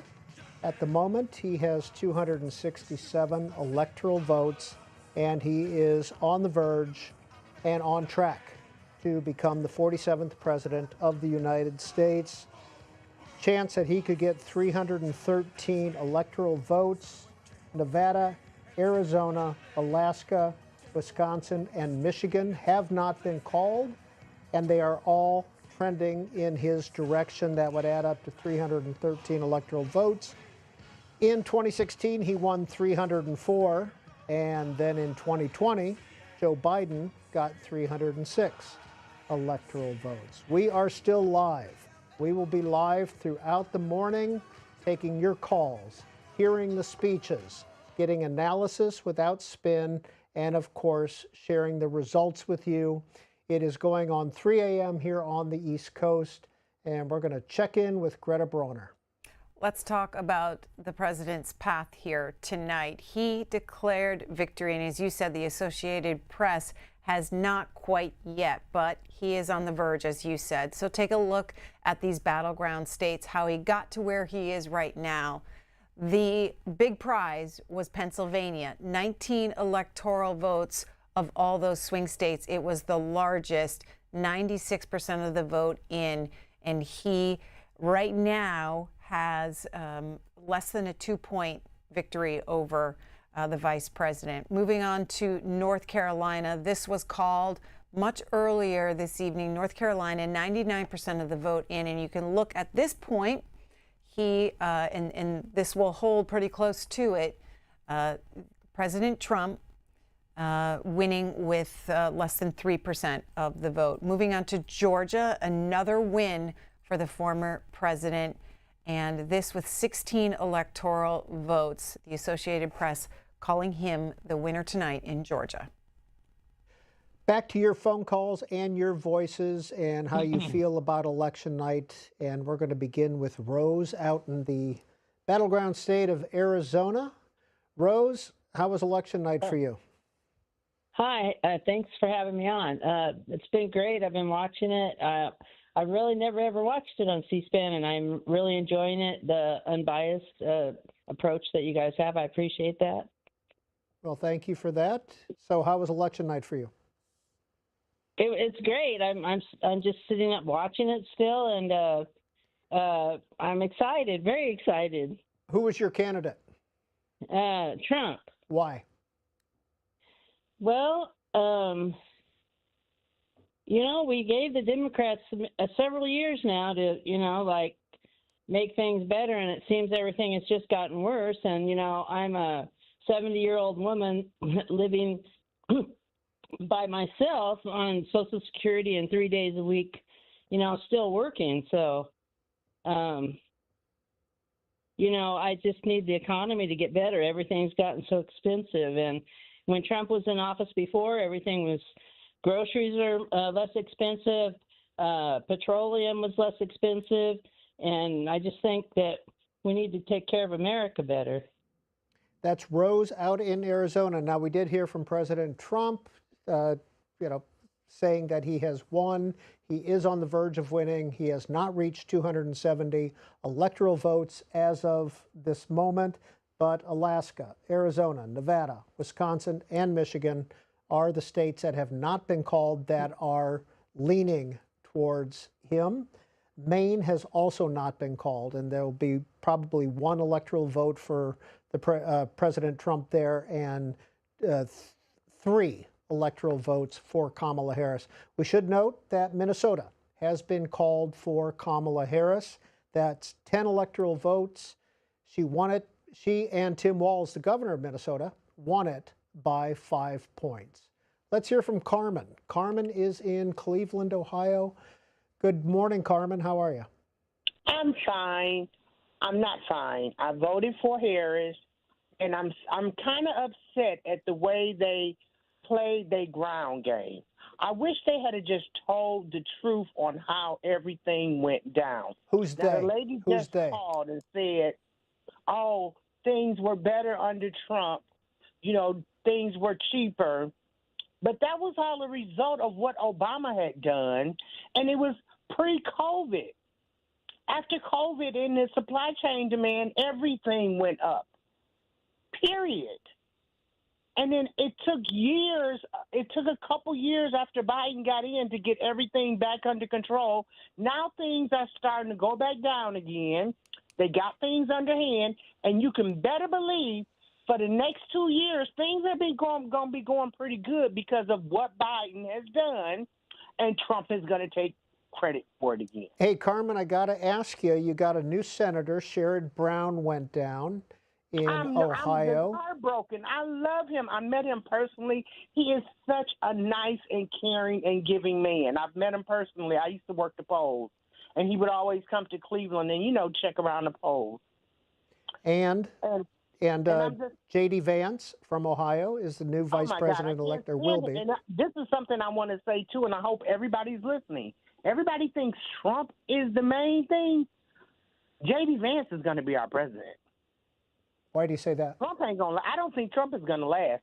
That man is really, he's uncontrollable now, because if they let him get in, the people he wants to surround himself with, they are not politicians. They don't know how things run, and it would be just total chaos. They need a politician. J.D. Vance is educated, is smart, and he's a politician. Hey, Carmen, do you think Joe Biden should have stayed in the race, or are you a fan of Kamala Harris? I love Kamala Harris, but this is what I really wanted to happen. I wish he hadn't did that debate. I really do. Or he should just sit down and do a debate, or just cancel and say, I don't feel good today. I think he just didn't feel good that day. Because when he came back and gave his speech of, you know, leaving, he did a great job. So I said, well, wait a minute. But then I thought about it. I think he should have ran. They should have let him run, and he would have ended up giving it to her. I think he could have beat him. And I don't care. The way we felt about Biden, I really believe if Biden had ran against him, he would have won. Final question, Carmen. Final question. Tell us a little bit about yourself. What do you do in Cleveland? I'm a retired nurse, but I am disabled. I end up hurting my back at work, and I've been disabled for some years. But I do, you know, stay politically, and I watch you all the time. I've been watching C-SPAN for years. I love C-SPAN. All right. You're where I get my news, my political news. I'm getting to the point I don't even want to hear the other news stations because it's so biased now. That's Carmen in Cleveland. We appreciate it. Thanks for calling in at 3 o'clock in the morning. Gaudy, Goldsboro, North Carolina, Trump supporter. Gaudy, what's on your mind? Yeah, this is Donnie. I'm a 100% disabled vet. And I think my big thing was I watched a lot of the commercials and the debates and everything, and nobody seemed to bring up the fact that when the president runs, you're also voting for the vice president. And I just couldn't bring myself to vote for a party that had a vice president who stood on national TV and called himself a knucklehead. Because of the fact, would you like someone who believed they were a knucklehead if, God forbid, something happened to the president? They had their finger on the button. So that was one of the big things. All right, Gaudy, tell you what, why don't we leave it there? Now, we're going to play a couple of videos for you from earlier tonight. We're going to play some of the victory speeches where you're going to hear from Ted Cruz, Senator from Texas, and you're going to hear from Adam Schiff, Senator-elect from California. And we appreciate you being with us. We are live until noon on Wednesday, and you'll be able to continue to call in and talk and get results and hear the speeches. But right now, we're going to hear from Ted Cruz and Adam Schiff.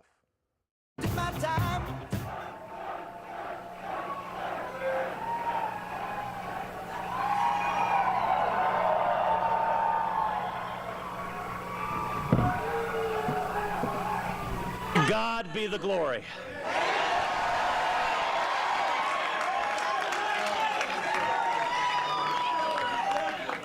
Tonight is an incredible night. A huge victory here in Texas. Right now, we're up by 8 points at over 600,000 votes. And they're still counting votes. It also looks very likely that we're going to have a Republican Senate next year.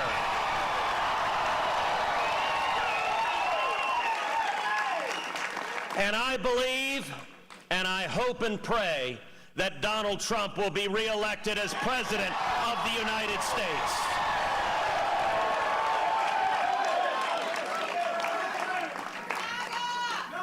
I want to say thank you, number one, to my extraordinary wife, Heidi, my best friend in the world.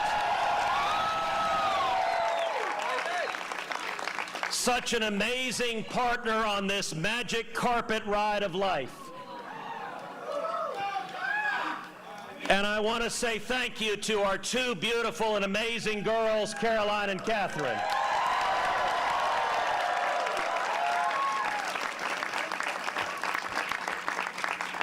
You know, politics at times exacts a price on the family. And I want to say I am so grateful for their love and support, and you guys are amazing. Thank you.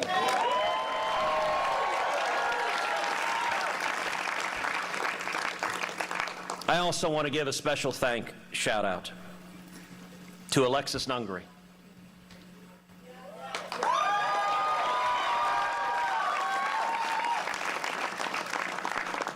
Alexis, thank you for your incredible courage speaking out for your precious Jocelyn, and your courage has made such a profound difference in this nation.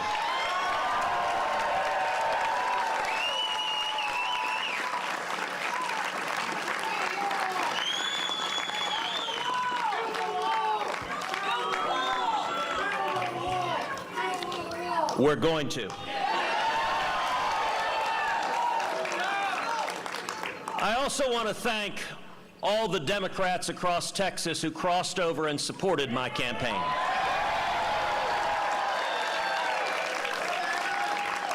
Including especially Harris County District Attorney Kim Ogg.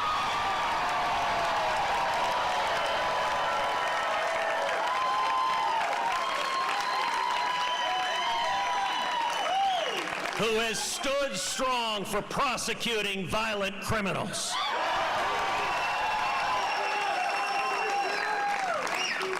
And I want to thank every Texan across our great state who has stood with us in this fight, who worked and who fought for Texas.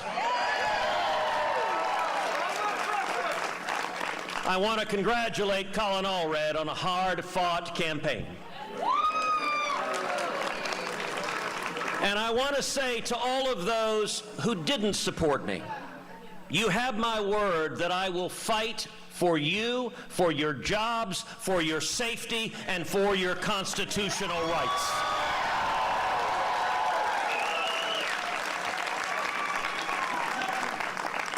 But tonight, the people of Texas have spoken.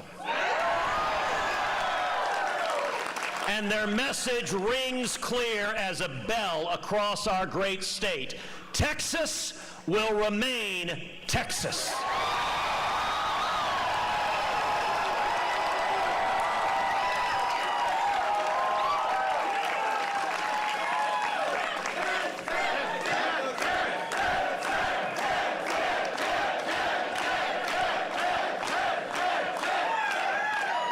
You know, the media were ready to write off Texas.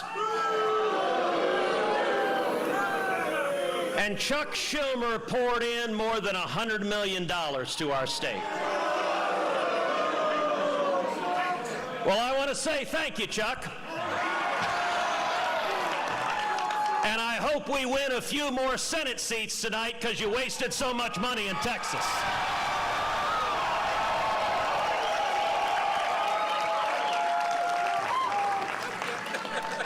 They deployed every trick, every lie, and every Hollywood celebrity they could find. Chuck Schumer tried to buy this Senate seat like it was a piece of Manhattan real estate. But he learned what we've always known, that Texas isn't for sale.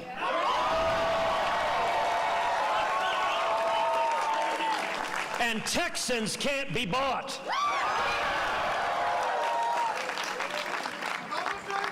Amen. Over the last 2 years, I've traveled every corner of this state, from the Panhandle to the Valley, from deep East Texas to far in West Texas. We have traveled 9,094 miles, 53 rallies all over the state of Texas.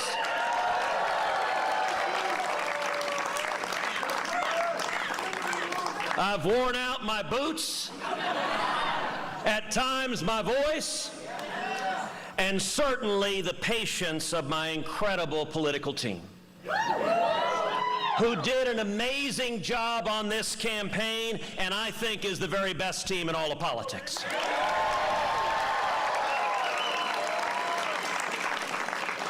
And what I found traveling the state of Texas was worth every single mile. Because everywhere I went, I found something that gives me profound hope. Common sense isn't dead. It is alive and well in Texas. Everywhere I went, I met Texans who share a simple dream: to keep their families safe, to keep their freedom secure, and to keep their Texas values strong. Tonight, we are witnessing incredible results, especially with Hispanics across the state of Texas.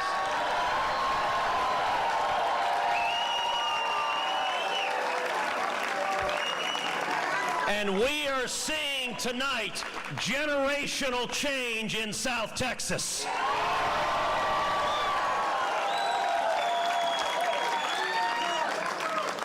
The results tonight, this decisive victory, should shake the Democrat establishment to its core.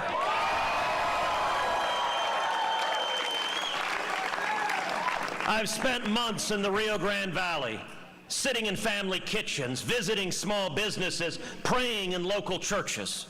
And let me tell you what I learned. Our Hispanic communities aren't just leaving the Democrat Party. They're coming home to conservative values they never left.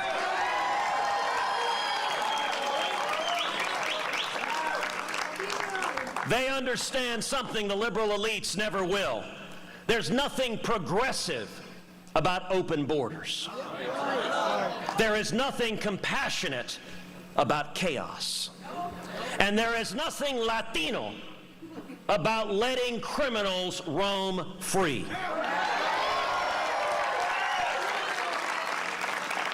And just for good measure, we're not tacos.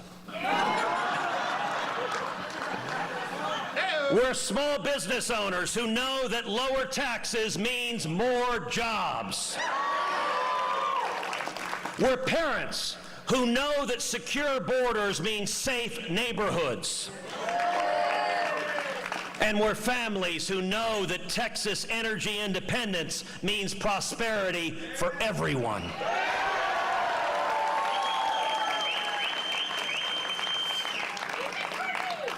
And I found this same awakening to common sense everywhere I traveled. I saw it in the eyes of Texas mothers, tired of being lectured to about their values, their faith, and their children's education. I heard it from energy workers in the Permian Basin and the Eagle Ford Shale, men and women who know that American energy independence isn't just about dollars and cents. It's about national security and freedom. It's about families being able to fill their gas tanks without emptying their bank accounts. Look, common sense isn't complicated. It tells us that borders have to mean something. It tells us that laws must be enforced, that children deserve innocence, and that prosperity comes from work, not a handout.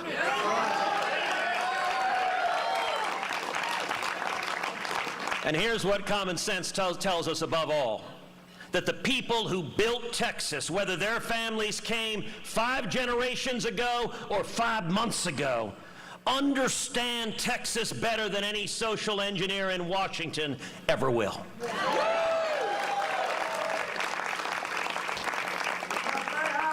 When I return to the Senate, I carry with me not just a victory, but a mandate. A mandate from the people of Texas. And let me be crystal clear about what that mandate means. First, we must secure the border.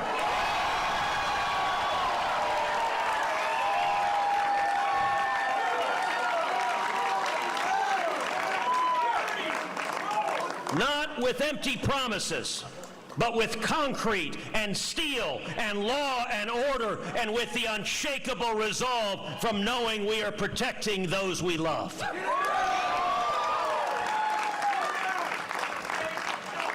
The cartels who poison our communities, the traffickers who prey on the innocent, their days are numbered. Second, we must unleash Texas energy. The answer to America's energy needs isn't Venezuelans' oil fields or the Ayatollah in Iran, but rather it is right here in Texas, in the Permian Basin, and throughout the state of Texas.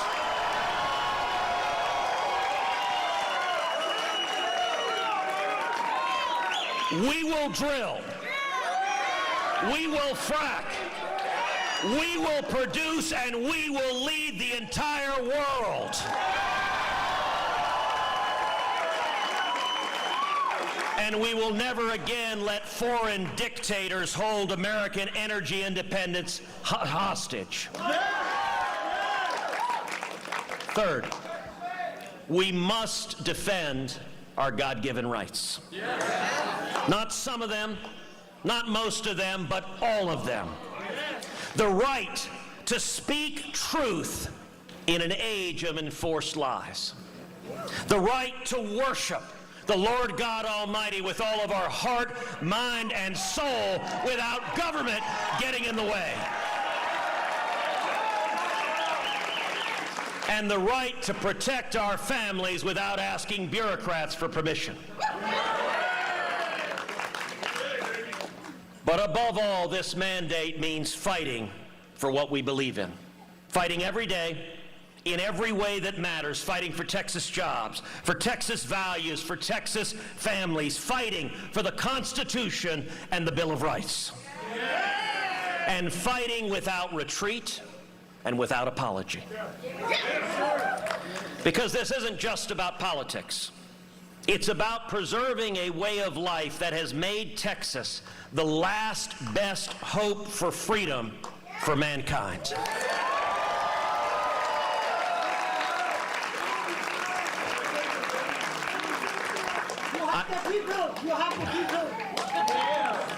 I know this in my bones. You see, this isn't just political for me. It's personal. Like all of you, my family journey makes me who I am. Many of y'all know my father, Pastor Rafael Cruz.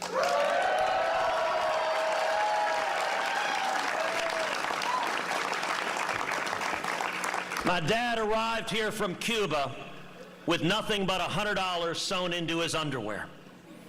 He washed dishes for 50 cents an hour. He learned English watching John Wayne movies. And he worked his way through the university, graduating class of '61. That journey from a Cuban prison to Texas freedom. From a dishwasher to a small business owner here in Houston to today a pastor spreading the gospel across the state.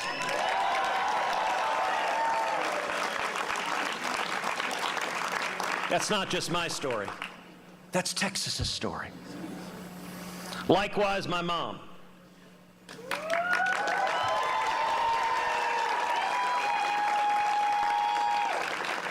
Who's Irish and Italian, born to a working-class family in Delaware, who became the first person in her family ever to go to college.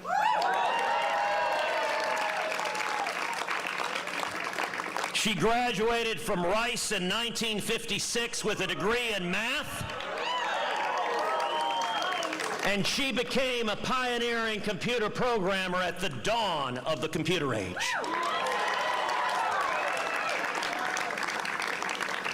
My dad is 85.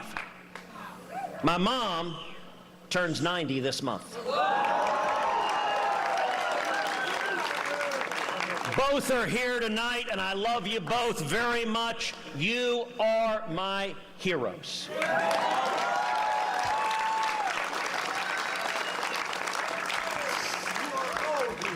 And here is what Texas promises. Not equality of outcomes, but equality of opportunity. Amen. Not guaranteed success, but a guaranteed chance. Not life without struggle, but a life where struggle has meaning, where merit matters. And where dreams that are backed by sweat and steel determination can still come true. That is the promise of Texas. That is the American dream. That's what all of us fought to preserve here tonight, and that's what I give you my word I will continue to defend with every fiber of my being in the United States Senate.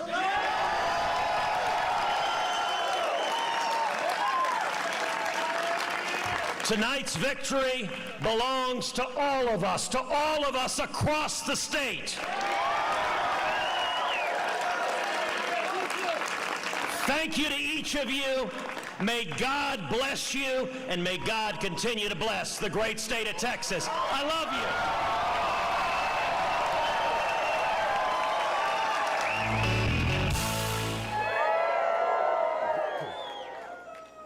And thank you to Speaker Rob Rivas. We are so lucky to have Rob Rivas as our Speaker of the State Assembly, are we not? Isn't he incredible? It is such a delight to be here with you tonight. And before I begin, I want to acknowledge my opponent, Steve Garvey. I know it's not easy to be a candidate for any office. It's hard on you, it's hard on your loved ones, and I wish him well. And I join him in celebrating the Dodgers' amazing win over the Yankees. Tonight, I am especially grateful to the millions of Californians who put their faith in me. I also find myself thinking about Senator Dianne Feinstein, who was a friend and mentor, and as long as I knew her, she was a giant in the U.S. Senate. Nobody will be able to fill Dianne's immense shoes, but her memory will be my guide. And tonight, I am so humbled to be your next United States Senator. Thank you, California. I will spend every day trying to repay the trust that you have placed in me by serving this golden state with all of my heart and soul. Thank you, California. Tonight is going to be a very long night. We won't know the result of every race. We will need to be patient. And whatever the result of the presidential race, we know there will be serious challenges facing the state of California and the country. Regardless of the outcome, regardless of the way people may have voted, I want to make one thing clear. As your senator, I am committed to standing up for every Californian. I am committed to taking on the big fights to protect our freedoms and to protect our democracy. California will continue to be at the forefront of progress, the bulwark of democracy, the champion of innovation, and the protector of our rights and freedoms. We are a big, beautiful, diverse, and generous state. We look out for each other. We stand up for each other. We extend our hands to lift up each other. We celebrate and appreciate our different backgrounds and cultures. I've seen it firsthand. From the first day I launched this campaign to the visits I've made to nearly every corner of the Golden State. From meeting with local leaders in the border community of Calexico to seeing the restoration of redwoods north of Willits, I've met the most amazing people all across California. I've listened to your concerns, I've heard your fears, I've shared your hopes, and imagined the future that you want to see for yourselves and for your children. And because of this, every day I woke up energized and hopeful. In Bakersfield, I met with entrepreneurs who turned their passion into successful small businesses that had lifted up their communities. In Salinas, I heard from farm workers who toiled in the fields from sunrise to sundown, rain or shine, to ensure that families across the country had food on their tables. In Oakland, I felt the joy and energy of an early morning service at the Allen Temple Baptist Church. In Merced, I sat down with college students and heard about the careers they were building for themselves.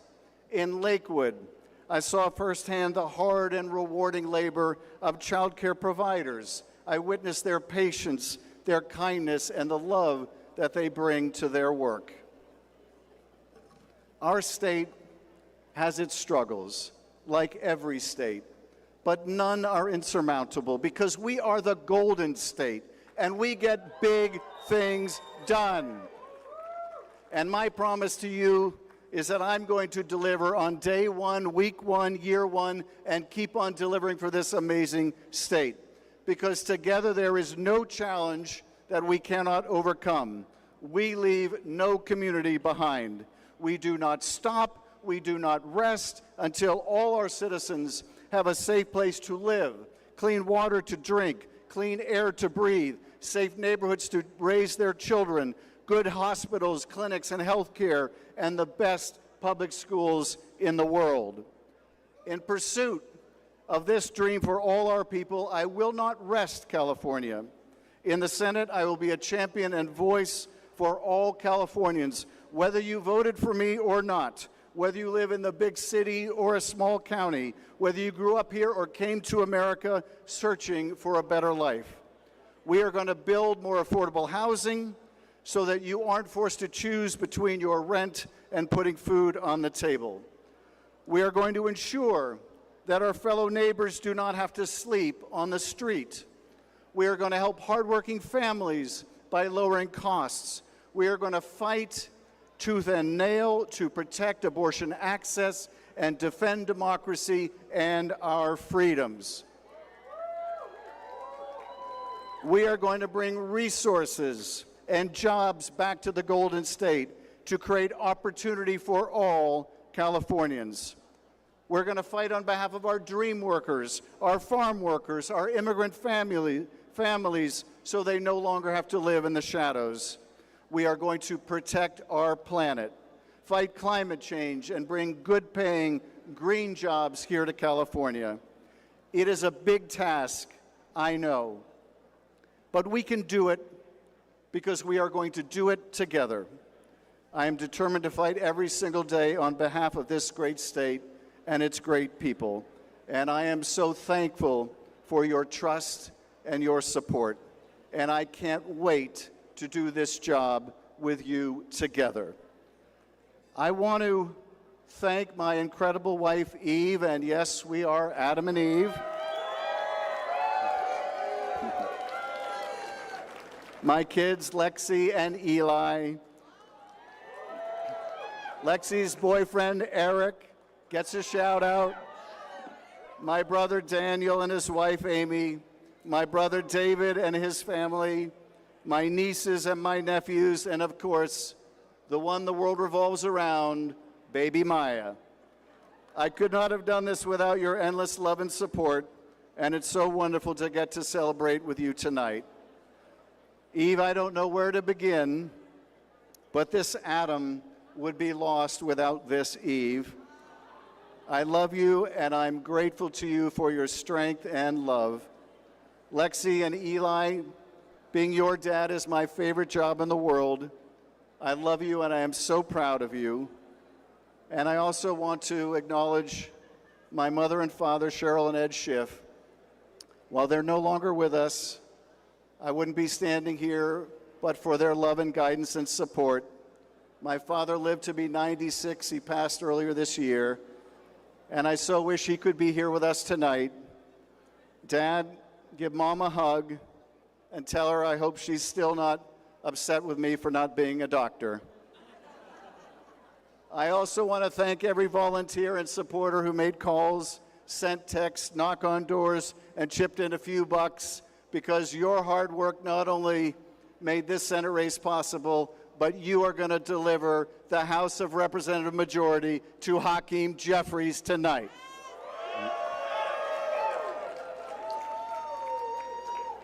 And I want to thank Nancy Pelosi, the greatest of all time, the most incredible speaker in our history, for her friendship, her mentorship, her leadership. There was no one who stood more in the breach defending our democracy than Nancy Pelosi, and I thank you. We set out to build the largest grassroots campaign in California history, and I think we hit the mark.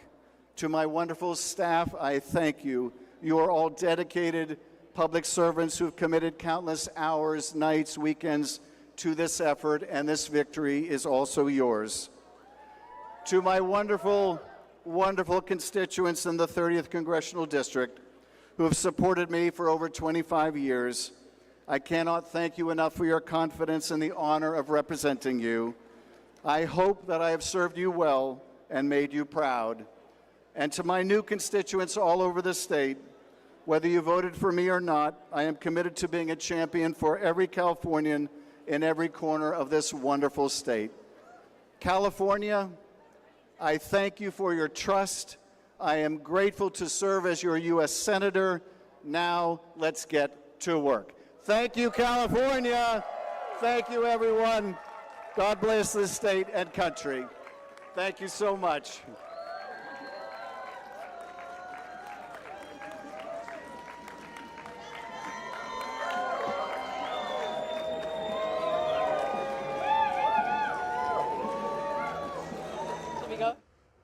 Welcome back to C-SPAN's continuous coverage of Election Night 2024. It is just after 3:30 a.m. here on the East Coast, just after 12:30 a.m. out on the West Coast.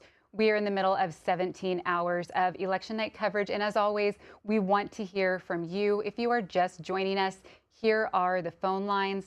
If you support Vice President Kamala Harris, the number is 202-748-8920.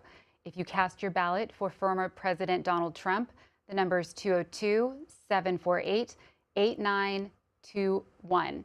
And all others, you can give us a call at 202-748-8922. We also welcome your text. You can send that to 202-748-8903. We will get to your calls and comments in just a few minutes, but we also want to give you an update on where the race currently stands. Looking at the Electoral College, former President Donald Trump is currently leading Vice President Kamala Harris 267 to 224. The magic number there is 270, meaning former President Trump needs just 3 more electoral votes to win the election. In the Senate, the Republicans did manage to pick up the seats needed to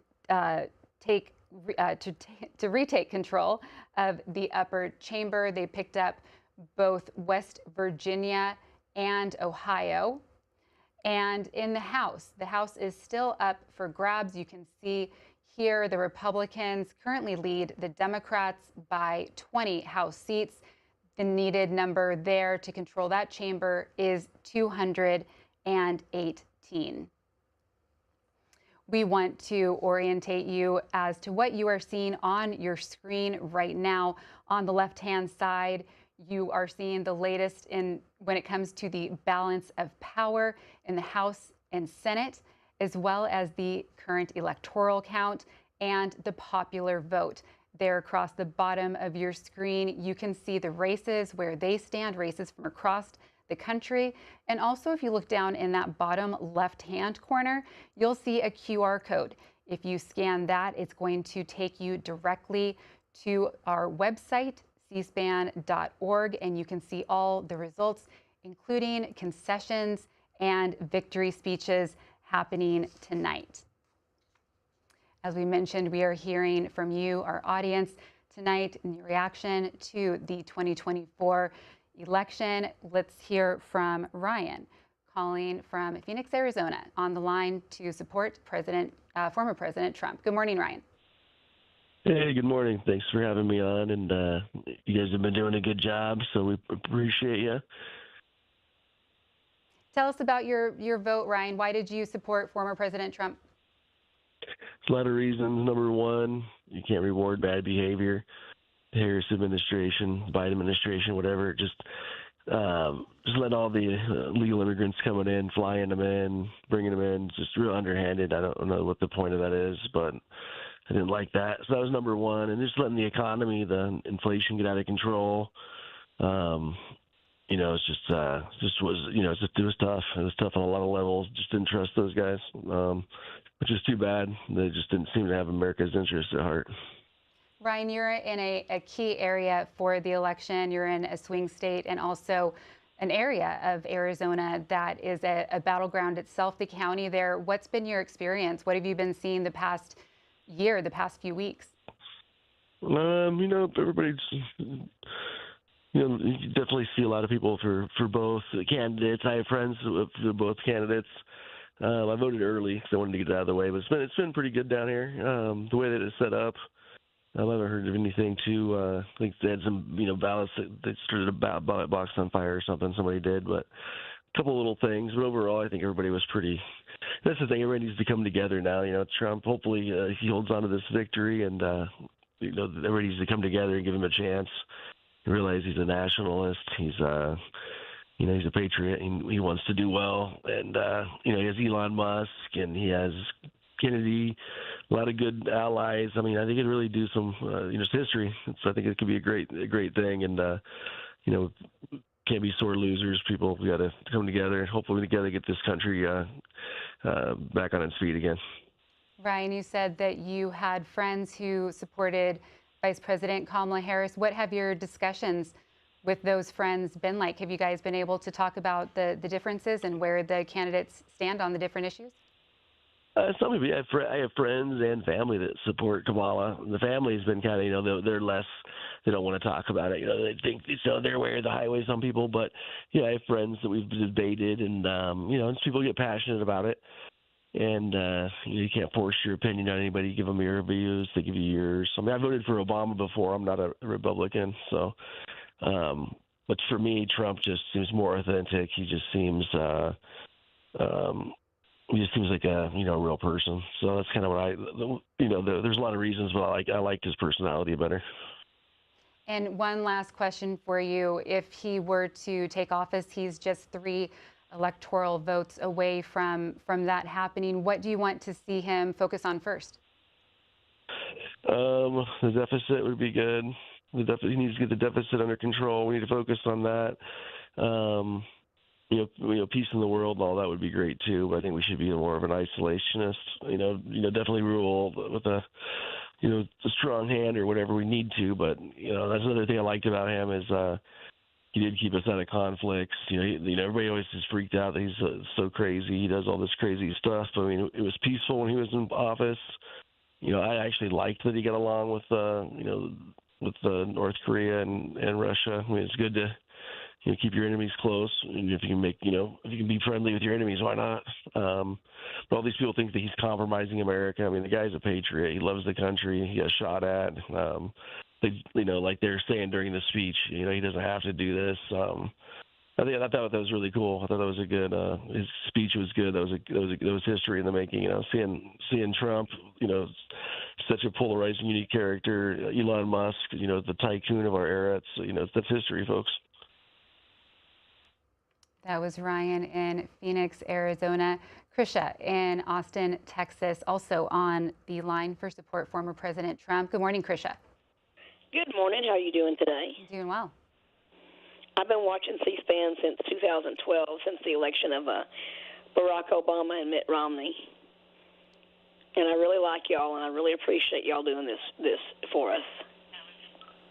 Well, thank you for that. There is a huge team behind tonight's election results and the months leading up to it, so I know they appreciate hearing that. Tell us about your decision to vote for former President Trump. Well, I really support him on the border wall.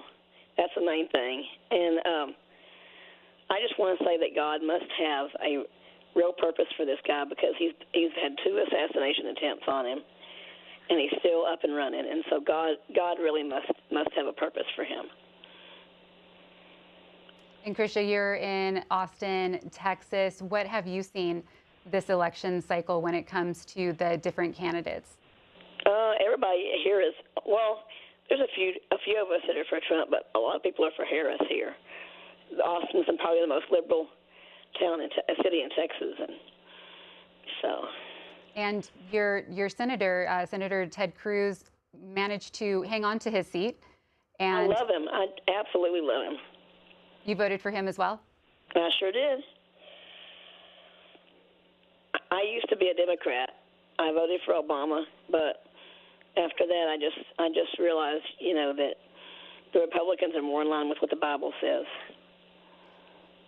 And if former President Trump does get those last 3 electoral votes he needs to take office again, what do you want to see him focus on first? Build the wall. That was Krisha in Austin, Texas. Adrienne in Miami, Florida. She voted to support Vice President Kamala Harris. Adrienne, good morning. Hi, good morning. Thank you so much for this program. It's encouraged my insomnia to stay up during the election. So I just wanted to call and reach out because I feel like we're witnessing the greatest con of our nation's history. Like, Trump used our working class. He manipulated them into believing that he actually cares about them. He claimed he had the greatest first term, but yet 400,000 people died from COVID under his lack of leadership when leaving office, and focused on supporting his friends like Russia and North Korea during his presidency. Inflation, which I keep hearing as a common theme, in my opinion, is the cause of Citizens United being allowed back in 2010, because now companies or billionaires can support financially with a lot less financial restrictions than they had before, which allows their vote to have more influence than ours. And then I hear people talking about the border wall. That's a joke, because certain parts of the border are physically unable to be built upon due to the landscape of the land itself. And then other parts, we've seen documentaries being done where you'd be cutting through people's private property. For people calling, like Donnie or Ryan, calling things like, oh, he said he was a knucklehead, that's why I didn't vote for him. What about the fact that the person that you all are voting for was convicted 36 times on felonies? Isn't that enough of a reason not to vote for that person? I'm going to be surprised if he's even allowed into certain countries that usually don't even allow felons to come visit. This is going to be, I feel like we're the joke of the world right now. And while he hasn't been officially elected, I'm really scared because he's never really been pro-unity. He's always been divisive, even on his platform tonight. He brought up Aiden Ross, which continuously talks bad about black people and uplifts white nationalists. So I'm still not seeing how he's going to unify us, and I'm kind of scared. Adrienne, you're there in Miami. It was a state that former President Trump did win the electoral votes to. You also saw your Senator Rick Scott win re-election. Did you vote Democrat down the ballot? Yes, I did. And it wasn't just because I didn't want to just vote blue. I do mail-in ballots, so I receive my ballot. I look up all the different people before I make my decisions. And just their records, what they've done in the past for us, it just aligned more to vote with the Democratic ticket. That was Adrian in Miami, Florida. Holly, Washington, D.C. on the line for others. Good morning, Holly. Oh, thank you so much for taking the call, and thank you for doing this. It's been a great program. I really appreciate C-SPAN. Holly, tell us about your vote. You are on the other line. Did you vote in the election? I did not, and before Trump spoke, Peter made an observation about the Electoral College, and it had to do with I think there being actually more Republicans in California than I think it was Tennessee. For people who don't, I have a different observation. It's for people who don't like the Electoral College, and that is if it was a national vote and not by state, the whole campaign system would be completely different instead of being geared towards these swing states. And also, I think people's voting would be different. I live in the District of Columbia, where we have one pitiful electoral vote, and it's also overwhelmingly Democrat. So if I went, and however I voted, it really wouldn't make much difference. I didn't feel very well. I didn't want to vote for either one of the major candidates. I probably would have voted for Jill Stein. But I am happy that Trump seems to be winning, because I really have been disgusted by the Democrats and their pretense of calling for a ceasefire in Palestine, where they keep supplying arms and money and political cover and vetoes at the UN in support of this genocide. And it's just impossible to reward them for that. I don't know what Trump's going to do. I don't know that he's going to be any better on that score, but I'm glad that they were punished for that. Holly, you mentioned the Electoral College and a popular vote. Right now, former President Trump is leading Vice President Kamala Harris by just over 5 million votes. Does that change your opinion at all? No, it doesn't change my opinion at all. I don't really know what you mean. You also had in D.C., you didn't vote at all, not just for president, but at all on the ballot. There was a ranked choice initiative on the ballot. How do you feel about ranked choice voting? In general, I support it, but here it was a little bit funny. It was linked to another initiative, and there was a lot of argument about it. And as I say, I'm elderly. I didn't feel very well. I just didn't feel like it was worth bothering to vote about it. That was Holly in Washington, D.C. Isaac in Caledonia, Michigan, on the line for support Vice President Harris. Isaac, did I say the name of your city correctly? You did. Thank you. Oh, great. Tell us about your vote. So I'd like to start out by saying thank you for your calm, neutral voice on C-SPAN, and again, calmly allowing people from both sides to speak their piece.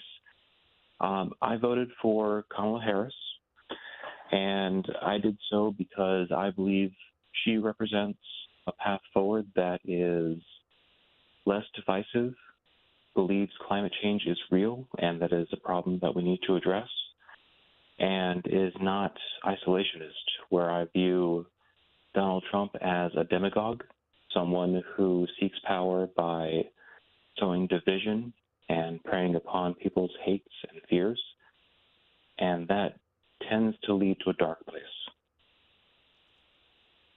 Isaac, let me ask you a question. You're in Michigan, a key battleground state, and that state has yet to be called. The Associated Press has not called it, but right now, former President Trump is leading Vice President Harris by just over 300,000 votes. What have you seen there in the past few months?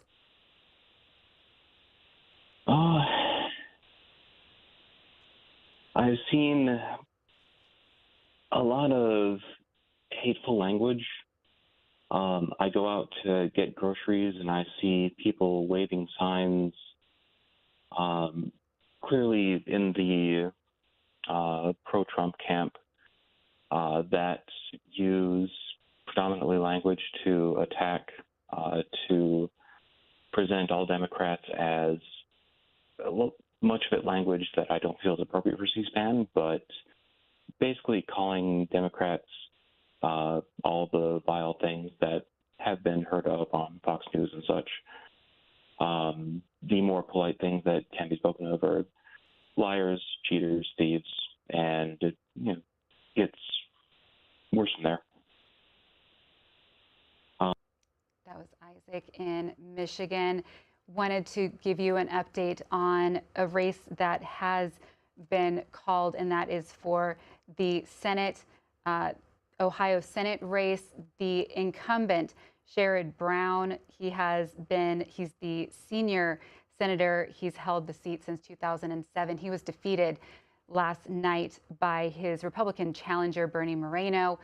Right now, looking at the votes there, it looks like just over almost 300,000 votes.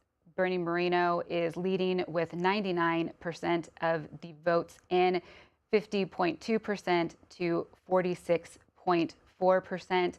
It is notable that the Don Kissick, he is the Libertarian candidate, did get 3.4% of those votes.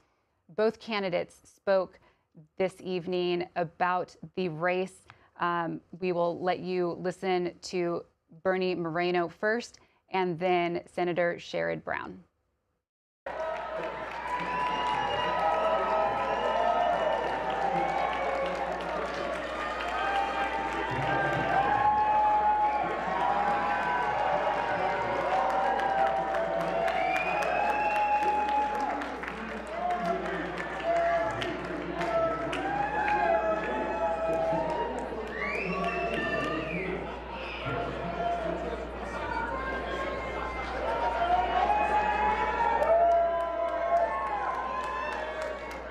Ladies and gentlemen, please welcome the next senator of the great state of Ohio.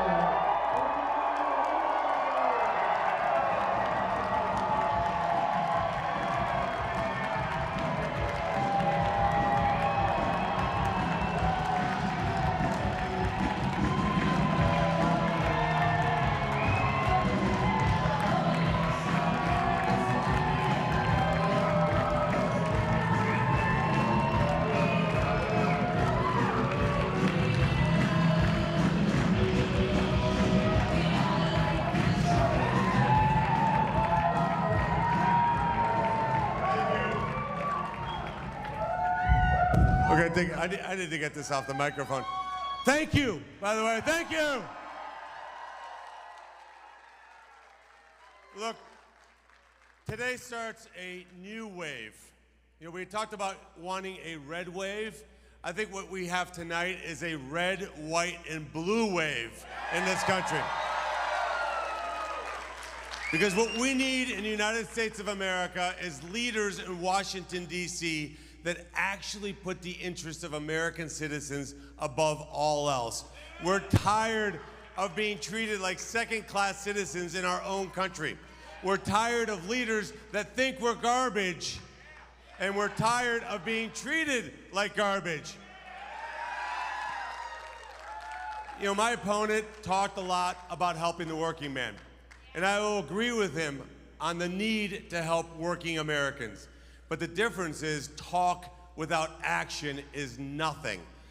So what we're gonna do, thanks to now having a Republican majority, by the way, how about that, in the United States Senate,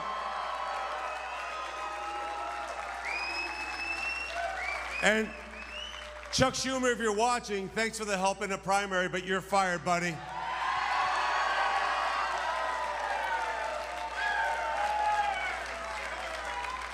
This is a new dawn of Republican leadership. With President Trump and J.D. Vance in the White House, we are going to advance an agenda that is an American agenda. An agenda that says we are pro-immigration, but not pro-invasion. We're going to make certain that the people who come to this country are invited here like I was, like my family was, on our terms. We're going to make this country an energy-dominant nation so that my kids do not grow up in a country where we ever rely on a foreign nation for energy ever again. And we have that energy right here in Ohio. That means coal, that means natural gas, it means oil, and it means nuclear. And in terms of EV mandates, they need to be gone first thing in January. And we're going to make certain that we tell California, you don't get to dictate to the whole country what our emission standards are. We're going to dictate that at the federal level, and we're going to allow consumers to pick the kind of car they want. Look, the other piece that I want to talk about is what President Trump has brought to this country, which is peace and stability around the world. America will be a leader in the world, will always be a leader in the world. American leadership has made the planet safer, more prosperous, and more secure than at any point in human history. But it means that we ensure peace through strength. The weakness of Joe Biden and Kamala Harris is rejected, and I know that from whether it's in Jerusalem or Kiev or anywhere else on earth or Taiwan, they're cheering this election because they know American strength will ensure peace around the world. And if you're a police officer in this country, just know you have a senator in me and a Republican Party that will always have your back.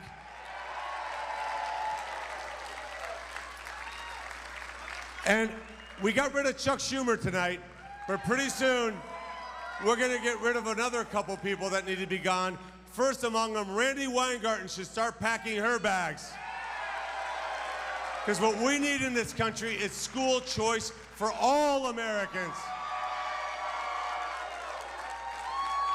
And then as I look at my children, I've blessed with 4 kids. And by the way, can we give my wife an amazing round of applause, please? Thank you, Bridget. Bridget.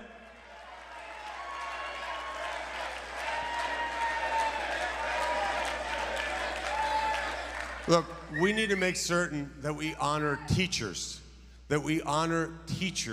They're doing great work in every corner of the country. Teachers are our front line. Unfortunately, they have a teachers union that doesn't care about them.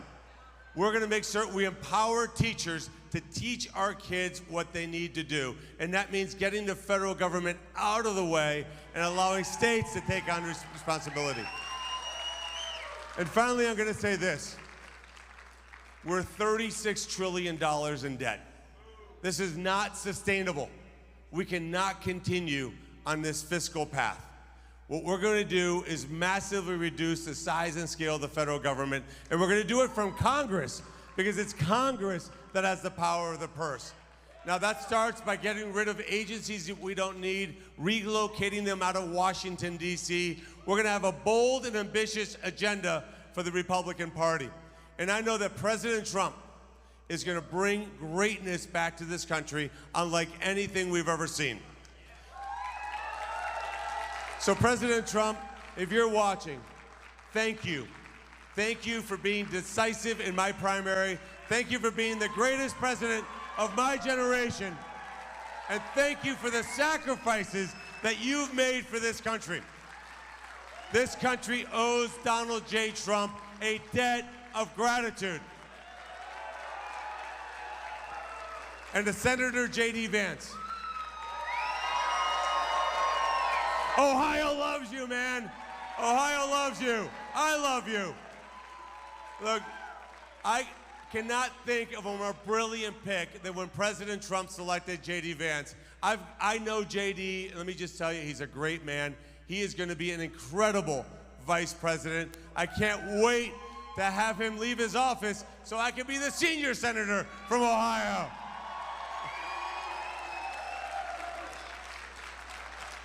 I also just got off the phone with my friend Jim Jordan. Jim is a great human being, a great power here in Ohio. Jim Jordan, thank you so much for what you've done. I'd also like to thank my campaign team. We built the greatest campaign team out there, and if you're watching this and you want to go to Washington, D.C., and you're from Ohio, and you want to go down there to make a difference, let's talk tomorrow. Let's talk tomorrow. Because we're going to build an incredible campaign incredible Senate operation, an incredible constituent services operation, because I believe that people who pay taxes deserve a government that works for them. And then finally, let me just say to my kids, thank you so much for being on this journey with us. You know, I have absolutely been blessed by God Almighty with an amazing wife, amazing kids, 3 amazing grandkids. But I want to introduce you to my extended family, because as I like to say, we're overperforming Catholics. So I'm going to bring my siblings. If I can bring my siblings up on stage. Where are they? They're all over here. Let's give them a round of applause.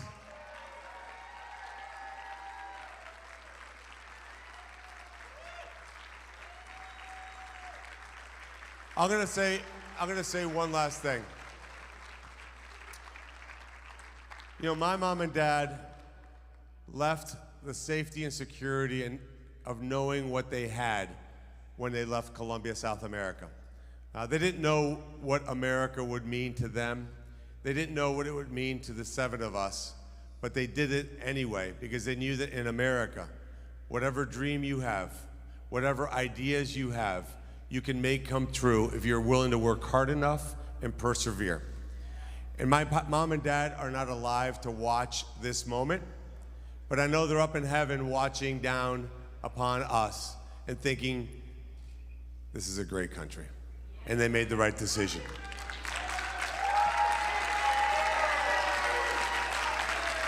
And I know for one person that my mom and dad would be looking down and saying, this is an amazing thing, is my sister, Vicky. We'd be so proud of you, Vicky, for everything that you've done. You've been kind of our substitute mom along the way. Look, Vicky, you were almost like my mom growing up, because both my parents worked really, really hard. So Vicky was the one who would make sure that I always stayed true to myself. My brother Luis, thank you for your leadership and guidance. I think Sherrod Brown and Chuck Schumer owe you a little bit of an apology, by the way. I don't think it will come. And to Jose and Alex and Richie, thank you so much for kicking the crap out of me when I was younger. I appreciate it.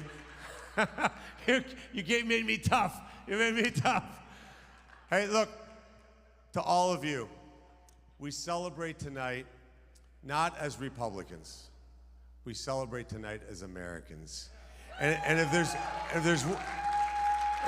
and to the people out there in Ohio who didn't vote for me, just know that I will always advocate for you. I will always have your back, and I will work for the next 6 years to win you over. Because my responsibility is to the entirety of Ohio, and I will always work tirelessly to make certain that we do everything possible, that I work my tail off to make your life better. So to Ohio, to all the people I've met on the campaign trail, to the thousands and thousands upon people who prayed for me, prayed for Bridget, and kept us in your prayers, I can't tell you what this means. This is the greatest honor of my life to represent you in Washington, D.C., and I will not let you down. Thank you so much.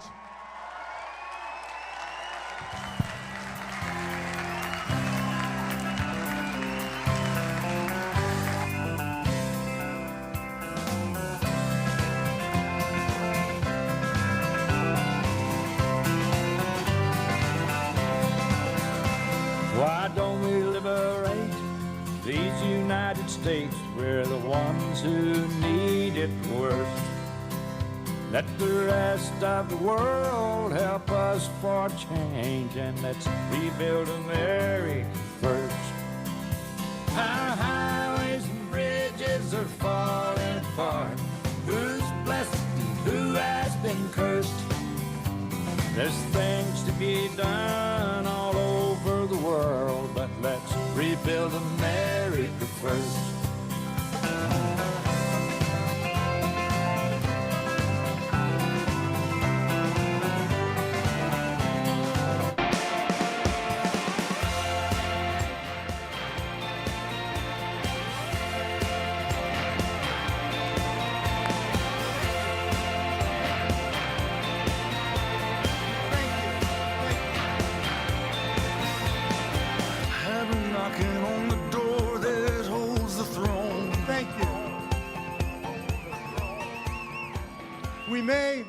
Thank you.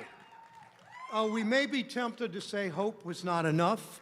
We might be tempted to second guess ourselves and question whether we worked hard enough or long enough.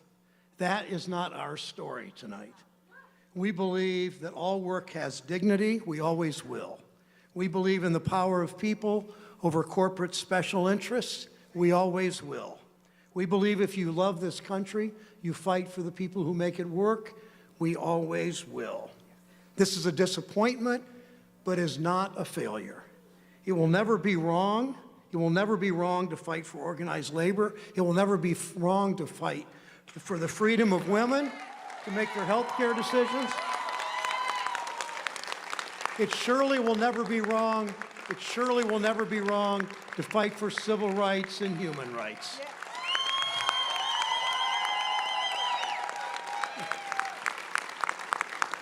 Tonight I'm sad, but I'm never giving up, and neither is Connie. No way. In the light of day, I know most of you are never giving up either. I'll close the same way I've closed pretty much every speech in my career fighting for Ohio, because the values I fight for have not changed. They will never change. On my lapel, I wear this pin, depicting a canary in her birdcage. You might have heard this before. It was given to me decades ago by a steel worker at a Workers' Memorial Day rally in Lorraine. You know the story. At the turn of the century, coal miners took the canary down in the mines with them to warn them of poisonous gas. The mine worker in those days knew he didn't have a union strong enough or a government that cared enough to look out for him. He was on his own.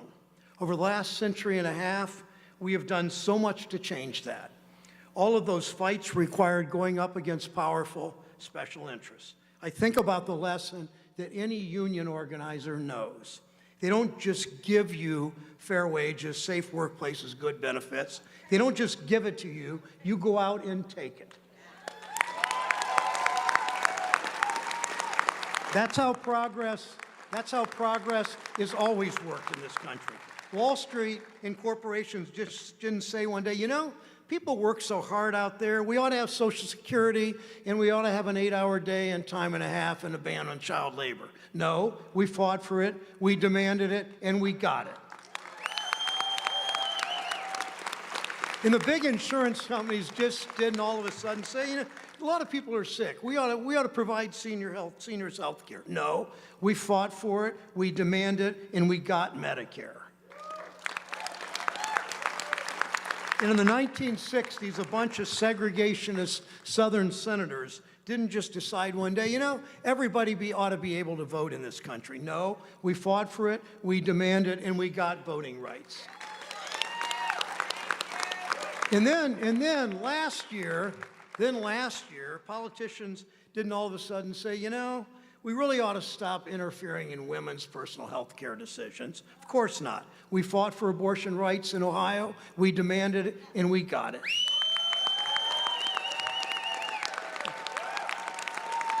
In all those fights, progress didn't happen on its own. We know there are so many fights still ahead. When I first came to the Senate, like all new senators, they gave me one of those really expensive, fancy pieces of jewelry. You could kind of walk around, and I'm a senator, I'm a big deal. I wore it for a couple days, but it just didn't feel right, so I took it off and I put my canary pin back on. And I've worn that canary pin every day since. So tonight, nothing changes. I don't take off this pen. I'm not giving up on our fight for workers, and I know you won't either. Thank you.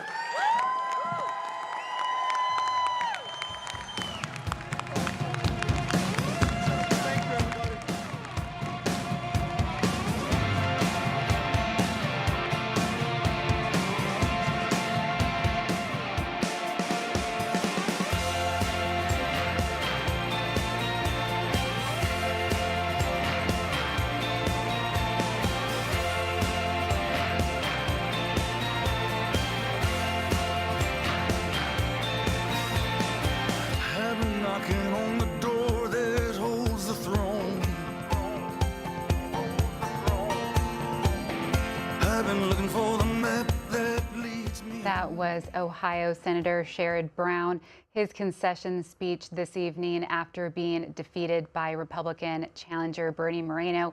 You can see the numbers there on your screen with 99% of the votes in. Bernie Moreno is leading 50.2% to 46.4%. Also wanted to once again show you where the current presidential election stands. Looking at the electoral votes, right now, former President Donald Trump is leading Vice President Kamala Harris 267 to 224. Again, the number needed is 270 to clinch that presidency.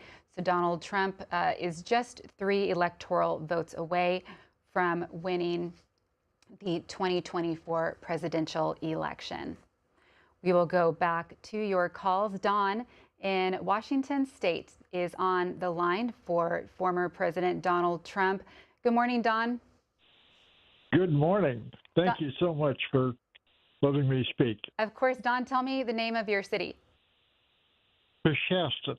Okay, I wasn't even close. I've seen signs, but didn't know how to say it. Don, tell us about your vote. Well, this is my 3rd vote for Donald Trump, and I voted for him every time because I thought that, first of all, we needed to move away from the block voting tendencies of the Democratic Party as opposed to the Republican Party, which allowed a great deal of diversity to show up in their Senate votes and in the House votes that the Democratic Party did not allow. The Democratic Party seemed to rule from a top-down force that actually enforced members of the party to follow the block voting rules of the leader. And I disagree with that heartily. I think that every individual has to express the opinion in his heart that he holds dear to him and follow his conscience and obey a set of moral rules that each of us have. And that's quite different than what I see manifest in both parties today. But as I said, I prefer the Republican Party, being a conservative myself for 88 years. I learned to be conservative at a very young age, and I remember President Truman's first election. I sold the newspaper that said Dewey won when he was reelected in 1948, or elected for the first time. Don, let me ask you this. You are in a red area for what's considered a blue state. What have you seen in your area over the last year, over the past few months, over the past few weeks? What kind of conversations have you had with your neighbors? Well, a number of them, really. I have in the first election in 2016, for example, I saw quite a few Trump signs promoting Trump in this state, including myself. This year, I saw quite a few Republicans, more Republicans, because I pay close attention to the politics, and I even attempted some local meetings among the Democratic Party, or the Republican Party, rather. And what I did is chose to support the people running in the local county seats for government and the senatorial seats in the states and Republican Republican representatives. And the difference is that I didn't see much in the way of promoting Trump. And I understand that because Trump does so much damage to himself with his ego that I don't think he really appreciates that. But nevertheless, I respect the man for his leadership abilities.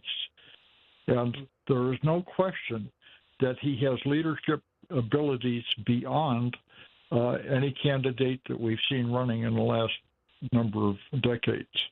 Don, the former president is just 3 electoral votes away from becoming the president once again. What would you like to see him focus on first? I would like to see him first secure the border. Secondly, I would like to see him focus on education in public schools. When I was a child, learning how to use numbers at an early age was standard operating procedure. These days, high school graduates don't know how to make change in a cash transaction without the aid of a computer, and some of them don't even know how to use a calculator. So I'm very disappointed in the loss of the ability to solve problems that need quantitative solutions. So my first priority would be to change the method of teaching numbers in elementary school and using numbers to teach elementary age school children how to vote and how to use numbers to promote unity among the population. And you begin not by indoctrination, but by letting children learn from themselves how numbers can influence their life so powerfully. I am an engineer. Don, you're also in an area that has a lot of agriculture, and former President Trump has suggested a plan for deportation. How do you think that would impact your area? I don't think that it would have a huge long-term impact, but it certainly, there have been short-term effects. One of the impacts has been that a good part of the agricultural workers in this area actually go back to Mexico for winter vacations, for example. And last year, they weren't able to get back in. So that created some hardships. But workers did get back in. This year, we happen to have had a very strange occurrence of bad weather that destroyed about 80% of the crop. And there was no need for all of the agricultural world. So we haven't seen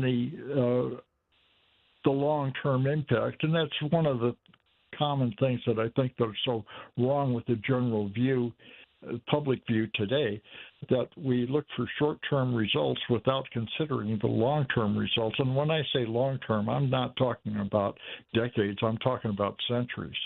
And one of the things that I'm so proud of about this country is the people in it are so good in heart that I have associated with for my entire life and know them to be very, very good people, and yet there are very few people in government that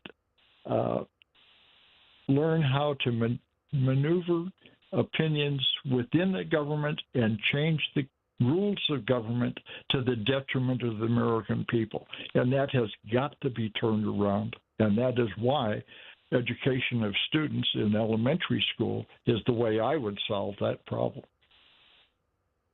That was Don in Washington State. Chase in Georgia says that you're calling on the undecided line.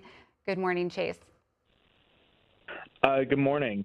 It looks like President Trump is going to once again win the election, and he's going to have both chambers of Congress under Republican control, similar to his first 2 years in office. During that time, he was unable to achieve most of his goals that he set out and he laid out in his first election. Do you think this time's going to be different for him? Chase, it says on my screen that you're undecided. Did you vote in the election? I did, yes. Who did you vote for? I actually wrote in a candidate, a Georgia native, an individual who I consider to be a good man who I've met several times, Jimmy Carter, actually. If tell me about the decision to write in former President Carter as opposed to voting for Vice President Harris or former President Trump. Were you undecided? You just couldn't make up your mind? You didn't like either? I wasn't impressed with either one.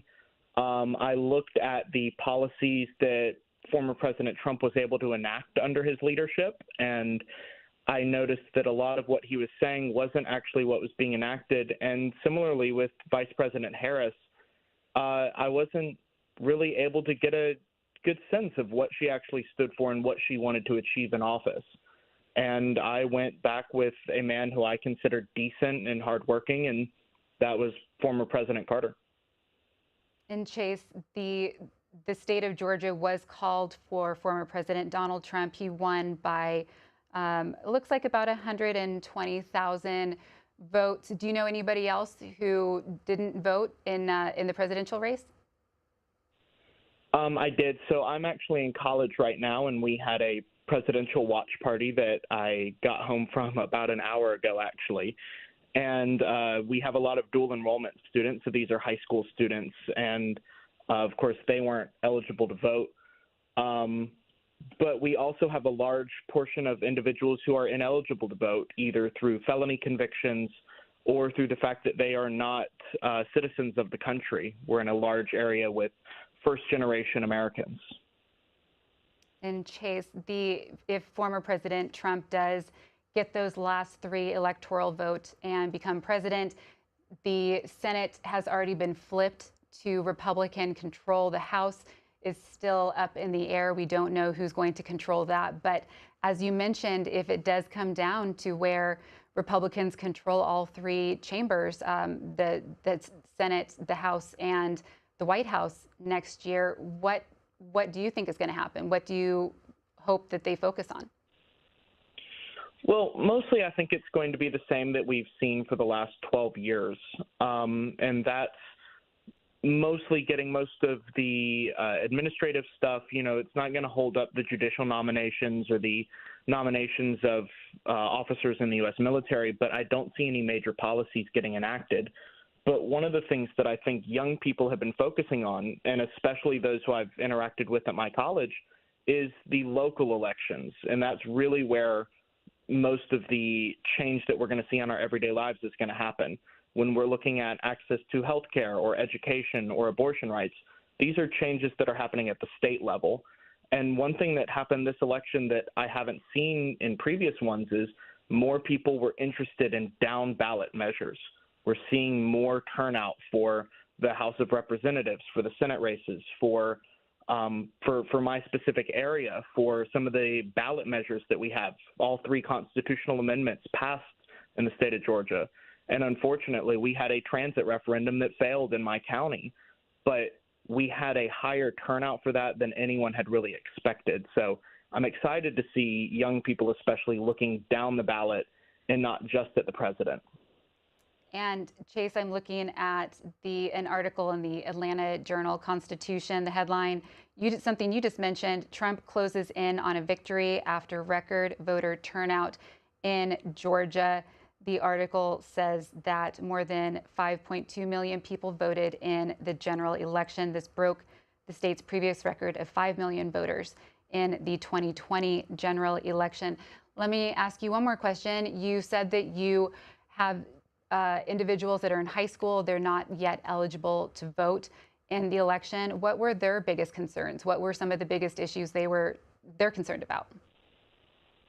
Some of the biggest things that they expressed concern was access to education funding. Of course, through the updated FAFSA form is something that us college students are really, it's a big struggle. The rollout of it was extremely slow. It takes about 4 hours now to fill out as opposed to the old one, which was only about 45 minutes. And as well, there's no ability to finish filling it out unless your parents have filed their taxes. And for individuals whose parents may not be filing their taxes through the IRS, for people who might not be in the country legally, it's a huge burden. It makes it much more difficult. And so a lot of people were looking at Vice President Harris thinking that she would continue the Biden administration's loan policy and just looking at that. Another thing is access to health care, access to abortions, right? Always a big ticket item on young voters. And like you mentioned, young voters are more likely to vote early, and we really saw that. Of those 5.2 million who voted, we had almost 60% voted early, which was just an unbelievable number. I'm not sure on what the record was, but I believe in 2020 it was only around 40% that voted early. So we saw a 50% increase in early voting this year, which was crazy. That was Chase in Georgia. Hazel is calling from Fort Collins, Colorado, on the line supporting Vice President Kamala Harris. Good morning, Hazel. Hi. I'm actually also a college student right now. And tell me about your vote, Hazel. Yeah. So on the one hand, I was really excited to vote in this election because it's the first time I could vote for the presidential race. I voted for the midterms, but I was still in high school for the 2020 election. But I'm also really disappointed in how Harris did overall. I was really hoping that she would win the presidency, and now it looks like that's most likely not going to happen. Hazel, you voted for Vice President Kamala Harris. Former President Trump is just a few electoral votes away from winning a second non-consecutive presidency. Knowing that, what would you like to see the former president focus on if he were to return to office? I just want him to not be able to do most of the stuff he wants to do. I disagree with pretty much everything he stands for. One of the things I'm really concerned about is what the previous caller mentioned, access to health care, abortion specifically. A lot of people I know also need access to gender-affirming care for like transgender individuals. And I know a lot of states have banned that for people who are underage, and I'm worried that that's going to be expanded, like maybe even federally. So that's something I'm really worried about. Something else that I really don't want him to do is that I don't want him to do all the mass deportation he's been talking about, something like 15, 20 million people.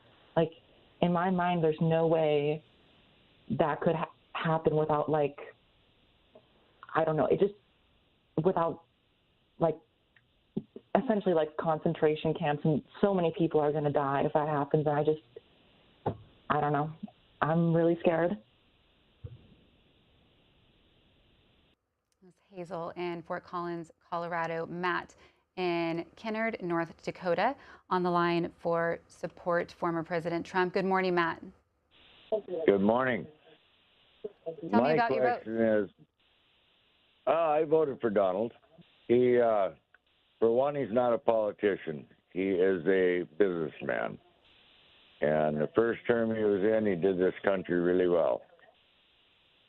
Didn't care for a lot of, the Twitter and all that stuff that he did. If he'd have just stayed with his concept of doing what he was doing, it was great.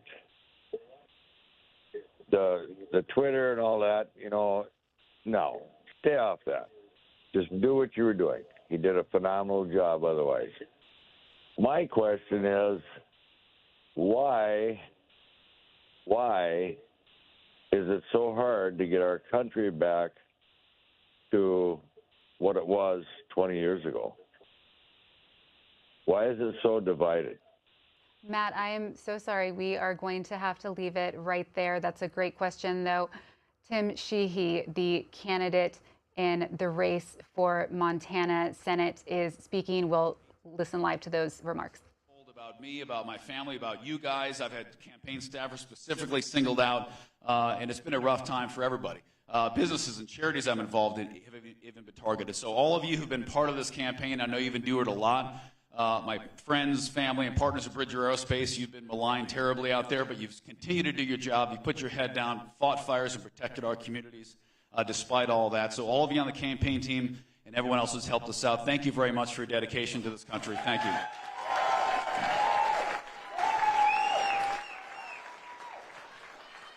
And everybody who voted for me, thank you. I have, since I was 18 years old, I've served this country. I started on the dotted line, like many of you here did, and I was proud to serve my country overseas, came home, served my country fighting fires. And to those who did not vote for me, I will also serve you. Just like I did in the military, I took an oath to serve all Americans, and I'll take an oath here to serve all Montanans. So I will earn your vote in the future.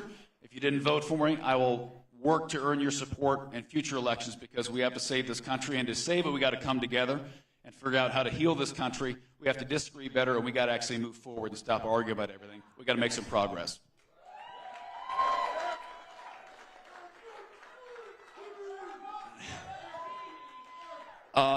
To our miners, to our loggers, to our truck drivers, our diesel mechanics, our electricians, our plumbers, our carpenters, to the people who work with your hands, our ranchers and farmers who make this economy run.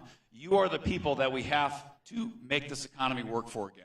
We've got to make sure that the folks who go to work every day, work with their hands, pay for their own education, and put food on the table for their families. We've got to make sure this economy works for them again. That's going to be our top priority. Bring inflation down, get real wages back up, and make sure that if you work with your hands, you can make a good living in this country and provide for your family.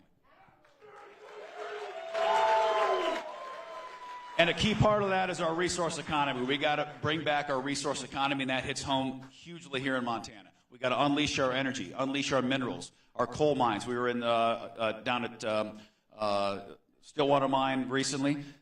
We have to unleash our coal. We got to make sure our coal miners don't have to worry every single year that they're going to go out of business, they're going to lose their jobs. Our timber industry, copper, oil and gas. We need to unleash American resources. We do it better, safer, and greener here in America than anywhere else in the world, so let's do it here with Montana jobs. And to our veterans, our police officers, our first responders, our military members, our firefighters out there, you have a sacred duty.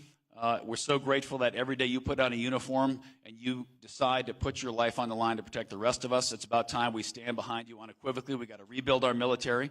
We got to make sure our military is ready to fight our next war and prioritize combat lethality for our men and women in uniform. We owe them a lethal military, and we're going to give it to them.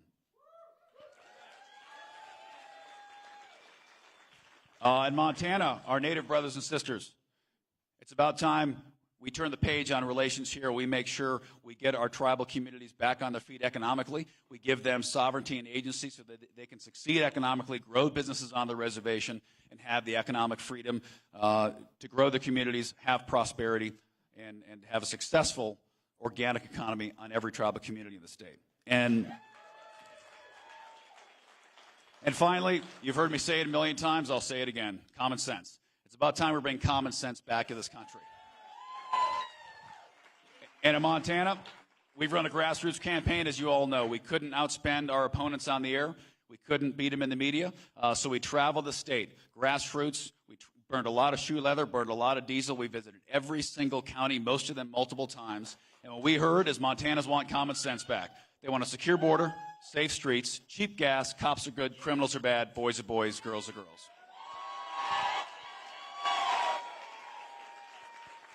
Now, most of you here know the real Tim Sheehy. Unfortunately, most of Montana knows Shady Sheehy at this point. So over the next few months, hopefully they'll get to know the real Tim Sheehy. And they'll learn that I've dedicated my life to this country, as is my wife, as is our family. This role will be no different. We are going to dedicate our time and our energies to make sure we get this country back on the right track, and we make Montana and America work for all Americans. Thank you so much for your support. God bless.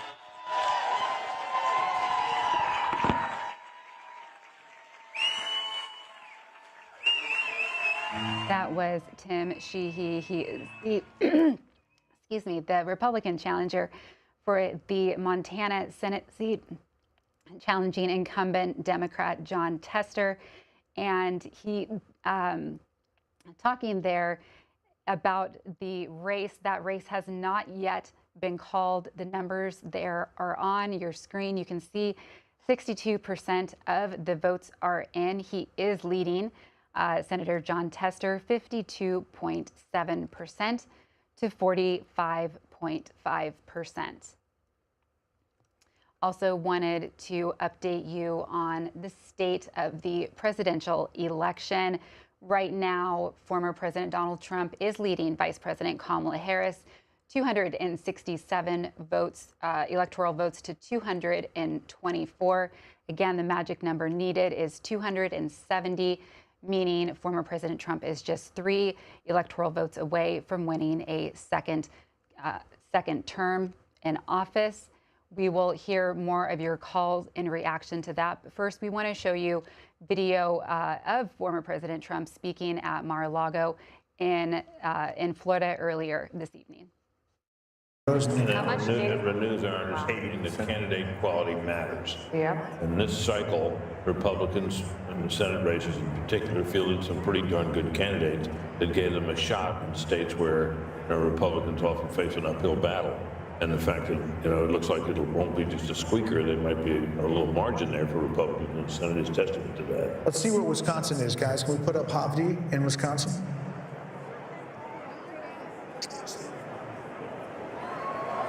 Ladies and gentlemen, please welcome President-elect Donald J. Trump, First Lady Melania Trump, and the Trump family, accompanied by Vice President-elect J.D. Vance, Second Lady Usha Vance, along with friends and campaign staff. And I'm proud to be an American, where at least I know I'm free. And I won't forget the men who died, who gave that right to me. And I gladly stand up next to you and defend her still today. 'Cause there ain't no doubt I love this land. God bless the USA.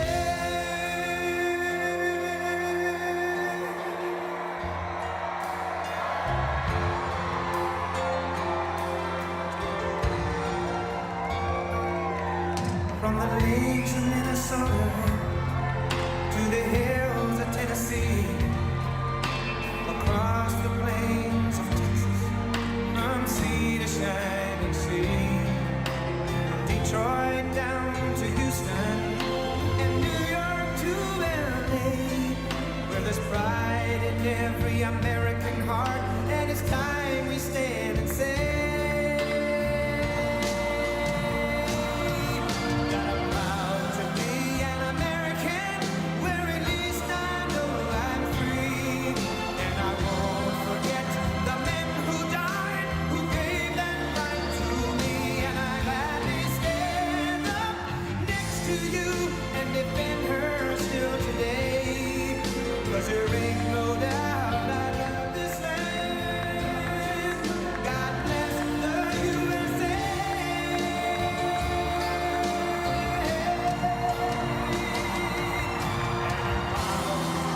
An American, where at least I know I'm free. And I won't forget the men who died, who gave that right to me. And I gladly stand up next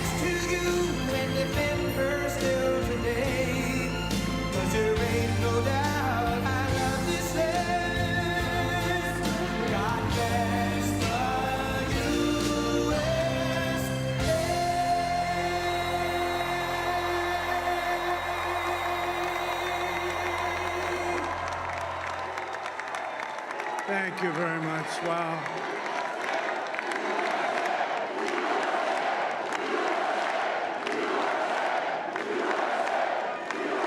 Well, I want to thank you all very much. This is great. These are our friends. We have thousands of friends on this incredible movement. This was a movement like nobody's ever seen before. And frankly, this was, I believe, the greatest political movement of all time. There's never been anything like this in this country, and maybe beyond. And now it's going to reach a new level of importance because we're going to help our country heal. We're going to help our country heal. We have a country that needs help, and it needs help very badly. We're going to fix our borders. We're going to fix everything about our country. And we made history for a reason tonight, and the reason is going to be just that.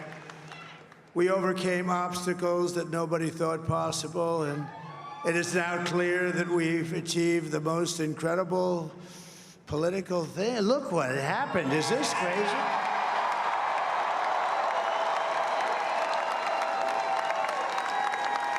But it's a political victory that our country has never seen before, nothing like this. I want to thank the American people for the extraordinary honor of being elected your 47th president and your 45th president.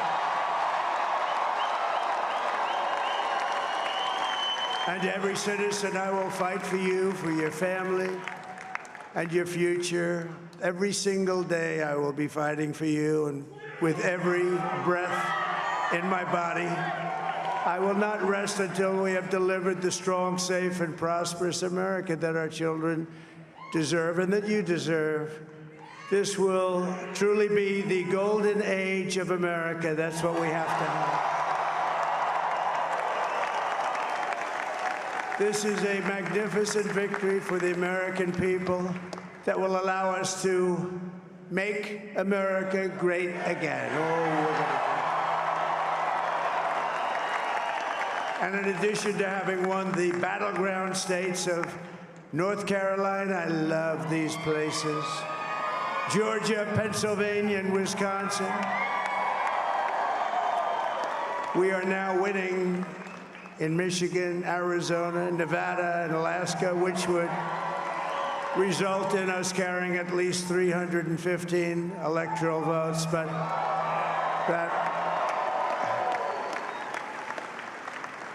it's much easier doing what the networks did or whoever called it, because there was no other path.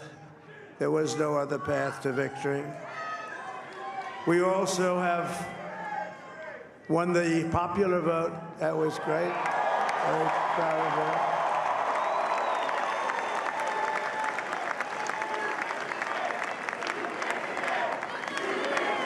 Thank you.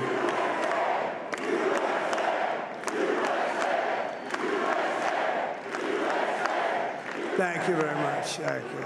And, winning the popular vote was very nice, I will tell you. It's a great feeling of love. We have a great feeling of love in this very large room with unbelievable people standing by my side. These people have been incredible. They've made the journey with me, and we're going to make you very happy. We're going to make you very proud of your vote. I hope that you're going to be looking back someday and say that was one of the truly important moments of my life when I voted for this group of people beyond the president, this group of great people. America has given us an unprecedented and powerful mandate. We have taken back control of the Senate. Wow, that's good.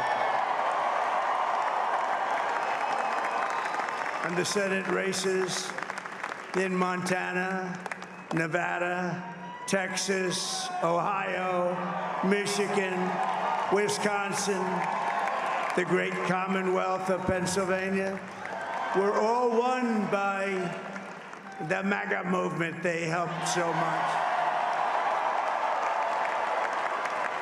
And in those cases, every one of them, we worked with the senators. They were tough races. And I mean, the number of victories in the Senate was absolutely incredible. And we did tele-rallies. We did tele-rallies with each one of them. And sometimes we did 2 or 3 and it was amazing to look at all of those victories. Nobody expected that, nobody. So I just wanted to thank you very much for that. And you have some great senators and some great new senators. And it also looks like we'll be keeping control of the House of Representatives.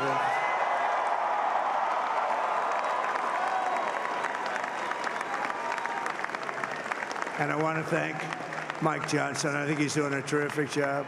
Terrific job.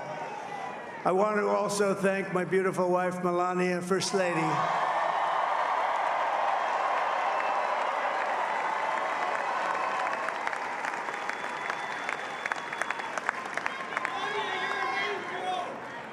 Who has the #1 best-selling book in the country. Can you believe that?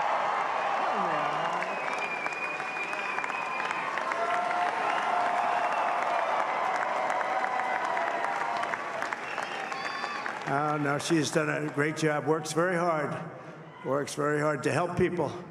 So I just want to thank her. But I want to thank my whole family, my amazing children, and they are amazing children. Now, we all think our children are amazing. Everybody here thinks their children are amazing, but that's a good thing when you think they are. But Don, Eric, Ivanka, Tiffany, Barron, Laura, Jared, Kimberly, Michael, thank you all. What a help. What a great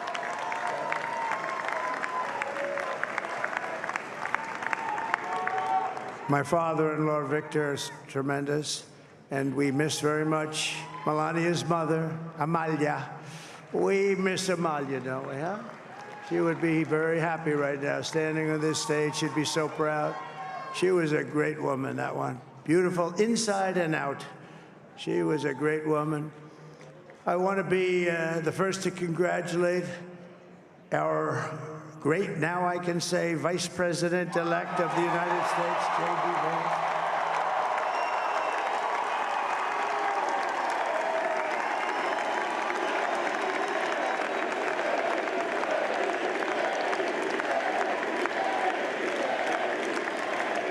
And his absolutely remarkable and beautiful wife, Usha Vance. And he is a feisty guy, isn't he? You know, I've said, go into the enemy camp, and you know the enemy camp is certain networks, and a lot of people don't like to, sir, do I have to do that? He just goes, okay, which one, CNN, MSDNC? He'll say, all right, thank you very much. He actually looks fine. He's like the only guy I've ever seen. He really looks forward to it, and then he just goes in and absolutely obliterates them.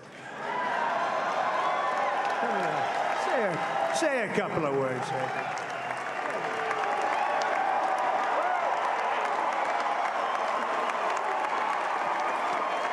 Wow.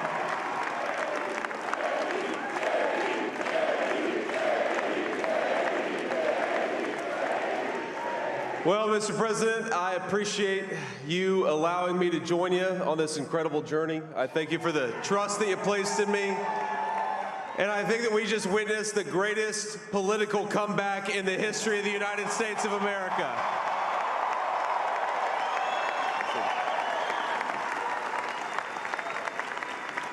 And under President Trump's leadership, we're never going to stop fighting for you, for your dreams, for the future of your children. And after the greatest political comeback in American history, we're going to lead the greatest economic comeback in American history under Donald Trump's leadership.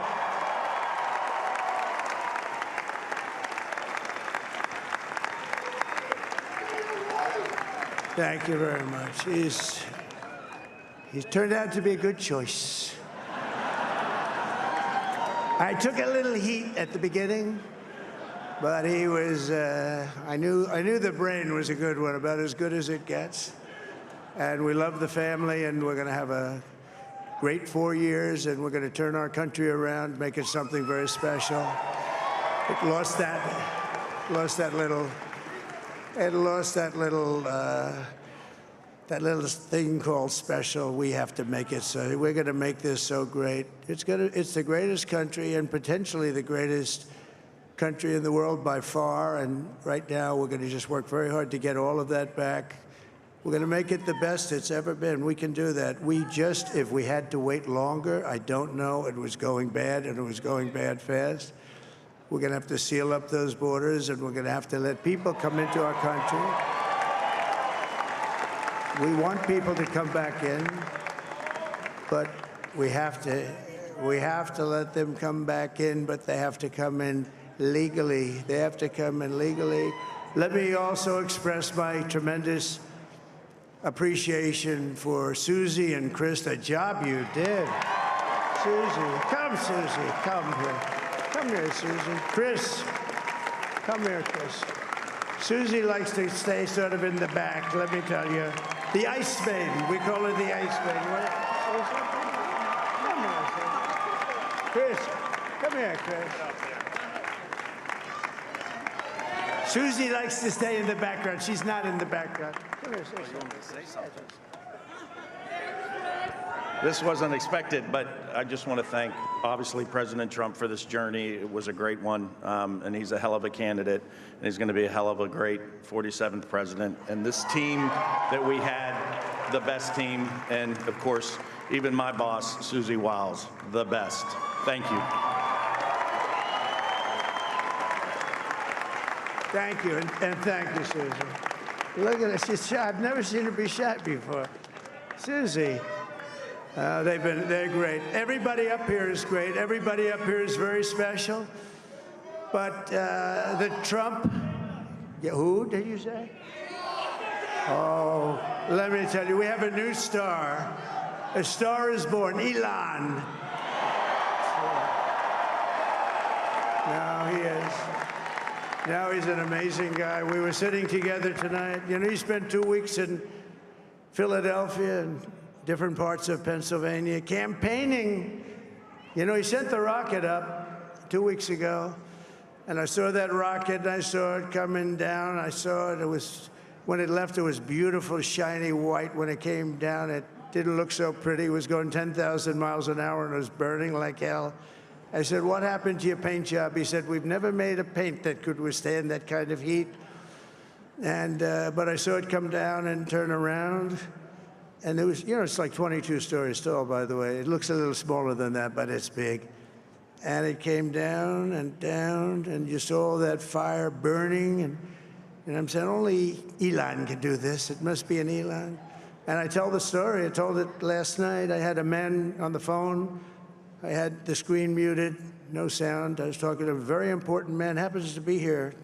And that very important guy, one of the most important people in, I would say, the country, actually. But, you know, I was president, and now it looks like I was going to be maybe president again, so I figured I could ask him to hold. So I asked him to hold. And especially because you're going to be president again, they hold. So I took the phone down, and I'm looking at the screen. I'm seeing this crazy thing that's going around and coming down. It looks like it's going to crash into the gantry. And I said, oh, no. And I said, do me a favor, do you mind holding for a couple of minutes? I want to see this. I thought it was a space-age movie or something. I put the phone down. Bad part, I didn't pick it up for 45 minutes, and he was holding. But this spaceship came down, and I saw those engines firing, and it looked like it was over. It was going to smash. And then I saw the fire pour out from the left side, and I put it straight. And it came down so gently, and then it wrapped those arms around it, and it held it. And just like you hold your baby at night, your little baby. And it was a beautiful thing to see. And I called Elon. I said, Elon, was that you? He said, yes, it was. I said, who else can do that? Can Russia do it? No. Can China do it? No. Can the United States do it other than you? No, nobody can do that. I said, that's why I love you, Elon. That's great. And you know, when we had the tragic Hurricane Helene, and it hit North Carolina, they were really devastated, the water. This was a big water, as big as we've ever seen, water hurricane. It built lakes out of nothing. Fields became lakes, and the danger was unbelievable. And the people from North Carolina came to me and they said, would it be possible, at all possible, for you to speak to Elon Musk? We need Starlink. I said, what's Starlink? It's a form of communication. So I called Elon, and I'll tell you what, he had, and it was very dangerous. People would die. They had no communication. All the wires were down. I called Elon Musk. I said, Elon, you have something called Starlink. Is that right? Yes, I do. What the hell is it? He said, it's a communication system that's very good. I said, Elon, they need it really, really badly in North Carolina. Can you get it? He had that there so fast. It was incredible. So, and it was great. It saved a lot of lives. He saved a lot of lives. But he's a character. He's a special guy. He's a super genius. We have to protect our geniuses. We don't have that many of them. We have to protect our super geniuses. I want to thank some of the guys. You know, we have up here today the U.S. Open champion. He's a fantastic golfer. He's slightly longer than me. It's a ball a little bit longer than me. Just a little bit. Bryson DeChambeau is up here someplace. What happened to Bryson? Where is he? Bryson. Oh, he was shot. He's hitting balls. Oh, he's on the way. He's hitting balls. Bryson. Oh, look at him.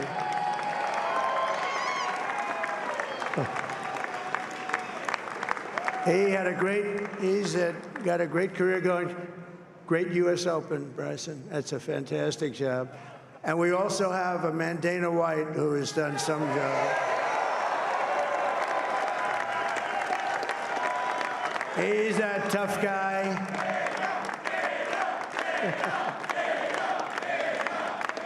So Dana started UFC and came to me, do you mind if I use your, nobody wanted to give him a rinse because they said it's a rough sport, a little rough.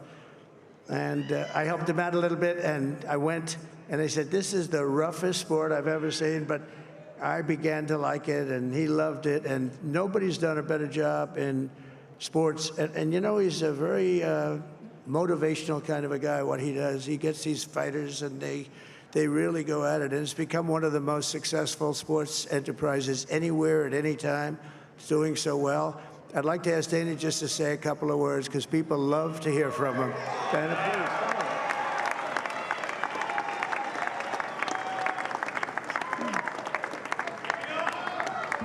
please. Nobody deserves this more than him, and nobody deserves this more than his family does. This is what happens when the machine comes after you. What you've seen over the last several years, this is what it looks like.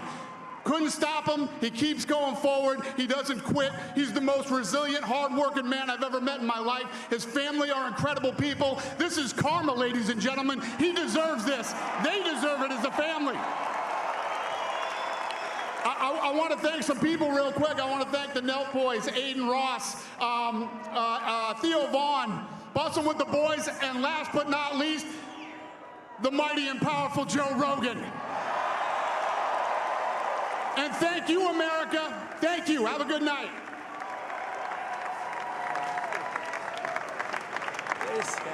That is a piece of work.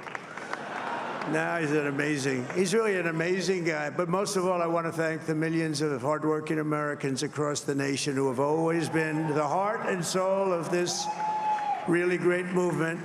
We've been through so much together, and today you showed up in record numbers to deliver a victory like really, like no other. This was something special, and we're gonna pay you back. We're gonna do the best job. We're gonna turn it around. It's got to be turned around. It's got to be turned around fast, and we're gonna turn it around. We're gonna do it in every way, with so many ways, but we're gonna do it in every way. This will forever be remembered as the day the American people regained control of their country.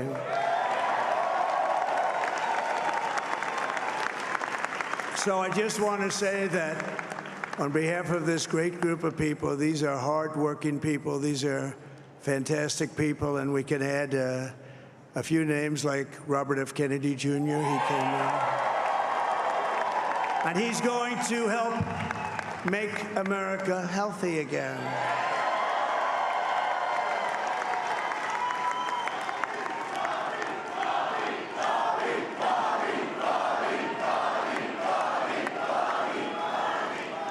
And now he's a great guy, and he really means it. He wants to do some things, and we're going to let him go to it.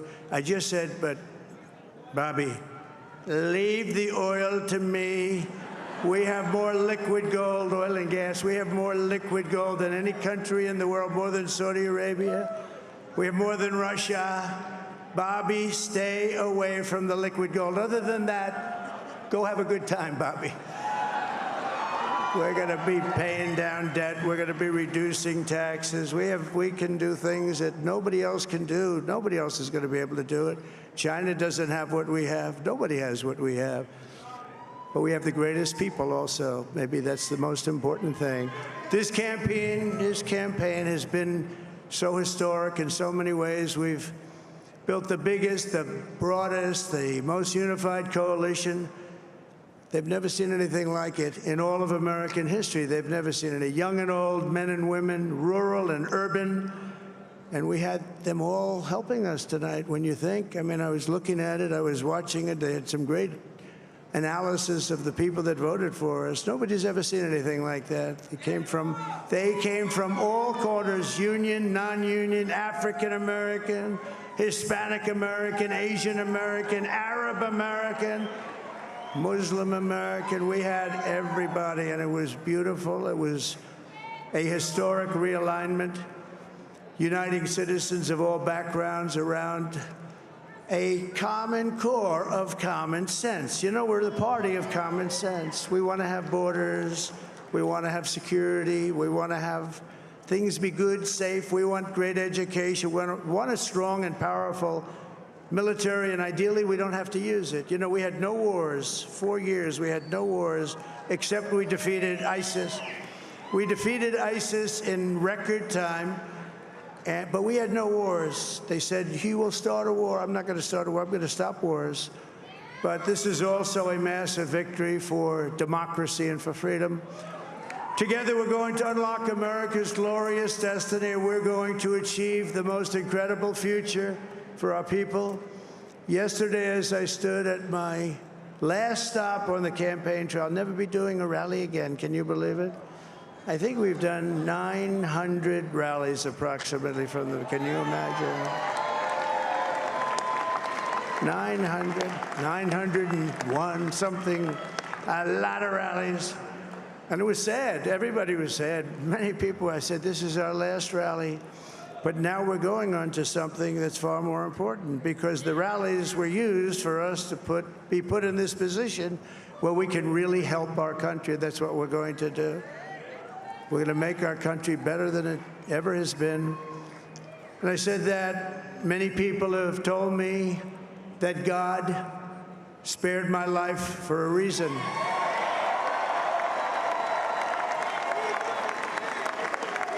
And that reason was to save our country and to restore America to greatness.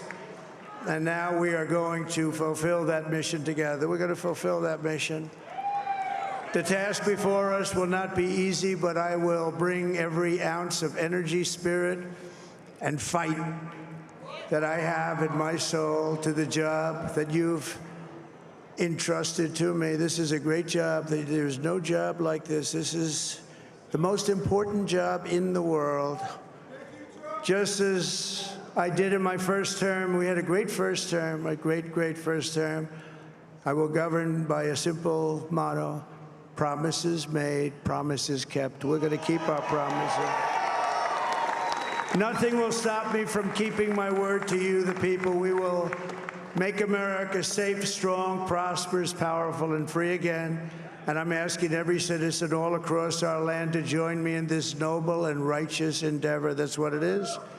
It's time to put the divisions of the past 4 years behind us. It's time to unite.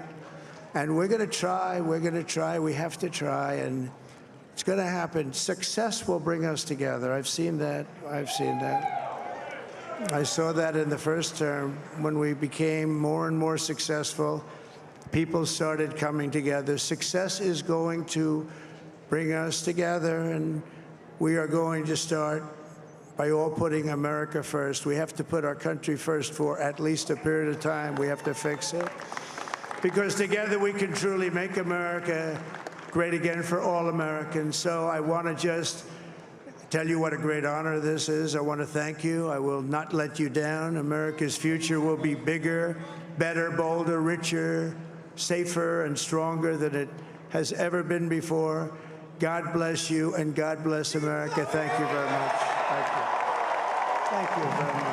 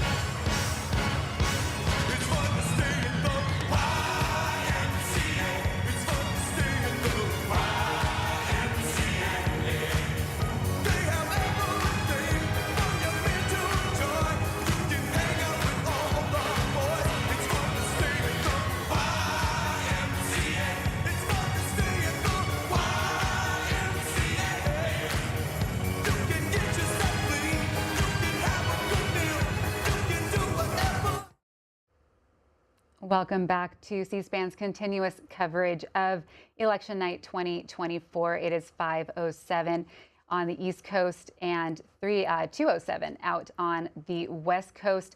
Wanted to give you an update as to where races currently stand. Looking at the electoral vote right now, former President Donald Trump is leading Vice President Kamala Harris 267 to 224 electoral votes.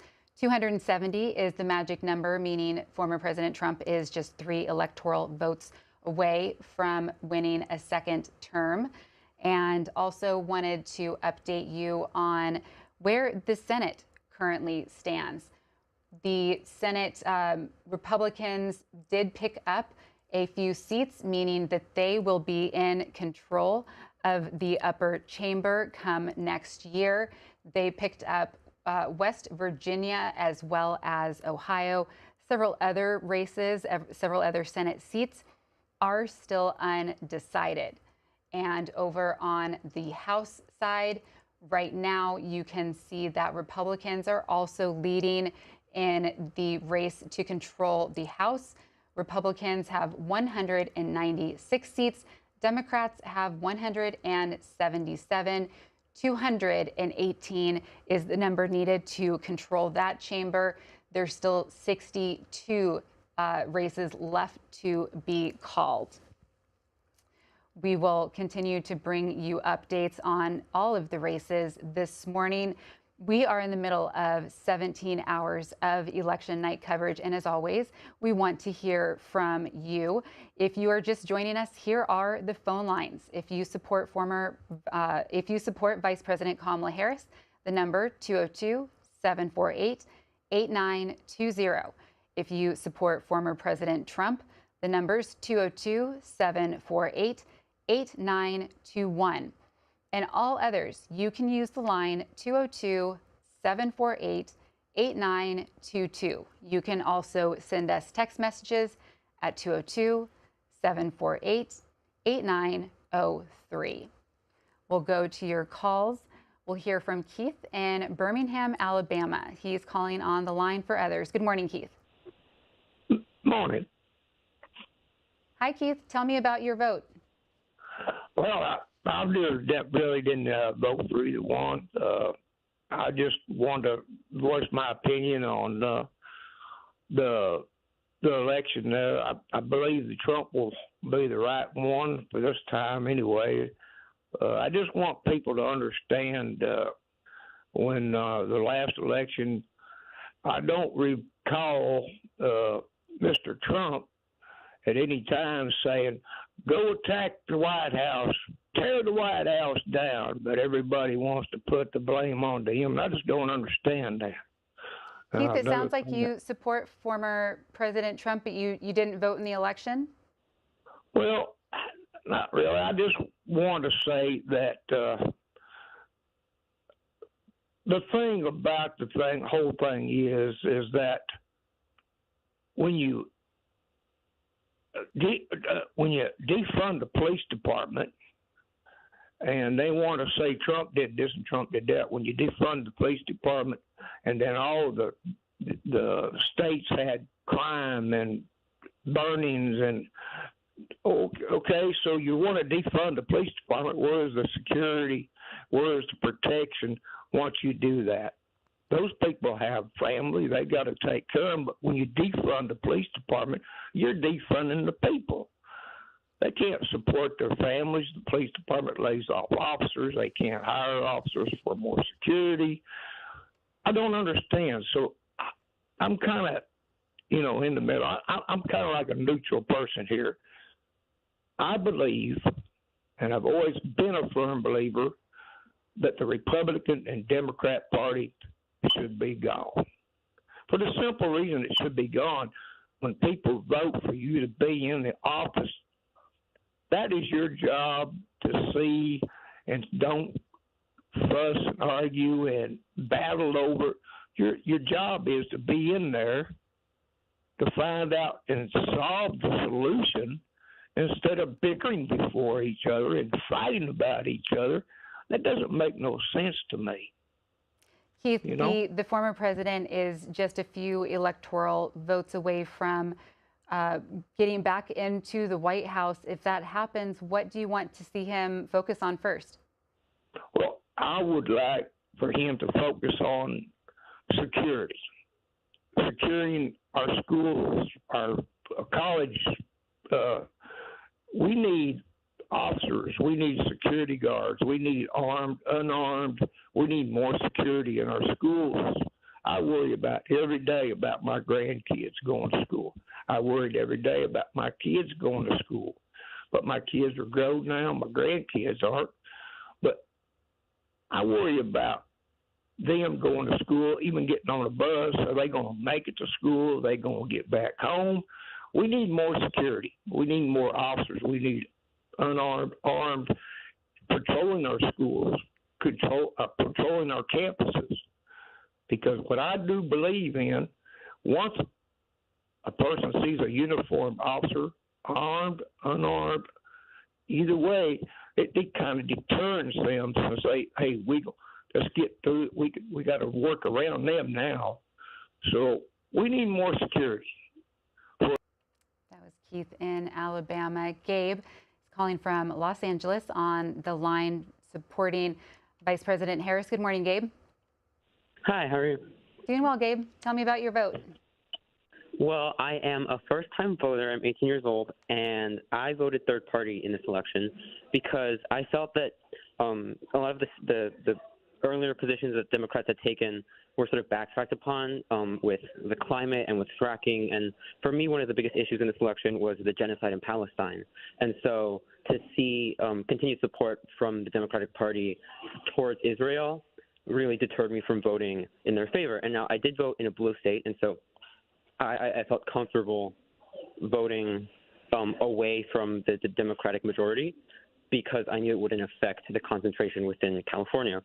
Although I would very much prefer a Harris presidency to a Trump presidency. Gabe, you're 18. Are you finishing high school or are you starting college? I'm a freshman in college. And what about your classmates? Are you hearing similar thoughts from them? Well, I think there's sort of it may be the context of a college campus, or perhaps it's simply the context of Los Angeles as a West Coast sort of liberal city. Most people are very open about their support towards Kamala Harris, while on the other hand, people that drifted towards voting towards Trump oftentimes describe their stance as a sensitive subject, or they want to work they talk around the issue and aren't always as proud about who they voted for, which I think is very strange. I think there's also sort of a general sense that looks down upon third-party voters because it detracts from the strength of Democrats from winning the presidency. But I think it's important to recognize that the Democrats didn't lose this election because of third-party voters. They lost because they sort of denigrated their own voter base. They backtracked on important issues. They abandoned not only their Latino sort of voters, but also their Muslim voters and people with a sense of empathy towards sort of issues in the world that, especially existential issues such as climate change, which the Democrats, again, have taken steps in reverse of counteracting. And Gabe, let's talk about other races there in your state. Were you it sounds like you're pretty tuned in for an 18-year-old in terms of why you supported a candidate or not. What about the other races? Were you as well-versed and knowledgeable in those? Yes. Well, I will say I supported the Democratic option for pretty much every local position. I'd say every local position here in California and in Los Angeles. And I was very passionate about many of the propositions that were proposed. Prop 6, I was very passionate towards because I think the existence of slavery through prison labor is completely abhorrent. And I'm disappointed that the rent control proposition, Rent 33, did not pass either. But yeah, I'd say I was tuned in at both the federal as well as the local level. Gabe, what are you studying in college? Architecture. I'm actually in the studio right now. Very late night, just working on a project, but we have C-SPAN on right now. We're just tuning into the news.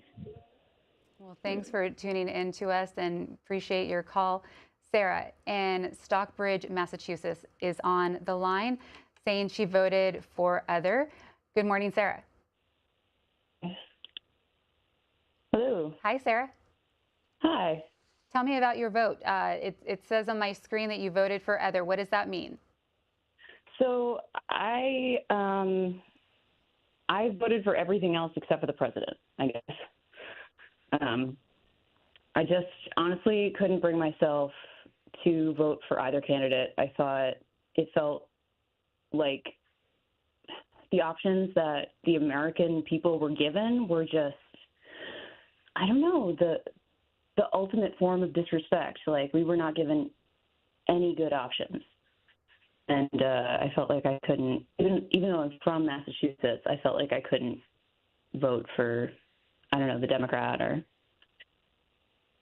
Kamala Harris, or certainly couldn't vote for Trump. Sarah, did you vote in 2020? I did, yes. Who did you support in that election? I voted for Biden. And then in 2016, I voted for Hillary.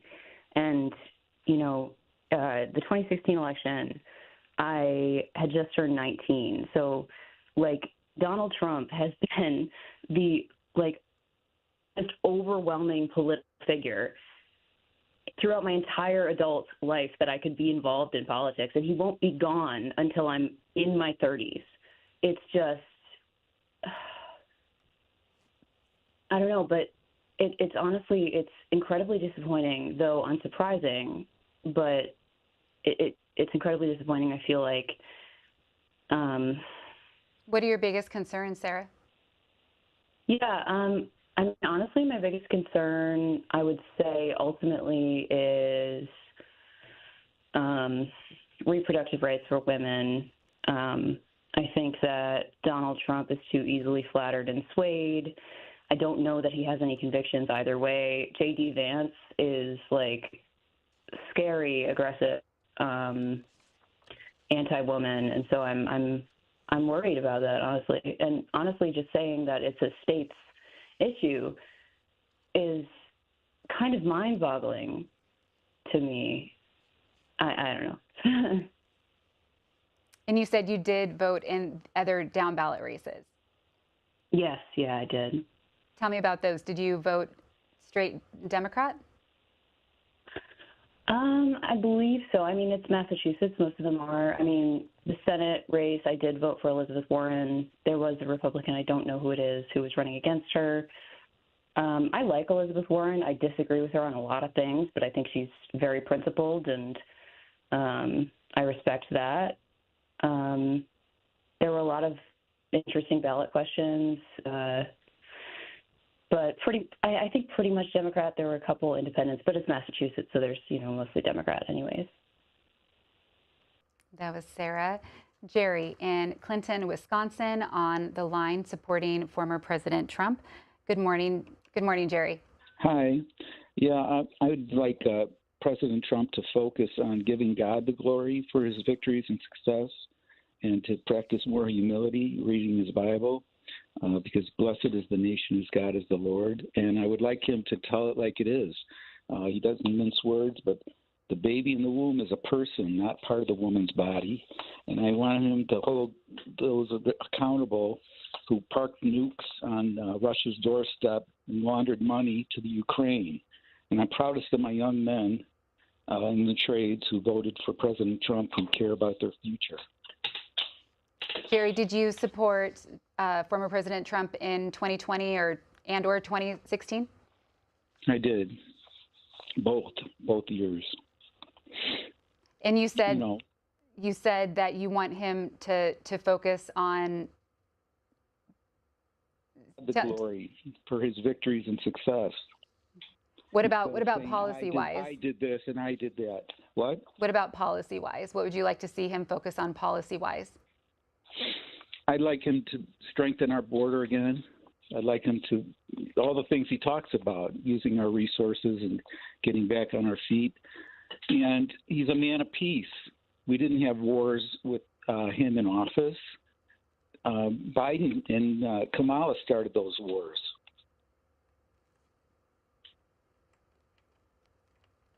Richard in Greensboro, North Carolina, on the line for support Vice President Harris. Good morning, Richard. Good morning. Thank you to C-SPAN. Thank you for the privilege of being allowed to express my opinion on your air. I was enthusiastic about my support for Kamala Harris. Our nation did not elect a Republican today. They basically have installed a personality cult. I am, the woman who was on previously said that, Trump, won't be gone until she's in her 30s. My primary concern is that Trump now, with the Republican Senate, is going to be able to install more right-wing ideologues into the federal bench.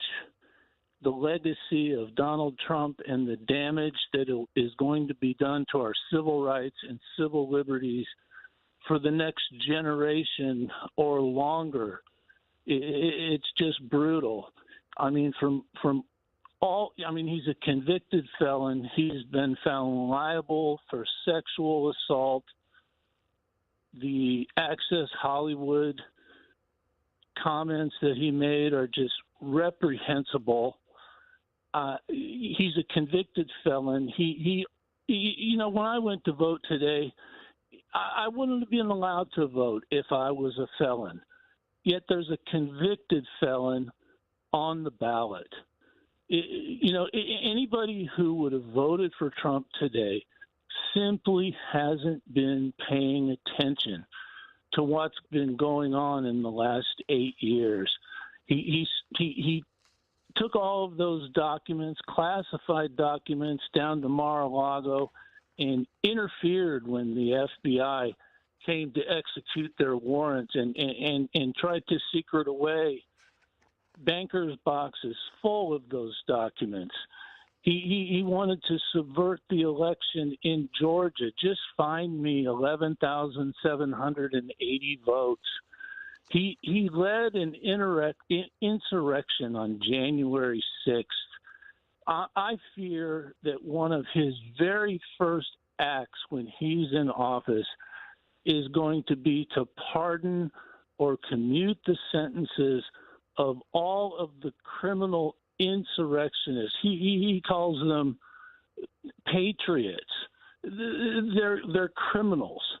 They tried to steal the election on January 6th of 2021. He's just so dangerous. I mean, ex-generals that were in his inner circle during his first term have all warned us. So Richard, the former President Trump is just 3 electoral votes away from winning another term and returning to the White House. If you could get a message to him, what would you tell him? What do you want him to focus on? Boy, oh boy, I want him to focus on actually doing something for the working people in this country that he duped into voting against their own working class interests in this election. I have, he's an autocrat. He cozies up to Viktor Orban, Vladimir Putin, a love affair with Kim Jong-un in North Korea. I just want him to truly try to do what's in the best interest of the country, but I'm afraid that his own self-interest is the only thing that he's going to be pursuing. The only reason he's back in power, why he was so eager to regain the presidency, was simply to avoid all of the liability for his criminal actions, for his civil offenses. Delay. The D.C. appellate court voted unanimously that Trump was not immune for prosecution. But the hand-picked ideologues that he put on the Supreme Court, coupled with Roberts, Thomas, and Alito, basically have given him blanket immunity for all of his official acts.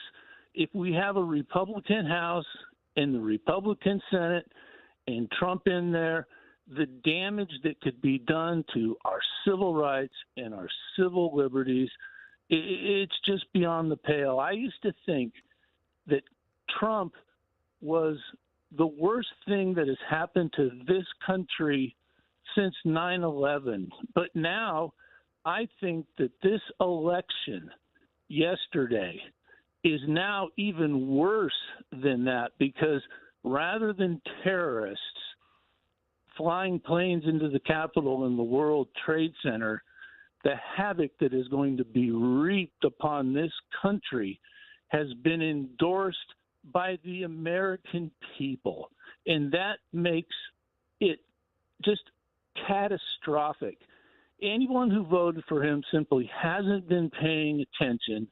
And I just think that November 5, 2024 is going to be looked upon in history as one of the darkest days in this country's history. And I just pray to God we survived the first 4 years of Trump, but, you just wait until Clarence Thomas and Samuel Alito resign their positions on the Supreme Court so he can put some 40-something-year-old right-wing ideologues in there to take their places. And with the 3 that he put in there last time, we won't get a decent decision out of the Supreme Court for over a generation. I'm a retired attorney, and when I read case law in law school, the justices, when they were able to have a majority, were the ones that promoted our civil rights and our civil liberties. And now that's all gone. People talk about send this back to the states with regard to abortion. I hate to think that our civil rights and our civil liberties, a woman's choice to do what she says is in the best interest of herself, her family, her body, that's not up for a ballot. I live here in North Carolina, and my experience would be that we wouldn't have voting rights for minorities had it not been for the Voting Rights Act and the fact that so many of the justices in their opinions affirm that time after time. But now... That was Richard in North Carolina. We appreciate Richard's thoughts. Wanted to update you. Richard was calling from one of the key battleground states. Another battleground state is Michigan, not just for the presidency, but also for control of the Senate. The House or the presidential race has not been called there, and neither has the Senate race between Mike Rogers, a Republican, and Alyssa Slotkin, the representative, Democratic representative, taking him on.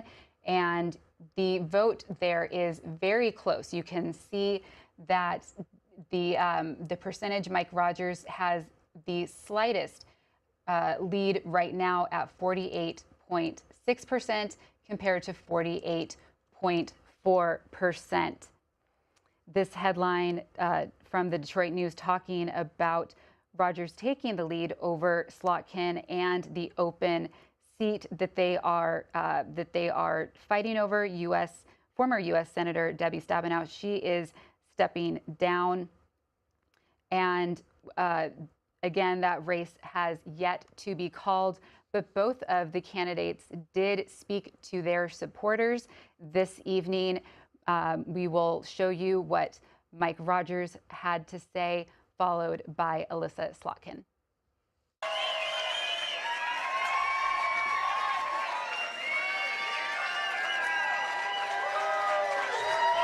All right.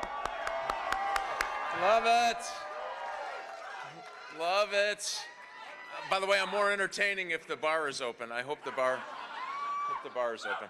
Listen, don't pay any attention to the polls you see on the TV. We're tracking it precinct by precinct. There are no trends that we can find in those numbers. Trust me, this is going to be a very long night.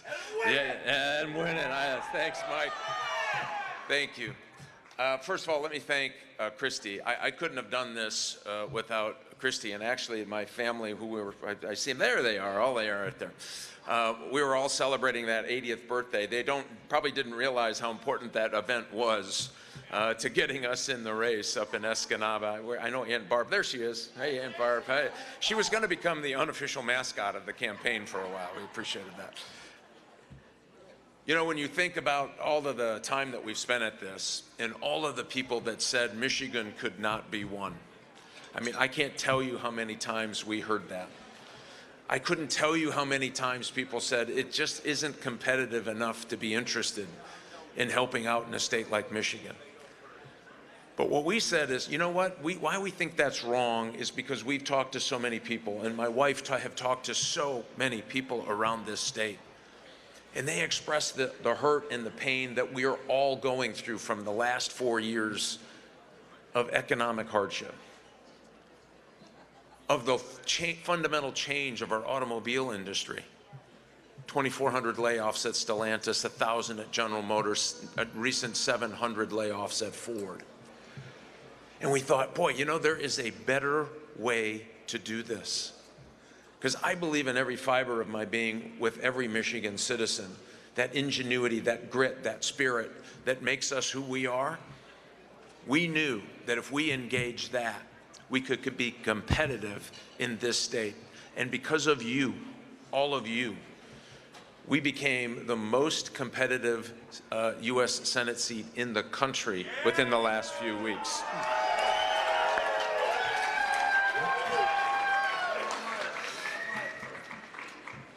And so my wife, we've been joking along the campaign trail. I say, my wife and I decided about, I don't know, maybe 2 months ago that we would split our time.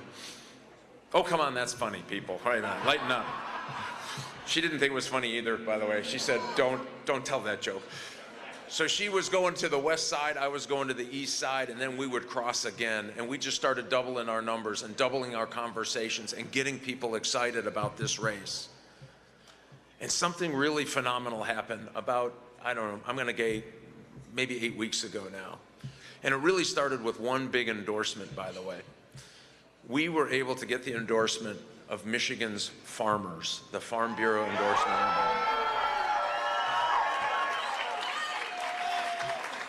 They hadn't endorsed a Republican in this seat since 2006. And they decided that this was the time, because we sat down and talked to farmers and we worked through their issues and decided that the regulatory burden that was coming out of Washington, D.C. was a bit too much. And this was the first time in our history we had to import more food than we exported. And as I like to say about farmers, trust me, in politics, they know where BS belongs. It's on the field, right?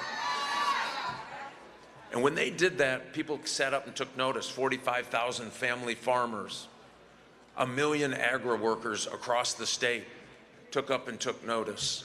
And we could fundamentally start seeing the switch, like, hey, maybe something's going on here. Maybe people are more engaged than they have been in the past. Maybe people are saying, this is not a state to give up on. This is a state to work for. And through the weeks, yeah, you bet. And then we created the best, and I'm not just saying this, the best ground game in the country. Yeah. Just think of that. Last week alone, right leading up to the election, 88,000 doors. We've touched over 3.5 now million voters through voter contact. We haven't done that in years in a statewide race. And we did that not with all the money in the world. We've been outspent, I don't know, 6-1, I think.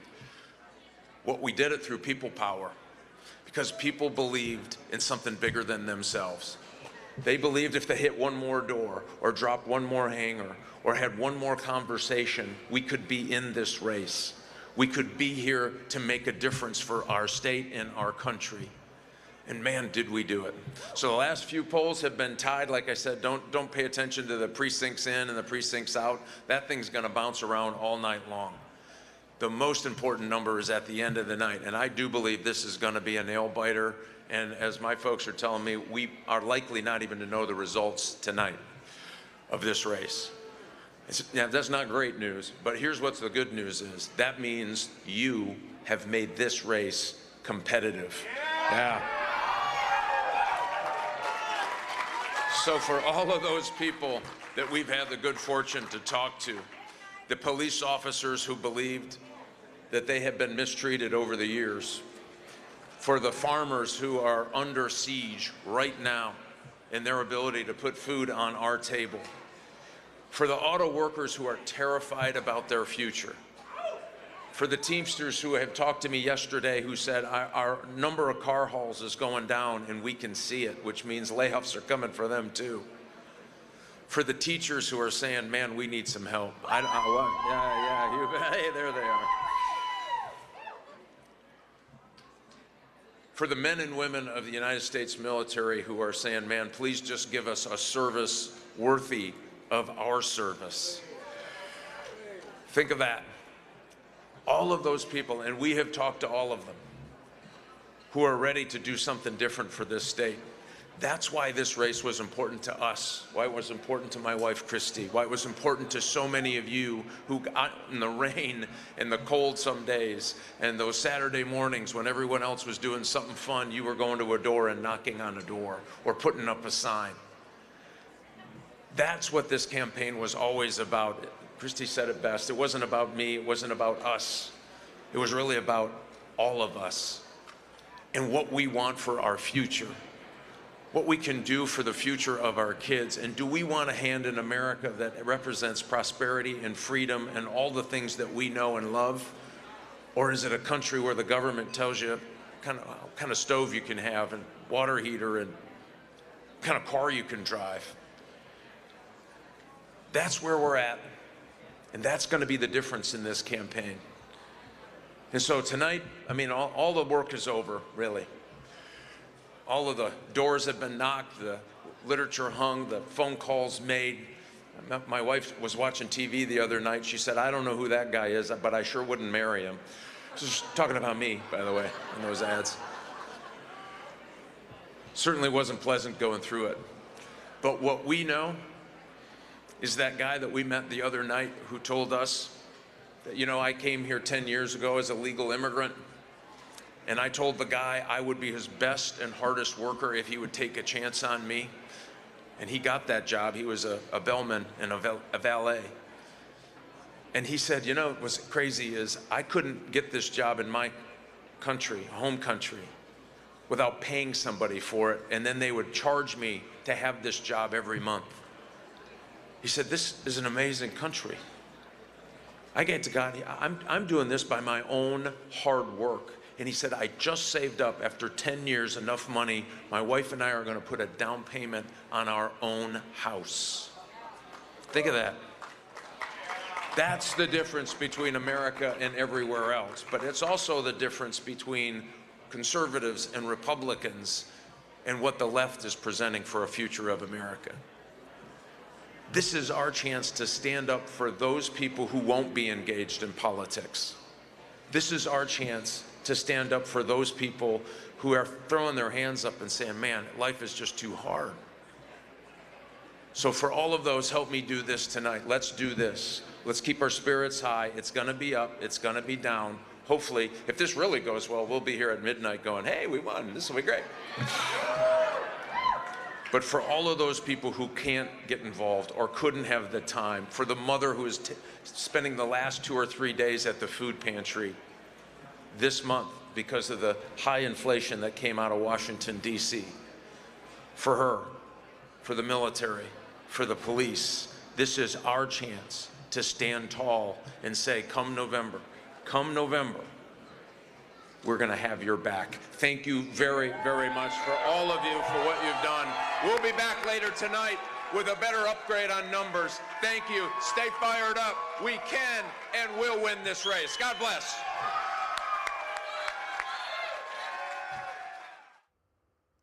We had planned to show you Representative Alyssa Slotkin's comments as well, but we are instead wanting to let you know that the presidential race has been called for former President Donald Trump. He has been elected the 47th president of the United States. Wanted to show you how he got here, walking you through those key battleground states.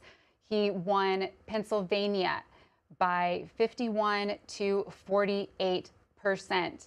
He also won North Carolina, also 51 to 49%. That's on your screen. Georgia also called for the former president. You can see the numbers on your screen with the apologies, Georgia there, 97% of the votes in. He is leading Vice President Kamala Harris. Also, Wisconsin, that is the state that put him over the 270. He won that state 49.9% to 48.6%. A few other states have yet to be called. Michigan has not been called, but as you can see, the former president also has a lead there, 52% to 47%. And in Arizona, it's the same story in Arizona, where he is, with 60% of the vote in, he's leading 51.9% to 47.2%. Nevada also has yet to be called. The votes there are still being counted as well. 84% are in, and he is leading Vice President Harris 51.5% to 46.8%. Again, former President Donald Trump has been elected the 47th president of the United States. We will continue to hear from you and get your reaction. Jim in Defiance, Ohio, on the line supporting former President Trump. Good morning, Jim. Good morning. How are you guys today? We're doing well, Jim. All right. Yeah. Listen. Yeah, I voted for former President Trump. I guess President Trump now. But I think he's going to have a lot more trouble trying to get this economy back up. I mean, this economy is pretty wrecked from my standpoint. It's going to take a lot for him to even try to turn it, to even slow it down. My main reason for voting for President Trump was his foreign policy. I'm hoping that he can do something to slow down what's going on in the rest of the world with Russia and Ukraine, the Middle East, with China. Now that's, I've got two son-in-laws that are in the military. My best friend, he's got a son that's stationed in Iraq right now, and I'm hoping he can slow down or at least bring us back from, I don't want to say World War III, but an escalation of the conflicts that's going on. That's my biggest concern right now. Jim, have you previously supported former President Trump in 2020 or 2016? In 2016, I did not. As a matter of fact, in 2016, I left the presidential ballot blank because, I was going by the media, and basically the debates between him and Hillary Clinton embarrassed me as an American. And it took a couple of years for me to warm up to, hey, this guy's really doing something. I did vote for him in 2020, so, it took me a couple of years to warm up, but. And you mentioned the economy as one of the key factors for you. Talk to me about what you're seeing there in Defiance, Ohio. What are the biggest concerns when it comes to the economy? Well, General Motors isn't doing that good. We have a plant here. I mean, just all around, General Motors is not looking good. And we have the same problem here with, they're just not filling jobs.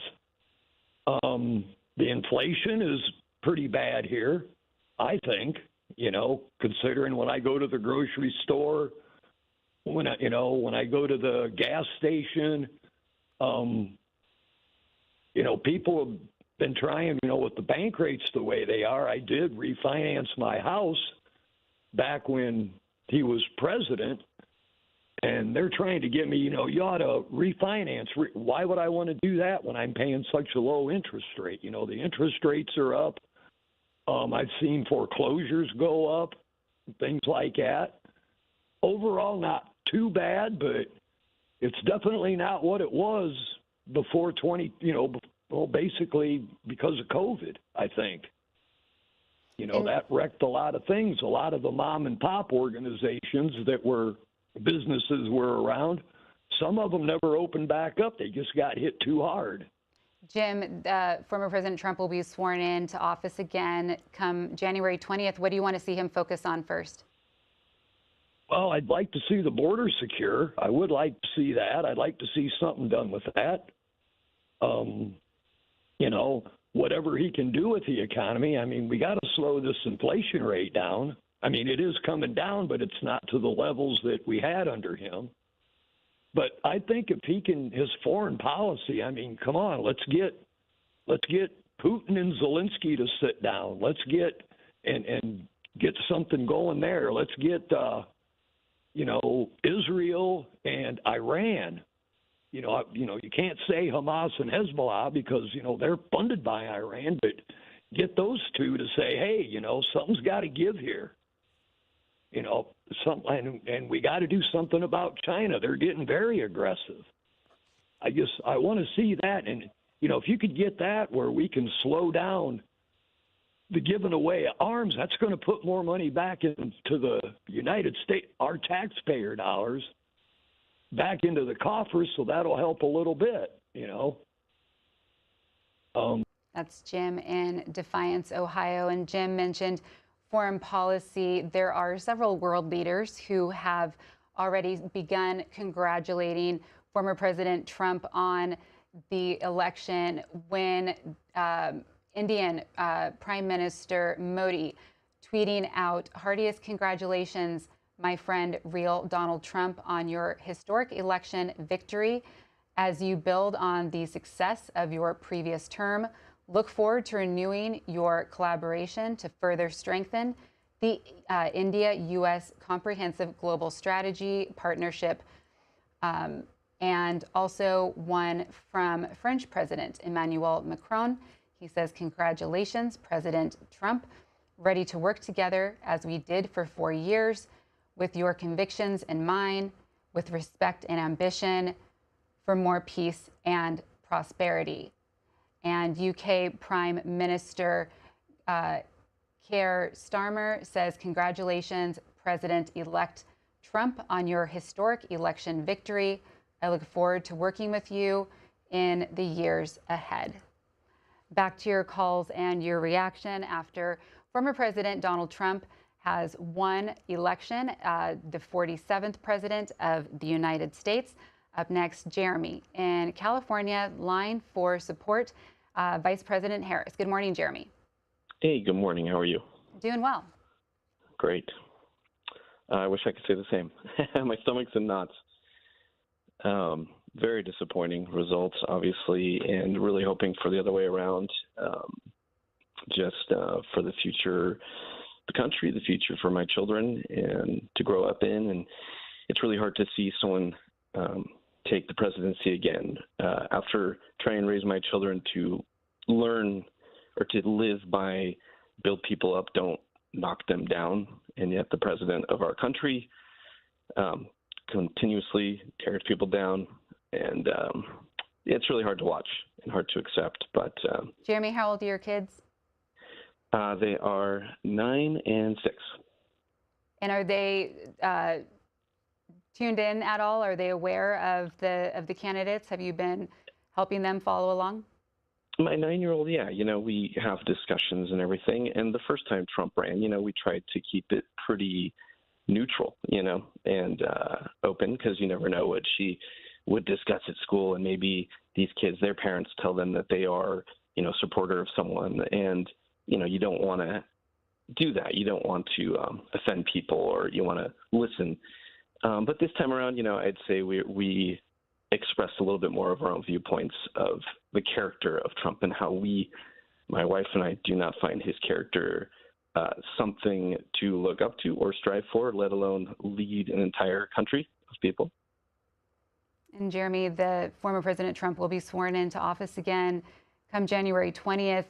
If you could give him a message, what would you say to him? Oh boy.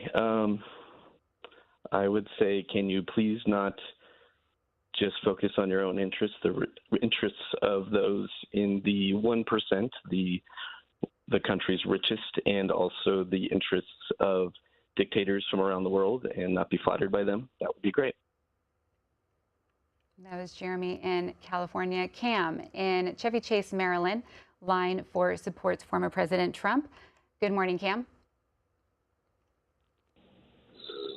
Cam, are you there? Cam? Cam has been on hold for a while. I believe they may have fallen asleep. Cam, if you wake up, give us a call back. Sasha in Richmond Hills, Nevada, line for supported others. Good morning, Sasha. Good morning. I'm in New York.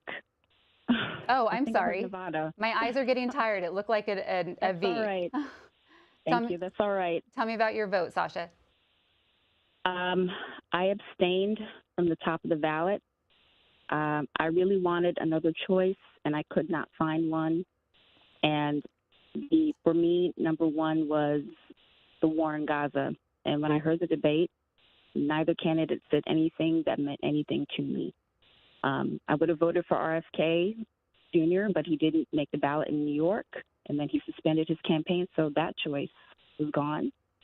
And nothing else really fit. So I couldn't make myself vote. I couldn't do it. I couldn't vote one or the other. My conscience wouldn't let me. So I abstained. But I did vote the rest of the ballot. Tell me about the rest of your ballot. How did you vote? Okay. I I went along party lines very generally. The rhetoric of the past 4 years has really put me off. I feel like people have been marginalized, ostracized for having the wrong point of view. Your politics, your political affiliation does not make you morally superior. And I'm tired of, I love my country. I love our nation. I love the great social experiment. We are a plural people, and we always have been. We are not divided. We are plural. And I so appreciate C-SPAN's coverage this election night and today for its objectivity. I get to hear from other Americans and hear what they think and all the different points of view. I appreciate the lack of punditry and bias because I go to vote and I see my neighbors and we don't hate each other. We're not tearing each other apart. It is normal in real life, but this world that has sort of been created by the media, it's just wild. And I was put off by the rhetoric, and I don't mean the GOP. I'm just being honest. So every time I tried to vote Democrat, I thought of the rhetoric of the past 4 years, and I voted Republican. I did. And when I had the opportunity, I voted third party. I would like more of an opportunity to vote third party because I think this major party, two-party system isn't serving us. We are more plural than the choices we're being given. That's just what I think. Sasha, you cited the Palestinian-Israel war as one of the reasons that you didn't vote at the top of the ticket. How would you like to see former President Trump handle the situation once he's back in office? Honestly, I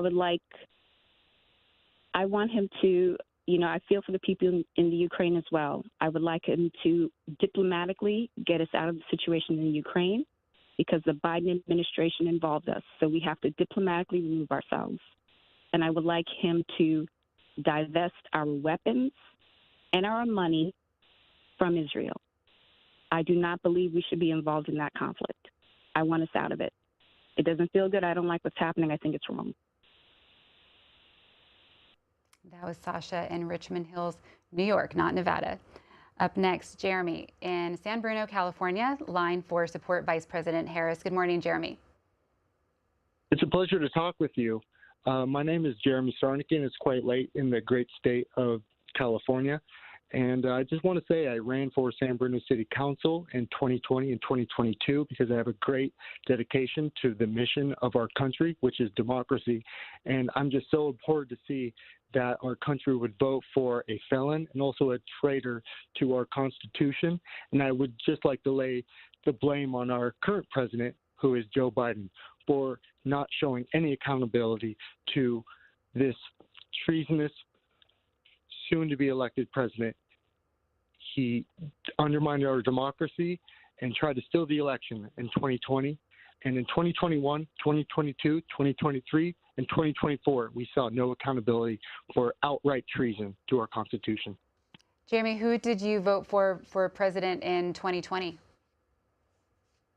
2020, I was a proud Joe Biden supporter. I felt like he was someone that could lead our country strongly in the areas of eliminating economic inequality, fighting climate change, and also taking our country out of the COVID pandemic. And Jeremy, we're going to have a President Trump come January 20th. What would you like to see him focus on first? Well, I would really like him to denounce his prior ways of trying to undermine our Constitution, for one, and I would like to see him trying to bring about more peace in the global stage. I feel like Joe Biden, for all of the good he's done for our country, has definitely had a marred legacy in terms of his foreign policy, and I would like to see Donald Trump be a representative for the American people and their willingness to see less of their tax dollars go to supporting foreign wars. Jeremy, did you vote the rest of your ballot as well? What did that look like?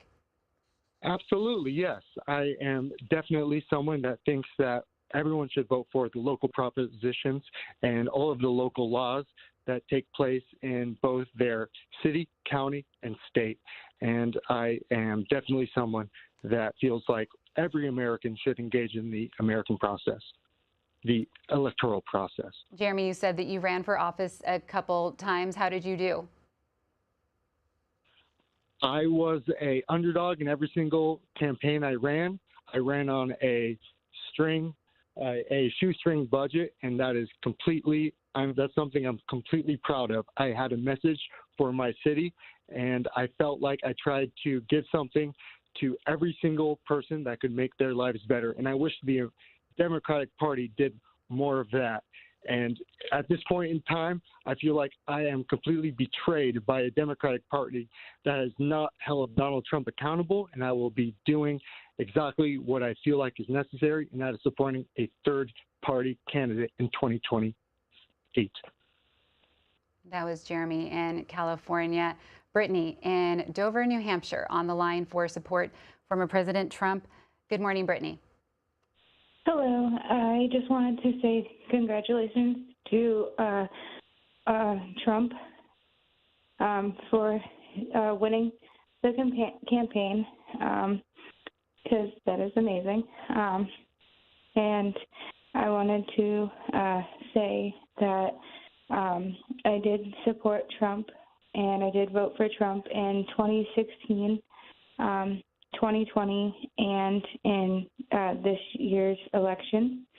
And I am very thankful that he won.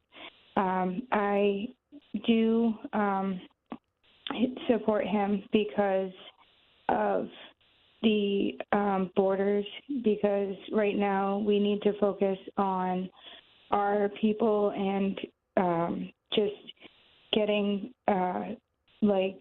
food for us and housing and just all of that focused on, and then getting everyone legally allowed to come in.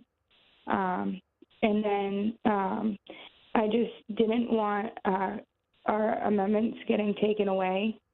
So that's another reason why I voted for Trump, because I didn't want our rights being taken from us. Brittany, tell me about the rest of your ballot. Did you vote Republican down the ticket? I did. And what other elections, remind us what was going on in your state? There was a governor's race? What was that? I'm sorry. The governor's race. I believe Kelly Ayotte won. The Republican won the governor's seat? Yes, yes. What's your reaction to that? I'm excited for that as well. Actually, I'm very excited that everything happened the way I voted. That's Brittany in Dover, New Hampshire. And again, we are hearing from you this morning. Former President Donald Trump has been elected the 47th President of the United States, winning several of those key battleground states. We have much more to come this morning, and of course, are hearing from you. You can go ahead and give us a call if you're just joining us. Here are the lines if you support Vice President Kamala Harris. The number 202-748-8920. If you support former President Trump, it's 202-748-8921. And if you support somebody else other than those two candidates, the line 202-748-8922. You can also send us a text message at 202-748-8903. We'll hear next from Chris in Dallas, Texas. He is on the line for supports former President Trump. Good morning, Chris. Good morning. How are you doing? Doing well, Chris. I just want to say I'm a foundational Black American, descendant of chattel slavery and American freedmen, and I'm glad to see the fall of the Democratic Party. This years of using this people of color issue to push agendas of this global rainbow code is over, and Kamala Harris, she basically pulled the same move that she did, that Hillary Clinton did. But it's just worse because it's so disrespectful. She didn't even have the audacity to speak to the black kids that did fight for her and try to get her elected. And it's really amazing. And I know that mainstream media and a lot of liberals are going to try to blame black people. And at this point, like, we really don't care no more because I feel like Trump is going to be better for black people anyway.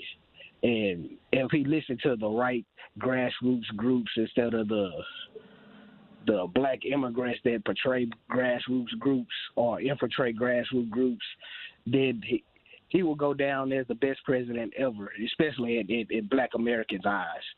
Chris, let me ask you, have you supported former President Trump previously in 2020 or 2016? No, I didn't vote both years. The last time I voted was when I was 18, and that was for Obama. The first time, and the second time I didn't vote for him because I just seen how he was trying his best to not identify with black Americans, which we understand why now because he was like an anchor baby, a tether. And what were some of the issues most important to you that helped motivate you to vote this year? Immigration was a big key to me, and although we really didn't push the reparations issue, and it got usurped by the Democratic Party, and they used it as a trinket to draw us back to the plantation. I feel like if Trump talked to the right people, he can come up with a plan that won't make white America feel uncomfortable by giving us the payment that we all know that black Americans deserve. That was Chris in Dallas, Texas. Connie, Brooklyn, New York, on the line supports Vice President Harris. Good morning, Connie. Hi, good morning. My name is Tani, actually, but that's okay. The message that I want to say is, Vice President Harris, don't concede. Do not concede. You had too many supporters right off the bat who supported your campaign. Please do not concede. I do not acknowledge this. I do not recognize him as the 47th president. Do not concede. That's really all I have to say. Connie, why don't you want her to concede? Did you support former President Trump and his reaction to the 2020 election? I'm calling on the Democrat line, but I was pretty much independent. The fact that he has said that if you vote for him, you will never have to vote again scares me. And I'm surprised how many people heard that message, or if they heard that message in some of the swing states and said, yeah, you know what, I don't feel like voting anymore. I can't believe that. I refuse to believe that of this country. Vice President Harris, do not concede. Connie, if she does concede, former President Trump will be sworn in on January 20th. What message do you have for him? Oh, I believe we lost Connie. We'll go to Lewis in Pottersville, California. Line for others. Good morning, Lewis. Oh, good morning. It's Luis from Porterville, California. Oh, good morning, Luis. Good morning. I voted for Kennedy this election, but I guess from what I've seen, Trump has won, and I'd like to, in a sense, congratulate, although I feel quite indifferent. I am visually impaired. I am blind. So I guess the message what I want to give to Donald Trump is, I congratulate, and hopefully he'll take people like me who are blind into account for his 4-year term. I do remember living comfortably when he was president from 2016 to 2020. So hopefully this term would be just as comfortable. Luis, you said that you voted for Robert F. Kennedy Jr. What policies attracted you to him? I guess the main one was the fact that he did support. He did criticize the war in Ukraine, and I did see that. I did perceive him to be anti-war. That was my main attraction to Robert F. Kennedy Jr. Did you vote in 2016 and 2020? No, I am only 19 years of age. This is my first election. Well, congratulations. Your first election. Karen in Florida calling on the line for supports former President Trump. Good morning, Karen. Hello, how are you? Doing well, Karen. Well, I'm glad that Trump won. I voted for him the first time, and now I voted again for him, and he won. I know it's going to be a mess cleaning up what the others have left behind, and he's going to have a problem with that. Hopefully, he's a businessman. He knows how to deal with stuff. This is why I voted for him. But any of his personal stuff that he's done in his life is really actually nobody's business. The job at hand is being the president and taking care of everybody in the United States. So I think he'll do a great job, and like he did before. And I guess that's all I got to say. Karen, your former President Trump will be sworn in again January 20th. What do you want him to focus on first? The American people, to the border, to keep weird people out. Let's see. Yep, that's about it. I can't complain about the others, what they did, because they know what they didn't do.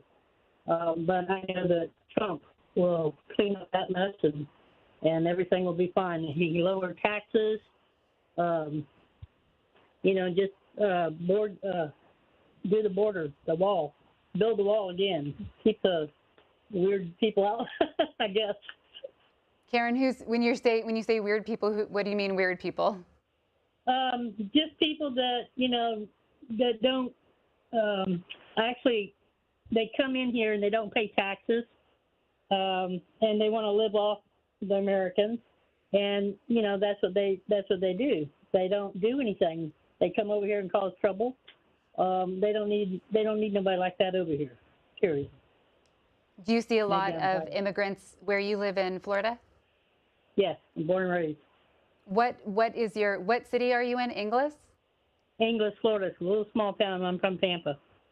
Okay. That was Karen in Florida. Larry in Ohio, line for supports Vice President Harris. Good morning, Larry. Morning. Hi, Larry. How you doing? Doing well. I voted for Harris because she votes for the trans and she help us out. I don't like Trump. Larry, is this your first time voting, or did you vote in 2020 or previously? All the voting I vote at. Who did you vote for in 2020? Biden. And what about Vice President Harris? Did you like what policies? Yes. That was Larry in Ohio. Brittany, Blue Springs, Missouri, line for supports former President Trump. Good morning, Brittany. Good morning. Yes, I voted for Trump, and I am ecstatic that he won. I'm speaking from a minority group of Black women. I'm a native of America. I'm a Black woman. A few calls ago, Chris called in from Dallas. We have a lot of the same points. I believe that, with Kamala, I was very insulted with the acts that she used for her campaigns, like Megan Thee Stallion and Sexy Red and Glorilla.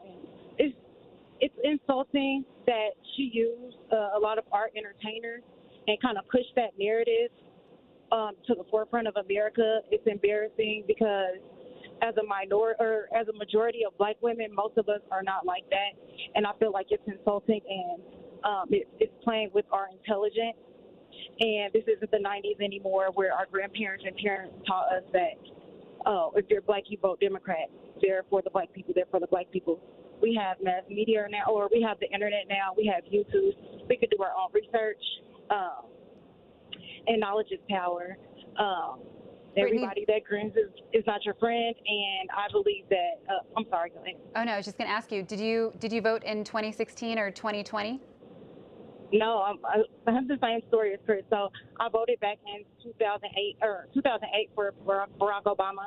For his next term, I did not vote for him because I was just disappointed, and I haven't voted again until this year, just because I kind of lost hope in democracy and everything. But then I realized that that's what democracy is about, and I need to place my vote.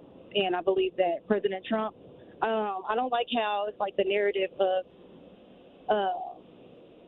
if you're like all the racist people vote for Donald Trump, or Donald Trump doesn't like black people. I don't believe that. I believe that Donald Trump sees American people, and he sees green, and he's a businessman, and he's in the interest of American people, no matter what color you are, as long as you are a citizen or you go through the process to be a citizen and be here. And yeah, I just hope that they don't do one of those. I mean, police brutality, it exists, but I'm just hoping that another one of those stories doesn't blow up on him and it gets blamed on him, because I just really hope that the people that do follow him are not, how can I say it? I hope that the people that do follow him, I don't believe it's Donald Trump. I believe that sometimes it's the people that follow him, and I hope that this doesn't make them radical, because we're all in the United States. We should all be working together. And yeah, I don't believe Donald Trump is racist, and I'm happy to hear him. Brittany, the former president will be sworn in again on January 20th. What do you want to see him focus on first? That's kind of hard for me. I believe it's a tie between the economy and inflation and immigration. I believe they both work hand in hand. With immigration, there's a lot of people that come over the border illegally and they don't pay taxes. A lot of them end up getting aid and getting assistance when there's people that have been born here. Like, I'm born here. My mother is born here. My grandmother and my grandmother's grandmother. We were all born here. And I believe that the focus should be on the people that are here already. And I believe that will all snowball into making the economy better. Brittany, do you know who your mother and grandmother supported? Yeah, I believe my mom is more so on the Democrat side. I kind of heard her cheering for Kamala. And then I'm not sure with my grandmother. Last time I checked, she was more so on the Republican side. When I was younger, I didn't understand it. But now that I'm older, I can make my own decisions. And Brittany, let me ask you one more question. Did you vote the rest of your ballot? What did your other ballot selections look like? Yes, I did. I actually voted for a mix. Some Democrat, some Republican, which I know isn't usual, but I voted more so with the individuals of the things that they represented. So whatever happens, I'm going more so people's individual ideas. Brittany, what time is it where you're at? It's 5:18. It's 5:18. Have you been up all night, or are you getting up and are you on your way to work? No, I actually work overnight. Oh. Yeah, so I've been watching it all night. We have that in common. Well, thanks for giving us a call. That was Brittany in Missouri. Andrew in Staten Island is calling on the line for supported others. Good morning, Andrew. Yes. Good morning. How are you? Doing well, Andrew. All right, great. I think we're in trouble. Most of your callers, and I hear it, they really don't understand history. They don't, and I foresee the next 3 or 4 years are going to be very troubling years for the United States. I foresee that the next year and a half is going to be very bad for people that are immigrants here, legally and illegally. From my studies of history, people just I don't want to say this, but I have to be truthful. Most Americans have a very low IQ, and this is what Trump was playing on. Andrew, let me ask you this. You're calling on the line for supported others. Who did you vote for? I voted for others. I'm not going to even say, because I don't know what these people are going to do once they get into office. They have both the House and the Senate. Individuals really don't know what's going to happen until it happens to them. Believe me, and it's not going to be good. Andrew, did you vote the rest of your ballot? What did the rest of your choices look like? Oh, we lost him. We will go to Frank in Florida, calling on the line for support Vice President Harris. Good morning, Frank. I voted for Harris. Tell me about your decision to vote for her. What drew you to her? Well, I've always voted Democrat, and the thing with Harris, she's been there. She has very intelligent IQ. She is what we really need. Trump, I didn't vote for him the first time. The guy came in the presidency, lied about everything. Obama left him the COVID solution. He gave it away. He did so many different things. He's the only sitting president that put his family in key positions who truly didn't have any knowledge or political background to be in those positions. And he allowed them to make money. His daughters, his sons, even he made money as president. And nobody in a sitting office is allowed to make money while sitting as a president. And he has bent every law that you could possibly bend, and everyone keeps convicted felons from voting. Yet you got a 34 convicted felon sitting now as president. We're in trouble. Frank, former President Trump will be sworn into office again on January 20th. What message would you give him? Well, I would let him know and tell him that think of the people first. Don't think about fattening your pocket again.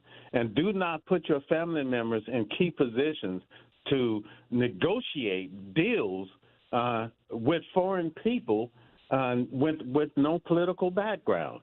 And just think of the people. That was Frank in Florida. Mel in Hiawatha, Kansas, on the line for supports former President Trump. Good morning, Mel. Good morning. Now, it's a great morning. Mel, talk to me about your vote. Why did you support former President Trump? Because this is going to be a long story made short. The Biden-Harris administration took over and everything went to the toilet and down through the drain. Give me some examples, Mel. Let's see. The money that they funded Iran to start the war in the Middle East, stopped our pipeline, emptied our reserves, buying trash oil from Venezuela. Our economy is non-existent. All of this is caused by the Biden-Harris administration. They were given almost a perfect example of how we should be living. Everybody lived better. Prices were down. People could afford houses. And by the grace of God, we'll get back to that. Mel, what would you like to see former President Trump focus on first once he's sworn back into office? Start drilling. Get our economy down. Because it's going to take a while to round up all the illegal immigrants that have been living on our pocket and deport them. If they want to come into the U.S. legally, by all means, close that border. Mel, Shut it down. did you support former President Trump in 2016 and 2020? Both times. And what did the rest of your ballot there in Kansas look like? Did you vote straight Republican? Republicans straight across the board. That was Mel in Hiawatha, Kansas. We'll go to Diana in Glendale, Arizona. She is calling on the line for supported others. Good morning, Diana. Good morning. Tell me about your vote. Who did you vote for? I left it blank. I do not support either. I do disagree with the fact that we did not have a Democratic runoff. I don't believe Kamala should have been our nominee for Democratic Party. It's a hard choice between sandwiches, basically. At this point, my votes went towards legislative, state, and my regional votes. Dana, who did you vote for in 2020, 2016? I voted independent. Jorgensen, Paul, Johnson. That's been my historic votes, yeah. And would you have, you were talking about the not having a runoff, that Kamala Harris wasn't part of the primary process. If it had been Biden at the top of the ticket, would you have voted for him? Nope. Absolutely not. Too old, too out of context. Both nominees were too out of context for me. And you were there in the battleground state of Arizona. What has the past year, past few months, past few weeks been like for you there in Glendale? Non-stop people at my door, non-stop phone calls, non-stop text messages. It's been insane. And it's obviously a turn for one way, and it is what it is. And good luck to everybody in the next coming years. It's Diana in Glendale, Arizona. Davis in East Aurora, New York, on the line for supports former President Trump. Good morning, Davis. Howdy. Hey, I just went and voted for President Trump because what Biden did and Harris did not do, I had to change things. They changed things in the border. They wanted everybody coming over the border. 9 million people came over the border. I said, no, that's not going to happen. Then all these other things, and Harris comes over and says, oh, we're going to go charge you the money that you make on your investments, stocks. She wants to tax that. I don't think it's right to do anything like that. I think Mr. Biden and Mrs. Harris was the worst thing that could ever happen, which I believe was stolen by, I watched on 2020 where they had cardboard going over where people were counting votes. They had cardboard going over windows. That's not right. This time, that did not happen. I believe everything was done correctly this time, at least. And then Mr. President Trump won. In Davis, former President Trump will be sworn into office again in January. What do you want him to focus on first? Border. Number one, border. He will get, by doing the tariffs he's going to be doing, he will take care of getting things back normal with our economy. The reason why our economy went bad, the first thing Biden did is knock off all our oil that we were pumping out, all the oil. It raised oil prices, which raised the whole rest of everything, whatever he did. Everything that got raised in groceries, everything went up in price. As soon as everything else went in price, houses went up in price. Apartments went up in price. Davis, talk to me about the rest of your ballot. Did you vote straight Republican? All conservative, 100%. And what House district are you in? There were some key districts there. Yeah, I seen, and I didn't like. The person in New York City. So she's actually from our area, but she just screwed everything up. Also, I'm trying to figure out her name though. I'm sorry to put you on the spot. We'll leave it there and appreciate you tuning in this morning. That is our last call for this portion of the program. Wanted to make sure that you noticed in the bottom left-hand corner of your screen, there is a QR code. You can scan that and it will take you directly to the C-SPAN website showing the results for all the races across the country, including the electoral vote, which former President Donald Trump has won. He is leading, or he won 277. Vice President Kamala Harris is currently at 224. There are still a few races yet to be called, but former President Donald Trump is officially the 47th, has officially been elected as the 47th President of the United States. That wraps up this portion of our election night coverage. An extended Washington Journal is next. There will be 5 more hours of election results and reaction from across the country. Former President Trump again has won the presidency. He spoke to supporters in Mar-a-Lago in Florida earlier this evening. Here are those remarks. It renews our understanding that candidate quality matters. Yeah. In this cycle, Republicans in the Senate races in particular fielded some pretty darn good candidates that gave them a shot in states where Republicans often face an uphill battle.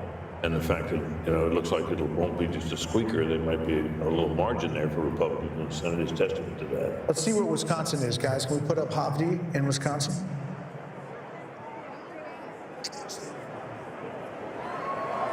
Ladies and gentlemen, please welcome President-elect Donald J. Trump, First Lady Melania Trump, and the Trump family, accompanied by Vice President-elect J.D. Vance, Second Lady Usha Vance, along with friends and campaign staff.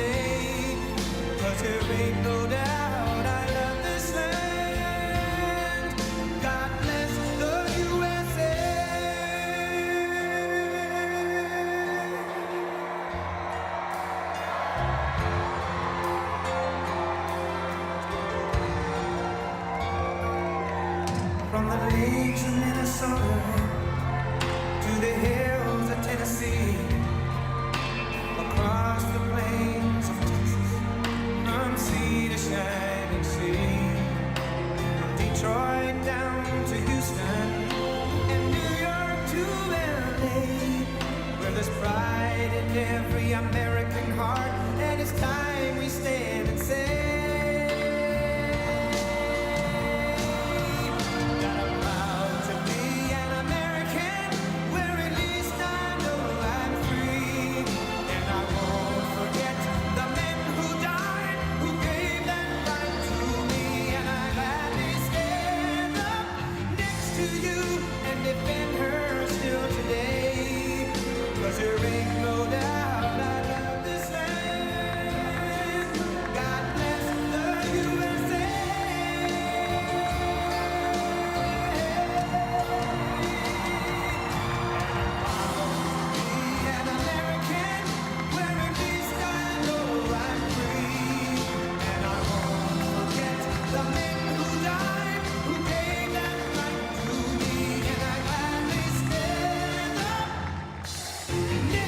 you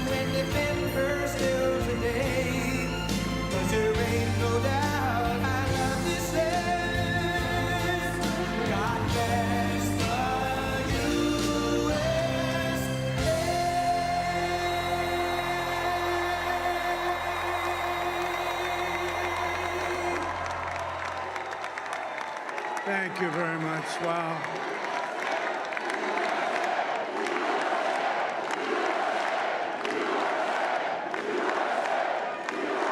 Well, I want to thank you all very much. This is great. These are our friends. We have thousands of friends in this incredible movement. This was a movement like nobody's ever seen before. And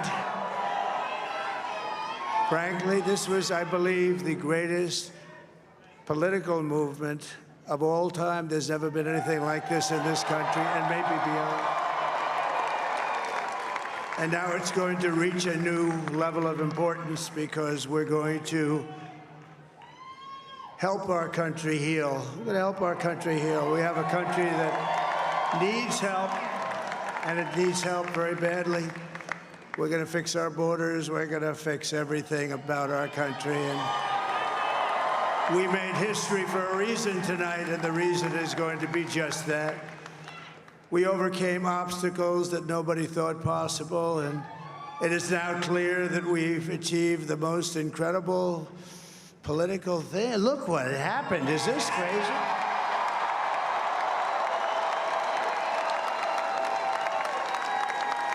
But it's a political victory that our country has never seen before, nothing like this. I want to thank the American people for the extraordinary honor of being elected your 47th president and your 45th president. And every citizen, I will fight for you, for your family, and your future.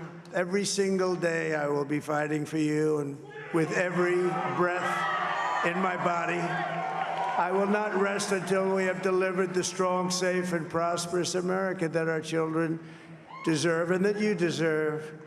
This will truly be the golden age of America. That's what we have to have. This is a magnificent victory for the American people that will allow us to make America great again. And in addition to having won the battleground states of North Carolina, I love these places, Georgia, Pennsylvania, and Wisconsin, we are now winning in Michigan, Arizona, Nevada, and Alaska, which would result in us carrying at least 315 electoral votes, but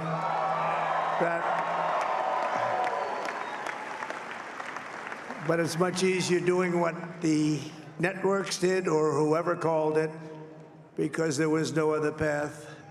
There was no other path to victory. We also have won the popular vote. That was great. Very proud of that.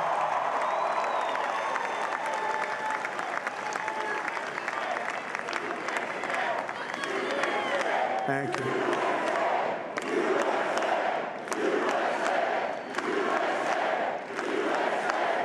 Thank you very much. Thank you. And, winning the popular vote was very nice, I will tell you. It's a great feeling of love. We have a great feeling of love in this very large room with unbelievable people standing by my side. These people have been incredible. They've made the journey with me, and we're going to make you very happy. We're going to make you very proud of your vote. I hope that you're going to be looking back someday and say that was one of the truly important moments of my life when I voted for this group of people beyond the president, this group of great people. America has given us an unprecedented and powerful mandate. We have taken back control of the Senate. Wow, that's good. And the Senate races in Montana, Nevada, Texas, Ohio, Michigan, Wisconsin, the great Commonwealth of Pennsylvania, were all won by the MAGA movement. They helped so much.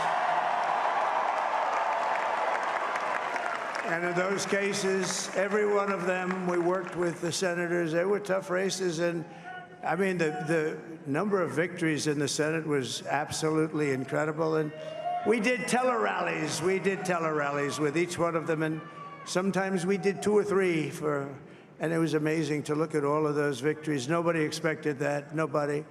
So I just wanted to thank you very much for that. And you have some great senators and some great new senators. And it also looks like we'll be keeping control of the House of Representatives.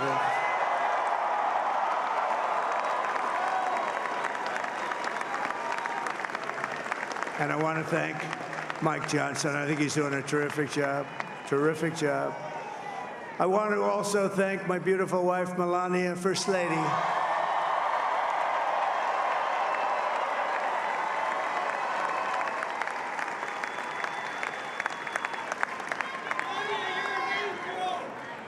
Who has the #1 best-selling book in the country. Can you believe that?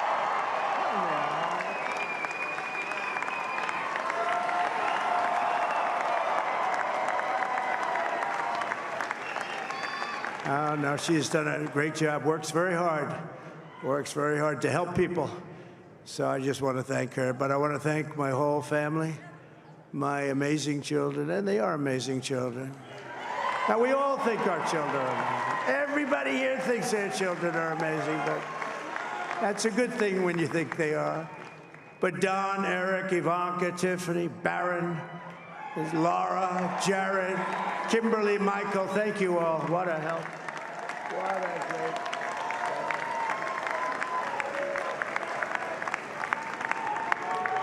help. My father-in-law, Victor, is tremendous, and we miss very much Melania's mother, Amalia. We miss Amalia, don't we, huh? She would be very happy right now, standing on this stage. She'd be so proud. She was a great woman, that one. Beautiful inside and out. She was a great woman. I want to be the first to congratulate our great, now I can say, Vice President-elect of the United States, J.D. Vance.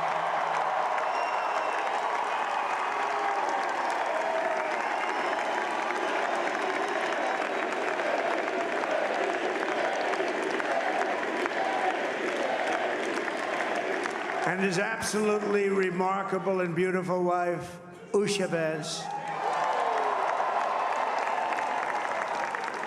And he is a feisty guy, isn't he? You know, I've said, go into the enemy camp, and you know the enemy camp is certain networks, and a lot of people don't like to, sir, do I have to do that? He just goes, okay, which one, CNN, MSDNC? He'll say, all right, thank you very much. He actually looks fun. He's like the only guy I've ever seen. He really looks forward to it, and then he just goes in and absolutely obliterates them. Say a couple of words.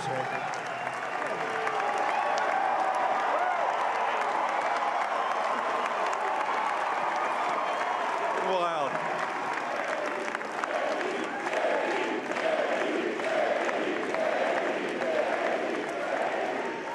Well, Mr. President, I appreciate you allowing me to join you on this incredible journey. I thank you for the trust that you placed in me. And I think that we just witnessed the greatest political comeback in the history of the United States of America.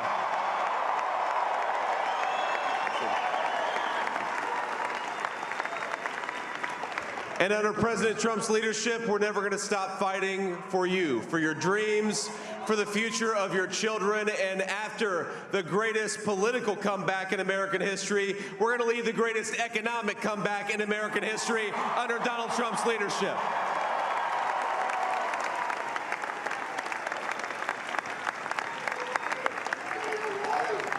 Thank you very much. He's turned out to be a good choice. I took a little heat at the beginning, but he was, I knew the brain was a good one, about as good as it gets. And we love the family, and we're going to have a great 4 years, and we're going to turn our country around, make it something very special. It lost that little that little thing called special, we have to make it so. We're going to make this so great. It's the greatest country and potentially the greatest country in the world by far. And right now, we're going to just work very hard to get all of that back. We're going to make it the best it's ever been. We can do that. If we had to wait longer, I don't know. It was going bad, and it was going bad fast. We're going to have to seal up those borders, and we're going to have to let people come into our country. We want people to come back in, but we have to let them come back in, but they have to come in legally. They have to come in legally. Let me also express my tremendous appreciation for Susie and Chris, the job you did. Susie, come here. Come here, Susie. Chris, come here, Chris. Susie likes to stay sort of in the back, let me tell you. The Ice Maiden, we call her the Ice Maiden. Come on, Chris, come here, Chris. Susie likes to stay in the background. She's not in the background. Come here, say something. This wasn't expected, but I just want to thank, obviously, President Trump for this journey. It was a great one, and he's a hell of a candidate, and he's going to be a hell of a great 47th president. And this team that we had, the best team, and, of course, even my boss, Susie Wiles, the best. Thank you. Thank you, and thank you, Susie. Look at her, she's shy. I've never seen her be shy before. Susie. They're great. Everybody up here is great. Everybody up here is very special. But the Trump, who did you say? Oh, let me tell you, we have a new star. A star is born, Elon. Now he is. Now he's an amazing guy. We were sitting together tonight. You know, he spent 2 weeks in Philadelphia and different parts of Pennsylvania, campaigning. You know, he sent the rocket up 2 weeks ago, and I saw that rocket, and I saw it coming down. I saw it. It was, when it left, it was beautiful, shiny white. When it came down, it didn't look so pretty. It was going 10,000 miles an hour, and it was burning like hell. I said, what happened to your paint job? He said, we've never made a paint that could withstand that kind of heat. And but I saw it come down and turn around. And it was, you know, it's like 22 stories tall, by the way. It looks a little smaller than that, but it's big. And it came down, and you saw that fire burning. And I'm saying, only Elon can do this. It must be an Elon. And I tell the story. I told it last night. I had a man on the phone. I had the screen muted, no sound. I was talking to a very important man, happens to be here. And that very important guy, one of the most important people in, I would say, the country, actually. But, you know, I was president, and now it looks like I was going to be maybe president again, so I figured I could ask him to hold. So I asked him to hold. And especially because you're going to be president again, they hold. So I took the phone down, and I'm looking at the screen. I'm seeing this crazy thing that's going around and coming down. It looks like it's going to crash into the gantry. And I said, oh, no. And I said, do me a favor. Do you mind holding for a couple of minutes? I want to see this. I thought it was a space-age movie or something. I put the phone down. Bad part, I didn't pick it up for 45 minutes, and he was holding. But this spaceship came down, and I saw those engines firing, and it looked like it was over. It was going to smash. And then I saw the fire pour out from the left side, and I put it straight, and it came down so gently, and then it wrapped those arms around it, and it held it, and just like you hold your baby at night, your little baby. And it was a beautiful thing to see, and I called Elon. I said, Elon, was that you? He said, yes, it was. I said, who else can do that? Can Russia do it? No. Can China do it? No. Can the United States do it other than you? No, nobody can do that. I said, that's why I love you, Elon. That's great. And you know, when we had the tragic Hurricane Helene, and it hit North Carolina, they were really devastated, the water. This was a big water, as big as we've ever seen, water hurricane. It built lakes out of nothing. Fields became lakes, and the danger was unbelievable. And the people from North Carolina came to me and they said, would it be possible, at all possible, for you to speak to Elon Musk? We need Starlink. I said, what's Starlink? It's a form of communication. So I called Elon, and I'll tell you what, he had, and it was very dangerous. People would die. They had no communication. All the wires were down. I called Elon Musk. I said, Elon, you have something called Starlink. Is that right? Yes, I do. What the hell is it? He said, it's a communication system that's very good. I said, Elon, they need it really, really badly in North Carolina. Can you get it? He had that there so fast. It was incredible. So, and it was great. It saved a lot of lives. He saved a lot of lives. But he's a character. He's a special guy. He's a super genius. We have to protect our geniuses. We don't have that many of them. We have to protect our super geniuses. I want to thank some of the guys. You know, we have up here today the U.S. Open champion. He's a fantastic golfer. He's slightly longer than me. Hits the ball a little bit longer than me. Just a little bit. Bryson DeChambeau is up here someplace. What happened to Bryson? Where is he? Bryson. Oh, he was shot. He's hitting balls. Oh, he's on the way. He's hitting balls. Bryson. Oh, look at him.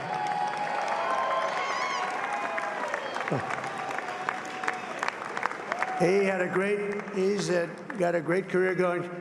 Great U.S. Open, Bryson. That's a fantastic job. And we also have a man, Dana White, who has done some job. He's a tough guy.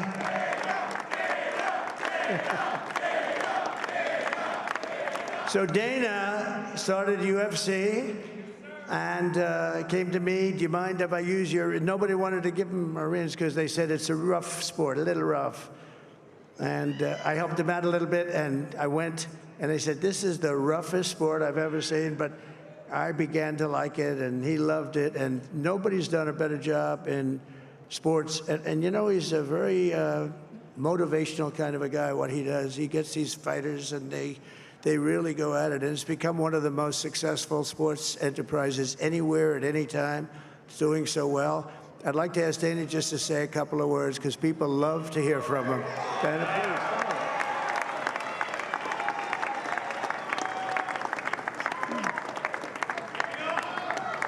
please. Nobody deserves this more than him, and nobody deserves this more than his family does.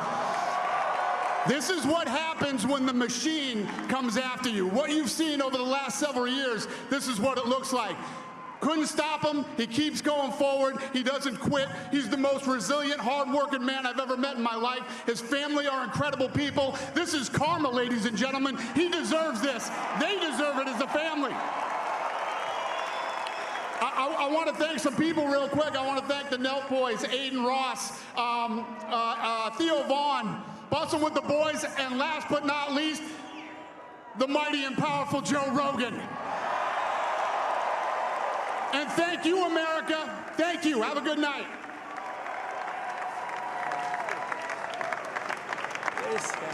That is a piece of work.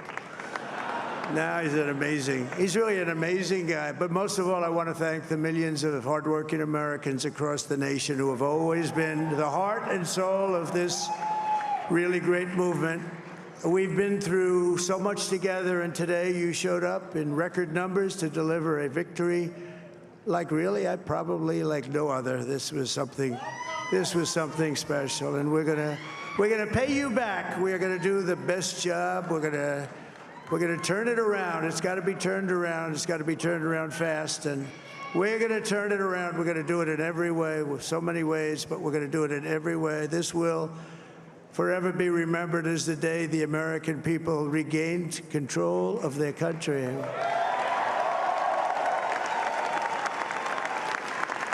So I just want to say that on behalf of this great group of people, these are hard-working people. These are fantastic people, and we can add a few names like Robert F. Kennedy Jr. He came in. And he's going to help make America healthy again.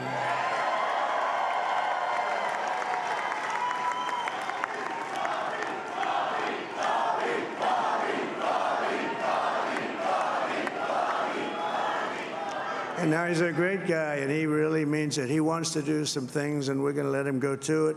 I just said, but, Bobby, leave the oil to me.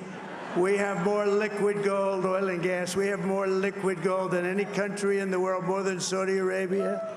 We have more than Russia. Bobby, stay away from the liquid gold. Other than that, go have a good time, Bobby. We're going to be paying down debt. We're going to be reducing taxes. We can do things that nobody else can do. Nobody else is going to be able to do it. China doesn't have what we have. Nobody has what we have. But we have the greatest people also. Maybe that's the most important thing. This campaign has been so historic in so many ways. We've built the biggest, the broadest, the most unified coalition. They've never seen anything like it in all of American history. They've never seen it. Young and old, men and women, rural and urban. And we had them all helping us tonight. When you think, I mean, I was looking at it, I was watching it. They had some great analysis of the people that voted for us. Nobody's ever seen anything like that. They came from all corners, union, non-union, African American, Hispanic American, Asian American, Arab American, Muslim American. We had everybody, and it was beautiful. It was a historic realignment, uniting citizens of all backgrounds around a common core of common sense. You know, we're the party of common sense. We want to have borders. We want to have security. We want to have things be good, safe. We want great education. We want a strong and powerful military, and ideally, we don't have to use it. You know, we had no wars. 4 years, we had no wars, except we defeated ISIS. We defeated ISIS in record time, but we had no